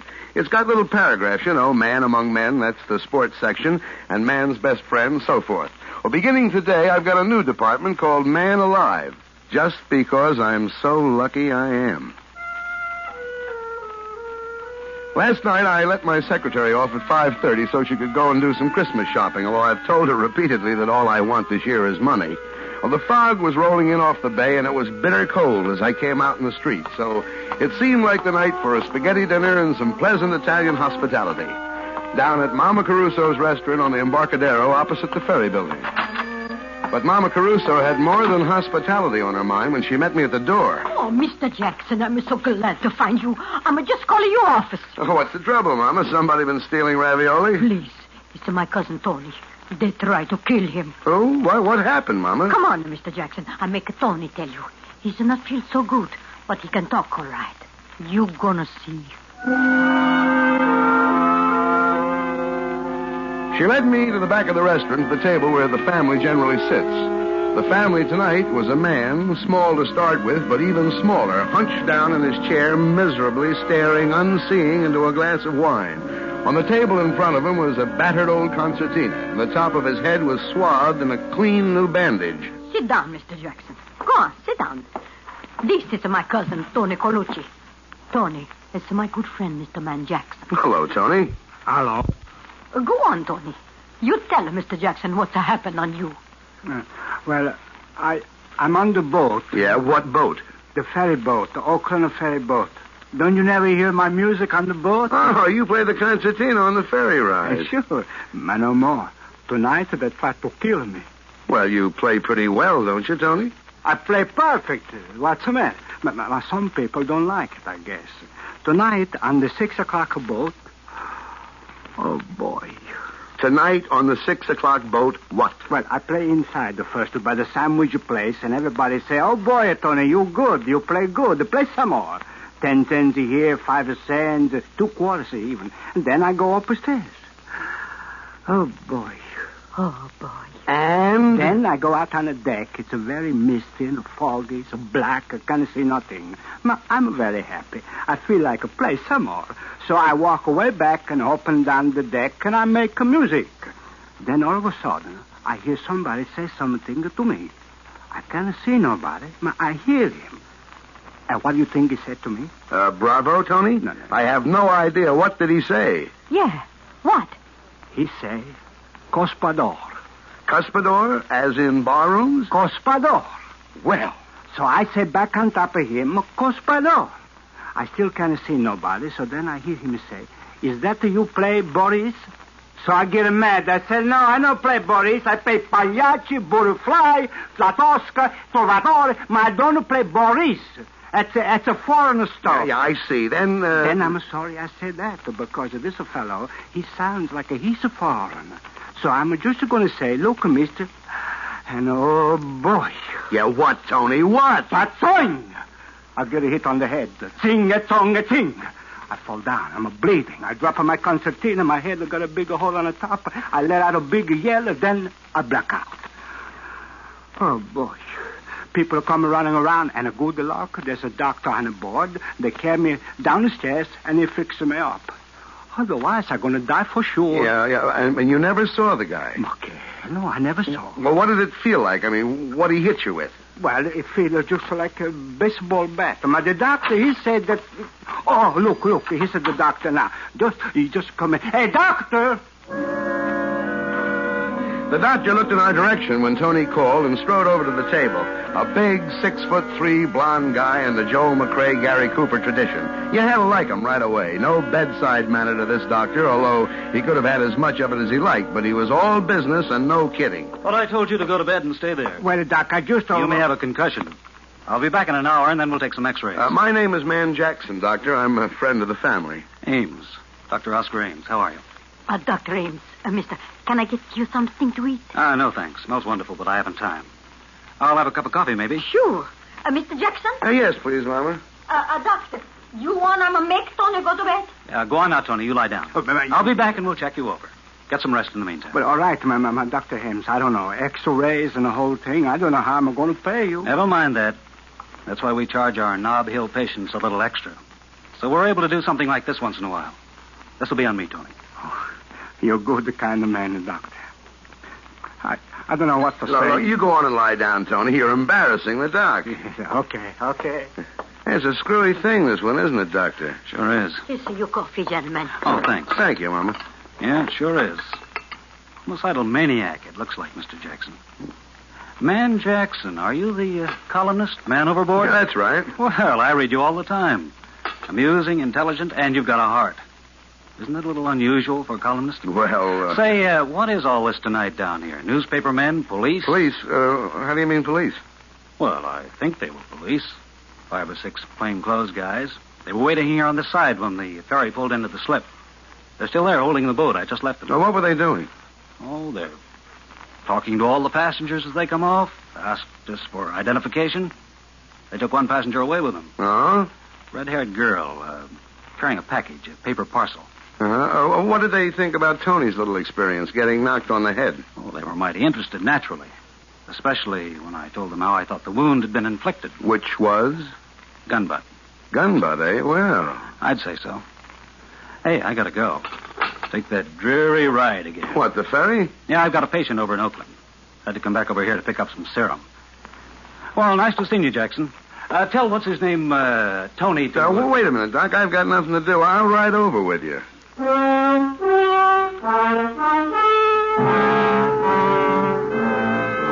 We crossed the street, went into the ferry building. Everything was normal enough in the main waiting room where I stopped to buy cigarettes and a pocket flashlight. But outside on the dock where the Oakland boat was waiting to take off, there were a number of extra characters whom you wouldn't think would have chosen a dismal, chilly night like this for waterfront lounging. There wasn't anybody I knew, and in any gathering of plainclothesmen, local variety, I generally spot one or two familiar faces. But Dr. Ames and I got aboard, followed by 3 of these gentlemen. The broadest one, who was built for endurance, exchanged pleasantries with us as the boat moved out into the water. Hello, Dr. Ames. I see you didn't miss the boat. Like the old saying. No. Oh, you're one of the fellows I talked to before when we landed. That's right. I don't think I got your name. Connolly. This is Mr. Jackson.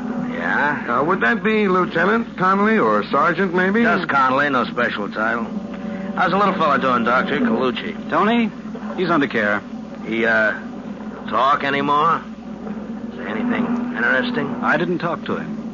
Mr. Jackson here did. Oh? Really? Really? What do you have to say? Well, you see, I'm an old friend of his family. What he told me was in confidence, and I'd really have to know a little more about who I am telling his secrets to. I see. Jackson, your name is? Still is. Nice to meet you, Gospodin. Gospodin? Means nothing to you, huh? It might. Yeah, it might. Gospodin sounds like another word. Somebody might think you said cuspidor. It's very funny. Are you going to stay out here on deck? Well, we haven't made up our minds. Is that okay? Ought to go inside. Have a little coffee at the snack bar. Comfortable. The ride's over before you know it. Out here, it's foggy, wet, and miserable. Well, I'm going in. I'll see you later. Goodbye, Doc. Well, maybe he's right. Although I must say he's not my favorite man in the world, Mr. Conley. It is strictly pneumonia weather out here on deck. Shall we go in? No, not just yet for me. I think I'll stretch my legs a little. Dr. Ames, where was it that Tony got conked? On the upper deck, I know, but which side? We've turned around now, starboard. Just about directly above where we're standing. Yes, right about... Doc, don't point. Our friend Conley and his boys are on their way out to see us again. No, they went back in. You think they're as mysterious as they seem? Oh, definitely that. You know what made them turn back just now? Decide it wasn't necessary to check whether we were still here? No, what? Our cigarettes. They can't make us out here. It's too dark, but they can see 2 lighted cigarettes. I'd like to get up there on that upper deck. Looking for tomorrow's column, huh? You want to get up there and nose around where Tony was, is that it? Well, that's the idea, but those I've got in it. there... Hand me your cigarette. I'll smoke them both a yard apart. When they check, we'll both still be here. Masterful thinking, Oscar. Go ahead. I'll be here.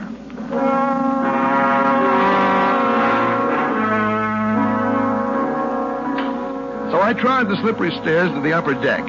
The fog was as wet as rain. I couldn't see any more than inches ahead of me with my flashlight. I stopped about amidships and looked down over the rail. Dr. Oscar Ames and his 2 cigarettes, tiny red dots of light, were almost directly beneath me. I turned back from the rail, and my foot squashed into something that sounded like an eggshell. I bent and picked it up. It was a mother-of-pearl ornament like the ones Tony's concertina were covered with. A sudden noise over my head made me shoot my light up. A piece of canvas had suddenly ripped loose from the top of a lifeboat. Well, I got up there somehow and looked. The canvas had been ripped open with a knife, a hole large enough for a man's body to get through. And that's what was in there. A man's body. He'd been stabbed in the neck. This was the man who had slugged Tony, or so it seemed, because the gun was still clenched in his right hand, the barrel reversed. Well, my flash caught a speck of something white in one of his shoes. It was a bit of paper with 2 typewritten lines on it. I let myself down to the deck and prepared to read the note, and that's when my flashlight went dead. I groped about until I found a faint, ghostly glimmer of light overhead, out over the edge of the ship on the outside rail. I climbed over, steadied myself, and lit a couple of matches. It said International Postcard Shop, Geary Street, SF, greeting card for Boris. I put the bit of paper in my pocket and turned to climb back over the rail. And then something came at me from the back. It caught me full in the center of the forehead, and I fell crashing over the side.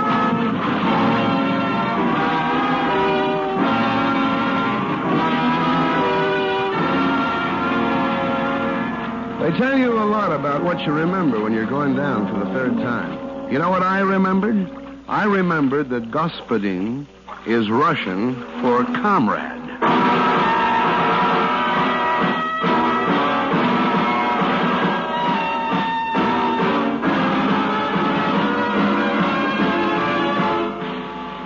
Autolite is bringing you Mr. Paul Douglas in Man Alive. Tonight's presentation in radio's outstanding theater of thrills, Suspense.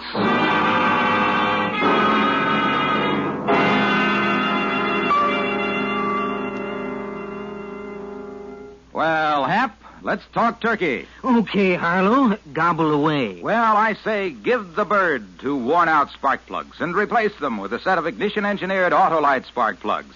Like the amazing Autolite resistor spark plug, for example. You can really crow about that, Harlow. Yes, sir, Hap, because the Autolite resistor spark plug is the greatest advancement in spark plugs for automotive use in the past 20 years. You see, the Autolite resistor spark plug has something extra. And that's the exclusive Autolite built-in 10,000-ohm resistor. Because of this exclusive extra, Autolite resistor spark plugs give you such outstanding advantages as smoother engine performance, quick starts, and double life under equal service conditions. And the Autolite resistor spark plug is only one of a complete line of ignition-engineered Autolite spark plugs for every use. So see your Autolite spark plug dealer soon. And remember, from bumper to tail light, you're always right with Autolite. And now, Autolite brings back to our Hollywood soundstage Mr. Paul Douglas in Elliot Lewis's production of Man Alive, a dramatic report well calculated to keep you in suspense.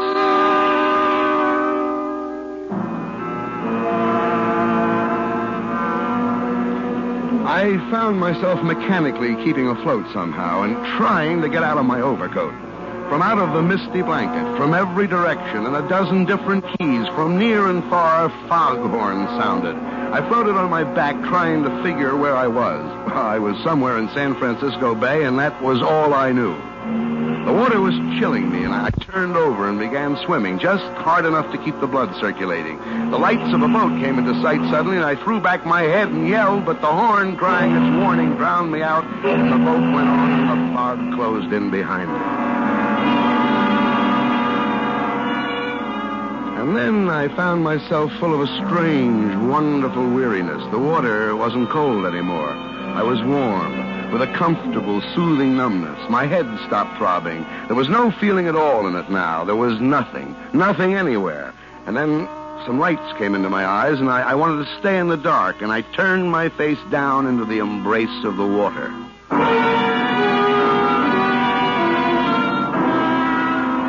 And then I wasn't where you'd expect at all. I was lying on a baggage truck that was moving. People were crowding around, walking beside the truck, staring at me. The guy in uniform wheeling me noticed I had opened my eyes. Well, hello, pal. Welcome back to the United States. Well, hello. What part of the United States? Just landing in Sausalito. Lace Hill. We're taking you over to the hospital. Sausalito? How long before that boat goes back to San Francisco? It leaves right away. Well, I'm going with it. Hey, wait, sir. You ain't in no condition. Thanks. I'll be okay. Half an hour later, shivering and shaking in my wet clothes and keeping my mouth clamped tight so my teeth wouldn't sound like a dice game, I climbed into a taxi at the ferry building and went to my apartment. There, I swallowed a half a pint of whiskey, rubbed myself with a coarse towel until my skin was sore. Then I looked in the pocket of the soggy suit I'd hung up to dry. It was still there. The piece of paper from the dead man's shoes, damp but legible. International Postcard Shop, Geary Street, SF. Greeting card for Boris. I got up to put on a dry suit, and then I changed my mind and put the wet one back on.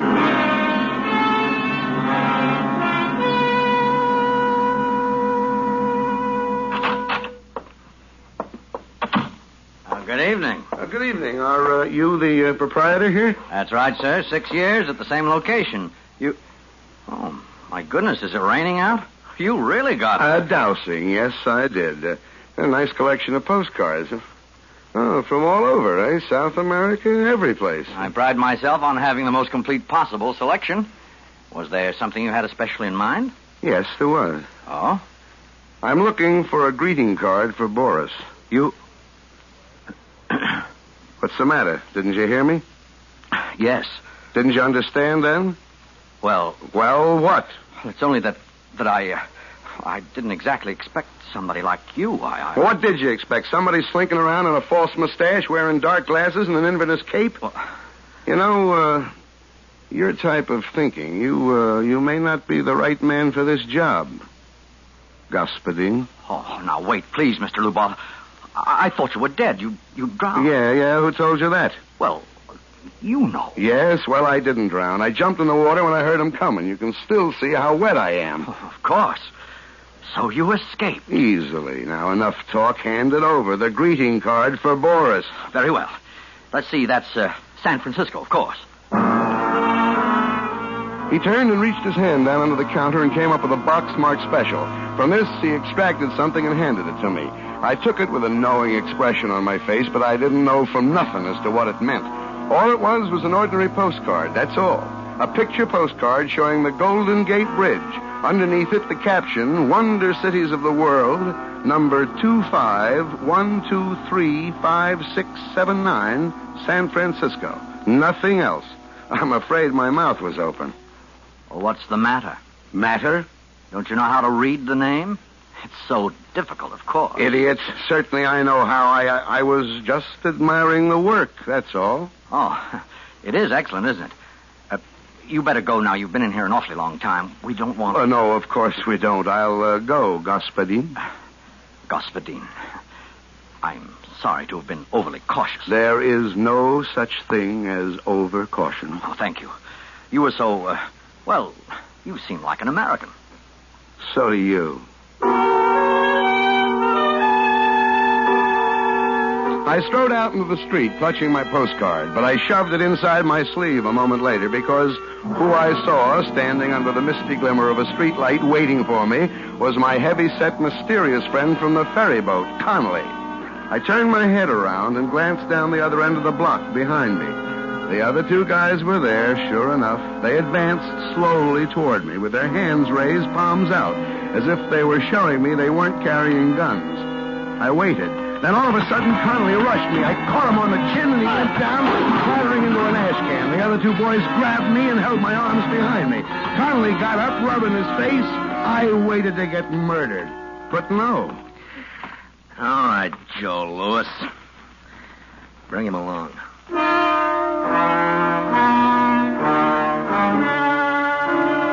And so they did. We didn't go far, just around the corner to a little hamburger place that had a sign in the door saying closed, although there were lights inside. Conley knocked on the door, and a fellow with an apron came and opened it and locked it after us.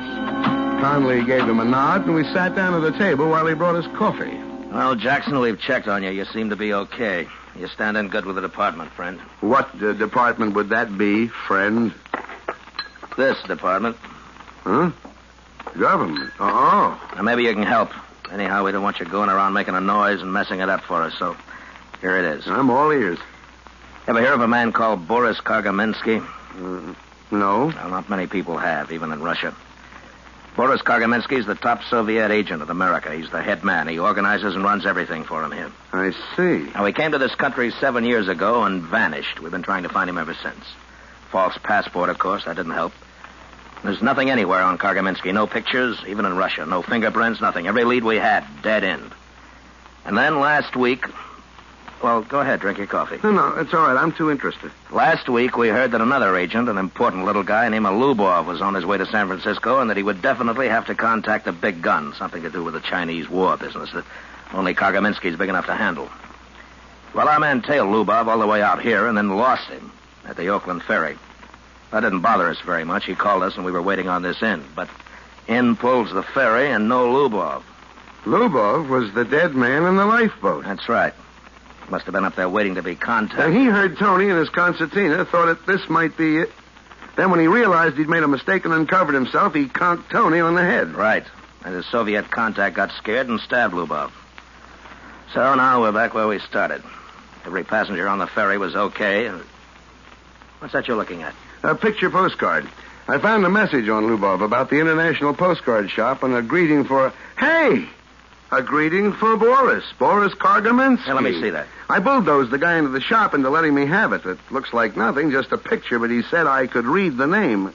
Golden Gate. Now, give me it. These numbers. Wonder Cities of the World, number 2512355679. Wait a minute. What? Well, print out the guy's name, Boris. B. K-A-R-G-A-M-E-N-S. Leave a space. Yeah. K-A-R-G-A-M-E-N-S-K-Y. Now put numbers there. Wait a minute now. The top number's 9. All right. Now put 1, 2, 3, 4, 5 over Boris. Yeah. Then start again. 1, 2, 3 up to 9 over Kargamensky. 9. Yeah. All right. Now let's see the postcard. 2, 5, 1, 2, 3, 5, 6, 7, 9. Okay. What's 2? 2 is O. 5? S. O-S. Now Kargamensky. 1. K. 2, 3. A-R. O-S-K-A-R. Oscar. Well, I guess we know the rest of it. 5, 6, 7, 9. A-M-E-S. Ames, correct? Correct. Oscar Ames. Dr. Oscar Ames. What? I was just thinking. He was worried about me catching pneumonia.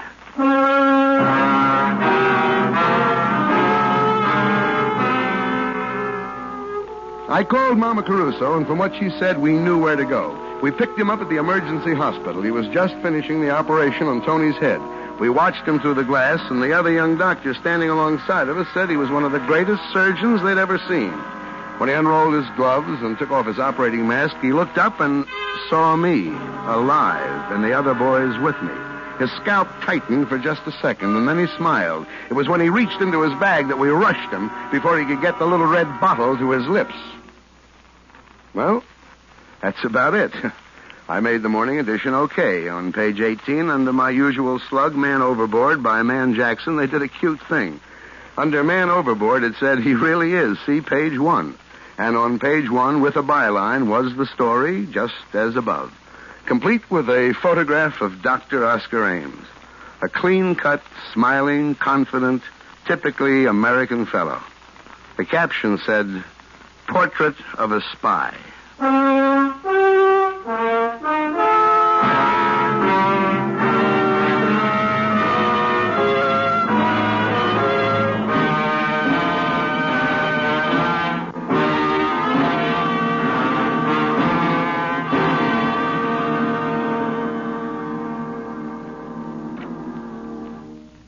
Suspense.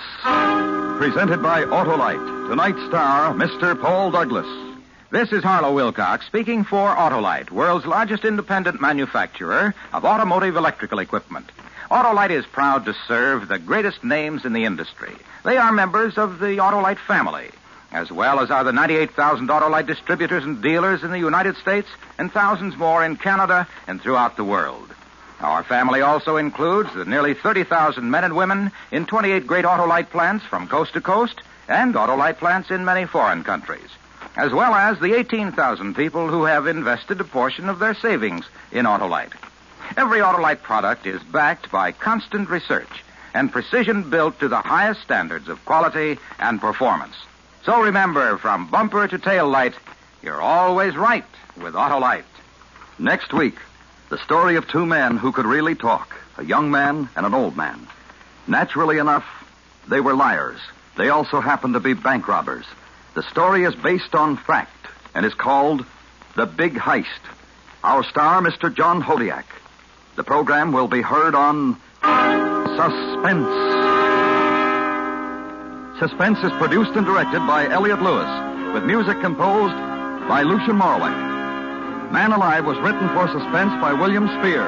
Featured in tonight's cast were Jeanette Nolan, Jay Novello, Fred Mackay, William Conrad, and Joseph Kearns. Paul Douglas will soon be seen in the RKO radio production Never Wave at a Whack with Rosalind Russell. Remember next week, Mr. John Hodiak in The Big Heist. This Thursday, Americans give thanks for all our blessings and especially our liberties. The Autolite family sincerely wishes you and your family a happy Thanksgiving.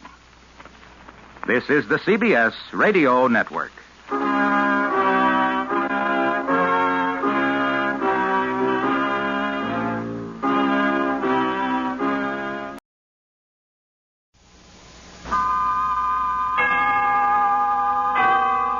Autolite and its 98,000 dealers bring you Mr. John Hodiak in tonight's presentation of Suspense.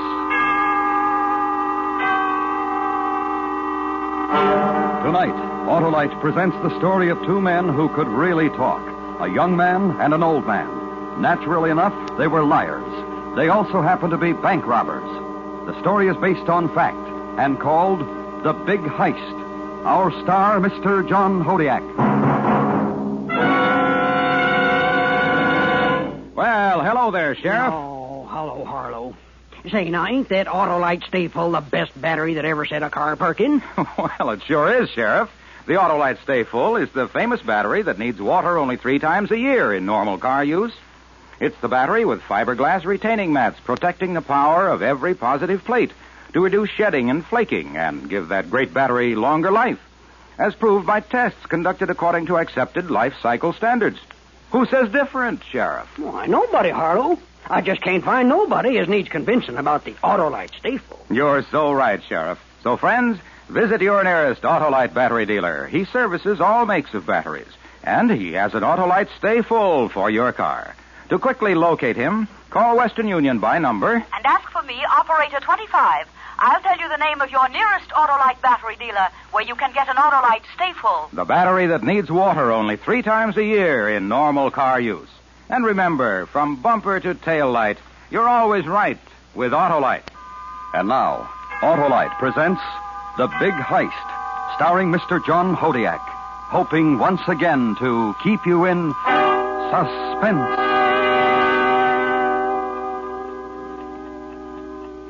Yeah, sure. I worked with John Barry on the Colfax National trick. He's the best in these bank bits, you know. Of course, everybody knows that. He had it cased right up to where he could tell you what the guy in small loans had for breakfast that morning.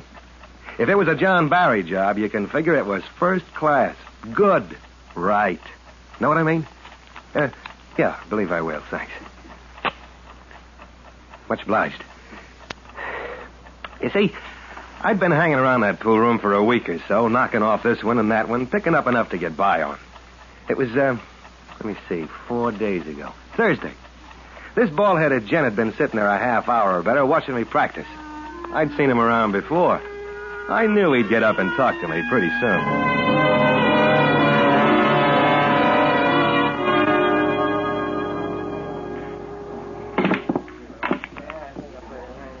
Hey. What's the matter? That's pretty good. Just luck. Don't kid me. I'm not. You like 8 ball? Well, I'm willing to try anything. Swell. Play for a buck? I don't know. What's the matter? Have you got a buck? I'm looking at the way you picked out that cue. You must be pretty good. I'm no good at all. Now, let's hold off playing for a buck right now. Just a friendly game. Well, suit yourself. But you'll be sorry when you see how I play. I'm really no good. You wait, you'll see.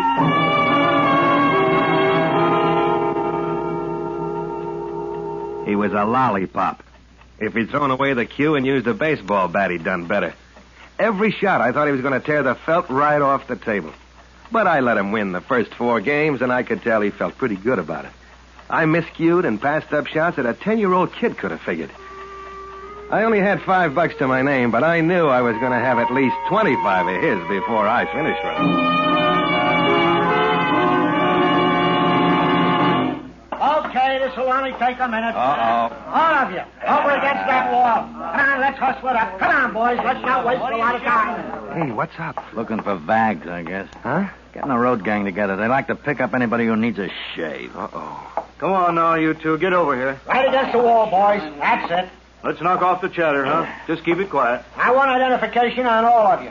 Driver's license, social security card, something that'll tell us what your name is, where you live, and where you work. Take them out. Come on, boys. Hey, I'm in trouble. Huh? No address here. Boy, you are in trouble. Shut up down there. How many times have I got to This say? your address, Barney? 212 16th? Yes, sir. What kind of work do you do? I'm a bricklayer. Where do you work? Masterson Construction Company. Why aren't you working today? I'm sick. Okay. Let's see it. No, not the wallet, just the card. Carl Weisenbach? Yeah. Work, Carl? No, just sort of passing through town. You can see I live in Philly. I can see. How do you live, Carl? I save my money. This one. Okay, come on. Hey. You know what it's all about. Let's have it, buddy. James Scott? That's right, Sergeant. What's this Salt Lake City? Well, that's where I lived. He's with me now. We live together at 516 Mariondale, number 14. What's your name? Martin Collins. What kind of work do you do? I'm an electrician. Yeah. And what do you do? I help him. I'm learning the trade. Here? In this place? Oh, guys got to relax, Sergeant. We just finished a big wiring job for an outdoor billboard outfit. Why? 17 days hanging by our toes on those things. You try it sometime. And this is our first day off since the beginning of last month. Right? You betcha. That's the truth, Sergeant. Okay, here. You. Where do you work? Man, I own this place. That's where I work. Thanks, Collins. Don't mention it, Scotty.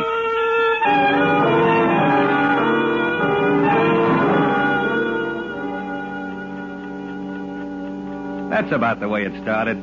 Collins turned out to be a little quicker than I first sized him up. I could have talked my way out of it, I guess, but then he just might have saved me 10 days for no visible means. After the cops talked to everybody and hauled a few down, we went back to the table.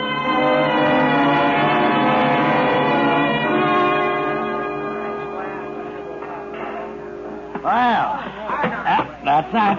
Hey, aren't you going to let me get even? You'd never get even with me, boy. What? Had me picked, didn't you, Scott? Just like that bus driver you had right here on the same table 3 days ago. What? Oh, you were going to let me win the first 4. Then you were going to turn into a regular Willie Hoppy and really let me have it. It had gone up from $1 to 5, then 10. Isn't that the way you're going to work it now, huh? Well, I'd just like to try for my $3 again. Come on, boy. Who you kidding? Own up now. Okay. I had you picked. I could still give you a game, though. I tell you, I invented the game. You'd be wasting your time. You have been wasting your time. Have I? 5, 10, $15 a day around here. Not bad, I'd say. How could you go for $10,000 in one day, huh? Sounds good. But you'll have to lend me some overalls, because I know I'm going to have to work real hard for that kind of money. We need a third guy. For what? You want to meet somebody? Sure. Why not? Hang up your cue, boy.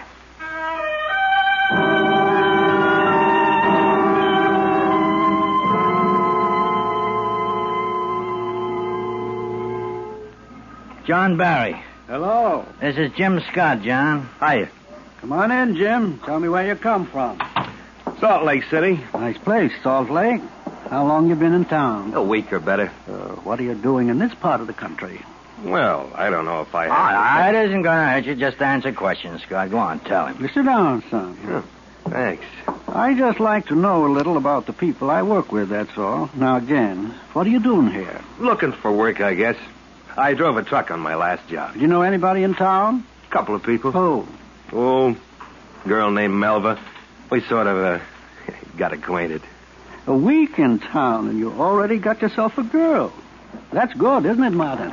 Pretty good, John. Well, you're a personable young fellow. You have a nice way about you. I don't see why not. Can you use a little money? Well, he said something about $10,000. That's not a little money. It might be a lot more than that, at least 10. Oh, sure, I could use it. What do I have to do, hold up a bank? No, I'll do that part of it. You just help me. Huh? Yes, it's a bank job. You ever hear of me, son? John Barry? No. Well, I'm the best in the business, and I always pick good men to work with me. Now, you look like the kind of boy who knows how to use his head. I'd like to have you in on it. You'll probably go far in this world. Not sticking up a bank, I won't. I'll go to jail. That's what'll happen. I thought you looked him over, Martin. I did, John. It's a surprise to me. Would you rather hang around those pool rooms the rest of your life? Oh, I've never done anything like a bank. What have you done, son? 30 days. 90 days once, and I didn't like it. Oh, I see. And I don't blame you. But no policeman's going to bother you on this. You aren't going to wind up in any jail. Nobody's going to jail. You do your part of it exactly the way I show you, and you come out clean, safe, nice and rich. Now, how does that sound? Oh, it sounds pretty good. How about that girl, Melva? Yeah, that's her name. She pretty? Sure. Well, she likes you, I'll bet. Huh, Martin? Yeah, sure. Now, you and I both know that one thing ladies understand is money. The more you have, the more they understand. It's the way they're built. Isn't that the way it is, Martin? Sure is, John. And you know that, too, son. Now, the money you get from this would help you a lot. Or maybe you wouldn't want to spend it on her. But Then at your age, a good fling is something to remember all your life. A new car, nice place to live, things like that make this old world not such a bad place to live in. Maybe you'd even like to go into business. Well, I thought about that, too. Sure you have. When the whole thing's over, you'll never see Martin here again. You'll never see me again. But you'll have a big package of money to remember us by, to do with what you like. And I can tell by looking at you right now that you have some pretty good ideas on how to handle money now. Isn't that right? Well, what would I have to do? Just pay attention to what you're told, Scott. Martin's right. Years from now, somebody might ask you, or you just might want to tell them. You can say you were with John Barry on a bank job. You can say you started when it was low needle and you rode it all the way. Of course, if you don't want to work with me, you can walk right out that door and forget we ever talked about this. But when you read in the papers about how it went off and how much was taken, you'll feel pretty silly passing it up. Now, if you can use the money and follow instructions, Martin and I would like to have you in on it. Wouldn't we? We sure would. Well, when are you going to do it? Tomorrow afternoon. Do you want to help us tip over this bank, or don't you? What do you say? 10,000? Probably a lot more. Are you in, son? I'm in.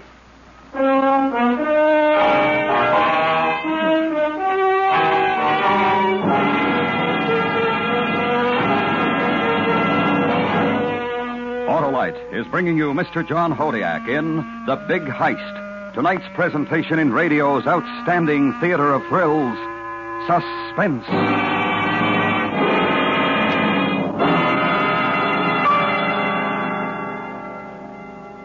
You know, Harlow, I really go for that Autolite Stay Full battery. Well, millions of motorists do, Sheriff. They all agree that for power, dependability, and convenience, you just can't beat the battery that needs water only 3 times a year in normal car use. And don't forget, it has a life longer than a Texas Panhandle. That's because every positive plate in the Autolite Stay Full is protected by fiberglass retaining mats to reduce shedding and flaking for longer life, as proved by tests conducted according to accepted life cycle standards. Yes, sir.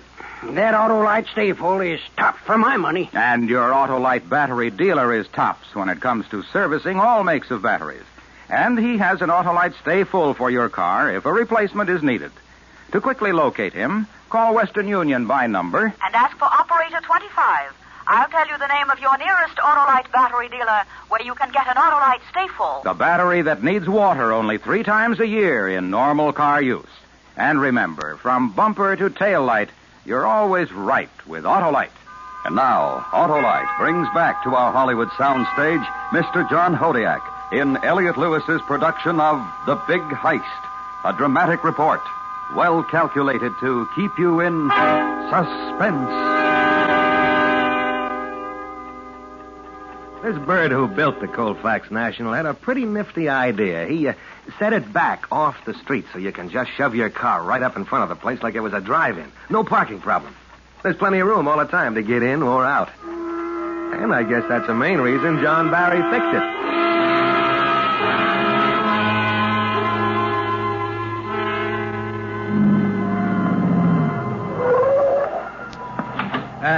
Just a minute, Scott. Huh? Relax. Well, I thought we were going in and look the place over. It's been looked over. I've been at it for the last 8 months. Oh, okay. See that guard in front, son? The one looking at us? He's looking over us, son. He's watching that big clock across the street. He always does. Huh? For some reason, 2 minutes mean a lot in that man's life. The clock across the street runs 2 minutes fast. There are clocks on all 4 walls of the bank that are right on the nose, but when it gets near quitting time, he goes by that clock in front of the jewelry store. Now, in about 30 seconds, he'll rope off the front doors of the bank, and no more customers will be allowed in today. You'll have to keep him busy out there tomorrow. You're worried about one guard out front?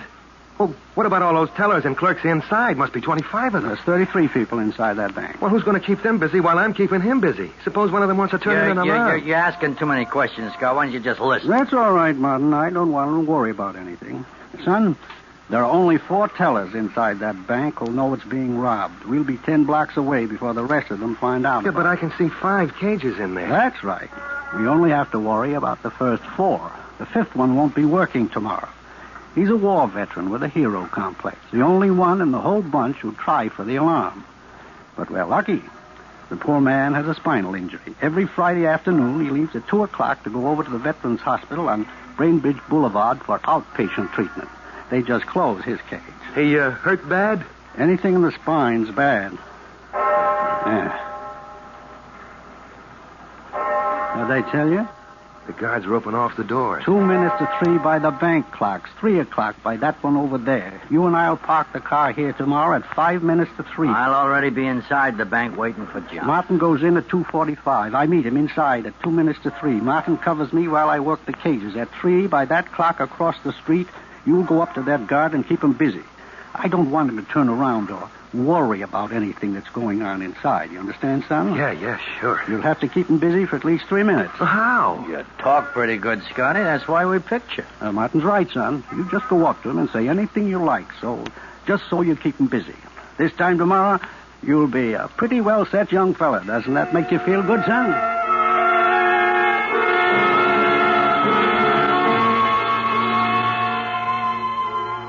I don't know where I got the notion that a bank robber always wore a dark suit and pulled a hat over his eyes. It was pretty hard to convince myself that an old guy, a fat guy, and me were going to heist the Colfax National. But when we got back to the hotel room and John Barry began telling me all he knew about the insides and outsides of that bank, and the people who ran it, and the people who built it, and the people who owned it, I began to get a lump in my throat for the bonding company. He had diagrams. He had blueprints. He knew the alarm system better than the Ginzo who put it in. And there's a certain safe company back in Ohio that'd make him a vice president tomorrow for what he could tell him about their own time vaults. But until 8 that night, he kept me busier than a flea on a fat man, telling me about everything. I felt pretty good about the whole thing. And I was just getting ready to go up to the room he rented for me when it happened. Here you are, son. Go ahead, son. Take it. It's yours. Wait, you didn't say anything about a gun. I thought all I had to do was talk to that guard. That's right, son. But I'm giving you this right now. I want you to have it. Well, 45. Fine piece, that. Is it loaded? Oh, yeah. You better go upstairs and get yourself some sleep, son. Big day tomorrow. Yeah, I guess you're right.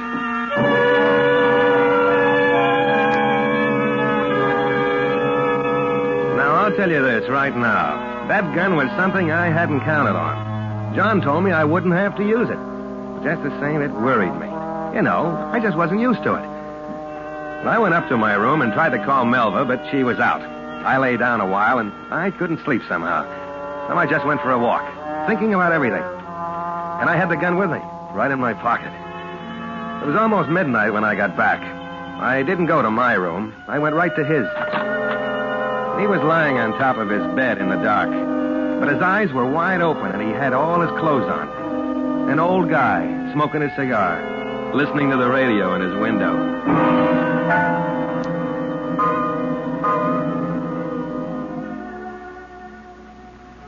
Is that you, son? Yeah. Pretty music, huh? Very nice stuff that man wrote. Yeah. Look, John, I'm out. Out of the job, son? Yeah. Here's your gun back. I don't want it.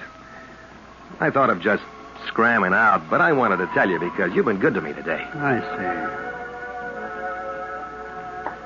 Mind if I ask you what made you change your mind about tomorrow? Oh, I don't know what it was. I just decided not to, that's all. Got the coffee, John. Thought you're in bed, Scott. Martin, Scott says he isn't going with us tomorrow. What? That's right. And there's no sense in you getting steamed up about it. I'm just not going to do it. What's the whole thing in a shell hole? Now, look, Scott, we got to have you on this job. It's too late to get anybody else. John spent 8 months laying it out. It's fixed for tomorrow afternoon. No, Martin, just a minute. Scott's a pretty good boy. We both know that. If he has a reason to back out and quit, it must be a pretty good reason. Isn't that right, son? Yeah. You see, Martin, he's thought it over. Oh, but, John, if it doesn't come off the way we planned it... Wait a minute, Martin. Son. What? I'd like to ask you again. Why? Oh, I just don't want it. Is it the gun, son? Is that it? I don't want to shoot nobody. Oh, well, no. Martin, have we ever shot anybody? No. You see, son, no sense in worrying about that. Now, Martin carried a gun for, 11 years, Martin? At least that. Never fired it. Martin, show him your gun. Sure. say, practically rusted, isn't it? Now, I've carried one for 22 years, never had occasion to use it at all. When I gave you that gun tonight, son, I just thought I was going to make you feel good, honestly. Well, you didn't make me feel good. I see that now. But believe me, I just gave it to you as a sort of insurance. You don't even have to carry it if you don't want to. But look here, you take it back. Go ahead, keep it tonight. If you don't want to take it tomorrow, that's all right. Now, how's that? Well, You go upstairs and get a good night's rest, son. You don't have anything to worry about. Tomorrow we'll all have a big breakfast and forget this ever happened.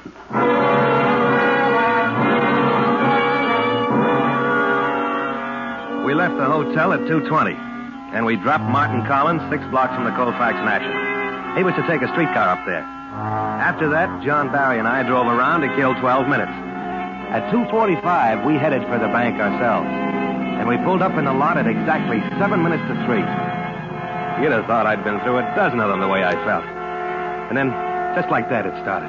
You all right? Well, maybe I can't keep him busy for 3 minutes. What then? No, take it easy. Of course you can keep him busy. Talk to him. You know how to do that. But what if I can't? Now, look, that guard's name's Edward Jameson. He makes $68 a week standing there looking at that clock across the street and telling people why they can't come in once he's put the rope up. That's the big moment in his life.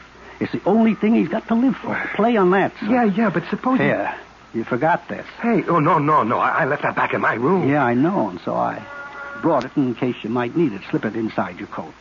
Well... Atta boy. All right, on time. Go after him as soon as he puts up the ropes. I don't want this thing. Son, that man's got to be busy. If you can't keep him busy talking, you shove that thing right under his nose. It'll look terrible to him, even bigger than it is. Remember, he doesn't want to get all shot up. Good luck. Yeah.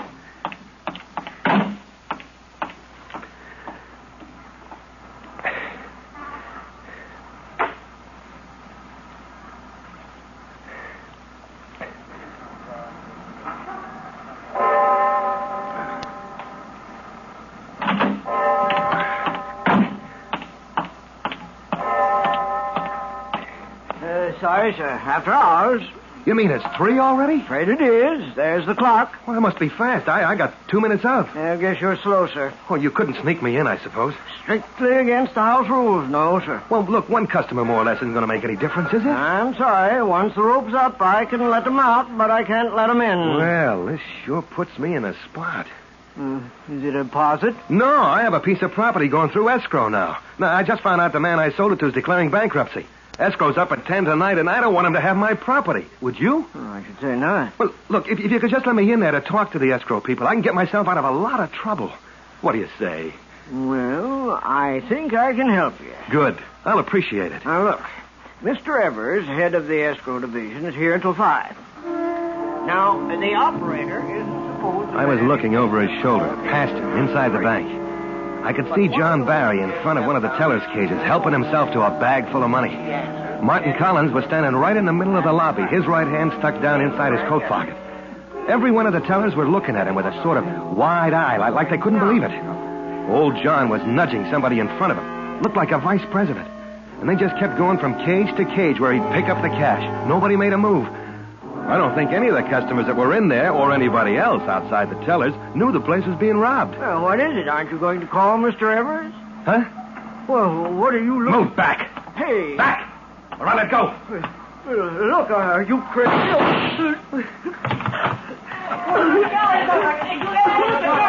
happened, Scotty? Why'd you shoot him? It just went off. It just went off. Get out of here, boys. I didn't mean to shoot him. I didn't want to shoot him. You guys know that, don't you? All right, shut up, Scotty. I didn't want to. Honest, I didn't want to. I didn't want to do any of this. You guys made me do it.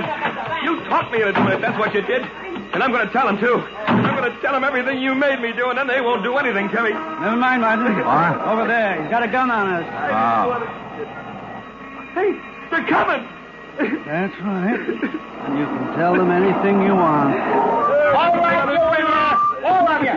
Come out of that car one at a time with your hands up.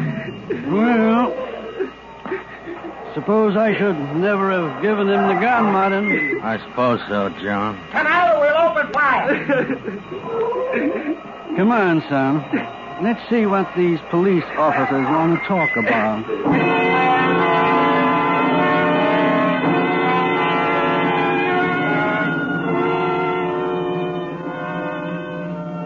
This John Barry, and remember, he's the best, looked like any old geezer you'd find filling prescriptions behind a drugstore counter or reading books in a public library on Sunday afternoons. But let me tell you, he had it.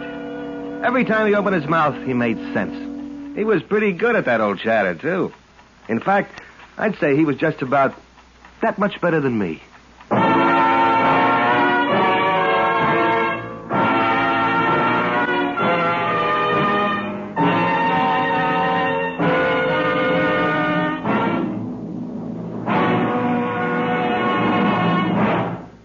Suspense.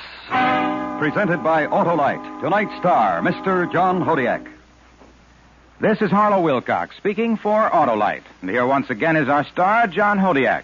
Well, John, it was good to have you back on Suspense after a long absence. Thanks, Harlow, and thanks to Autolite for inviting me. Suspense is truly radio's outstanding theater of thrills, and I consider it a privilege to be a part of it. And, John, it's satisfying to be a part of the Autolite family, for Autolite is one of the great names in American industry. Indeed it is, Harlow. World's largest independent manufacturer of automotive electrical equipment, the Autolite family includes 98,000 distributors and dealers in the United States and thousands more in Canada and throughout the world. Well, no wonder I find Autolite service wherever I go. Right you are, John. And friends, remember, every Autolite product is backed by constant research and precision built to the highest standards of quality and performance. So, from bumper to tail light, you're always right with Autolite.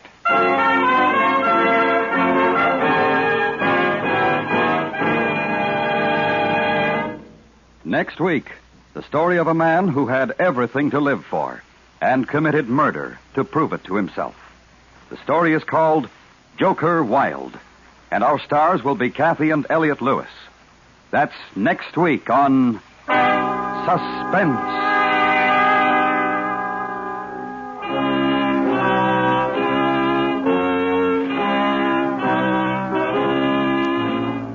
Suspense is produced and directed by Elliot Lewis, with music composed by Lucian Morowick and conducted by Lud Gluskin. The Big Heist was written for Suspense by E. Jack Newman.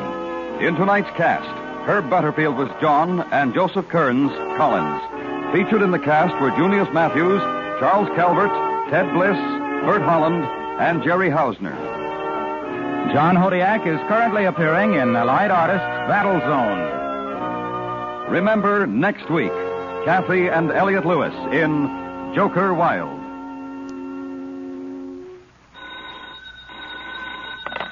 You can buy Autolite Stay-Full batteries, Autolite electrical parts, and Autolite resistor or standard type spark plugs at your neighborhood Autolite dealers. Switch to Autolite. Good night.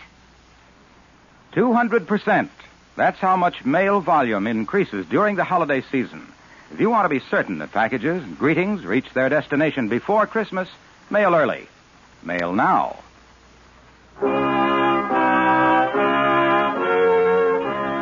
This is the CBS Radio Network.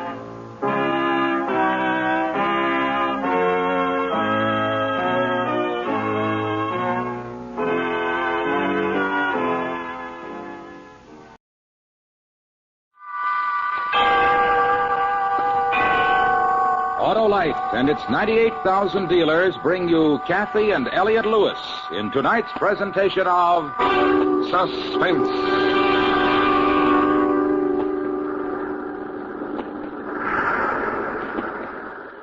Well, if you think I'm pretty, Mr. Malloy, I suppose it's your right to think so. Oh, you are, Rosalie. You're Very well. Let us concede the point. But let us also understand the circumstances under which you've made that statement. Now, here we are. Rosalie. Here we are, Mr. Malloy, with the great, vast Pacific Ocean, a carpet, so to speak, under our feet. And the moon above and... Rosalie. You must hear me out, Mr. Malloy. You know, my friends all tell me I have the uncanny knack to size up any situation, romantic or otherwise. Now, this situation, for example... Let's not knock the situation, Rosalie. I planned it very carefully. This takes planning? Waiting to a lonesome girl from a long car? Bringing her to a place like this where she can look strange and mysterious on a cliff high above the ocean? And what planning does it take to slip your arm about her, as you've already done on numerous occasions this evening? Isn't that what you expected when you got in the car? At first, I confess I was very flattered, Mr. Malloy, being who you are. Having seen your movies, having heard you weekly on the radio, famous comic personality like you, what girl wouldn't be flattered riding with Harry Malloy? Come here, Rosalie. Why should I do that? I want to talk to you. I want to tell you something. Very well. Now, what is it? I'm a comedian. You haven't been very funny this evening. I know. You see, this is an important evening for me. It's not a time to be funny. You might not believe this, but I've been looking for a girl like you. Some line. For a girl exactly like you. For the last several nights, I've been riding around the city just looking. I saw you, and I watched you for a long time. Watched me? I was driving along, and I saw you come out of that restaurant. I parked. I saw you walk towards the corner. I followed you. Let me tell you this, Mr. Malloy. If I hadn't just missed my bus, you never would have gotten me in your car. Don't you like me, Rosalie? Personally, you're a big disappointment. When I get home tonight, I'll tell my mother and father I met Harry Malloy, and he's not funny. He's not at all like... No, you won't tell him that. What? Nothing. It's very chilly, Mr. Malloy, and I've seen enough of the vast Pacific from a cliff. You may take me home now. Now, wait. You may take me home now, please. Listen, Rosalie. You say you saw me in pictures. Yeah, every one. Which one do you like best? Are you taking a poll, Mr. Malloy? Just tell me, which one do you like best? Very well. The one where you dressed up like a girl as a disguise. Gee, you were funny. I saw it 3 times. You know that thing you do, that funny way you are? You like that, huh? Oh, it was a scream. I screamed, I know that. I guess everybody did. I'll do the bit for you. Come on, get out of the car. That's it. Now, give me your coat. You mean it? Sure, I mean it. All right. Gee, wait, I tell Mom and Pop. Yeah. There we are. Turn your head, Rosalie. I'm going to roll up my pants legs. There we are. And this one. You can look now, Rosalie. Can you whistle? Sure. Whistle. Yeah, I know just the tune.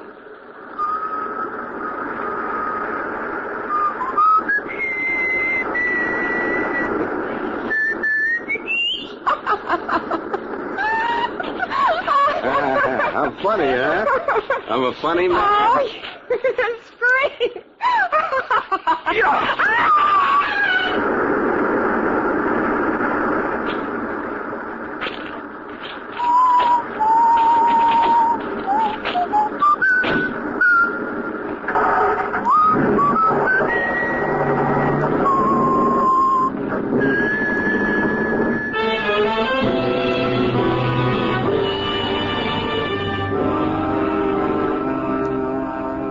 The fact that I just killed a girl doesn't change a thing. I create comedy. I stand up on a stage, or my picture's on the screen, or I stand behind a microphone. People laugh.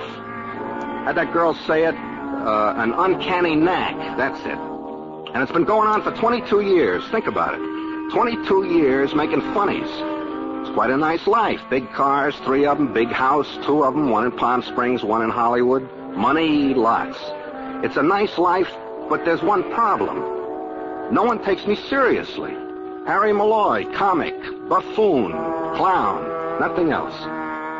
Even I began to believe it. Until the other day, I set up a problem for myself. Harry, I said, you make people laugh. How about making them cry? You create comedy, I said. Now let's see if you can create a tragedy. So I planned it, and I just did it. I pushed a girl named Rosalie off a cliff. She had a mom and pop. They'll cry. That's very tragic.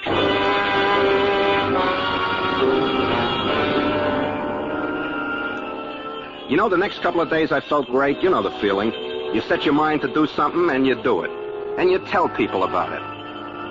But how are you going to tell anybody you just pushed the girl off a cliff? Then something else happened. It was the 3rd day after I did it. Not a word in the papers about Rosalie. Her body hadn't been found. So for a man like me, a performer for 22 years, you can understand the crack I was in. Not only couldn't I tell anyone what I did, no one even knew it was done. So that evening I didn't feel so good. I had to talk to someone.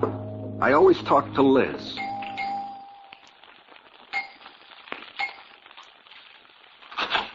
I really love her. Come in wherever you are. Buddy, that's what we got. Ah, look what flew in. Oh, where have you been? Kiss me, lover. We're playing a game, Harry. Come on. Me and you, Harry, will kill him. Let go, Babs. I want to say hello to Freddie. Just wave. He'll understand. Cut it out. Liz, I want to talk to you. We're playing a game, Harry. It's important. I got something on my mind. Try it on all of us. We'll laugh, darling. Honor bright. Hey, Harry, I'm striped in certain seasons. I got 2 legs, and I hibernate. Now, what am I? Later, Freddie. I want to talk to Liz. It's the game. Under what am I? He's a bear in a pinstripe suit. Don't tell him. Liz. You look worried, lover. What's the matter? Let's go in the kitchen. For a drink of water, Harry? I haven't had an invitation like that since I was 14. How about that, kids? Harry asked me into the kitchen. Why, I haven't heard that since I was 12. Let me know what happens, Liz. I can't remember. Please, Liz. Sure. Close the door. What's the matter, honey? I want you to tell me something. All right, lover, you name it, you got it. What kind of a man am I? That's the game Freddie and Babs are playing. I mean it. I want you to tell me. You're 4 square, kind, courteous, loyal, obedient, and trustworthy. You're a lot of laughs, and I love you. You really love me, Liz? No, not really. But I'm a lot of laughs. For 10 years since I've known you, up until just now, honey. Just now, you're dull. All of a sudden, I'm not a big yak, and all of a sudden, I'm dull. Is that the way it is? That's right.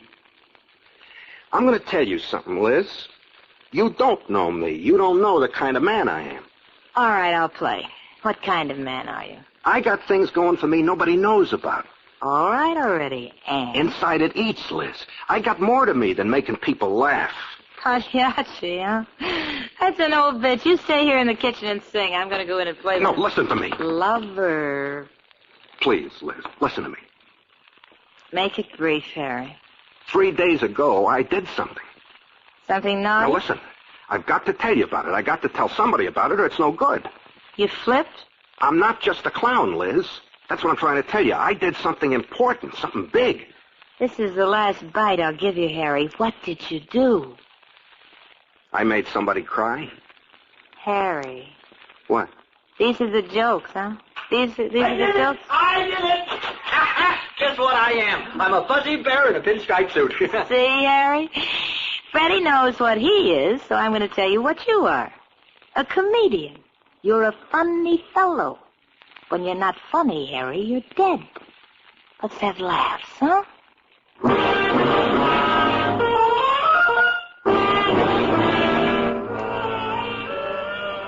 That was Sunday evening. Monday morning, a very large thing happened in my life. It was served to me for breakfast with my eggs. The morning newspaper had it headlined, Girl washed up on beach at Malibu. Girl identified as Rosalie Barton, missing from home for 4 nights. Identification by her mother and father. Street address given. The part that would never get in the papers, of course, was why it happened, which was me, Harry Malloy, creator of tragedy. I had to go see for myself.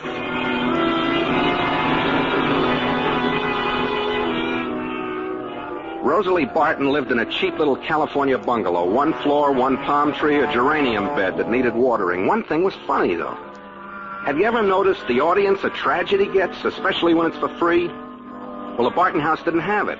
There should have been all over the lawn, onto the pavement, neighbors, kids, the people who hop in their cars and come from all over the city to look in on tears. But no, nobody around. I parked my car a couple of blocks away and walked to the house, up the path, onto the porch, near the window. I looked under the drawn window blind to see what I was looking for. Hysterical parents, bewildered, grief-stricken. But I only saw a room, no people. And I saw this. Near the window, a highboy.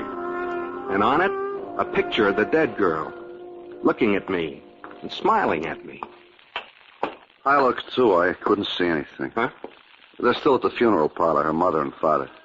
They must be very upset, huh? No, they're taking it real good. I live right next door, and I came over to see them last night, and they're taking it real wonderful. Didn't even cry. Oh. Hey. Yeah? Aren't you Harry Malloy? Yeah. What do you mean the parents didn't cry? Well, aren't you? Well, sure you are. Didn't they love their own daughter? Why didn't they cry? Well, if they did, nobody saw. Hey, what are you doing here, Mr. Malloy? Well, it happened. I was just driving by. Oh, just driving by? No, seriously. I'd read about what happened. Seriously? You seriously? Well, yeah. I'm trying to tell you. Hey, Jonesy, look who's here. Harry Malloy. Hey, no, wait. This is my neighbor, Jonesy. Harry Malloy. Hi, Harry. How are you? Hey, you going to be here a minute? I want to get my wife. Get your wife? What do you need your wife for? He kills me. Wait a second. Hey, Reba. Reba, come here a minute. Jonesy never does a thing without Reba. You'll like Reba. She's a great giggler. Yeah, well, I gotta go. Oh, come on. Stick around, Mr. Malloy. The whole neighborhood feels bad about what happened to Rosalie. Oh, stick around. You want funnies now? A young girl, someone you knew, murdered, and all you do is laugh. It's a funny face you make. Hey, here's Reba. Hi, Harry. What are you laughing about? I haven't said anything. Some giggler, huh, Harry? All right, calm down now. I want to tell you something. Reba? Reba. Seriously. I want to tell you all why I'm here. I read in the newspaper about a girl's being killed. And I was driving by. He was driving by. Get this. Go on, Harry. I was driving by. Just like a similar situation happened to me once before. No, seriously. Ran out of gas, huh? Had a flat tire, Harry? What? Go on. Tell us what you're doing here. Get this, Jones. Go on, Harry. Well, I stopped by because I saw a fellow look hungry, so I pulled over and I said to him, hey, you look hungry. He said, no, I'm not hungry, but I would like 10 cents for a cup of coffee, so I offered him a dime. Yeah, honest, I did. But he just shook his head. He wouldn't take it. I said, what's the matter, mister? You asked me for a dime for a cup of coffee, didn't you? He said, if you don't mind, Mr. Malloy, I'd like 10 pennies. I said, why? He said, I like drip coffee. So I gave him 6 pennies. Let him drink it without cream. You're the funniest man in the world, Mr. Malloy. You kill me. You kill me.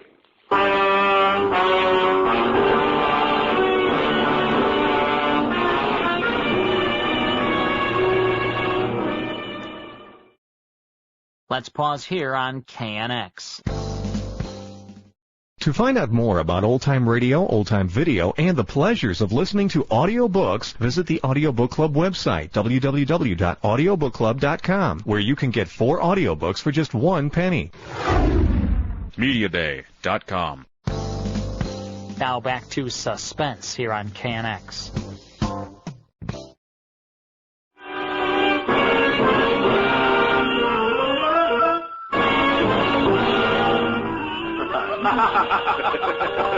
I told them jokes and they laughed. No tears, no tragedy, just funny stories. I was a murderer and they were laughing. It was a good performance. Not exactly the one I counted on, but a good performance. I left them laughing and begging for more.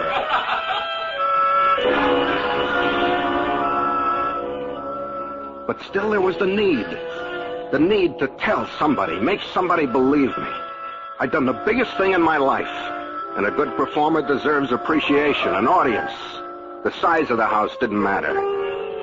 Go back to Liz. Try again.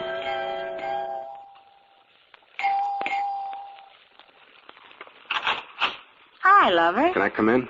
When did you ever have to ask? Had lunch? No. Come on, I'll pour you some. All right. Harry? What? What was wrong with you last night? I tried to tell you. You wouldn't listen. Ah, lover. Was I mean? Yes. Yes, you were. That's my Harry. Drink your drink. Yeah. Just us, Harry. Nothing at all. Huh? What is it, Harry? You have this morning's paper, Liz? This morning's paper. Here, read this. About the drowned girl? I read it this morning over coffee. What about it? What kind of a man do you think could have done this? Done what? Murdered her. Pushed her into the ocean. Give me the paper. Where does it say she was murdered? Here. Was pushed. Or fell. You want a new kick, Harry? What's the matter with you? Liz, do me a favor, will you? Sure. Do it my way, will you? Let's just play she was pushed into the ocean. What kind of a man do you think could have done anything like that? A nut. Uh-uh. Look, I don't get this. What's it to me about this girl? What's it to you? I'll tell you what kind of a man did it. A man of cold intelligence. A crazy man. A creative man. One who wanted to express himself in a profound... Profound. Oh, brother, a nut. You listen to me. I'll tell you what kind of man murdered that girl. I know. Now, you just listen. It was getting funny, lover. I'll just answer the phone. I'll be right back. Hello? Hi. That's nothing at all. Harry's here. Oh, no? How was it? I thought so. I had to see it myself. What? What? I can't hear you, darling. Hold on a minute. Harry, do your London Bridges later, huh? Yeah. Where were we? Oh, yeah. Yeah? Just like that, huh? That's life. Sure, darling, sorry. What? Oh. What? Guess so. I guess it could be arranged. Of course I can keep my mouth shut. You know... Wait a minute. Will you... Harry! Harry, I'm trying to talk... Harry! Harry, it's Flint. I'll call you back. Try it with your head, Harry. You need a cold shower or whatever boys do when they act like this. What's the matter, lover? All right, all right. All right, what? I'm getting out of here. You won't listen to me. I'll find somebody who'll listen. Tell me, baby. I'll listen to you. It's about that girl. What girl, baby? The girl named Rosalie, the one in the paper. The murdered girl. Oh, baby. Answer me one thing. All right. Do you think I could have killed her? You? Well, answer me. You? Answer me. Shut up. Shut up. Liz. Oh, you. Liz, please. You. Oh. You haven't answered me, Liz. Oh. I'll tell you, lover, if you want to know. You're the 7 wonders of the world. Life hits you in the face, you run to the joke file. A gag for each and every situation. That's all I am, huh? I'm not finished. Go on. Face it, lover, nobody takes you seriously. That's why everybody likes you, because you're no problem. What this business with banging the piano is, that's a joke file I haven't been in with you before. Just one thing. Uh-huh. Just don't get wearisome around me, Harry. You won't be welcome around here. And that's it? Yep. All right. Wait here, Ma.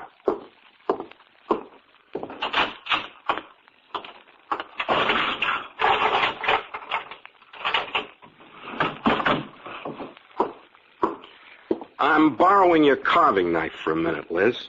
What for? You see, Liz, there's no use trying to tell you something. I gotta prove it to you. This is going to be great. It could be at that. What's it going to be, Harry? I'm gonna kill you. That's my Harry. Yeah. What's my bit, lover? Yell, scream, run around? Let's just work it out together. Ready? Come on, kill her. Yeah. Well? I'm gonna kill you. You said that, Harry. What's the matter? You running out of material? I'm not kidding. I'm supposed to act scared. All right, Harry. Ah! You just wait. I don't know what you're doing, Harry. You better have it finished. Start running. All right. Swell. Now I need a new lamp. No, you won't need it. That's the finish? You fall flat in your face? Oh, Harry, how corny can you get? You stopped doing that bit when you left vaudeville. My nose. It's bleeding, lover. Move your head a little this way so you don't get it all over the rug, huh? Oh. Come on, sit up. Sit up. That's it. Give me a knife. Hold your head back. Don't be a baby. Hold your head back. Bleeds bad. Oh, I'll get a towel and some ice cubes. Hold your head back now, Harry. Here. How do you feel? Hurts. Put this ice in the back of your neck. Stop in a minute. Feels good. Sure it does. Liz. Mm-hmm. That girl, Rosalie. Oh, look, Harry, I don't know what this new character is, but why don't you go home until you get funny again? I killed her. Sure. I did, Liz. I picked her up, drove her out to the ocean, pushed her off a cliff. How's her nose? Stop bleeding. Why don't you go home? I'm not kidding, Liz. I murdered that girl. You still don't believe me, do you? No. I tried to kill you, too. Well, you'll work it out. We'll practice sometime. Liz? Mm-hmm. Liz? Don't you see, Liz? I'm not kidding. I never was kidding. I've got to kill you to make you believe me. Kill you, Liz.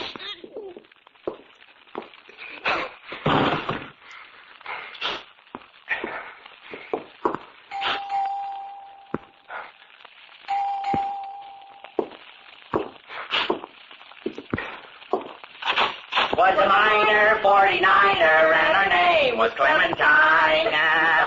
Hiya, Harry. How's the old kid? Kiss me. Oh, where's Liz? I'm forced to ask. In there. Right over there on the floor. On the floor? Hiya, Liz. Hey, what's this, a new game, Harry? She's dead. Oh, we're supposed to ask questions, you answer yes or no. We're supposed to tell you who did it, huh? Such an old game. What's it? I did it. I strangled her. Hey, kid, you're taking all the fun out of it. Freddie. Huh? Look. Look at what? Her throat. I strangled her. Oh. I don't believe it, Harry. Well, not you. Liz wouldn't believe I could do a thing like this either. Look what happened to her. I can't believe it. I can't believe it. You will.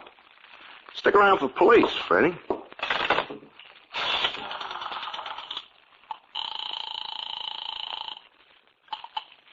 Number, please.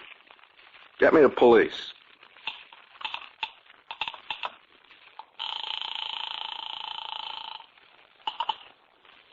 Precinct, Sergeant Thor speaking. This is Harry Malloy, Sergeant. Harry Malloy, the comic? That's right. I'm at 5... Harry. Hi, Harry. What's on your mind? I just murdered a woman.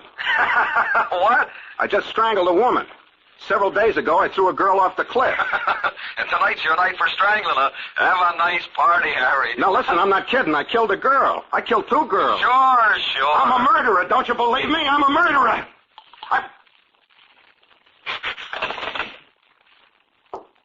Give me the phone, Harry.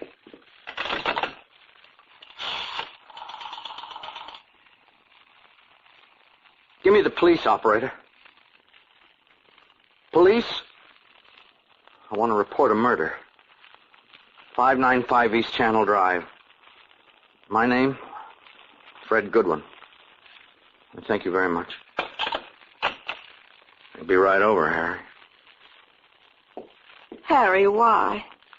I'm quite a guy, huh? Answer me. You're quite a guy. Harry. Oh, Harry. Listen to her, Freddie. She's crying. See what I can do?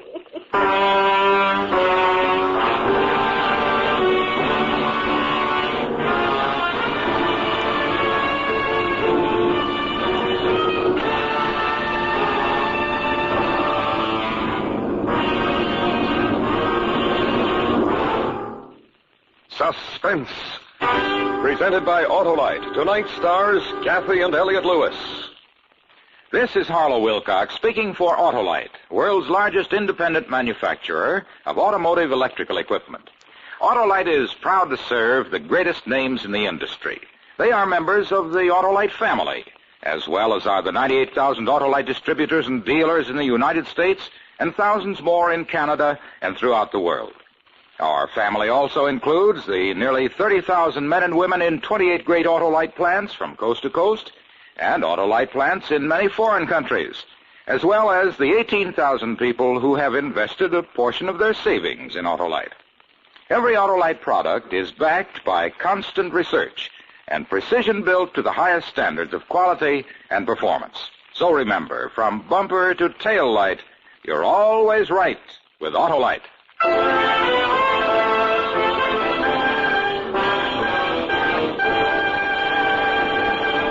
Next week, the true story about the solution to a murder. The documented report of a policeman's patience, intelligence, and bravery.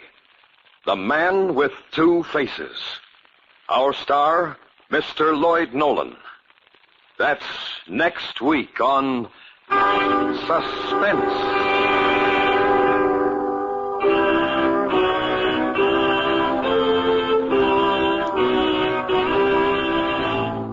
Suspense is produced and directed by Elliot Lewis, with music composed by Lucian Morwick and conducted by Lud Gluskin. Joker Wild was written for Suspense by Morton Fine and David Friedkin.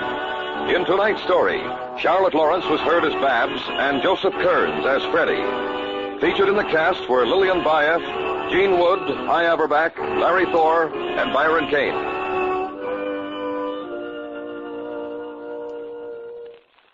Autolite takes this opportunity to pay special tribute to the automotive wholesalers of the nation who this week will be attending the Automotive Service Industries Show in Atlantic City.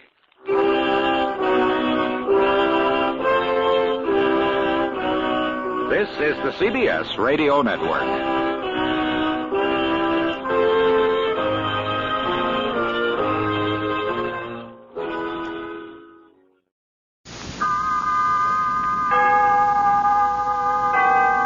Autolite and its 98,000 dealers bring you Mr. Lloyd Nolan in tonight's presentation of Suspense.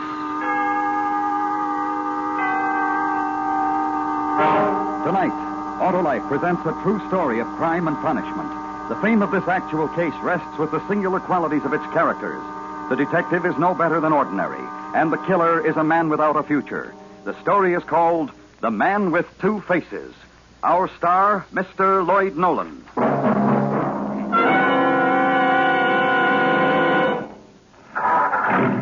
Hello, Mr. Wilcox. Hi, Sam, my friendly Autolite spark plug man. How's the advocate of those able, admirable, and advantageous Autolite spark plugs? Oh, I'm fine, Mr. Wilcox. You sure are, Sam, and that's why I tell car owners to bring their cars into you for a spark plug checkup.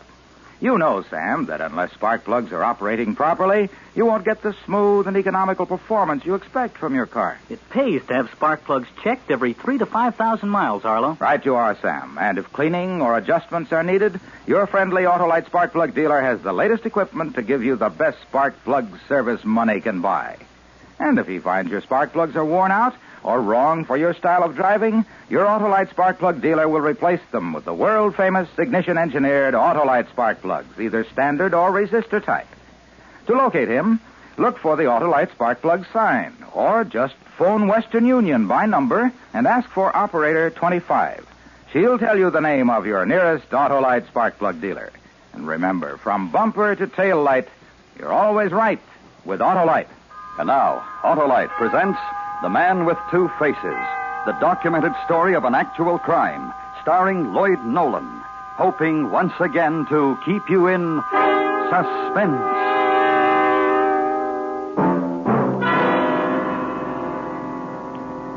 They dug him up on my birthday.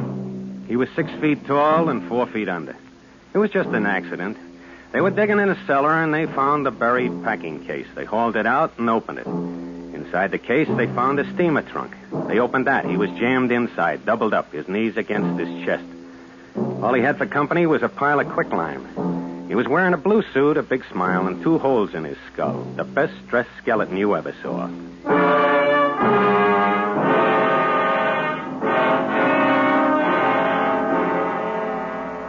My name, Palachek, Gus R.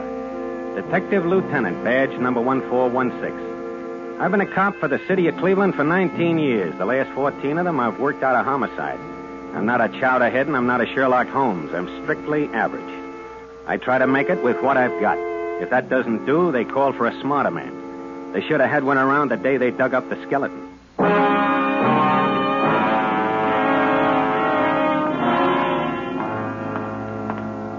We completed our preliminary investigation at the spot where the packing case was uncovered. There wasn't much. I drove back downtown to check with the medical examiner. Hi, Sam. How's it going? Oh, hi, Gus. Happy birthday. Yeah, sure is. You about done with him? Just finished. Don't envy you. Find anything at all? No question it's a homicide. Where'd they dig him up, anyway? Basement of an empty building out on Euclid Avenue. Hey, by the way, how long would you say he's been dead? About 3 years. And they had to dig him up on my birthday. There's a few things here that might help you. What's that? Possible description of the victim. It's only partial. I figured it out from the skeleton, size of the bones, general structure. Uh-huh. What else? This piece of bridge work here. Put in a little leg work. You might find the dentist who made it. You go through the clothing?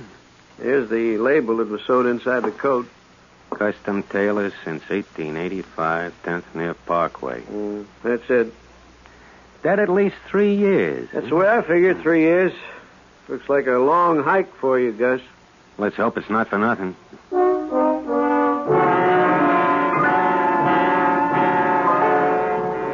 As I say, masterminds don't run in our family. I have a tough enough time figuring a homicide that's 3 hours old, let alone one that's going on for 3 years.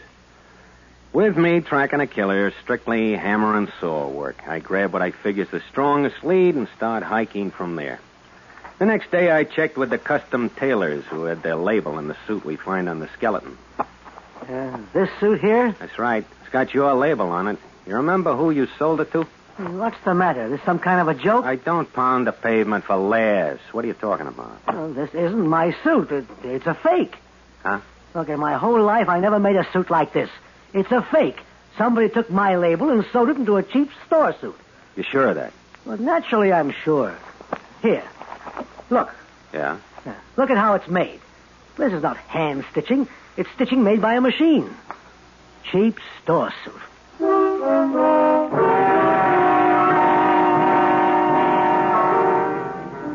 The label on the suit was an obvious plant, something the killer figured throw us off the track. This being true, then why did he leave behind something as telltale as a piece of bridge work in the mouth of his victim? I had another talk with the medical examiner. We double-checked the victim's remains. I don't see what we're going to prove from this piece of bridge work. Say, what's the average number of teeth a man has? See? Full-grown male, 32. Uh-huh. And how many did you count in the victim's mouth? 31. Only had one extraction, a molar, I could tell that. Oh, I see what you mean. Only one tooth pulled. Yet he had a bridge loose in his mouth with 4 molars in it. That's 35 in my book. Yeah, 3 more than any normal man could possibly have. Yeah. Well, why would the killer plant a piece of bridge work? What for? When I find him, I'll ask him.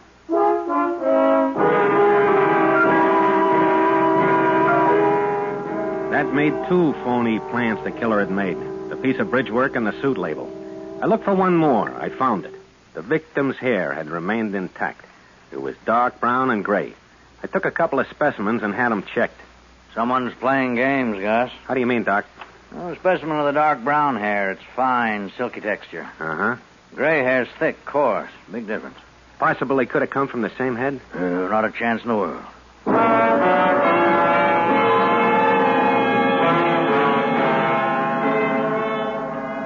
3 phony plants. The bridge work, the label, and the hair. I began to wonder about the packing case and the steamer trunk the skeleton had been found in. The trunk was a cheap, mass-produced item. 3 years' worth of mildew wrecked any chance of picking some kind of a lead from it. The packing case which contained the trunk was a little different. There was block lettering on one side of it. It spelled out the name of George Gallagher. Below that, it read Harrisburg Avenue. But where the street number would have been, the surface of the packing case had been scraped away. I started to work on the packing case angle. I had the manager of one of the factories in town that makes them look at the case. It wasn't standard size. It was a custom-made job, built to hold the murder trunk and nothing else. That's when the legwork began. Weeks of it, months. February, March, April, May. I covered every factory that made packing cases for 100 miles around. It got me nothing. I kept at it. June 5th. I checked a small box factory about 50 miles south of town. The manager's name was Higgins. Let's see now. I thought I recalled it. Huh. Oh, yeah, here it is. The same dimensions I gave you, Mr. Higgins? Exactly. An odd-sized case. That's why I remembered it. Yeah, this is it, all right. Did you take the order for it? No, Carl did. Carl Pearson. He was the other clerk. How do you mean he was? Well, Carl is dead. Poor fellow. Sick for a long time. He passed away 3-4 months ago. Well, do you have the name of the man who ordered the case, Mr. Higgins? Yeah, right here. It was George Gallagher. Yeah, Gallagher. And you people delivered the packing case? Uh-huh, that's right. Where? Harrisburg Avenue, number 6913.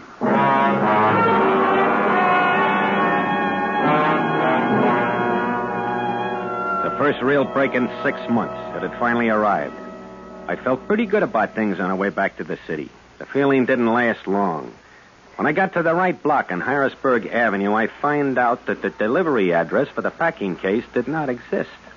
6913 Harrisburg Avenue was a vacant lot. I started canvassing every house in the neighborhood. No one had seen a packing case of any size delivered anywhere near the vacant lot. It took a week of climbing stairs, pushing doorbells, before I found a neighborhood gossip who claimed that she had seen the packing case delivered. Her name was Emma Mackenzie. Why, yes, of course I remember it. I remember seeing it standing there that day. Standing where, Mrs. Mackenzie? Well, right at the front of that empty lot down the street. Large packing case. Half of it blocking the sidewalk. Oh, certainly made me mad. Well, how do you mean, man? What made you mad? Well, there were a couple of nails sticking out of the case. And on my way to the store that afternoon, I happened to pass by it, and my coat got caught on one of the nails. My good black coat. Oh, it made a terrible rip. I see. Yes. I turned to this young fellow standing next to the case, and I really told him. I remember very well. It was just last year. Excuse me, ma'am. You said last year? Yes, that's right. Happened about a year ago. Well, maybe a little longer. You're sure that it wasn't 2 or maybe 3 years ago? Oh, no, I remember distinctly. At the most, I'd say it couldn't have been more than, 14 or 15 months ago. Well, now, this young fellow that was standing next to the packing case, you happen to remember what he looked like, ma'am? Well, not in any detail, no. He was tall, though, on the thin side. And he had buck teeth, I remember that. Used foul language. About how old would you say he was? Oh, not more than 28 or 30. Uh-huh. Now, how about his hair? You remember what color it was? Why, yes. It was blonde.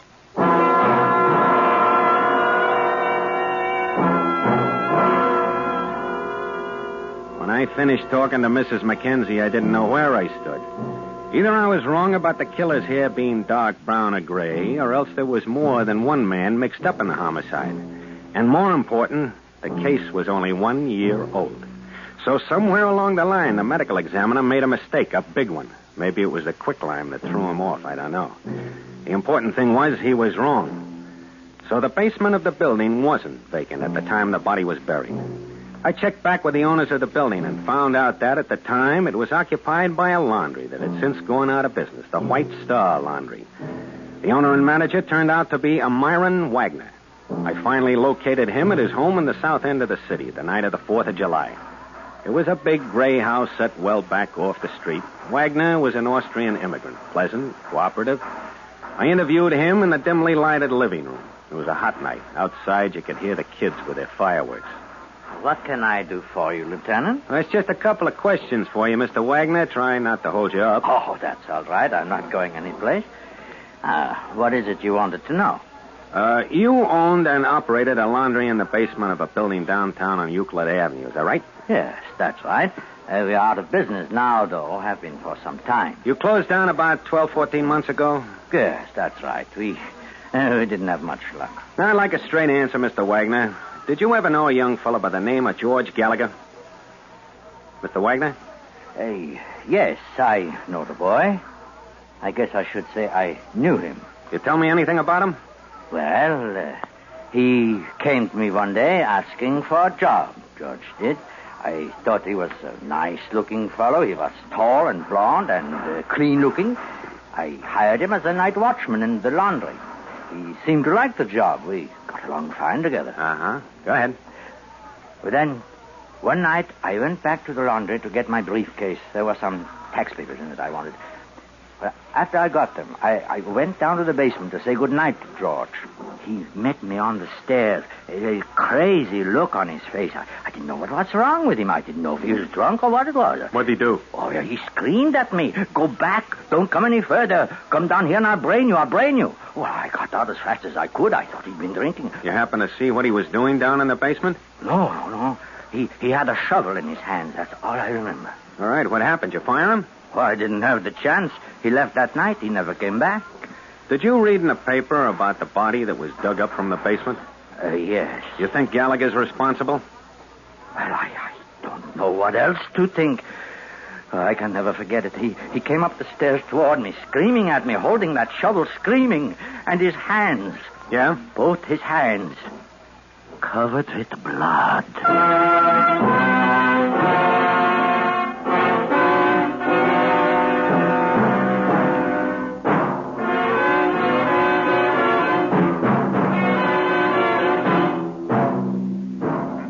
Autolite is bringing you Mr. Lloyd Nolan in The Man with Two Faces.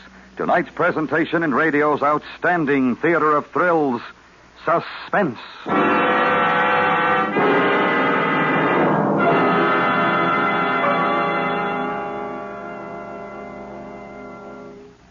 Say, Harlow, you want smoother performance, quick starts, and double spark plug light? I sure do, Sam, and I know you're talking about the outstanding advantages of the Autolite resistor spark plug.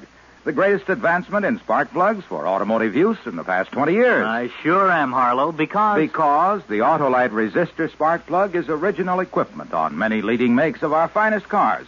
And, like the complete line of ignition-engineered Autolite spark plugs, is famous throughout the world for quality and performance. And you get something extra with the Autolite resistor spark plug. And that's the exclusive Autolite 10,000-ohm resistor built right into every Autolite resistor spark plug to make possible such extra advantages as smoother performance, quick starts, and double spark plug life. So, friends, see your nearest Autolite spark plug dealer. Have him check your spark plugs, and if replacements are needed, he'll install ignition-engineered Autolite spark plugs, either standard or resistor type. And remember, from bumper to tail light, you're always right with Autolite. And now, Autolite brings back to our Hollywood soundstage Mr. Lloyd Nolan in Elliot Lewis's production of The Man with Two Faces, a true report well calculated to keep you in suspense.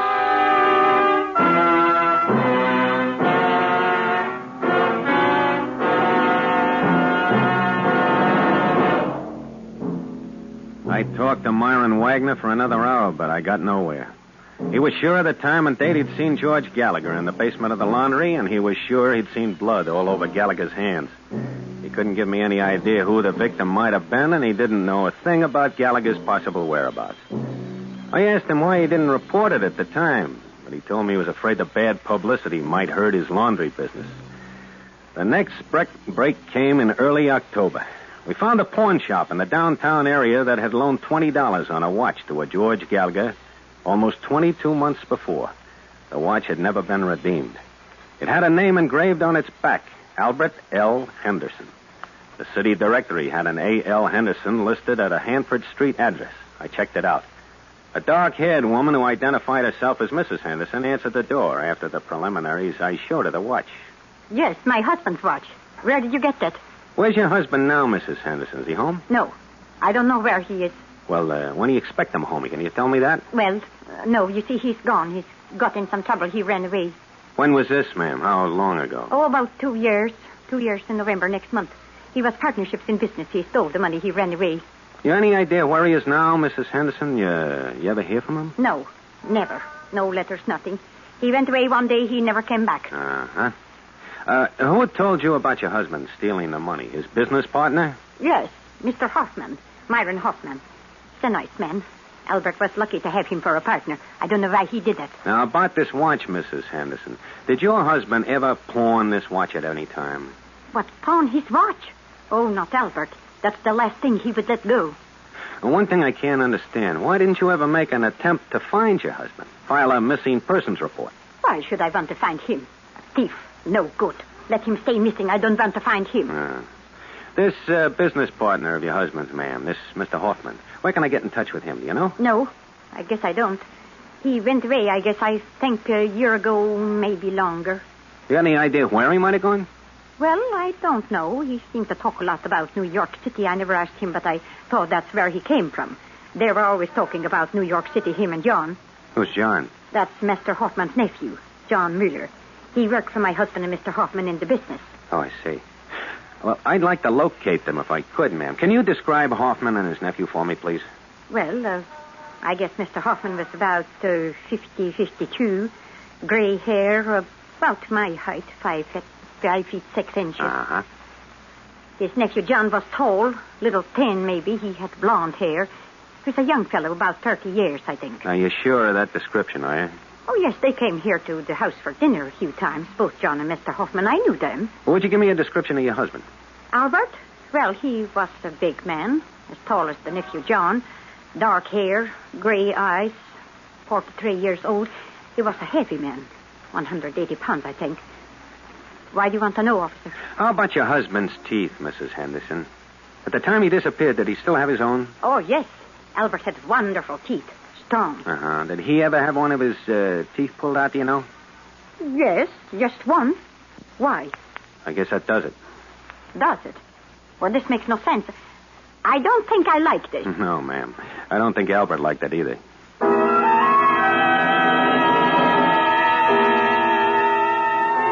The next day, we got out an all-points bulletin on Myron Hoffman and his nephew, John Mueller, alias George Gallagher.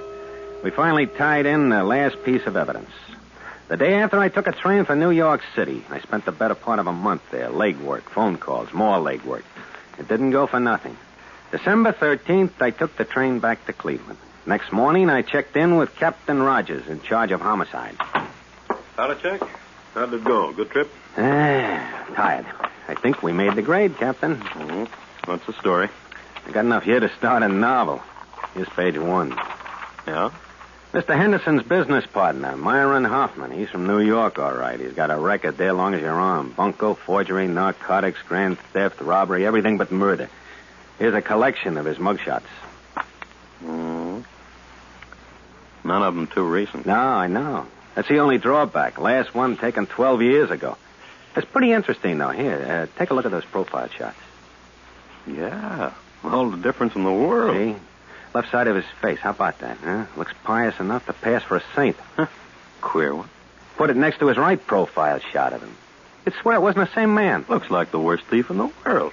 It's not a bad advantage, huh? Saint on one side, thief on the other, 2 on 1. Well, what does it mean? All right, let me lay out the rest of it.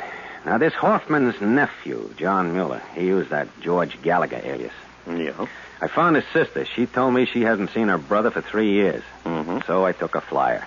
I got the name of Mueller's dentist from his sister, looked him up, showed him the bridge work we took off the skeleton. He identified it. He made it for John Mueller, Gallagher, 5 years ago. All right. Well, where does that leave us? I'm still guessing.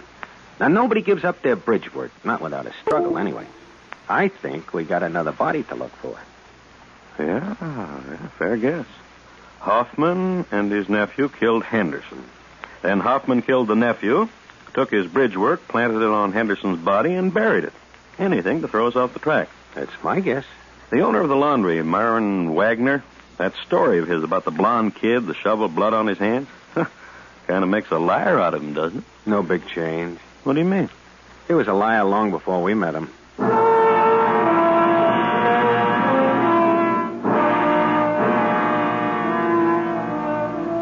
December 15th, my birthday, 1 year, right to the day. I left the office, got in a car, and drove to the south end of the city. I pulled up in front of the same gray house, got out, and walked up the stairs to the front door. The name on the mailbox was still the same, Myron J. Wagner. He answered the door himself, ushered me into the same dimly lighted living room. He was calm, relaxed, perfectly at ease. It was very good of you to come, Lieutenant Palachek. The early evening, a good time to visit. Well, it's not a social call, Mr. Wagner. A few things I want to talk to you about. You want to get your hat and coat? My hat and my coat? What is it you mean? We want you downtown, Mr. Wagner. A couple of questions we'd like to ask. Questions? About the Gallagher boy, you mean? I told you everything the last time you were here, Lieutenant Palachek. Now, look, Mr. Wagner, this happens to be my birthday. I got a family. I want to get home early tonight. I'll put it straight to you. Put it straight? Yeah, I'll draw you a road map. Now, for a whole year, I've been pounding my feet east, west, and south in the city and out of it. I'm not a smart cop, mister, but I can still put 1 and 1 together. It adds up to you, Wagner. Now, how about the hat and coat? It adds up to me, Lieutenant Palachek. I don't think I understand. Number 1, your name's Myron Hoffman, not Myron Wagner. We've got your mug shots, your prints, and exemplars of your handwriting from New York to prove it. Number 2, you killed Albert Henderson and buried him in the basement of that building where you had your laundry. And besides that, it's odds on you killed your nephew, too. You assume this, or you have proof? Which one? 90% proof. Your hair, Wagner, I'll bet on it. Same kind that was planted on Henderson's body. Same color, same texture. There's a bum bet, mister, right from the start. Why'd you try? You want me to get my coat? Yeah, I'll go with you. Yeah. Hey, I'm just curious, Wagner. You want to turn on the overhead lights? Yes. All right. My face. Is that it? Lord. Good Lord. There are 2 sides to a face, Lieutenant. Look at both of them. You will find one of them is good. We better get your coat. Just one thing. My friend Henderson, My nephew, John. Yeah? As you say, just as you say, a bum bet. I even try. Hey, Wagner. What's the matter? Wagner!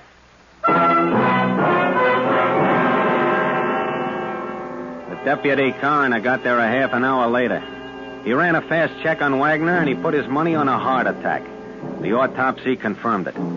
Later on, I tried to explain what it was like. I mean, standing there and watching Wagner's life suddenly drop out of him. He turned to start for the door when his hands went up to his chest. I reached for him, but not in time. He straightened out on the floor. That's when I noticed his face.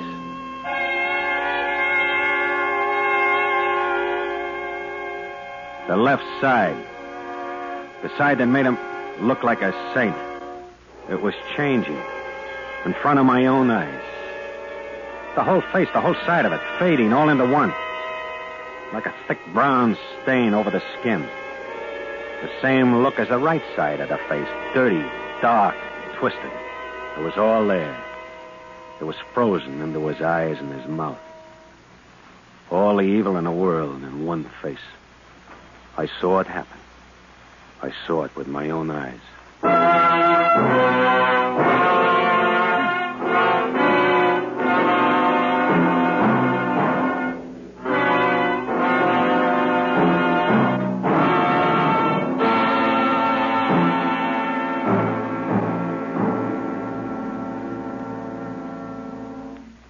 Suspense. A true story presented by Autolite. Tonight's star, Mr. Lloyd Nolan. This is Harlow Wilcox speaking for Autolite, world's largest independent manufacturer of automotive electrical equipment. Autolite is proud to serve the greatest names in the industry. They are members of the Autolite family, as well as are the 98,000 Autolite distributors and dealers in the United States and thousands more in Canada and throughout the world.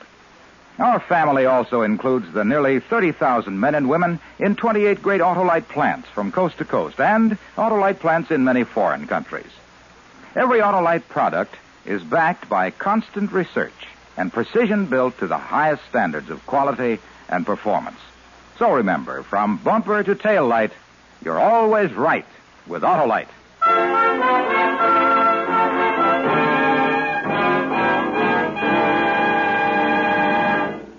Next week, the story about a group of brave men who risked their lives in a desperate effort to save their fellow men. The true story entitled Arctic Rescue. Our star, Mr. Joseph Cotton. That's next week on Suspense.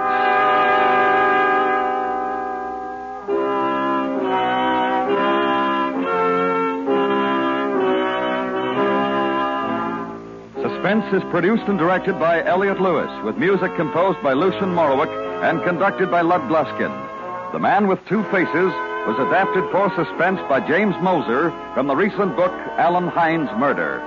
Featured in tonight's cast were Jeanette Nolan, Martha Wentworth, Tom Tully, Ralph Sedan, Joseph Kearns, Lou Merrill, and Eddie Fields. Remember, next week, Joseph Cotton in Arctic Rescue.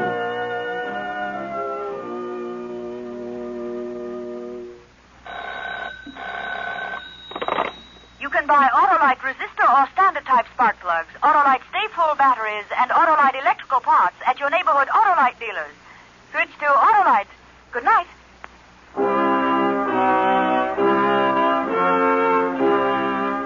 This is the CBS Radio Network.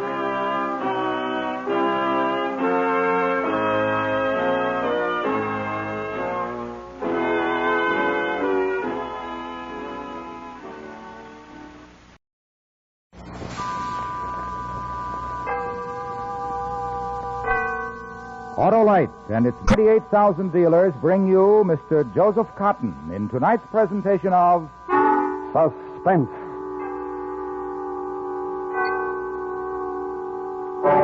100 years ago, this week, a group of brave men risked their lives in a desperate effort to save their fellow men. Tonight, Autolite honors this centennial with a dramatic recreation of their attempted Arctic rescue. Our star, Mr. Joseph Cotton.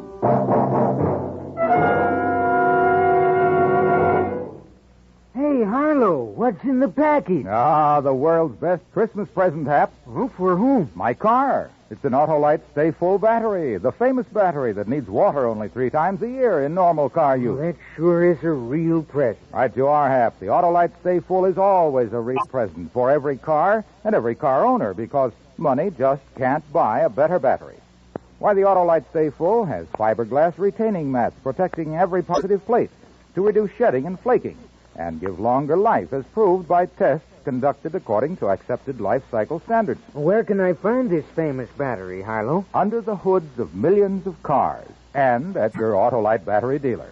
He services all makes of batteries, and you can quickly locate him by looking for the Autolite battery sign or just call Western Union by number. And ask for Operator 25. I'll gladly tell you the name of your nearest Autolite battery dealer where you can get an Autolite Stay Full. The battery that needs water only 3 times a year in normal car use. And remember, from bumper to tail light, you're always right with Autolite. And now, Autolite presents a dramatic recreation of Arctic Rescue, starring Joseph Cotton, hoping once again to keep you in suspense.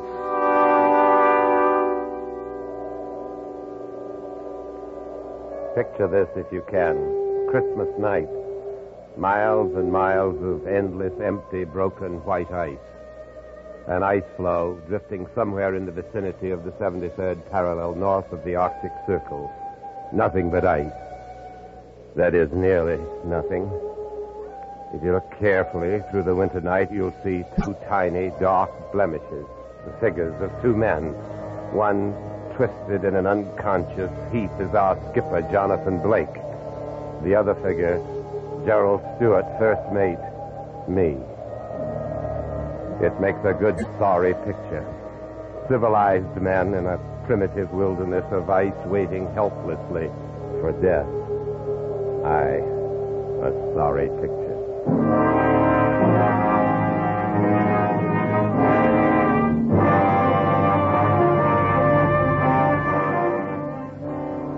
It's a far different picture you'd have seen if you'd been a part of the excited crowd standing at the battery on the New York waterfront on a June morning, the year 1852.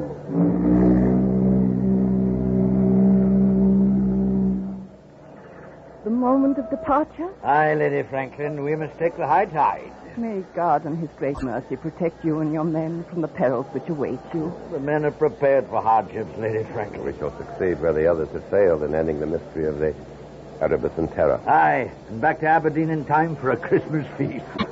And we'll prepare a Christmas celebration your men will never forget, Captain. We're leaving for England next week. I shall pray for you, Mr. Stewart. For all of you. Thank you, Miss Craycroft. I'll stand many a watch out at sea thinking of last night, the ball, dancing, and you. That is, all of us will, I mean. What my first mate is trying to tell your niece, Lady Franklin, is how grateful the officers and crew are for the farewell ball you held in their honor last night. I'm the grateful one, Captain Blake. Please bring them all home safely. Oh, come now, Lady Franklin, no need for worry. The Jessica's a sturdy ship and the men are in good health and lofty spirits. We'll be back by Christmas, you'll see. Tide will change. We must be on our way. Then goodbye and good luck, Captain. Goodbye, Lady Franklin. Miss Craycroft. Goodbye, Captain Blake. Goodbye, Mr. Stewart. Godspeed. Thank you. We shall see you in Aberdeen Christmas week. Let's get aboard, Mr. Stewart. Yes, sir. Bye, Lady Franklin. Darky? Yes, sir. Drop the gangway. Yes, sir. All hands at their mooring stations, Mr. Stewart. Yes, sir. I'll then pass the orders to cast off. Aye, sir. All hands, prepare to cast off. All hands, prepare to cast off. Let go 1 and 2. Let go 1 and 2. Let go 3 and 4. Let go 3 and 4. Ship's underway, sir. Aye. Well, Mr. Stewart, fill your eyes with the sight of New York. The last of it you'll be seeing for some time to come. Aye, good long time. I am, sir. As the Jessica moved slowly to the outer harbor, I watched a tiny, delicate white dot in the crowd at the wharf. She stood there beside Lady Franklin, waiting. and I watched until the morning fog erased the sight of the New York waterfront.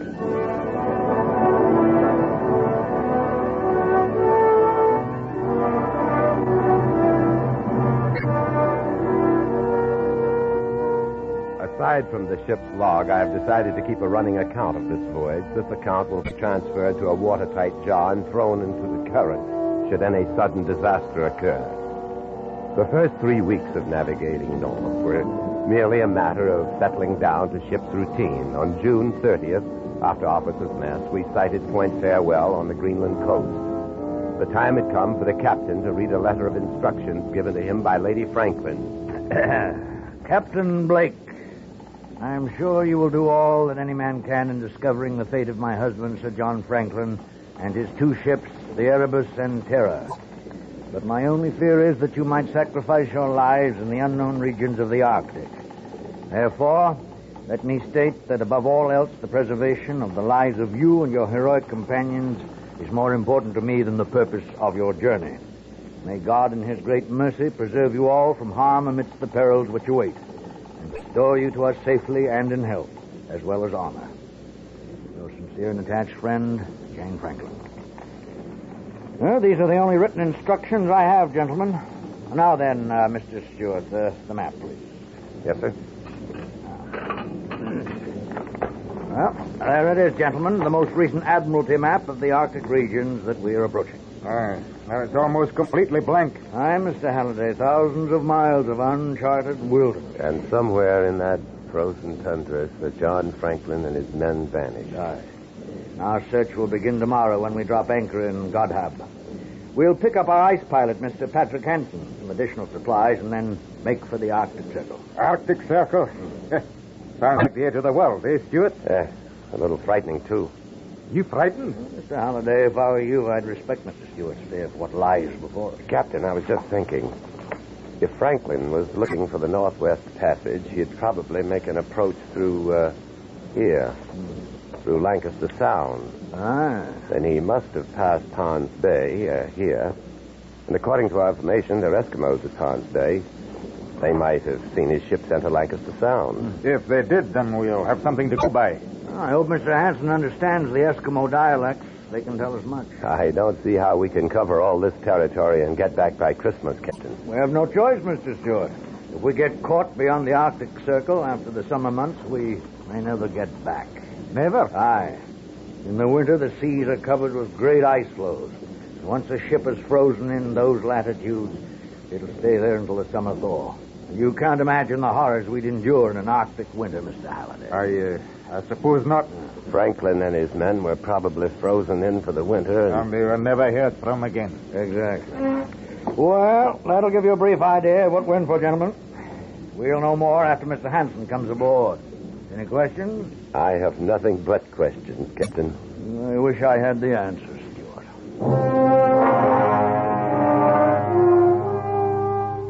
Noon the next day, we dropped anchor in the harbor at Godhab. Here we would on coal, additional winter clothing, dogs, and Eskimo drivers, and Mr. Hansen, our ice pilot.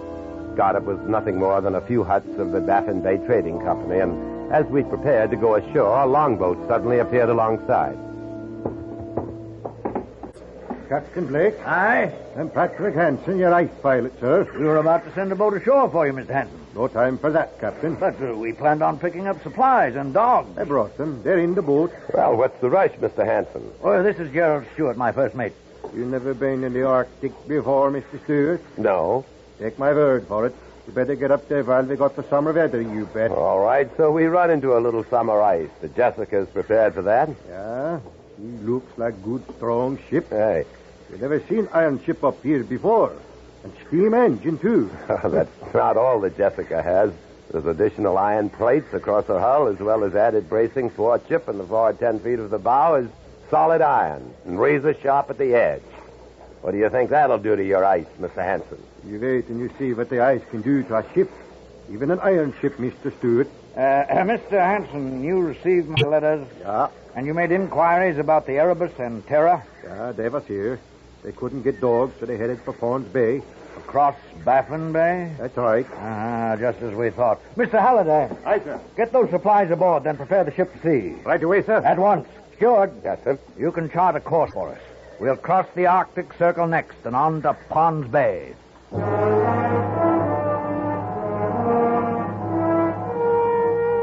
We set a north by northwest course, leaving the last outpost of civilization behind us, and crossed the Great Baffin Bay. On July 4th, we crossed the Arctic Circle without ceremony. Then we had ice freezing on deck and in the rigging. A day later, we saw our first floating iceberg. For this time of year, we should not have seen either one.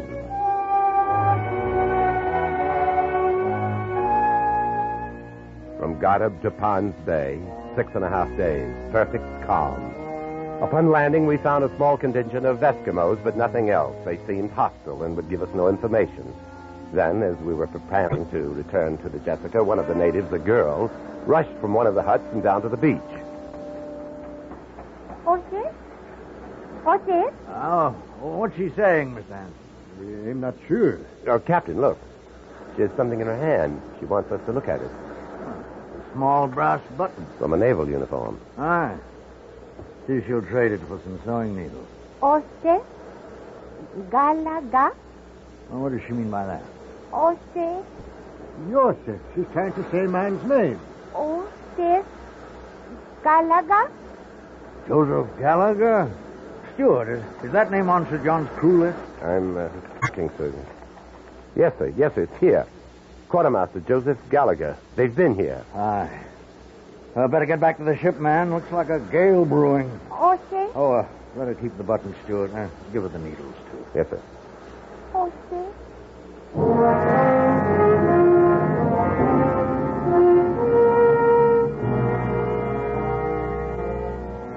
After leaving Pond's Bay, 2 months passed without incident. Then we entered Lancaster Sound and approached the scarcely charted islands along Barrow Strait. There we encountered great mountains of floating ice, and we had only a few hours of twilight each day. We crossed the 75th parallel and north into Wellington Channel to Bathurst Island, the last of the charted islands on my map. Then on September 10th, weather changed. Northwest gales, sleet, and heavy fogs that forced us to a bare crawl, and even worse, mammoth ice floes that closed in all around us. Mr. Stewart. Yes, sir. Keep an eye on the temperature. I am, sir. Ice! Ice! Dead ahead! Quartermaster, starboard 6 degrees. Sleet, you've been getting smaller all the time. Captain, the temperature is still dropping. 10 above zero. What do you think of this lead, Hanson? I think maybe they better back out of here. Back out? Take a look astern, Hanson. Back out where? Captain. Oh, what is it, Halder? The rudder will not respond. 6 below, sir. Ice! Dead ahead! The lead is getting smaller, Captain. Aye. Well, the Arctic seems to be closing down on us on all counts.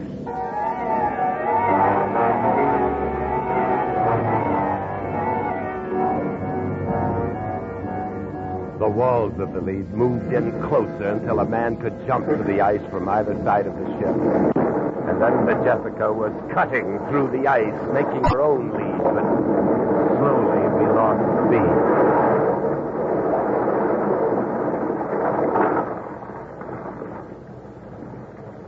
Finally, the ship gave up to the ice. He's frozen in now. Aye. Stop engines, Mr. Stewart. Yes, sir.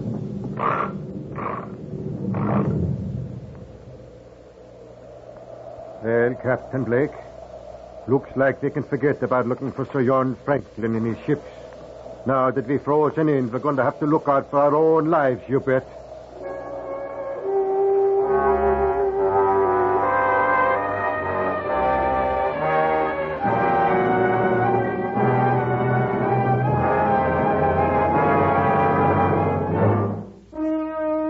Autolite is bringing you Mr. Joseph Cotton in Arctic Rescue, tonight's presentation in radio's outstanding theater of thrills, Suspense.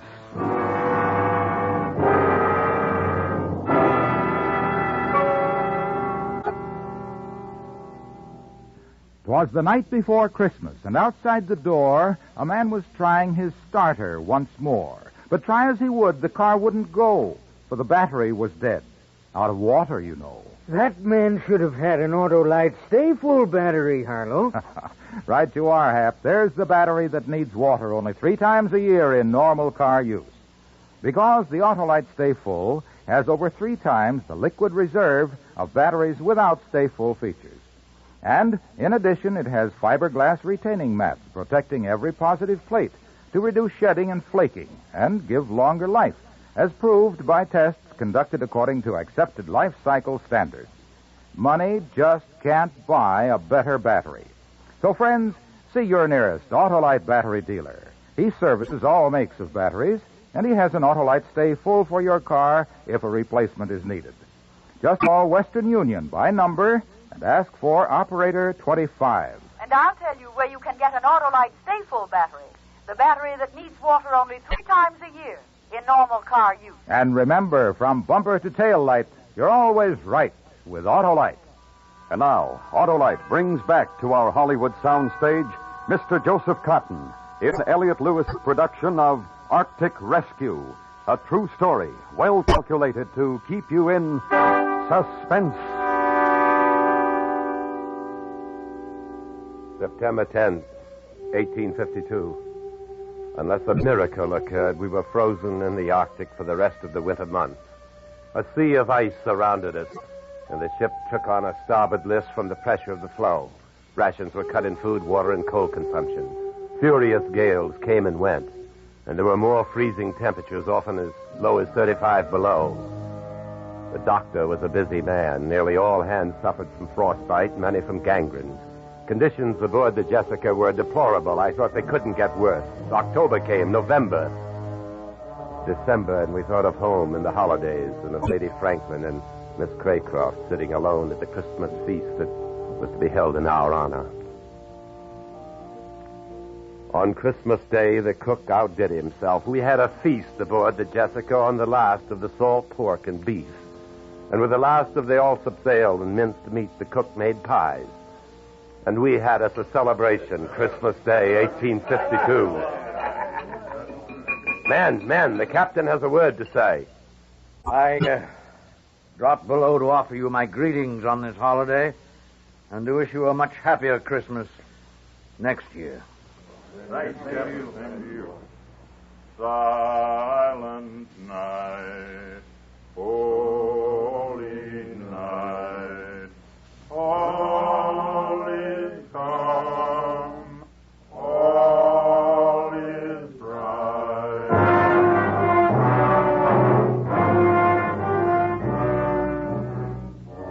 Christmas Eve, 1853. 1 year later, we're still frozen in.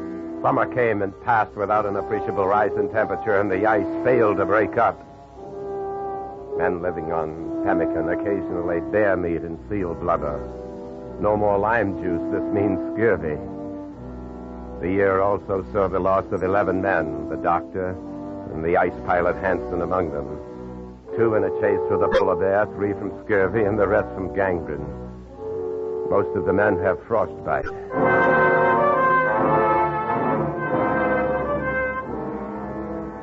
Our second Christmas in the Arctic.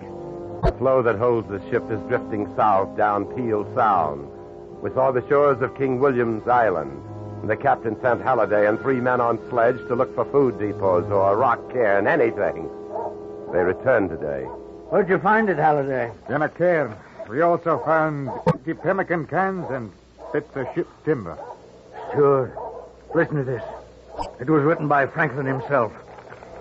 1851, latitude 69 degrees, longitude 98 degrees west. HMS Terror sank when ice broke. Erebus still frozen in. Beset since April 12th, 1850. We are deserting the Erebus. Attempting overland march to Baxfish River, to Hudson's Bay. If unheard from when this found, we must be considered lost. Sir John Franklin, Captain HMS Erebus. We've found what we came for. Aye. They're all dead. Aye. If something doesn't happen pretty soon, we'll be dead, too. Makes for a very Merry Christmas, Captain. Captain. I heard it. It's the ice. Breaking. How long do you think our iron plates will last against this, Captain? Great cracks opened in the ice. Then out of the water through the openings, another great mountain of ice would rise. Great slabs of surface 100 yards wide, shattered, upended, and sank into the churning water. All around us, great jagged fingers of ice crashed. All hands abandoned! Stewart, there's no chance. We're going out on the ice, too. Yes, sir. I could feel the ship jarring loose under me, and suddenly the Jessica ripped sharply, throwing me across the deck. The last sound in my ears was that of the Jessica tearing loose from the ice.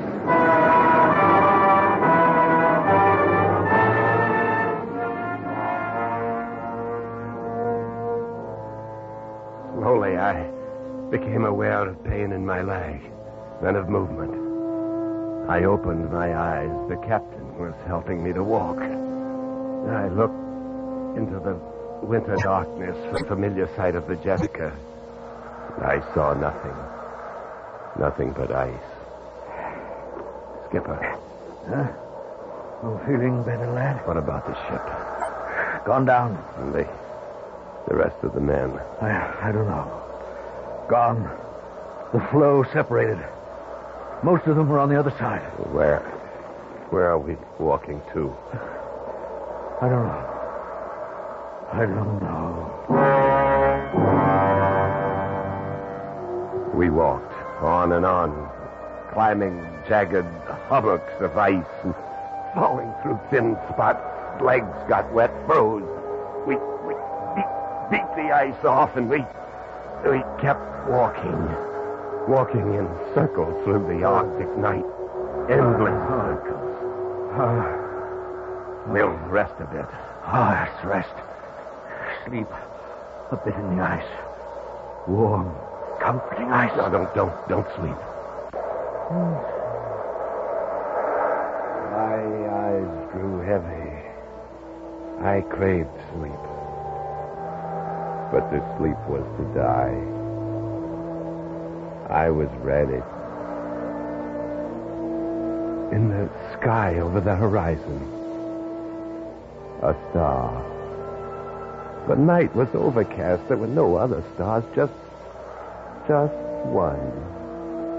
Bright in the distance. I could see it. I stood. It was still there. A bright star over the horizon.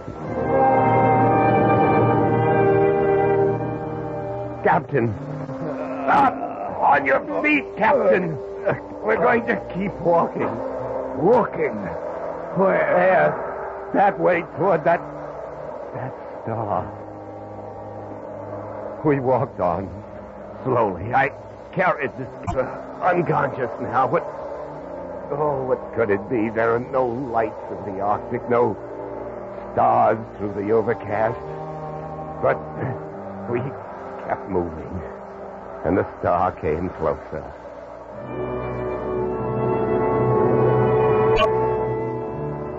I couldn't believe what suddenly appeared.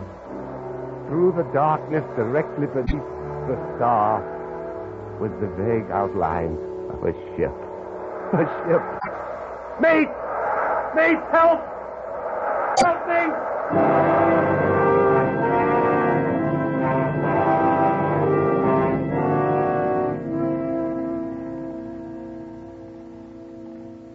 He's coming out of it. Steward. Steward. The ship. I saw Starkey. Halliday. In the flesh. I saw a ship. I know. You're on it. See? But where did it come from? Not the Jessica. I know. It's the Erebus, one of Franklin's ships. The one they deserted. Erebus. Where did it come from? Well, there we were. All of us, except you and the captain lying on that flue after the Jessica went down, ready to die just as we thought you had. And then just as graceful as you please, we see a ship drifting slowly out of the fog through the broken ice, right to us. But the captain, I left him out on the He's ice. all right. We brought him aboard, and pretty soon we'll be on our way home. Home? Aye. The ice is open. We can get out. The Erebus will take us back. Now, how's that for a Christmas surprise? I followed a star. What? He's sleeping. What was that he said? He followed the star? Aye. He must have seen that lantern we hung from the mainmast, mistook it for a star. Oh. Saved his life. I'm the captain. Being that it's still Christmas, I guess you could call it a miracle, Starkey? I guess you could at that, sir.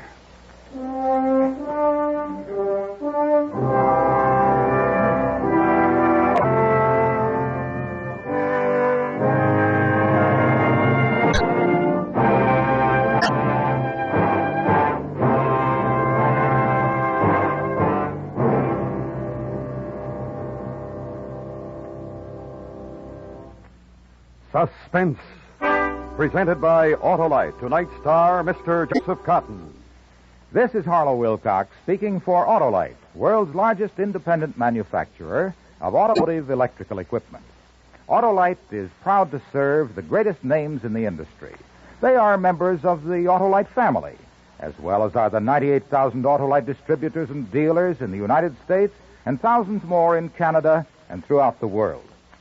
Our family also includes the nearly 30,000 men and women in 28 great Autolite plants from coast to coast and Autolite plants in many foreign countries, as well as the 18,000 people who have invested a portion of their savings in Autolite. Every Autolite product is backed by constant research and precision built to the highest standards of quality and performance. So remember, from bumper to tail light, you're always right with Autolite.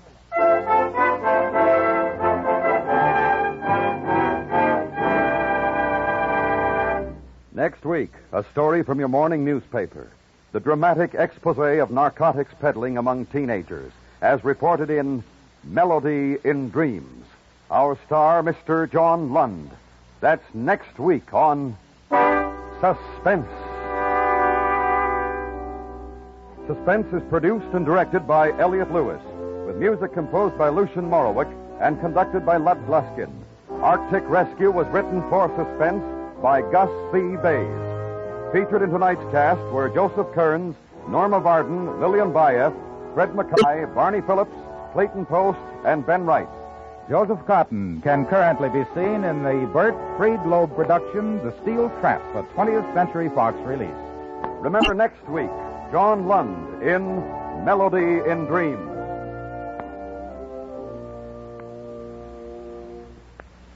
8 million Americans are suffering from arthritis or rheumatism. Recent medical discoveries have given these people hope of cure from this crippling disease. You can help make this hope a reality by mailing a contribution to Arthritis, care of your local postmaster. Friends, on behalf of the entire Autolite family and all of us on Suspense, this is Harlow Wilcox wishing all of you a very Merry Christmas. Good night. This is the CBS Radio Network.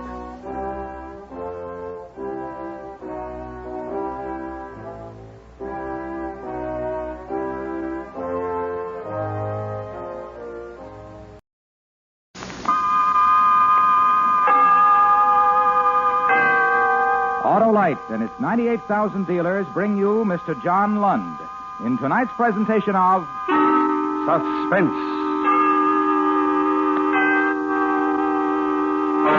Tonight, Autolite presents a story from your morning newspaper. The dramatic expose of narcotics peddling among teenagers, as reported in Melody in Dreams. Our star, Mr. John Lund. Well, Harlow, 1952 was a pretty good year. Pretty good? Why, Hap, they just don't come any better than complete electrical systems designed and built by Autolite for manufacturers of many leading makes of our finest cars, trucks, and tractors.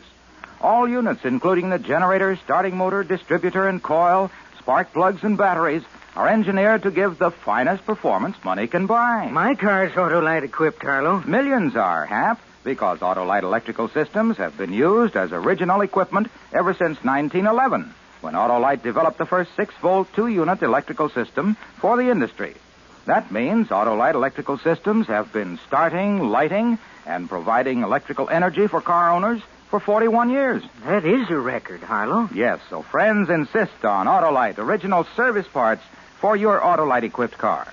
Because only Autolite original service parts are related by Autolite engineering design to fit and work as a team with your car's electrical system. You'll find it pays because from bumper to tail light, you're always right with Autolite. And now, Autolite presents transcribed Melody in Dreams, starring Mr. John Lund, a dramatic report based on fact, hoping once again to keep you in suspense.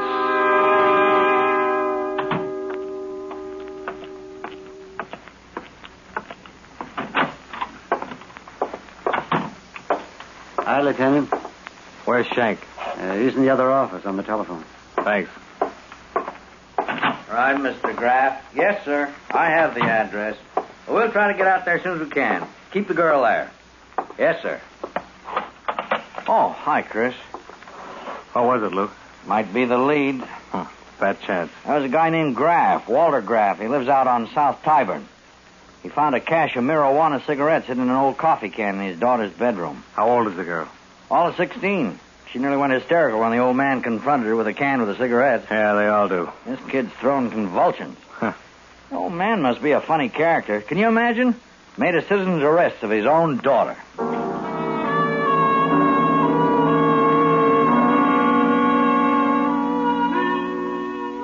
For almost 6 months, the Narcotics Division had been trying to find the leak. The hole through which an estimated $70,000 worth of drugs was being passed to high school kids monthly in the forms of marijuana, opium, and heroin. Regular stakeouts, raids, and arrests had been made. The number of teenage addicts arrested was a staggering, frightening total. Arrests made yielded the addicts, but they didn't yield the source of supply. In the meantime, public sentiment and high official pressure, abetted by the newspaper headlines, was growing, while police department investigation was groping. Each and every possible lead obtained had to be followed up. In the case of Walter Graff, who'd made a citizen's arrest of his 16-year-old daughter after discovering marijuana cigarettes hidden in a coffee can in her bedroom, another lead was about to be followed up. This is the address, Chris. Yeah. Nice old house. Ring the bell. Sure. Well, they don't build them like this anymore. Maybe they don't take the time. Agnes goes for this kind of architect. Yes? Police. Mr. Graff? Oh, yes. Come in. I'm Mr. Graff. Thanks. Here, let's go into the living room. Please be seated. You'll have to excuse the appearance of the house, gentlemen. Ever since Mrs. Graff passed away, I haven't taken much interest in such things as cleanliness. I know it's wrong. We understand. I presume you're here in response to my telephone call? Yes, sir. I'm Lieutenant Royals. This is Detective Sergeant Shank, Narcotics Detail. Yes. I'm quite upset, as you can see. The shock... You're only one parent among many, Mr. Graff. Oh, I know. I read the newspapers, too. They're full of it. Every day you read about the horrible... When did you discover the coffee can with the cigarettes, Mr. Graff? This morning. Early this morning. You see, I didn't go to work today. I wasn't feeling very good, so I stayed home. It's the first time I've ever been absent. Why did you wait until this evening to report the discovery? Why did I wait until this evening? Yeah. Well, because I couldn't believe it. I simply couldn't believe it. Don't you understand? Joan is my child. How is a father supposed to believe such a terrible thing of his child? We understand. I had to give Joni a chance to deny it, Lieutenant. I had to give her a chance to yell to her papa that she knew nothing about the coffee can and its sinful contents. Did she deny knowing about the can? Deny it? She didn't even try to defend herself. She admitted the guilt. But what hurt most of all was her arrogance. What are you going to do about it, she said to me. I did the only thing I thought was right to do. I called the police. I'm sorry, Mr. Graff. Oh, don't be sorry, Lieutenant Royals. It's a very funny story, and the neighbors will thoroughly enjoy it. Ring around the rosy, old man Graff arrested his daughter. She's a dope fiend, pocket full of posies. What made you suspect the cigarettes contained marijuana, Mr. Graff? Suspect? How do I know? Well, lots of things. Joan's moods, strange moods. Moods which I can't describe to you because I don't know how. Her friends... Friends? One in particular. Mickey Malone. No good, Lieutenant. I see. Where is the can with the cigarettes, Mr. Graff? One moment.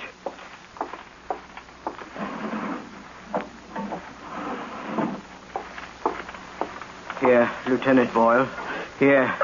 The poison. Take it. Burn it. Destroy it.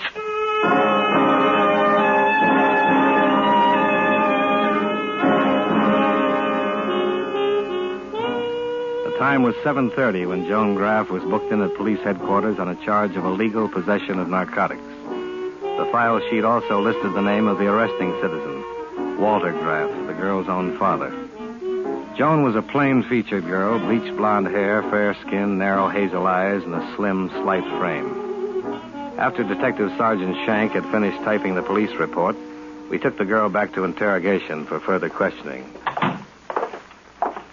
Go ahead, Joan. Sit down. Thank you. Tell me, Joan, how old are you? 16. Do you know why you're here?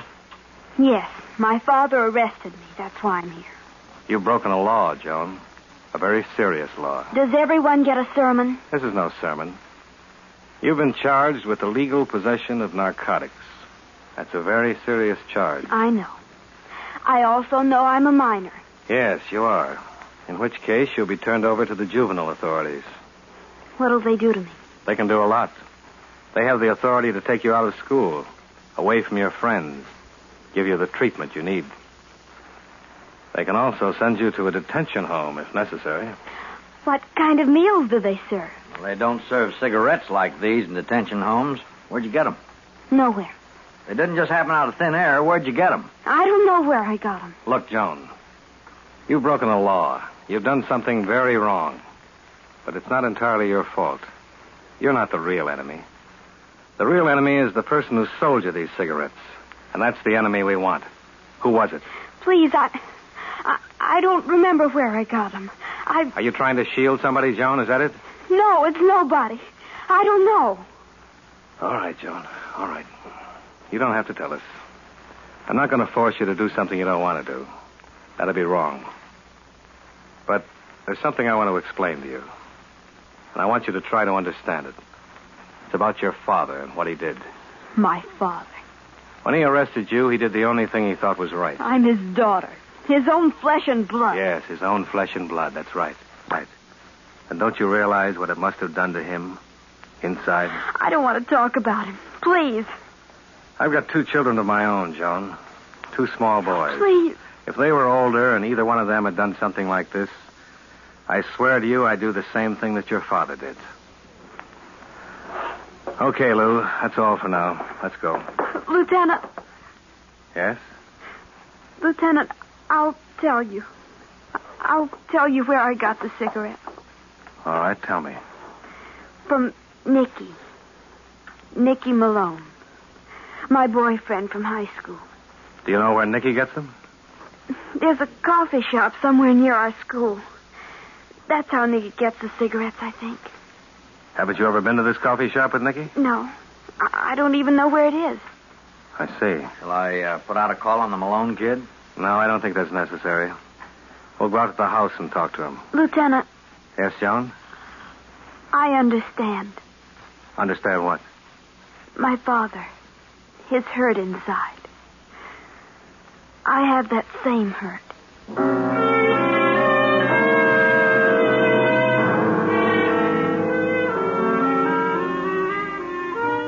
Joan Graff volunteered the address of her high school boyfriend, Nicky Malone.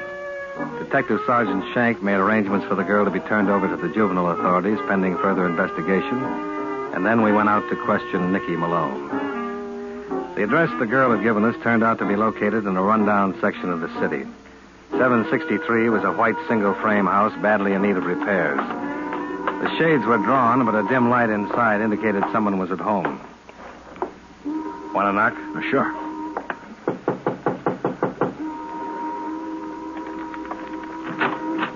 Yes? Does Nicky Malone live here? Who wants to know? Police officers. I'm Lieutenant Royals, Sergeant Shank. Oh? What's the boy done? We'd like to ask him some questions. He at home? Yes. He's getting ready to go out. Come in, officers. What is it you wanted Nicholas for? We'd like to talk to him. Oh, sure. How about a drink? No, thanks. You? No. Mind? You any relation to the boy? Relation? Sure. I'm his Uncle Fred. Nicky. Nicky. Yeah? What do you want? What's the matter? These are policemen, Nicky. They want to talk to you. Right? That's right. Policeman? What do you want to talk to me about? It's about your sideline at high school. Beats me. What kind of a sideline you guys talking about? Narcotics. You guys must be crazy. You know what we're talking about.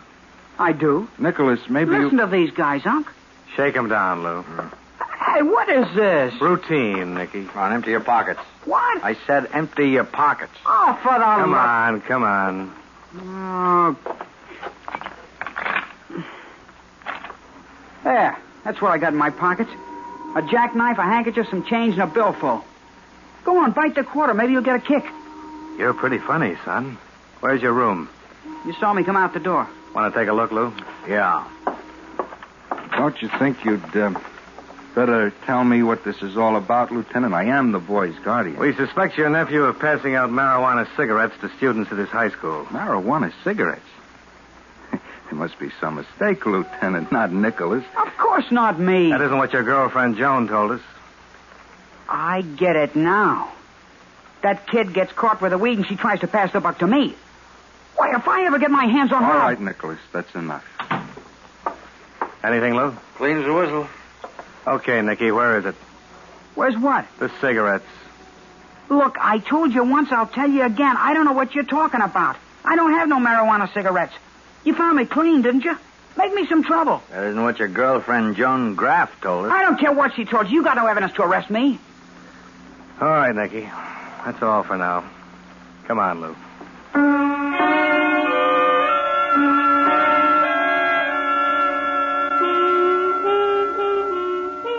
And we were right back where we started. Up against another frightened high school student who refused to divulge the source of his supply of narcotics. We didn't have any physical evidence on Nicky Malone, but we did believe that the young girl had been telling the truth, and therefore decided to place him under surveillance. He was our closest link to the source of the narcotic supply. For 4 days, we followed his every move. At 8:30 every morning, he left the house, walked 6 blocks to his high school, left school at 3:20 and walked 2 blocks to a coffee shop where he had a chocolate milkshake, and then returned home. He didn't leave the house at any time during the evenings. On the 5th day, the boy went to the coffee shop, had his regular milkshake, and then played the jukebox. Once again, when he left the coffee shop, we followed him. He's heading in the opposite direction, Chris. Yeah. This may be it, Lou. He may be going to pick up some stuff. He's turning the corner onto Madison. Here we go, Lou. Hold your breath. Yeah.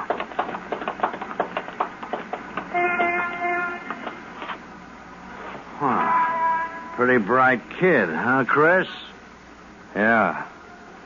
If we're right about him, we've got nothing but trouble. He's disappeared.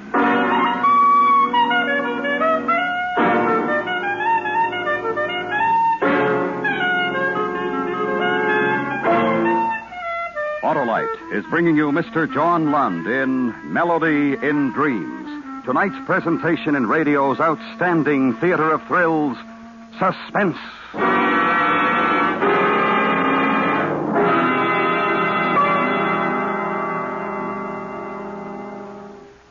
Any New Year's resolutions, Harlow? Two mighty important ones to help car owners everywhere, Hap. Oh, how, Harlow? Why, by reminding them that their car's electrical system works like a beaver every second their engine runs, and it provides energy for starting, sounding the horn, lights, heater, radio, electric windshield wiper, and cigarette lighter. Autolite makes complete electrical systems used as original equipment on many leading makes of our finest cars, trucks, and tractors. Right you are, Hap, and that's why my second resolution is to tell car owners to treat the important electrical system of their car to a periodic checkup for top performance at all times. Good advice, Harlow. Right. So, friends, have your car's electrical system checked by experts. Your nearest authorized Autolite service station has specialized equipment to service all makes of cars. You can quickly locate him in the classified section of your phone book under Automobile Electrical Service. Or call Western Union by number and ask for Operator 25. And remember, from bumper to tail light, you're always right with Autolite. And now, Autolite brings back to our Hollywood soundstage Mr. John Lund in Elliot Lewis's production of Melody in Dreams, a dramatic report well calculated to keep you in suspense.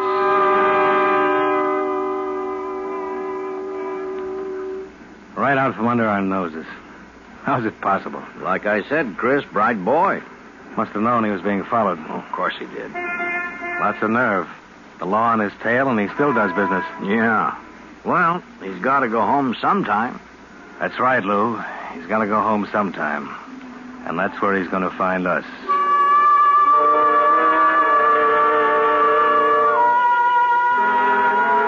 We got back in the police car and drove over to the Malone house. Parked across the street and waited. It was beginning to get dark.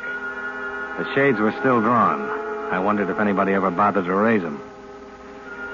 Time passes slowly when you're waiting. Cigarette, Chris? No, my mouth feels like an oven now. Somebody's home. Probably his polite uncle. Funny guy. Wonder what he does for a living. Oh, I saw a lot of music sheets laying around. Probably in the business. Hey. What? Thought I saw something moving in the driveway. Shadow. Might be the kid. Let's go.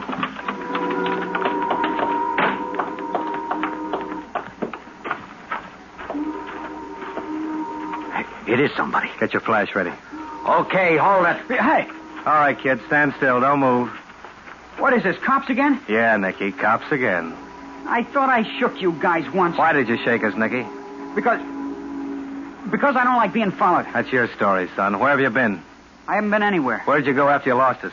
I went for a walk in the park. What did you do? Pick up the stuff? What stuff? All right, Lou. I'll hold the light. Shake him. No. What is this, a habit? I got some rights. Come Leave me alone. on, Get come your on. hands. Easy, son, easy. Hey. What's this, Nicky, in your coat pocket? Nothing. It ain't nothing. Give me that. Open it up, Lou.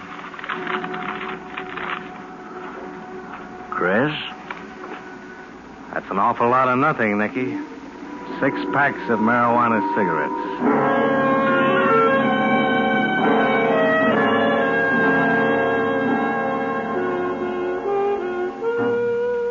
We booked the boy down at police headquarters on a charge of illegal possession of narcotics. And then we interrogated him. Although he realized the seriousness of the charges, he still refused to tell us where he'd obtained the cigarettes. His guardian uncle was notified and came down to see the boy. He seemed quite concerned. We listened in on their conversation. The uncle pleaded with the boy to tell us all he knew about the narcotics. But Uncle's pleas went unheard.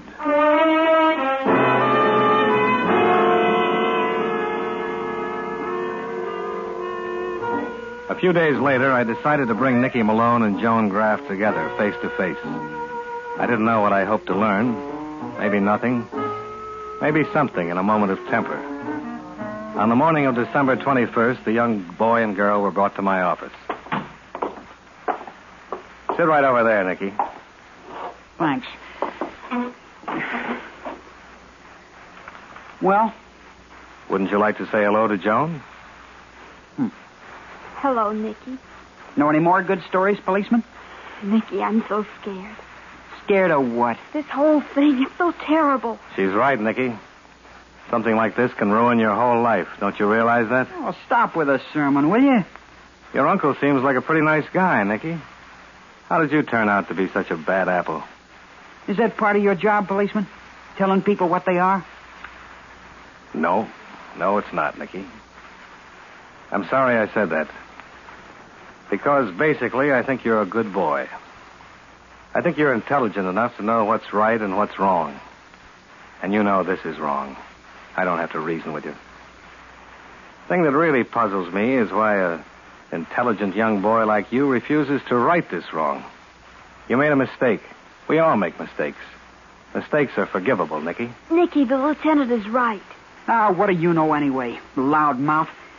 Couldn't keep your mouth shut, could you? You had to tell him. I hurt my father, Nicky. I hurt him very much. I had to tell the police all I knew. Big blabbermouth. Well, find yourself another boyfriend, sister. Nicky. See if he'll get you a stick. Yeah.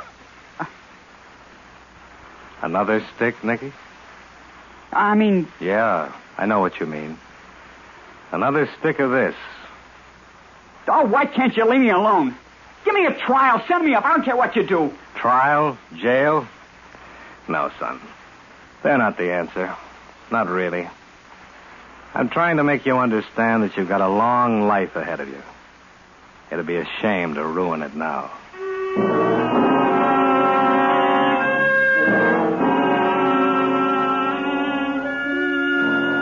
Our last chance, then. Stake out the coffee shop. For 4 days, Detective Shank and myself kept it under surveillance. The evening of December 29th, I walked into the coffee shop to relieve Detective Shank. It was 10 minutes to 7. Lou? Hi, Chris. Don't look so sour. Go home and get some sleep. You gonna sit it out? Yeah, a couple hours maybe. I'll sit around with you for a while. How about a cup of coffee? Yeah, I'm up to here, no thanks. Anything? No, nothing. Just stares from the guy who owns this place. He keeps leering. If you want me to stick around, go play a record on the jukebox. Here's a dime. The jukebox? Yeah, play something. Let's make it festive around here. The afternoon Nicky got away from us, he broke his pattern. He did something different. Something he'd never done before. He played the jukebox. That's right. He played the jukebox.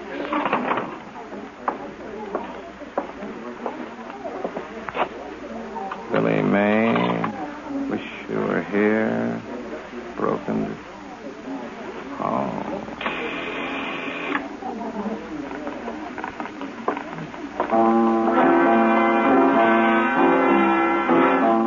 Thanks. Now I'll stay with you for a while. Might even have a cup of coffee. I was right about Nicky's uncle being in the business. What? This is his record. He wrote the tune. He's playing it. Whoa, what do you know? The guy's a celebrity. So that's what he did. Lou, the night we picked up the Malone kid, we thought he was coming home with his stuff, right? Yeah. We couldn't see. It was too dark. But what if it was the other way around? What if the kid was leaving instead of just arriving? Yeah. We've come in here for 4 days straight. That record wasn't on the machine.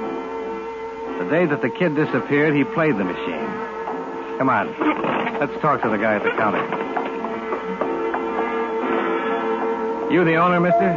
Yeah, I'm the owner. Police officers. Police? Oh, hey, now. Don't get excited. Just want to ask you a few questions. Well, sure, officers, anything. There's a new record on that machine by a Freddie Malone. Oh, yeah, him. I know him. Nice guy. Nice guy? Yeah, every week he comes in, slips me a 10. Slips you a 10? Yeah, to put his record on the machine. Says even if it does cost him dough, he wants to push it. It's a nice tune, Melody and Dream.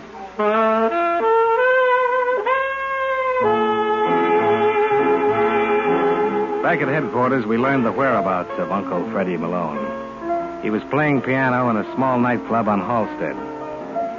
The place was crowded with people when we got there. In a corner off to the right was a platform. And on the platform at the piano sat Freddie Malone. Think there'll be any trouble, Chris? I doubt it, Lou. He's not the type. Hello, Mr. Malone. Hello, police officers. You have a request? Yeah. Melody and Dreams. One of my favorites. That's no surprise. It was wrong, huh? Real wrong. A lot of poor, innocent kids, Mr. Malone. Real wrong. Poor, innocent kids. We still don't know how the record figured in. That was how Nicky notified the other kids he was ready to pass the stuff. And the night we caught him? He was leaving the house. He was on his way out to make delivery. Poor kid. Try to protect me. Yeah. Someday I'll do something for him. Maybe. Shall we go? The manager won't like it if I don't stick around. It's going to be a big night. Can't stick around, huh? Not tonight, Mr. Malone. Let's go.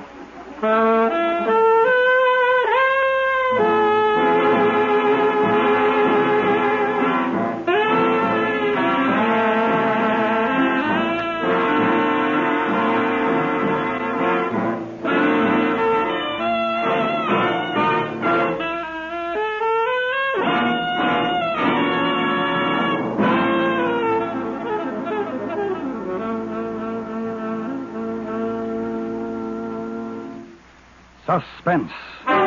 Presented by Autolite. Tonight's star, Mr. John Lund. This is Harlow Wilcox speaking for Autolite, world's largest independent manufacturer of automotive electrical equipment. Autolite is proud to serve the greatest names in the industry. They are members of the Autolite family, as well as are the 98,000 Autolite distributors and dealers in the United States and thousands more in Canada and throughout the world. Our family also includes the nearly 30,000 men and women in 28 great Autolite plants from coast to coast and Autolite plants in many foreign countries, as well as the 18,000 people who have invested a portion of their savings in Autolite. Every Autolite product is backed by constant research and precision built to the highest standards of quality and performance. So remember, from bumper to tail light, you're always right with Autolite.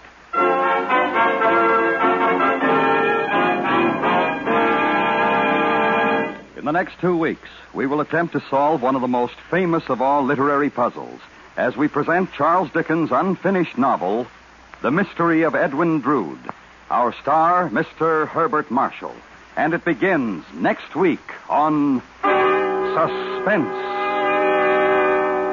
Suspense is produced and directed by Elliott Lewis, with music composed by Lucian Morowick and conducted by Lud Gluskin. Portions of the program were transcribed. Melody and Dreams was written for Suspense by Richard George Petticini. In tonight's story, Ann Whitfield was heard as Joan and Sam Edwards as Nicky. Featured in the cast were Shep Menken, Howard McNear, Joseph Kearns, and Junius Matthews.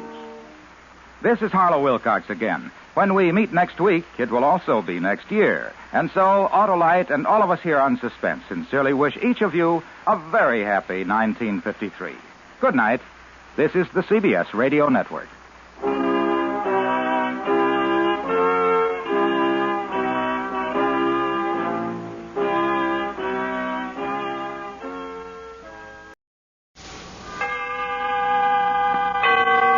Autolite and its 98,000 dealers bring you Mr. Herbert Marshall in tonight's presentation of Suspense.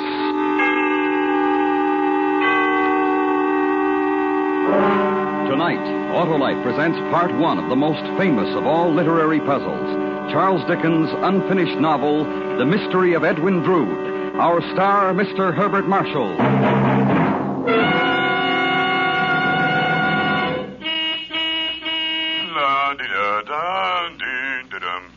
Well, if it isn't Oscar, the singing limousine. Every car sings when it's got what I've got, Harlow. Ah, you don't have to tell me, Oscar. I know. You've got ignition-engineered Autolite spark plugs. The spark plugs that are world famous for quality and performance. I'm starting the year right, Harlow. Ah, you sure are, Oscar, because Autolite spark plugs are ignition-engineered to give top performance at all times. They're specified as original equipment on many leading makes of our finest cars, trucks, and tractors. My Autolite spark plug dealer told me spark plugs were the very heart of my ignition system. And he was right, too. So, friends, have your spark plugs checked by your nearest dealer who sells Autolite spark plugs.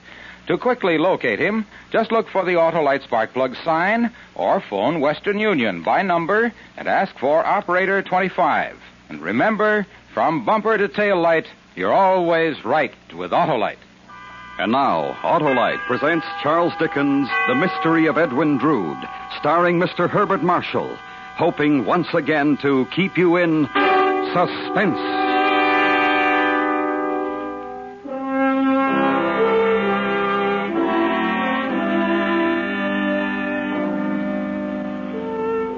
This is the last night I have to live, and I will set down the naked truth without disguise.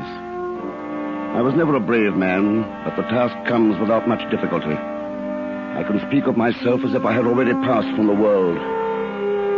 For while I write this, my grave is digging, and my name is inscribed in the black book of death.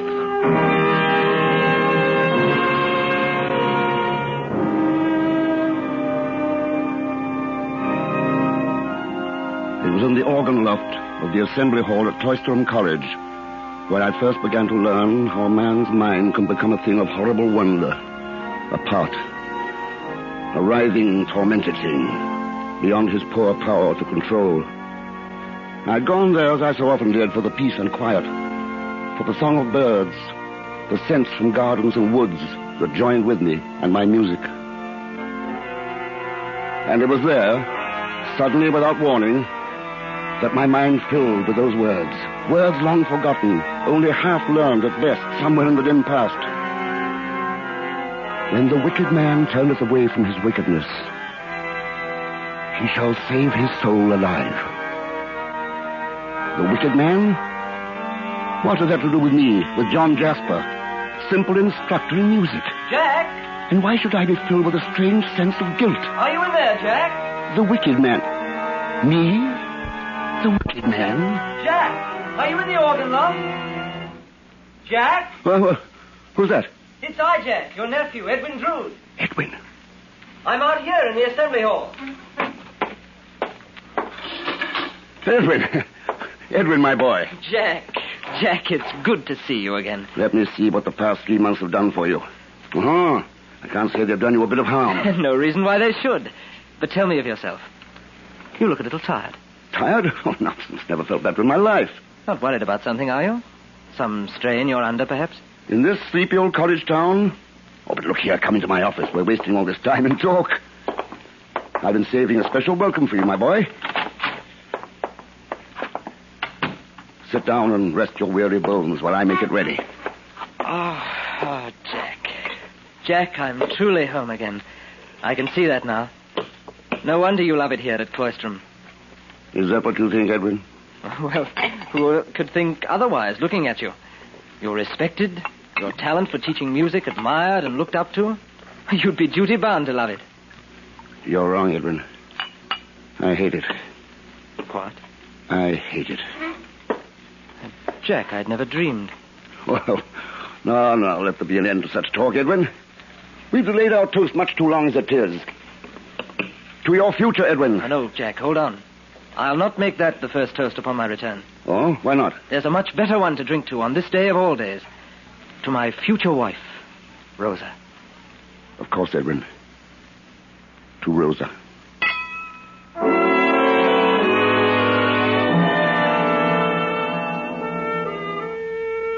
As we stood there, Edwin and I, drinking to her, to Rosa, I began to realize why those words about the wicked man had come to me just before his return. It had been a warning that might have already come too late.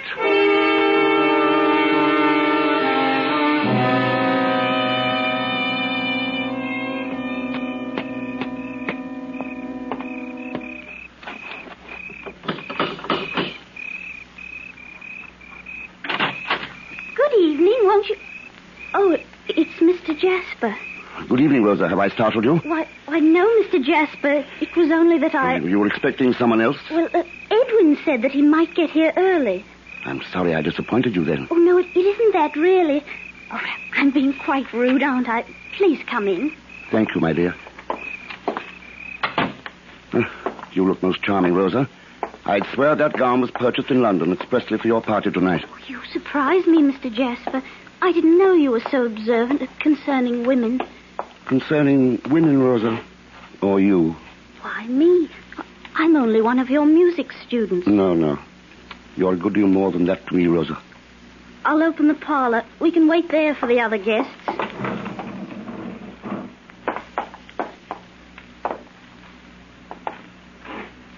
You said I was a good deal more to you than just a music student. What did you mean? Edwin's my nephew. You're his betrothed. Surely the love I bear for him extends to you also. Oh, I hadn't thought of your feelings toward me in just that way. Had you thought of them then? Allow me to be frank, Mr. Jasper. I'm going to marry Edwin despite the fact that I do not love him. You do not? Oh, as a brother, perhaps as a very dear friend, but not as one should love a husband. Then, why marry him, Rosa? Because I couldn't bear to see him hurt. Because I promised both my parents and his that we would marry. There's nothing that can change your mind? No, Mr. Jasper. Not even if you loved another? I do love another.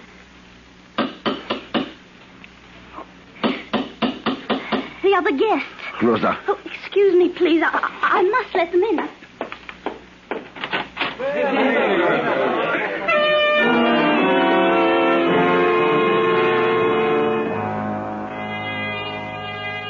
I remember little concerning the party that followed, being too occupied with my own thoughts. But two incidents do stand out as foreshadowing events to come.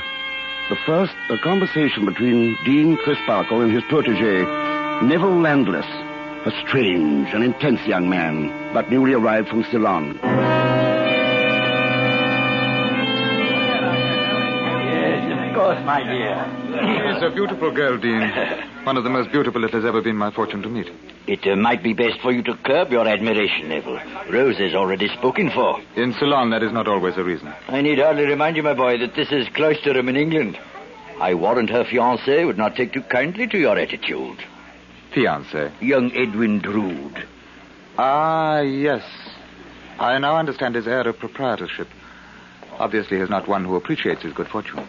May I ask, Mr. Landis, the exact meaning of your remark concerning me and Rosa? Edwin, really, I didn't know don't mind, Mr. Drood.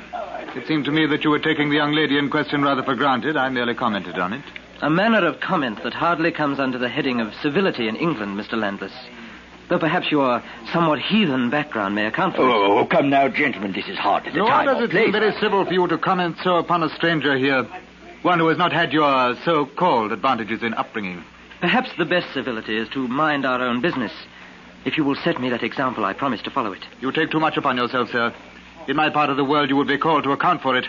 By whom, for instance, Mr. Landis? By me, sir. At your earliest convenience. Oh, gentlemen, please. Edwin, let's have no more of this. High words between the two of you. I don't like it, my boy. Nor do I care for certain comments made in my presence here, Jack. This is hardly a matter of moment, Edwin. We are all hosts here to Mr. Landless, a stranger newly arrived. You should respect the obligations of hospitality. Shall it be over, then? So far as I'm concerned, Jack, there's no anger left. Mr. Landless? None, Mr. Jasper. So be it, then. The incident is over.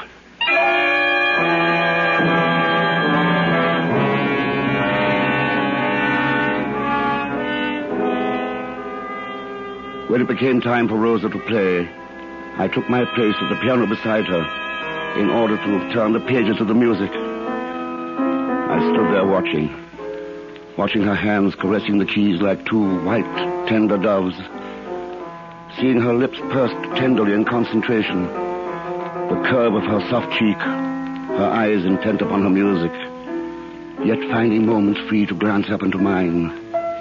A tide of emotion welled up within me as I watched. And then I saw it begin to overtake her, too. It was evident in the trembling of her hands, the color draining from her face, her quickening breath. Oh, no, I can't bear it. I can't bear it. Oh, take me away, please. Take me away.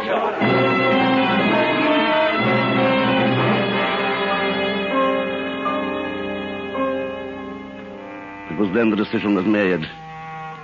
It was then I knew that the end result was as fixed in time as the inexorable approach of death. In this instance, the death of Edwin Drood.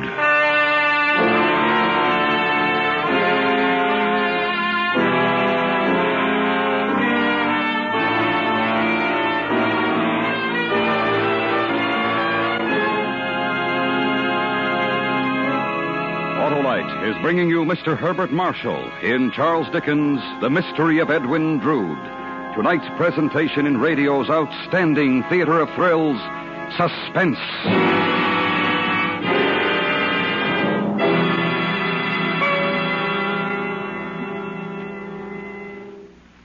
You know, Harlow, this is the first time I've had had Autolite resistor spark plugs under my hood. Well then, Oscar Otto, you're in for the ride of a car's lifetime. The Autolite resistor spark plug is the greatest advancement in spark plugs for automotive use in the past 25 years. They sure step up my performance. That's because Autolite resistor spark plugs have something extra that gives you something extra. That extra is an exclusive Autolite built-in 10,000 ohm resistor that makes possible such extra advantages as smoother engine performance, quick starts, and double spark plug life. Extra special, eh, Harlow? Right you are, Oscar, and the Autolite resistor type spark plug is only one of the complete line of Autolite spark plugs for every use. So, friends, see your nearest Autolite spark plug dealer. Have him check and replace worn-out spark plugs with ignition-engineered Autolite spark plugs, either standard or resistor type. And remember, from bumper to tail light, you're always right with Autolite. And now, Autolite brings back to our Hollywood soundstage Mr. Herbert Marshall in Elliot Lewis's production of The Mystery of Edwin Drood, a tale well calculated to keep you in suspense.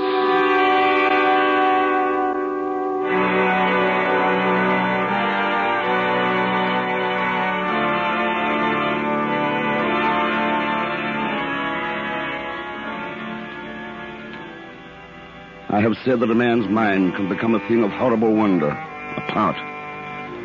So it must have been with mine that night. For I know now that the plan, the complete, the perfect plan, was born the very moment that Edwin Drood led Rosa from the room.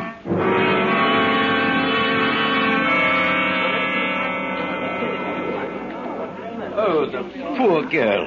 She's quite evidently overwrought. Yes, quite overwrought. Little wonder, with the strain she's had to bear. It can hardly be conducive to one's nerves when a fiancé becomes proprietary and overbearing. It would appear that your earlier differences with Edwin Drood still rankle, Mr. Landless. I believe I have my anger well under control, Mr. Jasper. Though the same can hardly be said for the circumstances that provoked it. Oh, come now, Neville. It is hardly becoming to maintain such a disagreeable attitude. Hardly becoming perhaps but a natural reaction. And one that can be as naturally overcome. And just how would you suggest this to be done, sir? Through friendly discussion over a friendly nightcap, Mr. Landless. Shall we say at my gatehouse? Within the hour? Will Drood be amenable? He's already accepted my invitation. Then I shall accept also. Thank you, Mr. Landless. You shall not regret it, I assure you.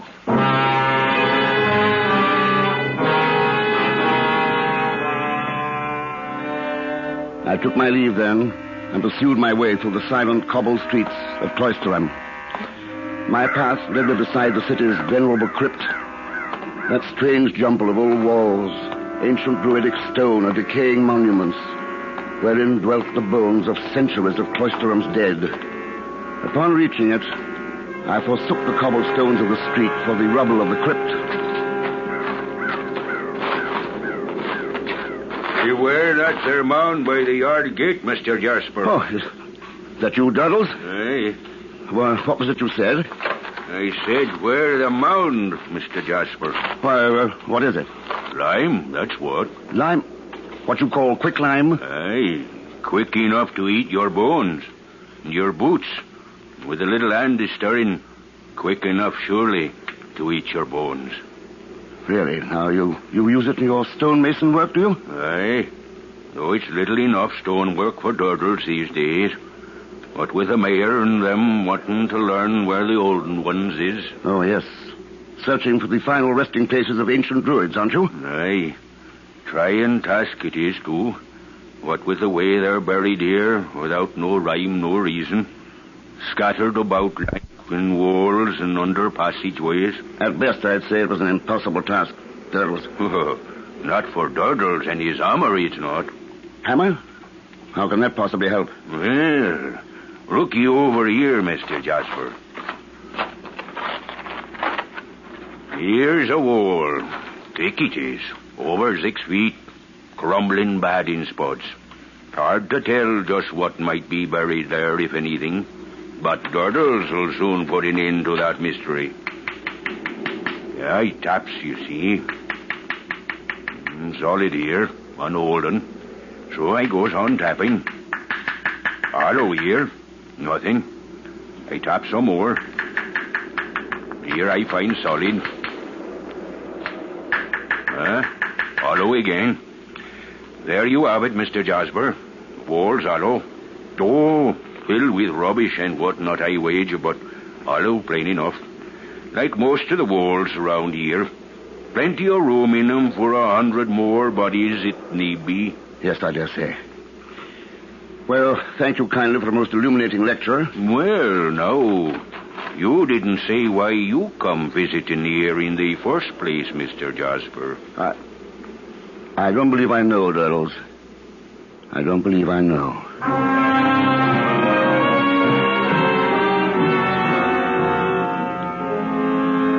When I arrived at my lodgings, Edwin was already there. And no sooner had we got the fire blazing and made ourselves comfortable than Neville Landless put in his appearance.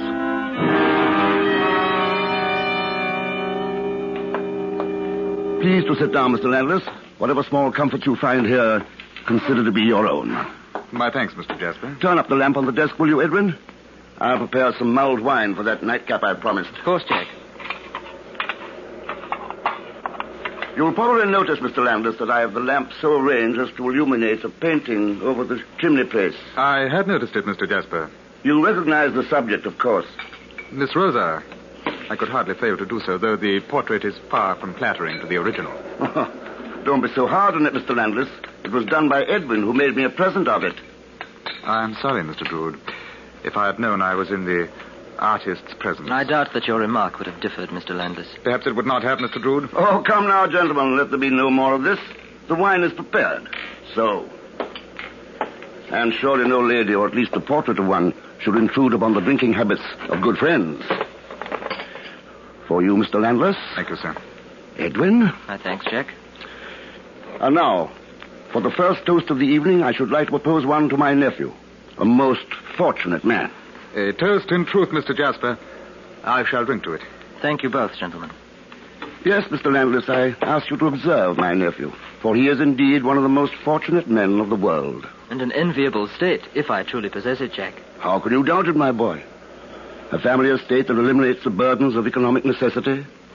Rosa, eager, waiting to supply you with the greatest blessings of domestic bliss and love. Quite different from your prospects and mine, is it not, Mr. Landless? Yes, quite different, Mr. Jasper. Upon my soul, Jack, I almost feel apologetic for having my way smoothed as you describe. Almost, but not quite. Perhaps it might have been better for Mr. Drood to have known some hardships in the achievement of his possessions. And why, pray, might it have been better for Mr. Drood to have known hardships? Yes, Mr. Landless. Tell us why. Because they might have made him more sensible of good fortune that is not the result of his own merit. Have you known hardships, may I ask? I have. And what have they made you sensible of? I have told you once before tonight. You've told me nothing. I told you that you take a great deal too much upon yourself. You added something else to that, if I remember. I did. I said that in my part of the world you would be called to account for it. That part of the world is a long way off, I believe, at a very safe distance. Say here, then. Say anywhere that gentleman may be found. What would you know of gentlemen, Landless? You may know a common thief or a common boaster when you see him, but you're surely no judge of gentlemen. I have taken all I'm going to take from you. Here now, Edwin. Stand still. Mr. Landless, give me that bottle. I'll give it to your precious nephew. I warn you, Drood.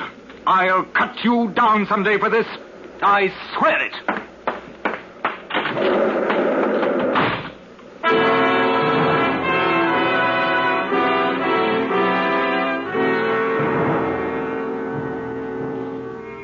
The scene had gone well, I thought. Very well. And after Landless's enraged departure, after I had calmed Edwin down and sent him home, I waited for what I knew would inevitably follow. It was close to midnight when it did.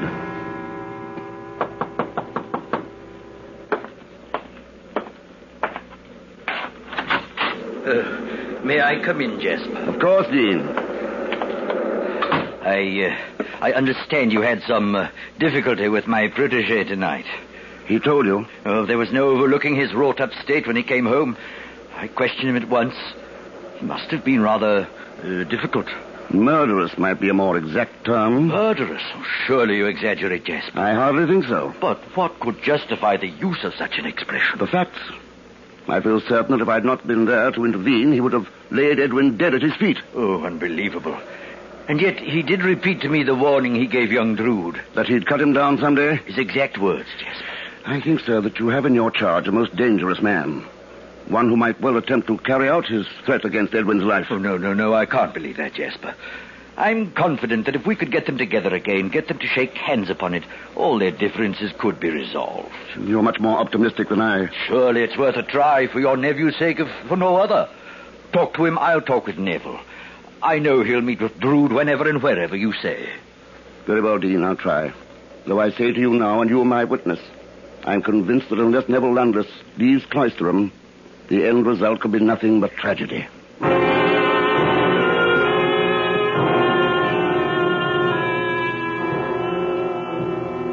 It was 2 days later that Dean Crisparkle brought me assurance of Neville's willingness to cooperate. Immediately I sought out Edwin Drood for a dinner on Christmas Eve. Just the three of us. And so the stage was set, and the hours flew, and the ugly streets of Cloisterham turned bright and gay with the holly and the mistletoe. The dinner in my lodgings went cheerfully and well that Christmas Eve. The holiday spirit burned as brightly as the fire in the hearth. There was peace on earth to all men of goodwill. Not even the unseasonal storm that began to rage outside could dampen the gaiety of the evening. Rather, it served as a challenge, an opportunity to heighten the feeling of good fellowship that seemed to be born that night.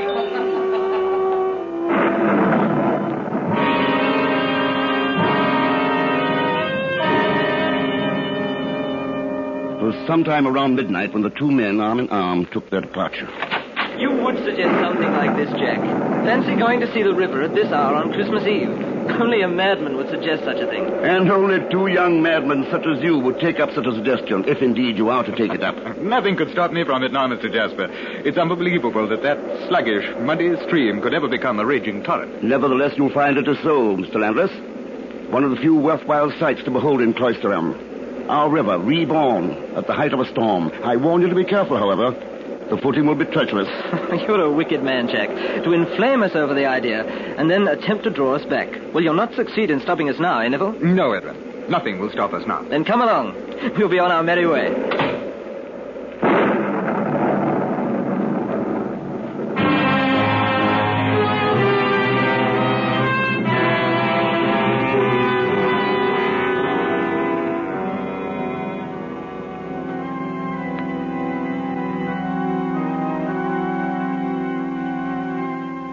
There is little I can tell you of the night that followed, for there is little that I remember clearly.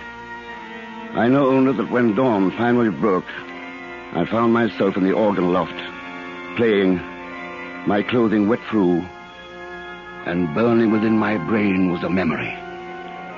A memory of a man walking alone through the wind and rain in the black of night. A man walking through the deserted streets of Cloisterham. The streets that suddenly, unknown to him, were no longer deserted.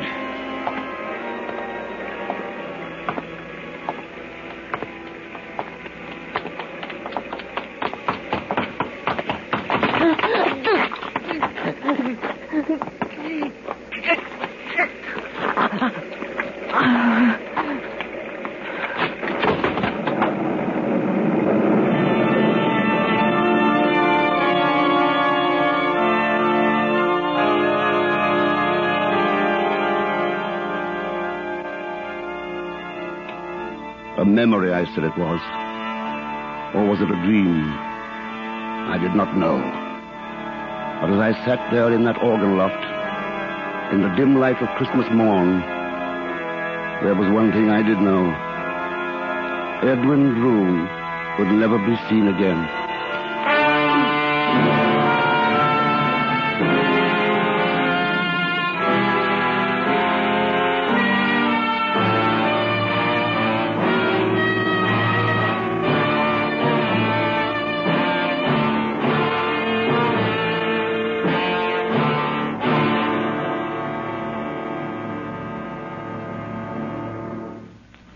Suspense.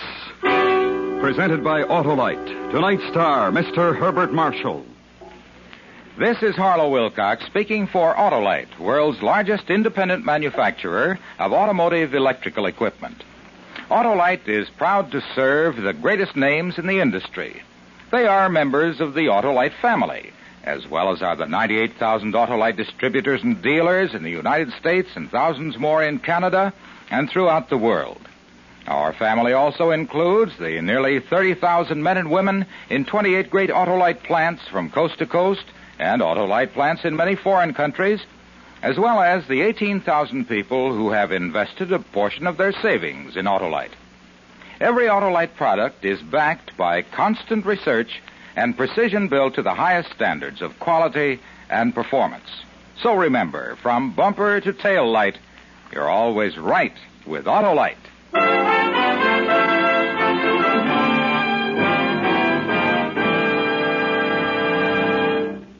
Next week, Part 2 of Charles Dickens' unfinished novel, The Mystery of Edwin Drood, at which time we will attempt to solve this literary puzzle. Our star, once again, Mr. Herbert Marshall. That's next week on Suspense.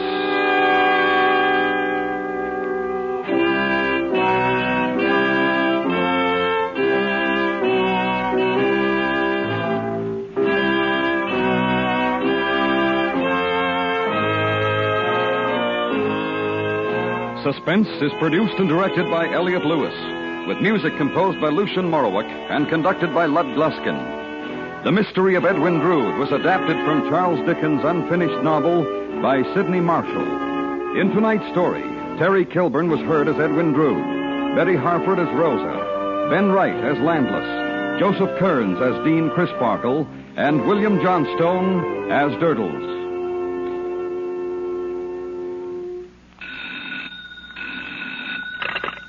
You can buy Autolite resistor or standard type spark plugs, Autolite stay full batteries, and Autolite electrical parts at your neighborhood Autolite dealers.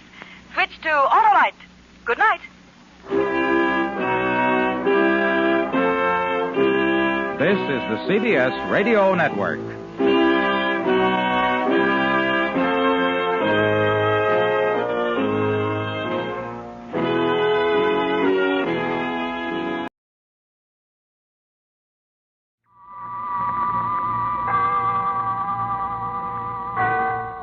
Autolite and its 98,000 dealers bring you Mr. John Hodiak in tonight's presentation of Suspense.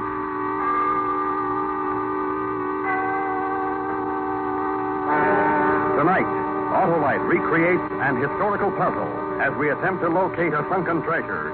The story, based on fact, is called Gold of the Adomar. Our star, Mr. John Hodiak.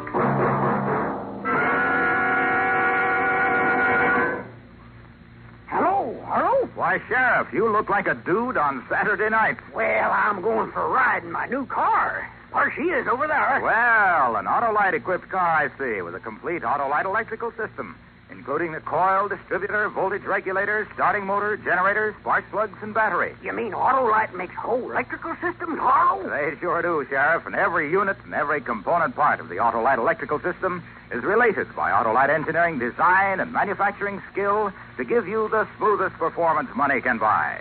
That's why Autolite electrical systems are installed as original equipment on many leading makes of our finest cars, trucks, tractors, and boats. Well, I sure am lucky. Right you are, Sheriff. So, friends, be sure to insist on Autolite original service parts for the electrical system of your Autolite-equipped car, truck, tractor, or boat. You'll find it pays because, from bumper to tail light, you're always right with Autolite. And now, Autolite presents Mr. John Hodiak in Gold of the Adomar, a story based on fact, hoping once again to keep you in suspense.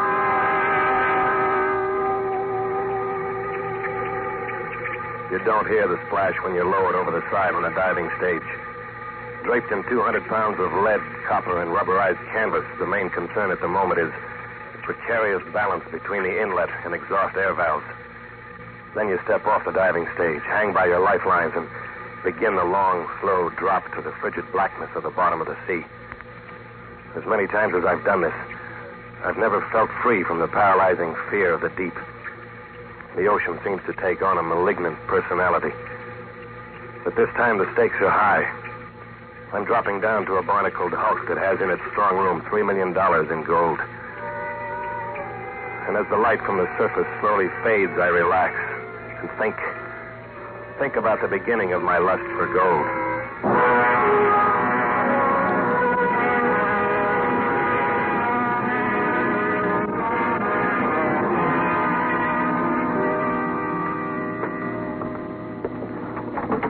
Place won't be the same without you, Nick. Thanks. Still trying to figure out why. After 14 years, you suddenly decide to leave the Navy. Tired of living underwater. What I've had a couple of offers from civilian salvage outfits. Doing what? Supervising, boys, supervising. Up top, where the sun shines. But you don't have to dive anymore if you don't want to. Be an instructor. Fred. What? Fred, it's a monetary world. If I have to live in it, I'm going to get some of it. So? So this. If I can get a civilian berth, it'll give me 3 times as much in the next 5 years as I can get here, then I'm going to do it.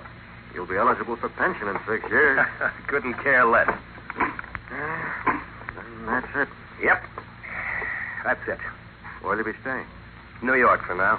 Write me as soon as you have an address. I will. Don't get too much of a suntan. Right now, I'd gladly take a blistering burn.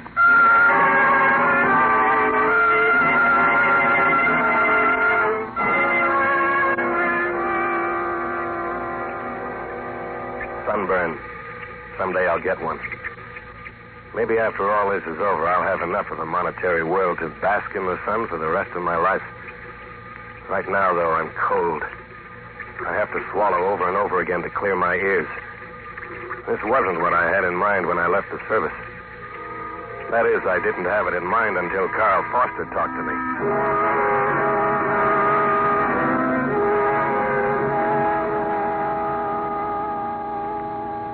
I went to the Navy Yard hoping to talk you into getting a leave of absence. But now that you've left the service... How'd you find me here in New York? I spoke to Fred James, your ex-roommate. Oh? Why me? The country's full of competent divers. Perhaps. But I want one who's more than just competent. What's the job? Then you'll take it? Depends. On what? Equipment. Most of all, money. I've got the equipment. And the money? How about 1/5 of $3 million? Let me tell you something, Mr. Foster. Carl. Carl. When I made my first dive into deep water, I had dreams about getting the loot from every sunken Spanish galleon that ever sailed the high seas. But I'm grown up now. If this is another treasure hunt, then it's no deal. I've done that bit. But this isn't just another treasure hunt. This is the gold that went down with the Adamar. The Adamar's never been located. It's in 24 fathoms of water. Yeah, go on. I trust you, Nick, but I can't afford to take chances. Forget about the vacation for a minute. Forgotten. What kind of shape's she in? I don't know for sure. All I can tell from topside is that she seems to be resting in a gully. Not good. Any chance you might be wrong? Oh, possibly. My instruments only gave me the general condition of the wreck. Well, then you haven't been down. No, and I can't anymore. Why not? Heart. Oh. Last case of the bends ruined me. Sorry. But if you haven't been down, how can you be sure it's the Adamar? I'll tell you. As you probably know, the Adamar was en route to Morocco from here with $3 million in bullion. Mm-hmm. The rest of the cargo had a secret loading manifest. 1910, wasn't it? 1911. She was last heard from 26 miles southeast of Nantucket Lightship. Then disappeared. Right. They've looked for her for 42 years. Well, then how can you be sure it's the Adamar you've located? A little over 20 miles southeast of the Lightship, I found a wreck. Now, I've checked records till I'm blind, and there's no known wreck of that size reported within 15 miles. That's kind of flimsy proof. I got a deal for you. Go ahead. Make one dive for me. If it is the Adamar, we continue with our prearranged deal. If not? I'll pay you $500 for the dive. Good deal. How soon can you get your equipment together? We're ready to sail right now. You were pretty sure of yourself, weren't you? To answer that, I'll deliver a message from your roommate, Fred. What's that? He told me to tell you it's a monetary world.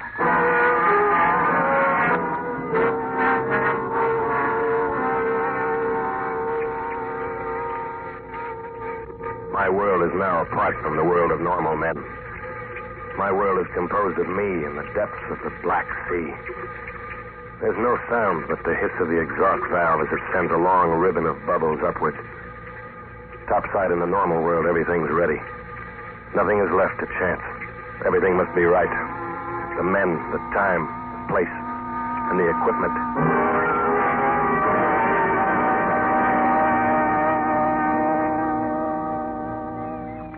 You've got it. This ship's rigged to tackle anything. Hey, you weren't kidding when you said you were ready to go. No, I wasn't. Shall we? Anchor's away. Mr. Gordon. Aye, sir. Hoist anchor. We're on our way. Aye, sir. Let's go to my cabin. Good idea. I want everything right when I go over the side.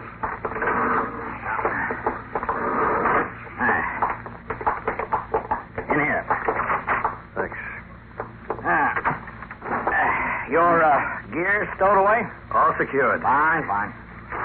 Now, here's the layout of the Adamar.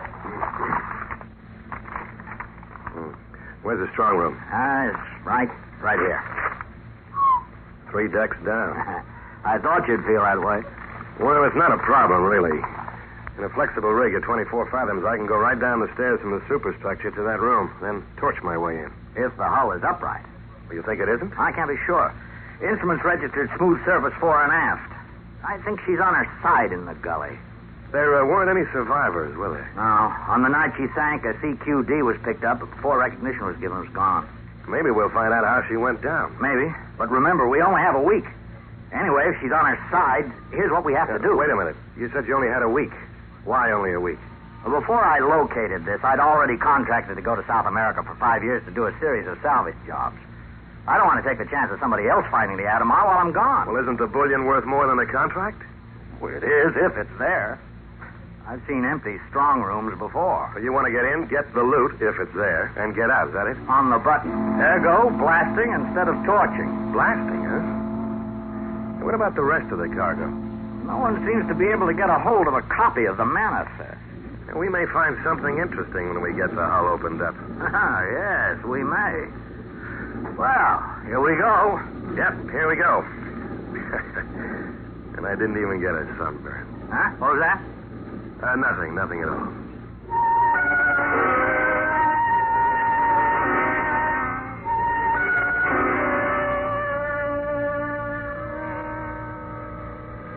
I no longer look upward.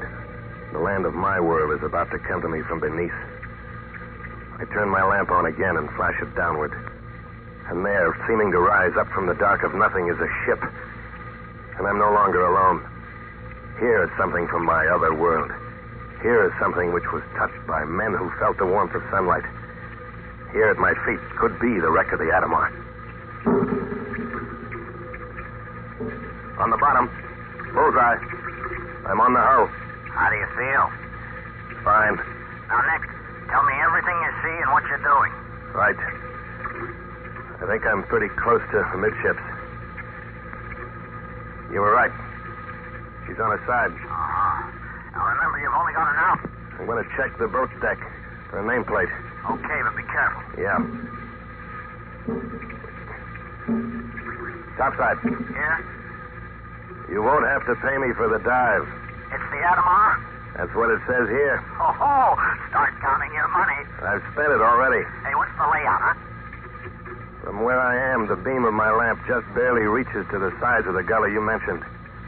They're about 20 feet higher than the hull as it lies now. What kind of bottom do you have? Can't say for sure. But it doesn't look like sand. Probably mud. Watch your footing. Okay. We're going over to... What's the matter up there? Little chop sprung up. We're pitching a bit. Give me more line. On its way. I'm near a side entry port. Can't make out the number. Let me check. You're on the starboard side, you say. That should make it the one next to the purser's office. Where's the strong room from where I am? About 20 feet aft of you. I'll check.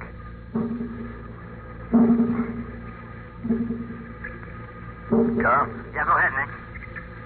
I know how the Adamar was sunk. What's that? There's a hole amidships big enough to drive a truck through. Well, can you make out any detail? The plates are bent inward. Looks like a mine or torpedo. Nothing we can do about that now. Are you near the strong room yet? Heading for it right now. Got to get around this hole. You want us to lift you over? No. I'll find foothold on the rivet. The portholes. Topside. Carl. Yeah, what is it? Slipping. No foothold. Take up the slack. Take it up. Hey, haul away, Gordon, haul away. Carl. Your lines are taut. Can't budge them. Slack off. Hey, Nick. The bottom's mud, all right. I'm in it over my head. Lost my lamp. Can't see a thing. Look, Nick, we're going to pull 3 times on your line. Let us know if you feel it. Go ahead. I said go ahead. We did. Didn't you feel it? No. We'll pull a little harder. Slack off. Slack off. My lines are fouled. Are you sure? I think they're fouled on one of the bent plates in the hull. Well, what are you going to do? I don't know. I don't think I'm ready to die.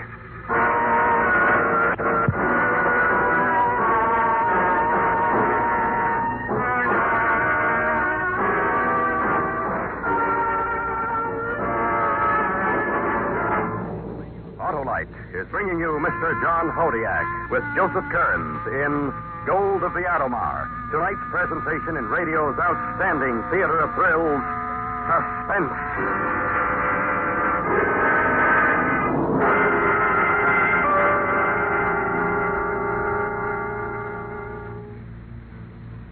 Say, Harlow, how long's Autolite been making them automotive electrical systems? Why, Sheriff, since way back in 1911, when Autolite developed the first 2-unit, 6-volt electrical system used as original equipment. All that time? Yes, Sheriff, and the Autolite electrical system has a big job to do. It goes to work when you start your car and works every second the engine does, as well as when you blow your horn, turn on your heater, radio, or lights. Well, now that Autolite electrical system's pretty good, Harlow. It's the finest money can buy, Sheriff. And because the electrical system is so important to smooth economical operation of your car, it should be treated to a periodic checkup by your car dealer or authorized Autolite service station. To quickly locate him, look in the classified section of the phone book under Automobile Electrical Service. Or call Western Union and ask for Operator 25. And remember, from bumper to tail light, you're always right with Autolite.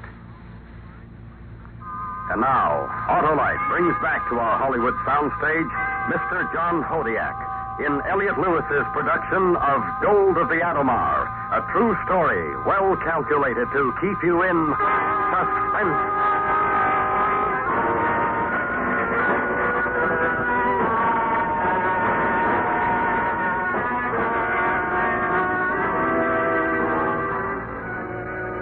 There isn't much use in struggling.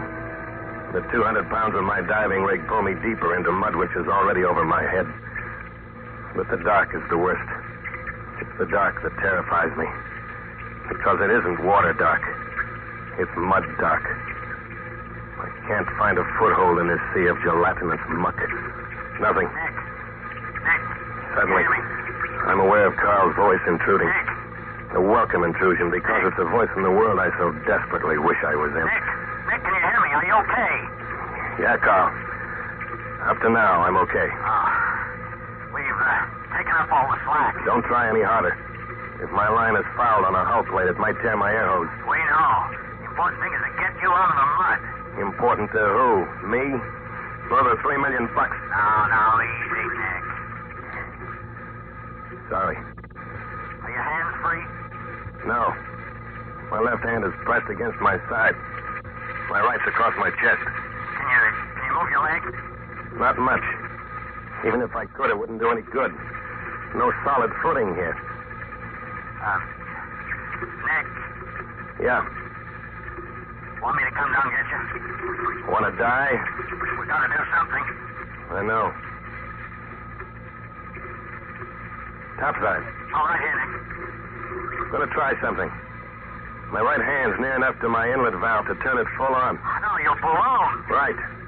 Maybe I'll get enough buoyancy to drag myself out of this muck. If you pump through too fast, you'll surface. Or you'll be dead before we can get to you. I think I can get into the inlet valve fast enough to cut my air down and let it bleed out slowly so I can stay down.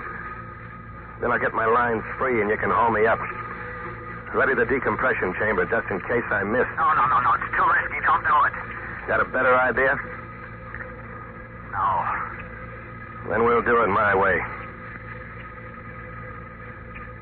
I'm no hero, but it's the only way out of the mud. Ballooning my rig could kill me. If If I don't shut off my air in time, I'll shoot up to the surface. Then if I miss braining myself on the hull of the salvage ship, I'll pop through the surface and be dead of the bends before Carl gets to me. But I have to risk it. I don't want to die in the dark of the mud. Slowly, I inch my hand up to my breastplate and twist the handle of the inlet valve. As my rig inflates, I feel the pressure of the mud ease off. A little more. A little more. Suddenly, I pull free and shoot up toward the surface. I claw for the air valve and turn it off, but still I rise. Desperately, I bang my exhaust valve wide open with my chin. Too late. I'm too buoyant. Suddenly, I'm brought up short. My fouled lifeline holds firm. As the excess air bleeds through the exhaust valve, I settle back to the Atomar. To another chance at $3 million. I adjust the balance of the valves and look for the spot where my line's fouled. I find it.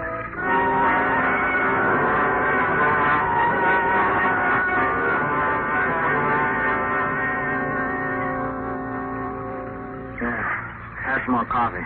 Thanks. Oh, man. That air smells good. Well, I guess that's that. What do you mean? That's that? Well, you're not going down there anymore, are you? Of course I am. I'm a diver, not a tourist. That was a pretty rough go down there. Yes, it was. But there's also $3 million down there. I'm not going to let a little mud bother me. Funny. What's funny? You calling it only a little mud. Yeah, I guess so. Now that you're going ahead, what's the next step? Blast. When? Tomorrow morning. How many charges do you think it'll take? About 3. One thing bothers me. What's that? Well, that gully the Atomar's in. Any chance of the sides caving in from the blast? I thought about that, too. I don't think so, Carl.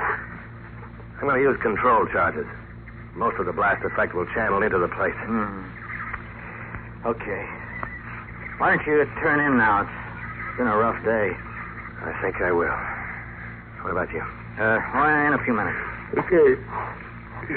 Good night. Night, Nick.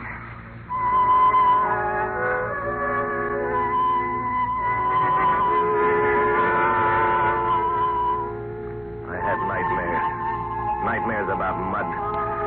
All night long I dreamed of sticky, gummy, slimy mud. Until it seemed that the whole world was one gigantic mud ball. Finally, I managed to get a few hours of restful sleep. Dreamless sleep. Welcome sleep. In the morning, I climbed into my rig and went down to set the first blast on the Atomar. The water was clear, and my lamp pierced through to the limit of its beam. I planted the charge against the entry port and went up to the salvage ship to help Carl with the detonation. We made the necessary arrangements and pulled the trigger. The next day was a repetition of the previous day. 6 hours after the second blast, I went down to check the results.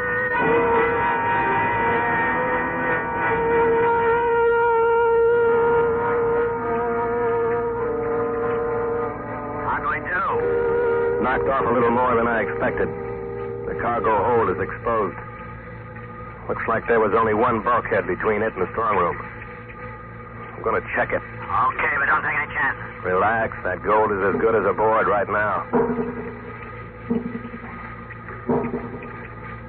Topside. Yeah, go ahead. I know why the cargo manifest was secret. What'd you find? Dynamite.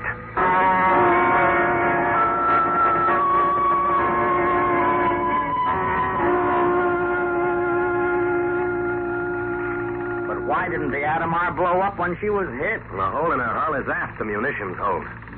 Any one of a dozen things could have diverted the shock. But a main hold full of munitions and dynamite. It's no surprise to me.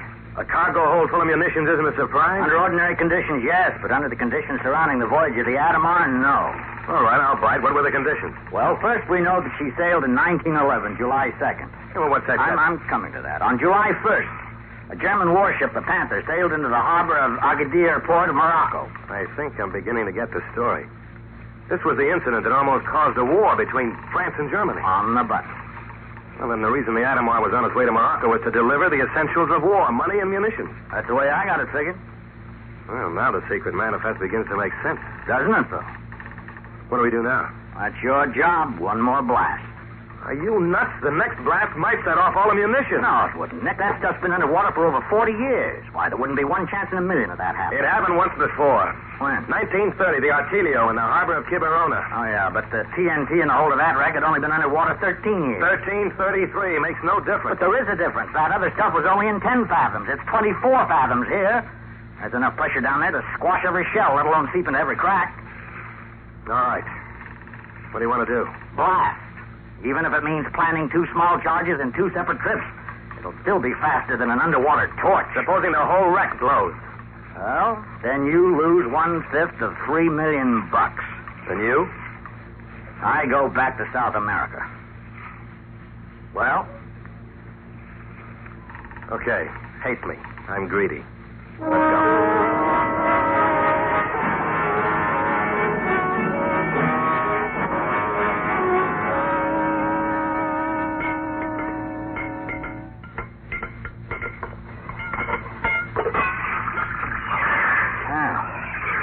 All set? All set. I set the explosive fore and aft. Oh, good. One thing. Yeah, what?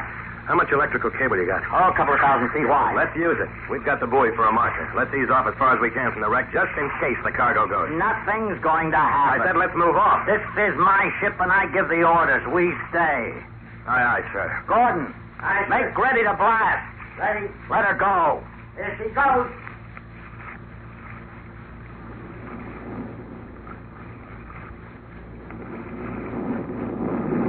The Admiral blew up. Hang on. Hang on!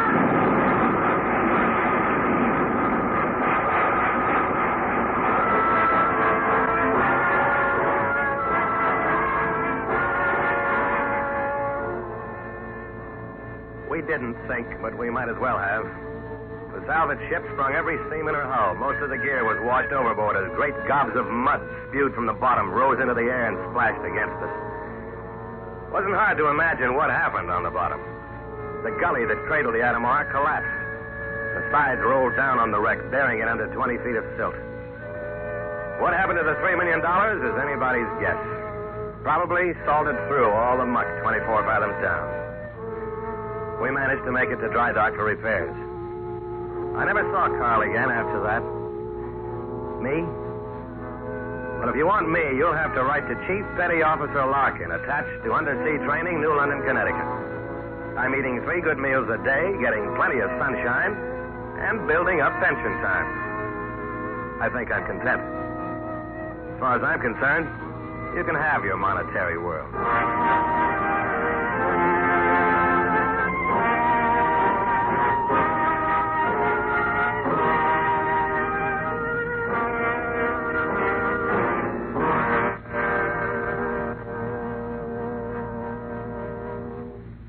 Suspense. Presented by Autolite. Tonight's star, Mr. John Hodiak. This is Harlow Wilcox speaking for Autolite, world's largest independent manufacturer of automotive electrical equipment.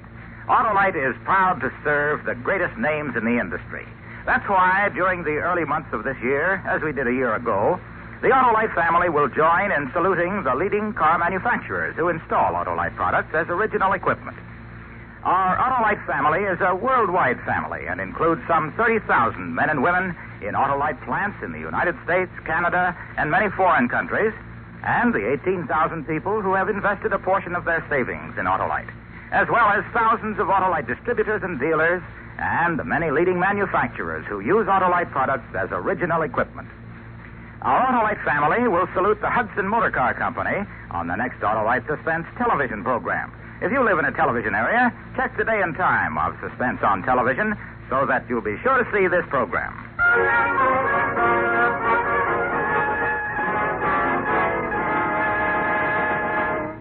Next week, a true story with only names and places changed. A classic report on a famous bank robbery and murder in the Old West. It's called The Spencer Brothers. Our star, Mr. Richard Widmark.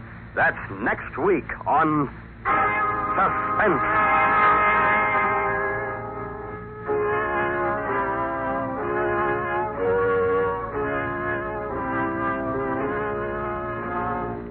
Suspense is produced and directed by Elliott Lewis. with music composed by Lucien Morawick and conducted by Lud Gluskin. Gold of the Atomar was written for Suspense by Ross Murray. In tonight's story, Joseph Kearns was heard as Carl, Clayton Post as Fred, and Charles Calvert as Gordon. John Hodiak is soon to be seen in Conquest of Cochise, a Columbia picture. And remember, next week, Mr. Richard Whitmark in The Spencer Brothers.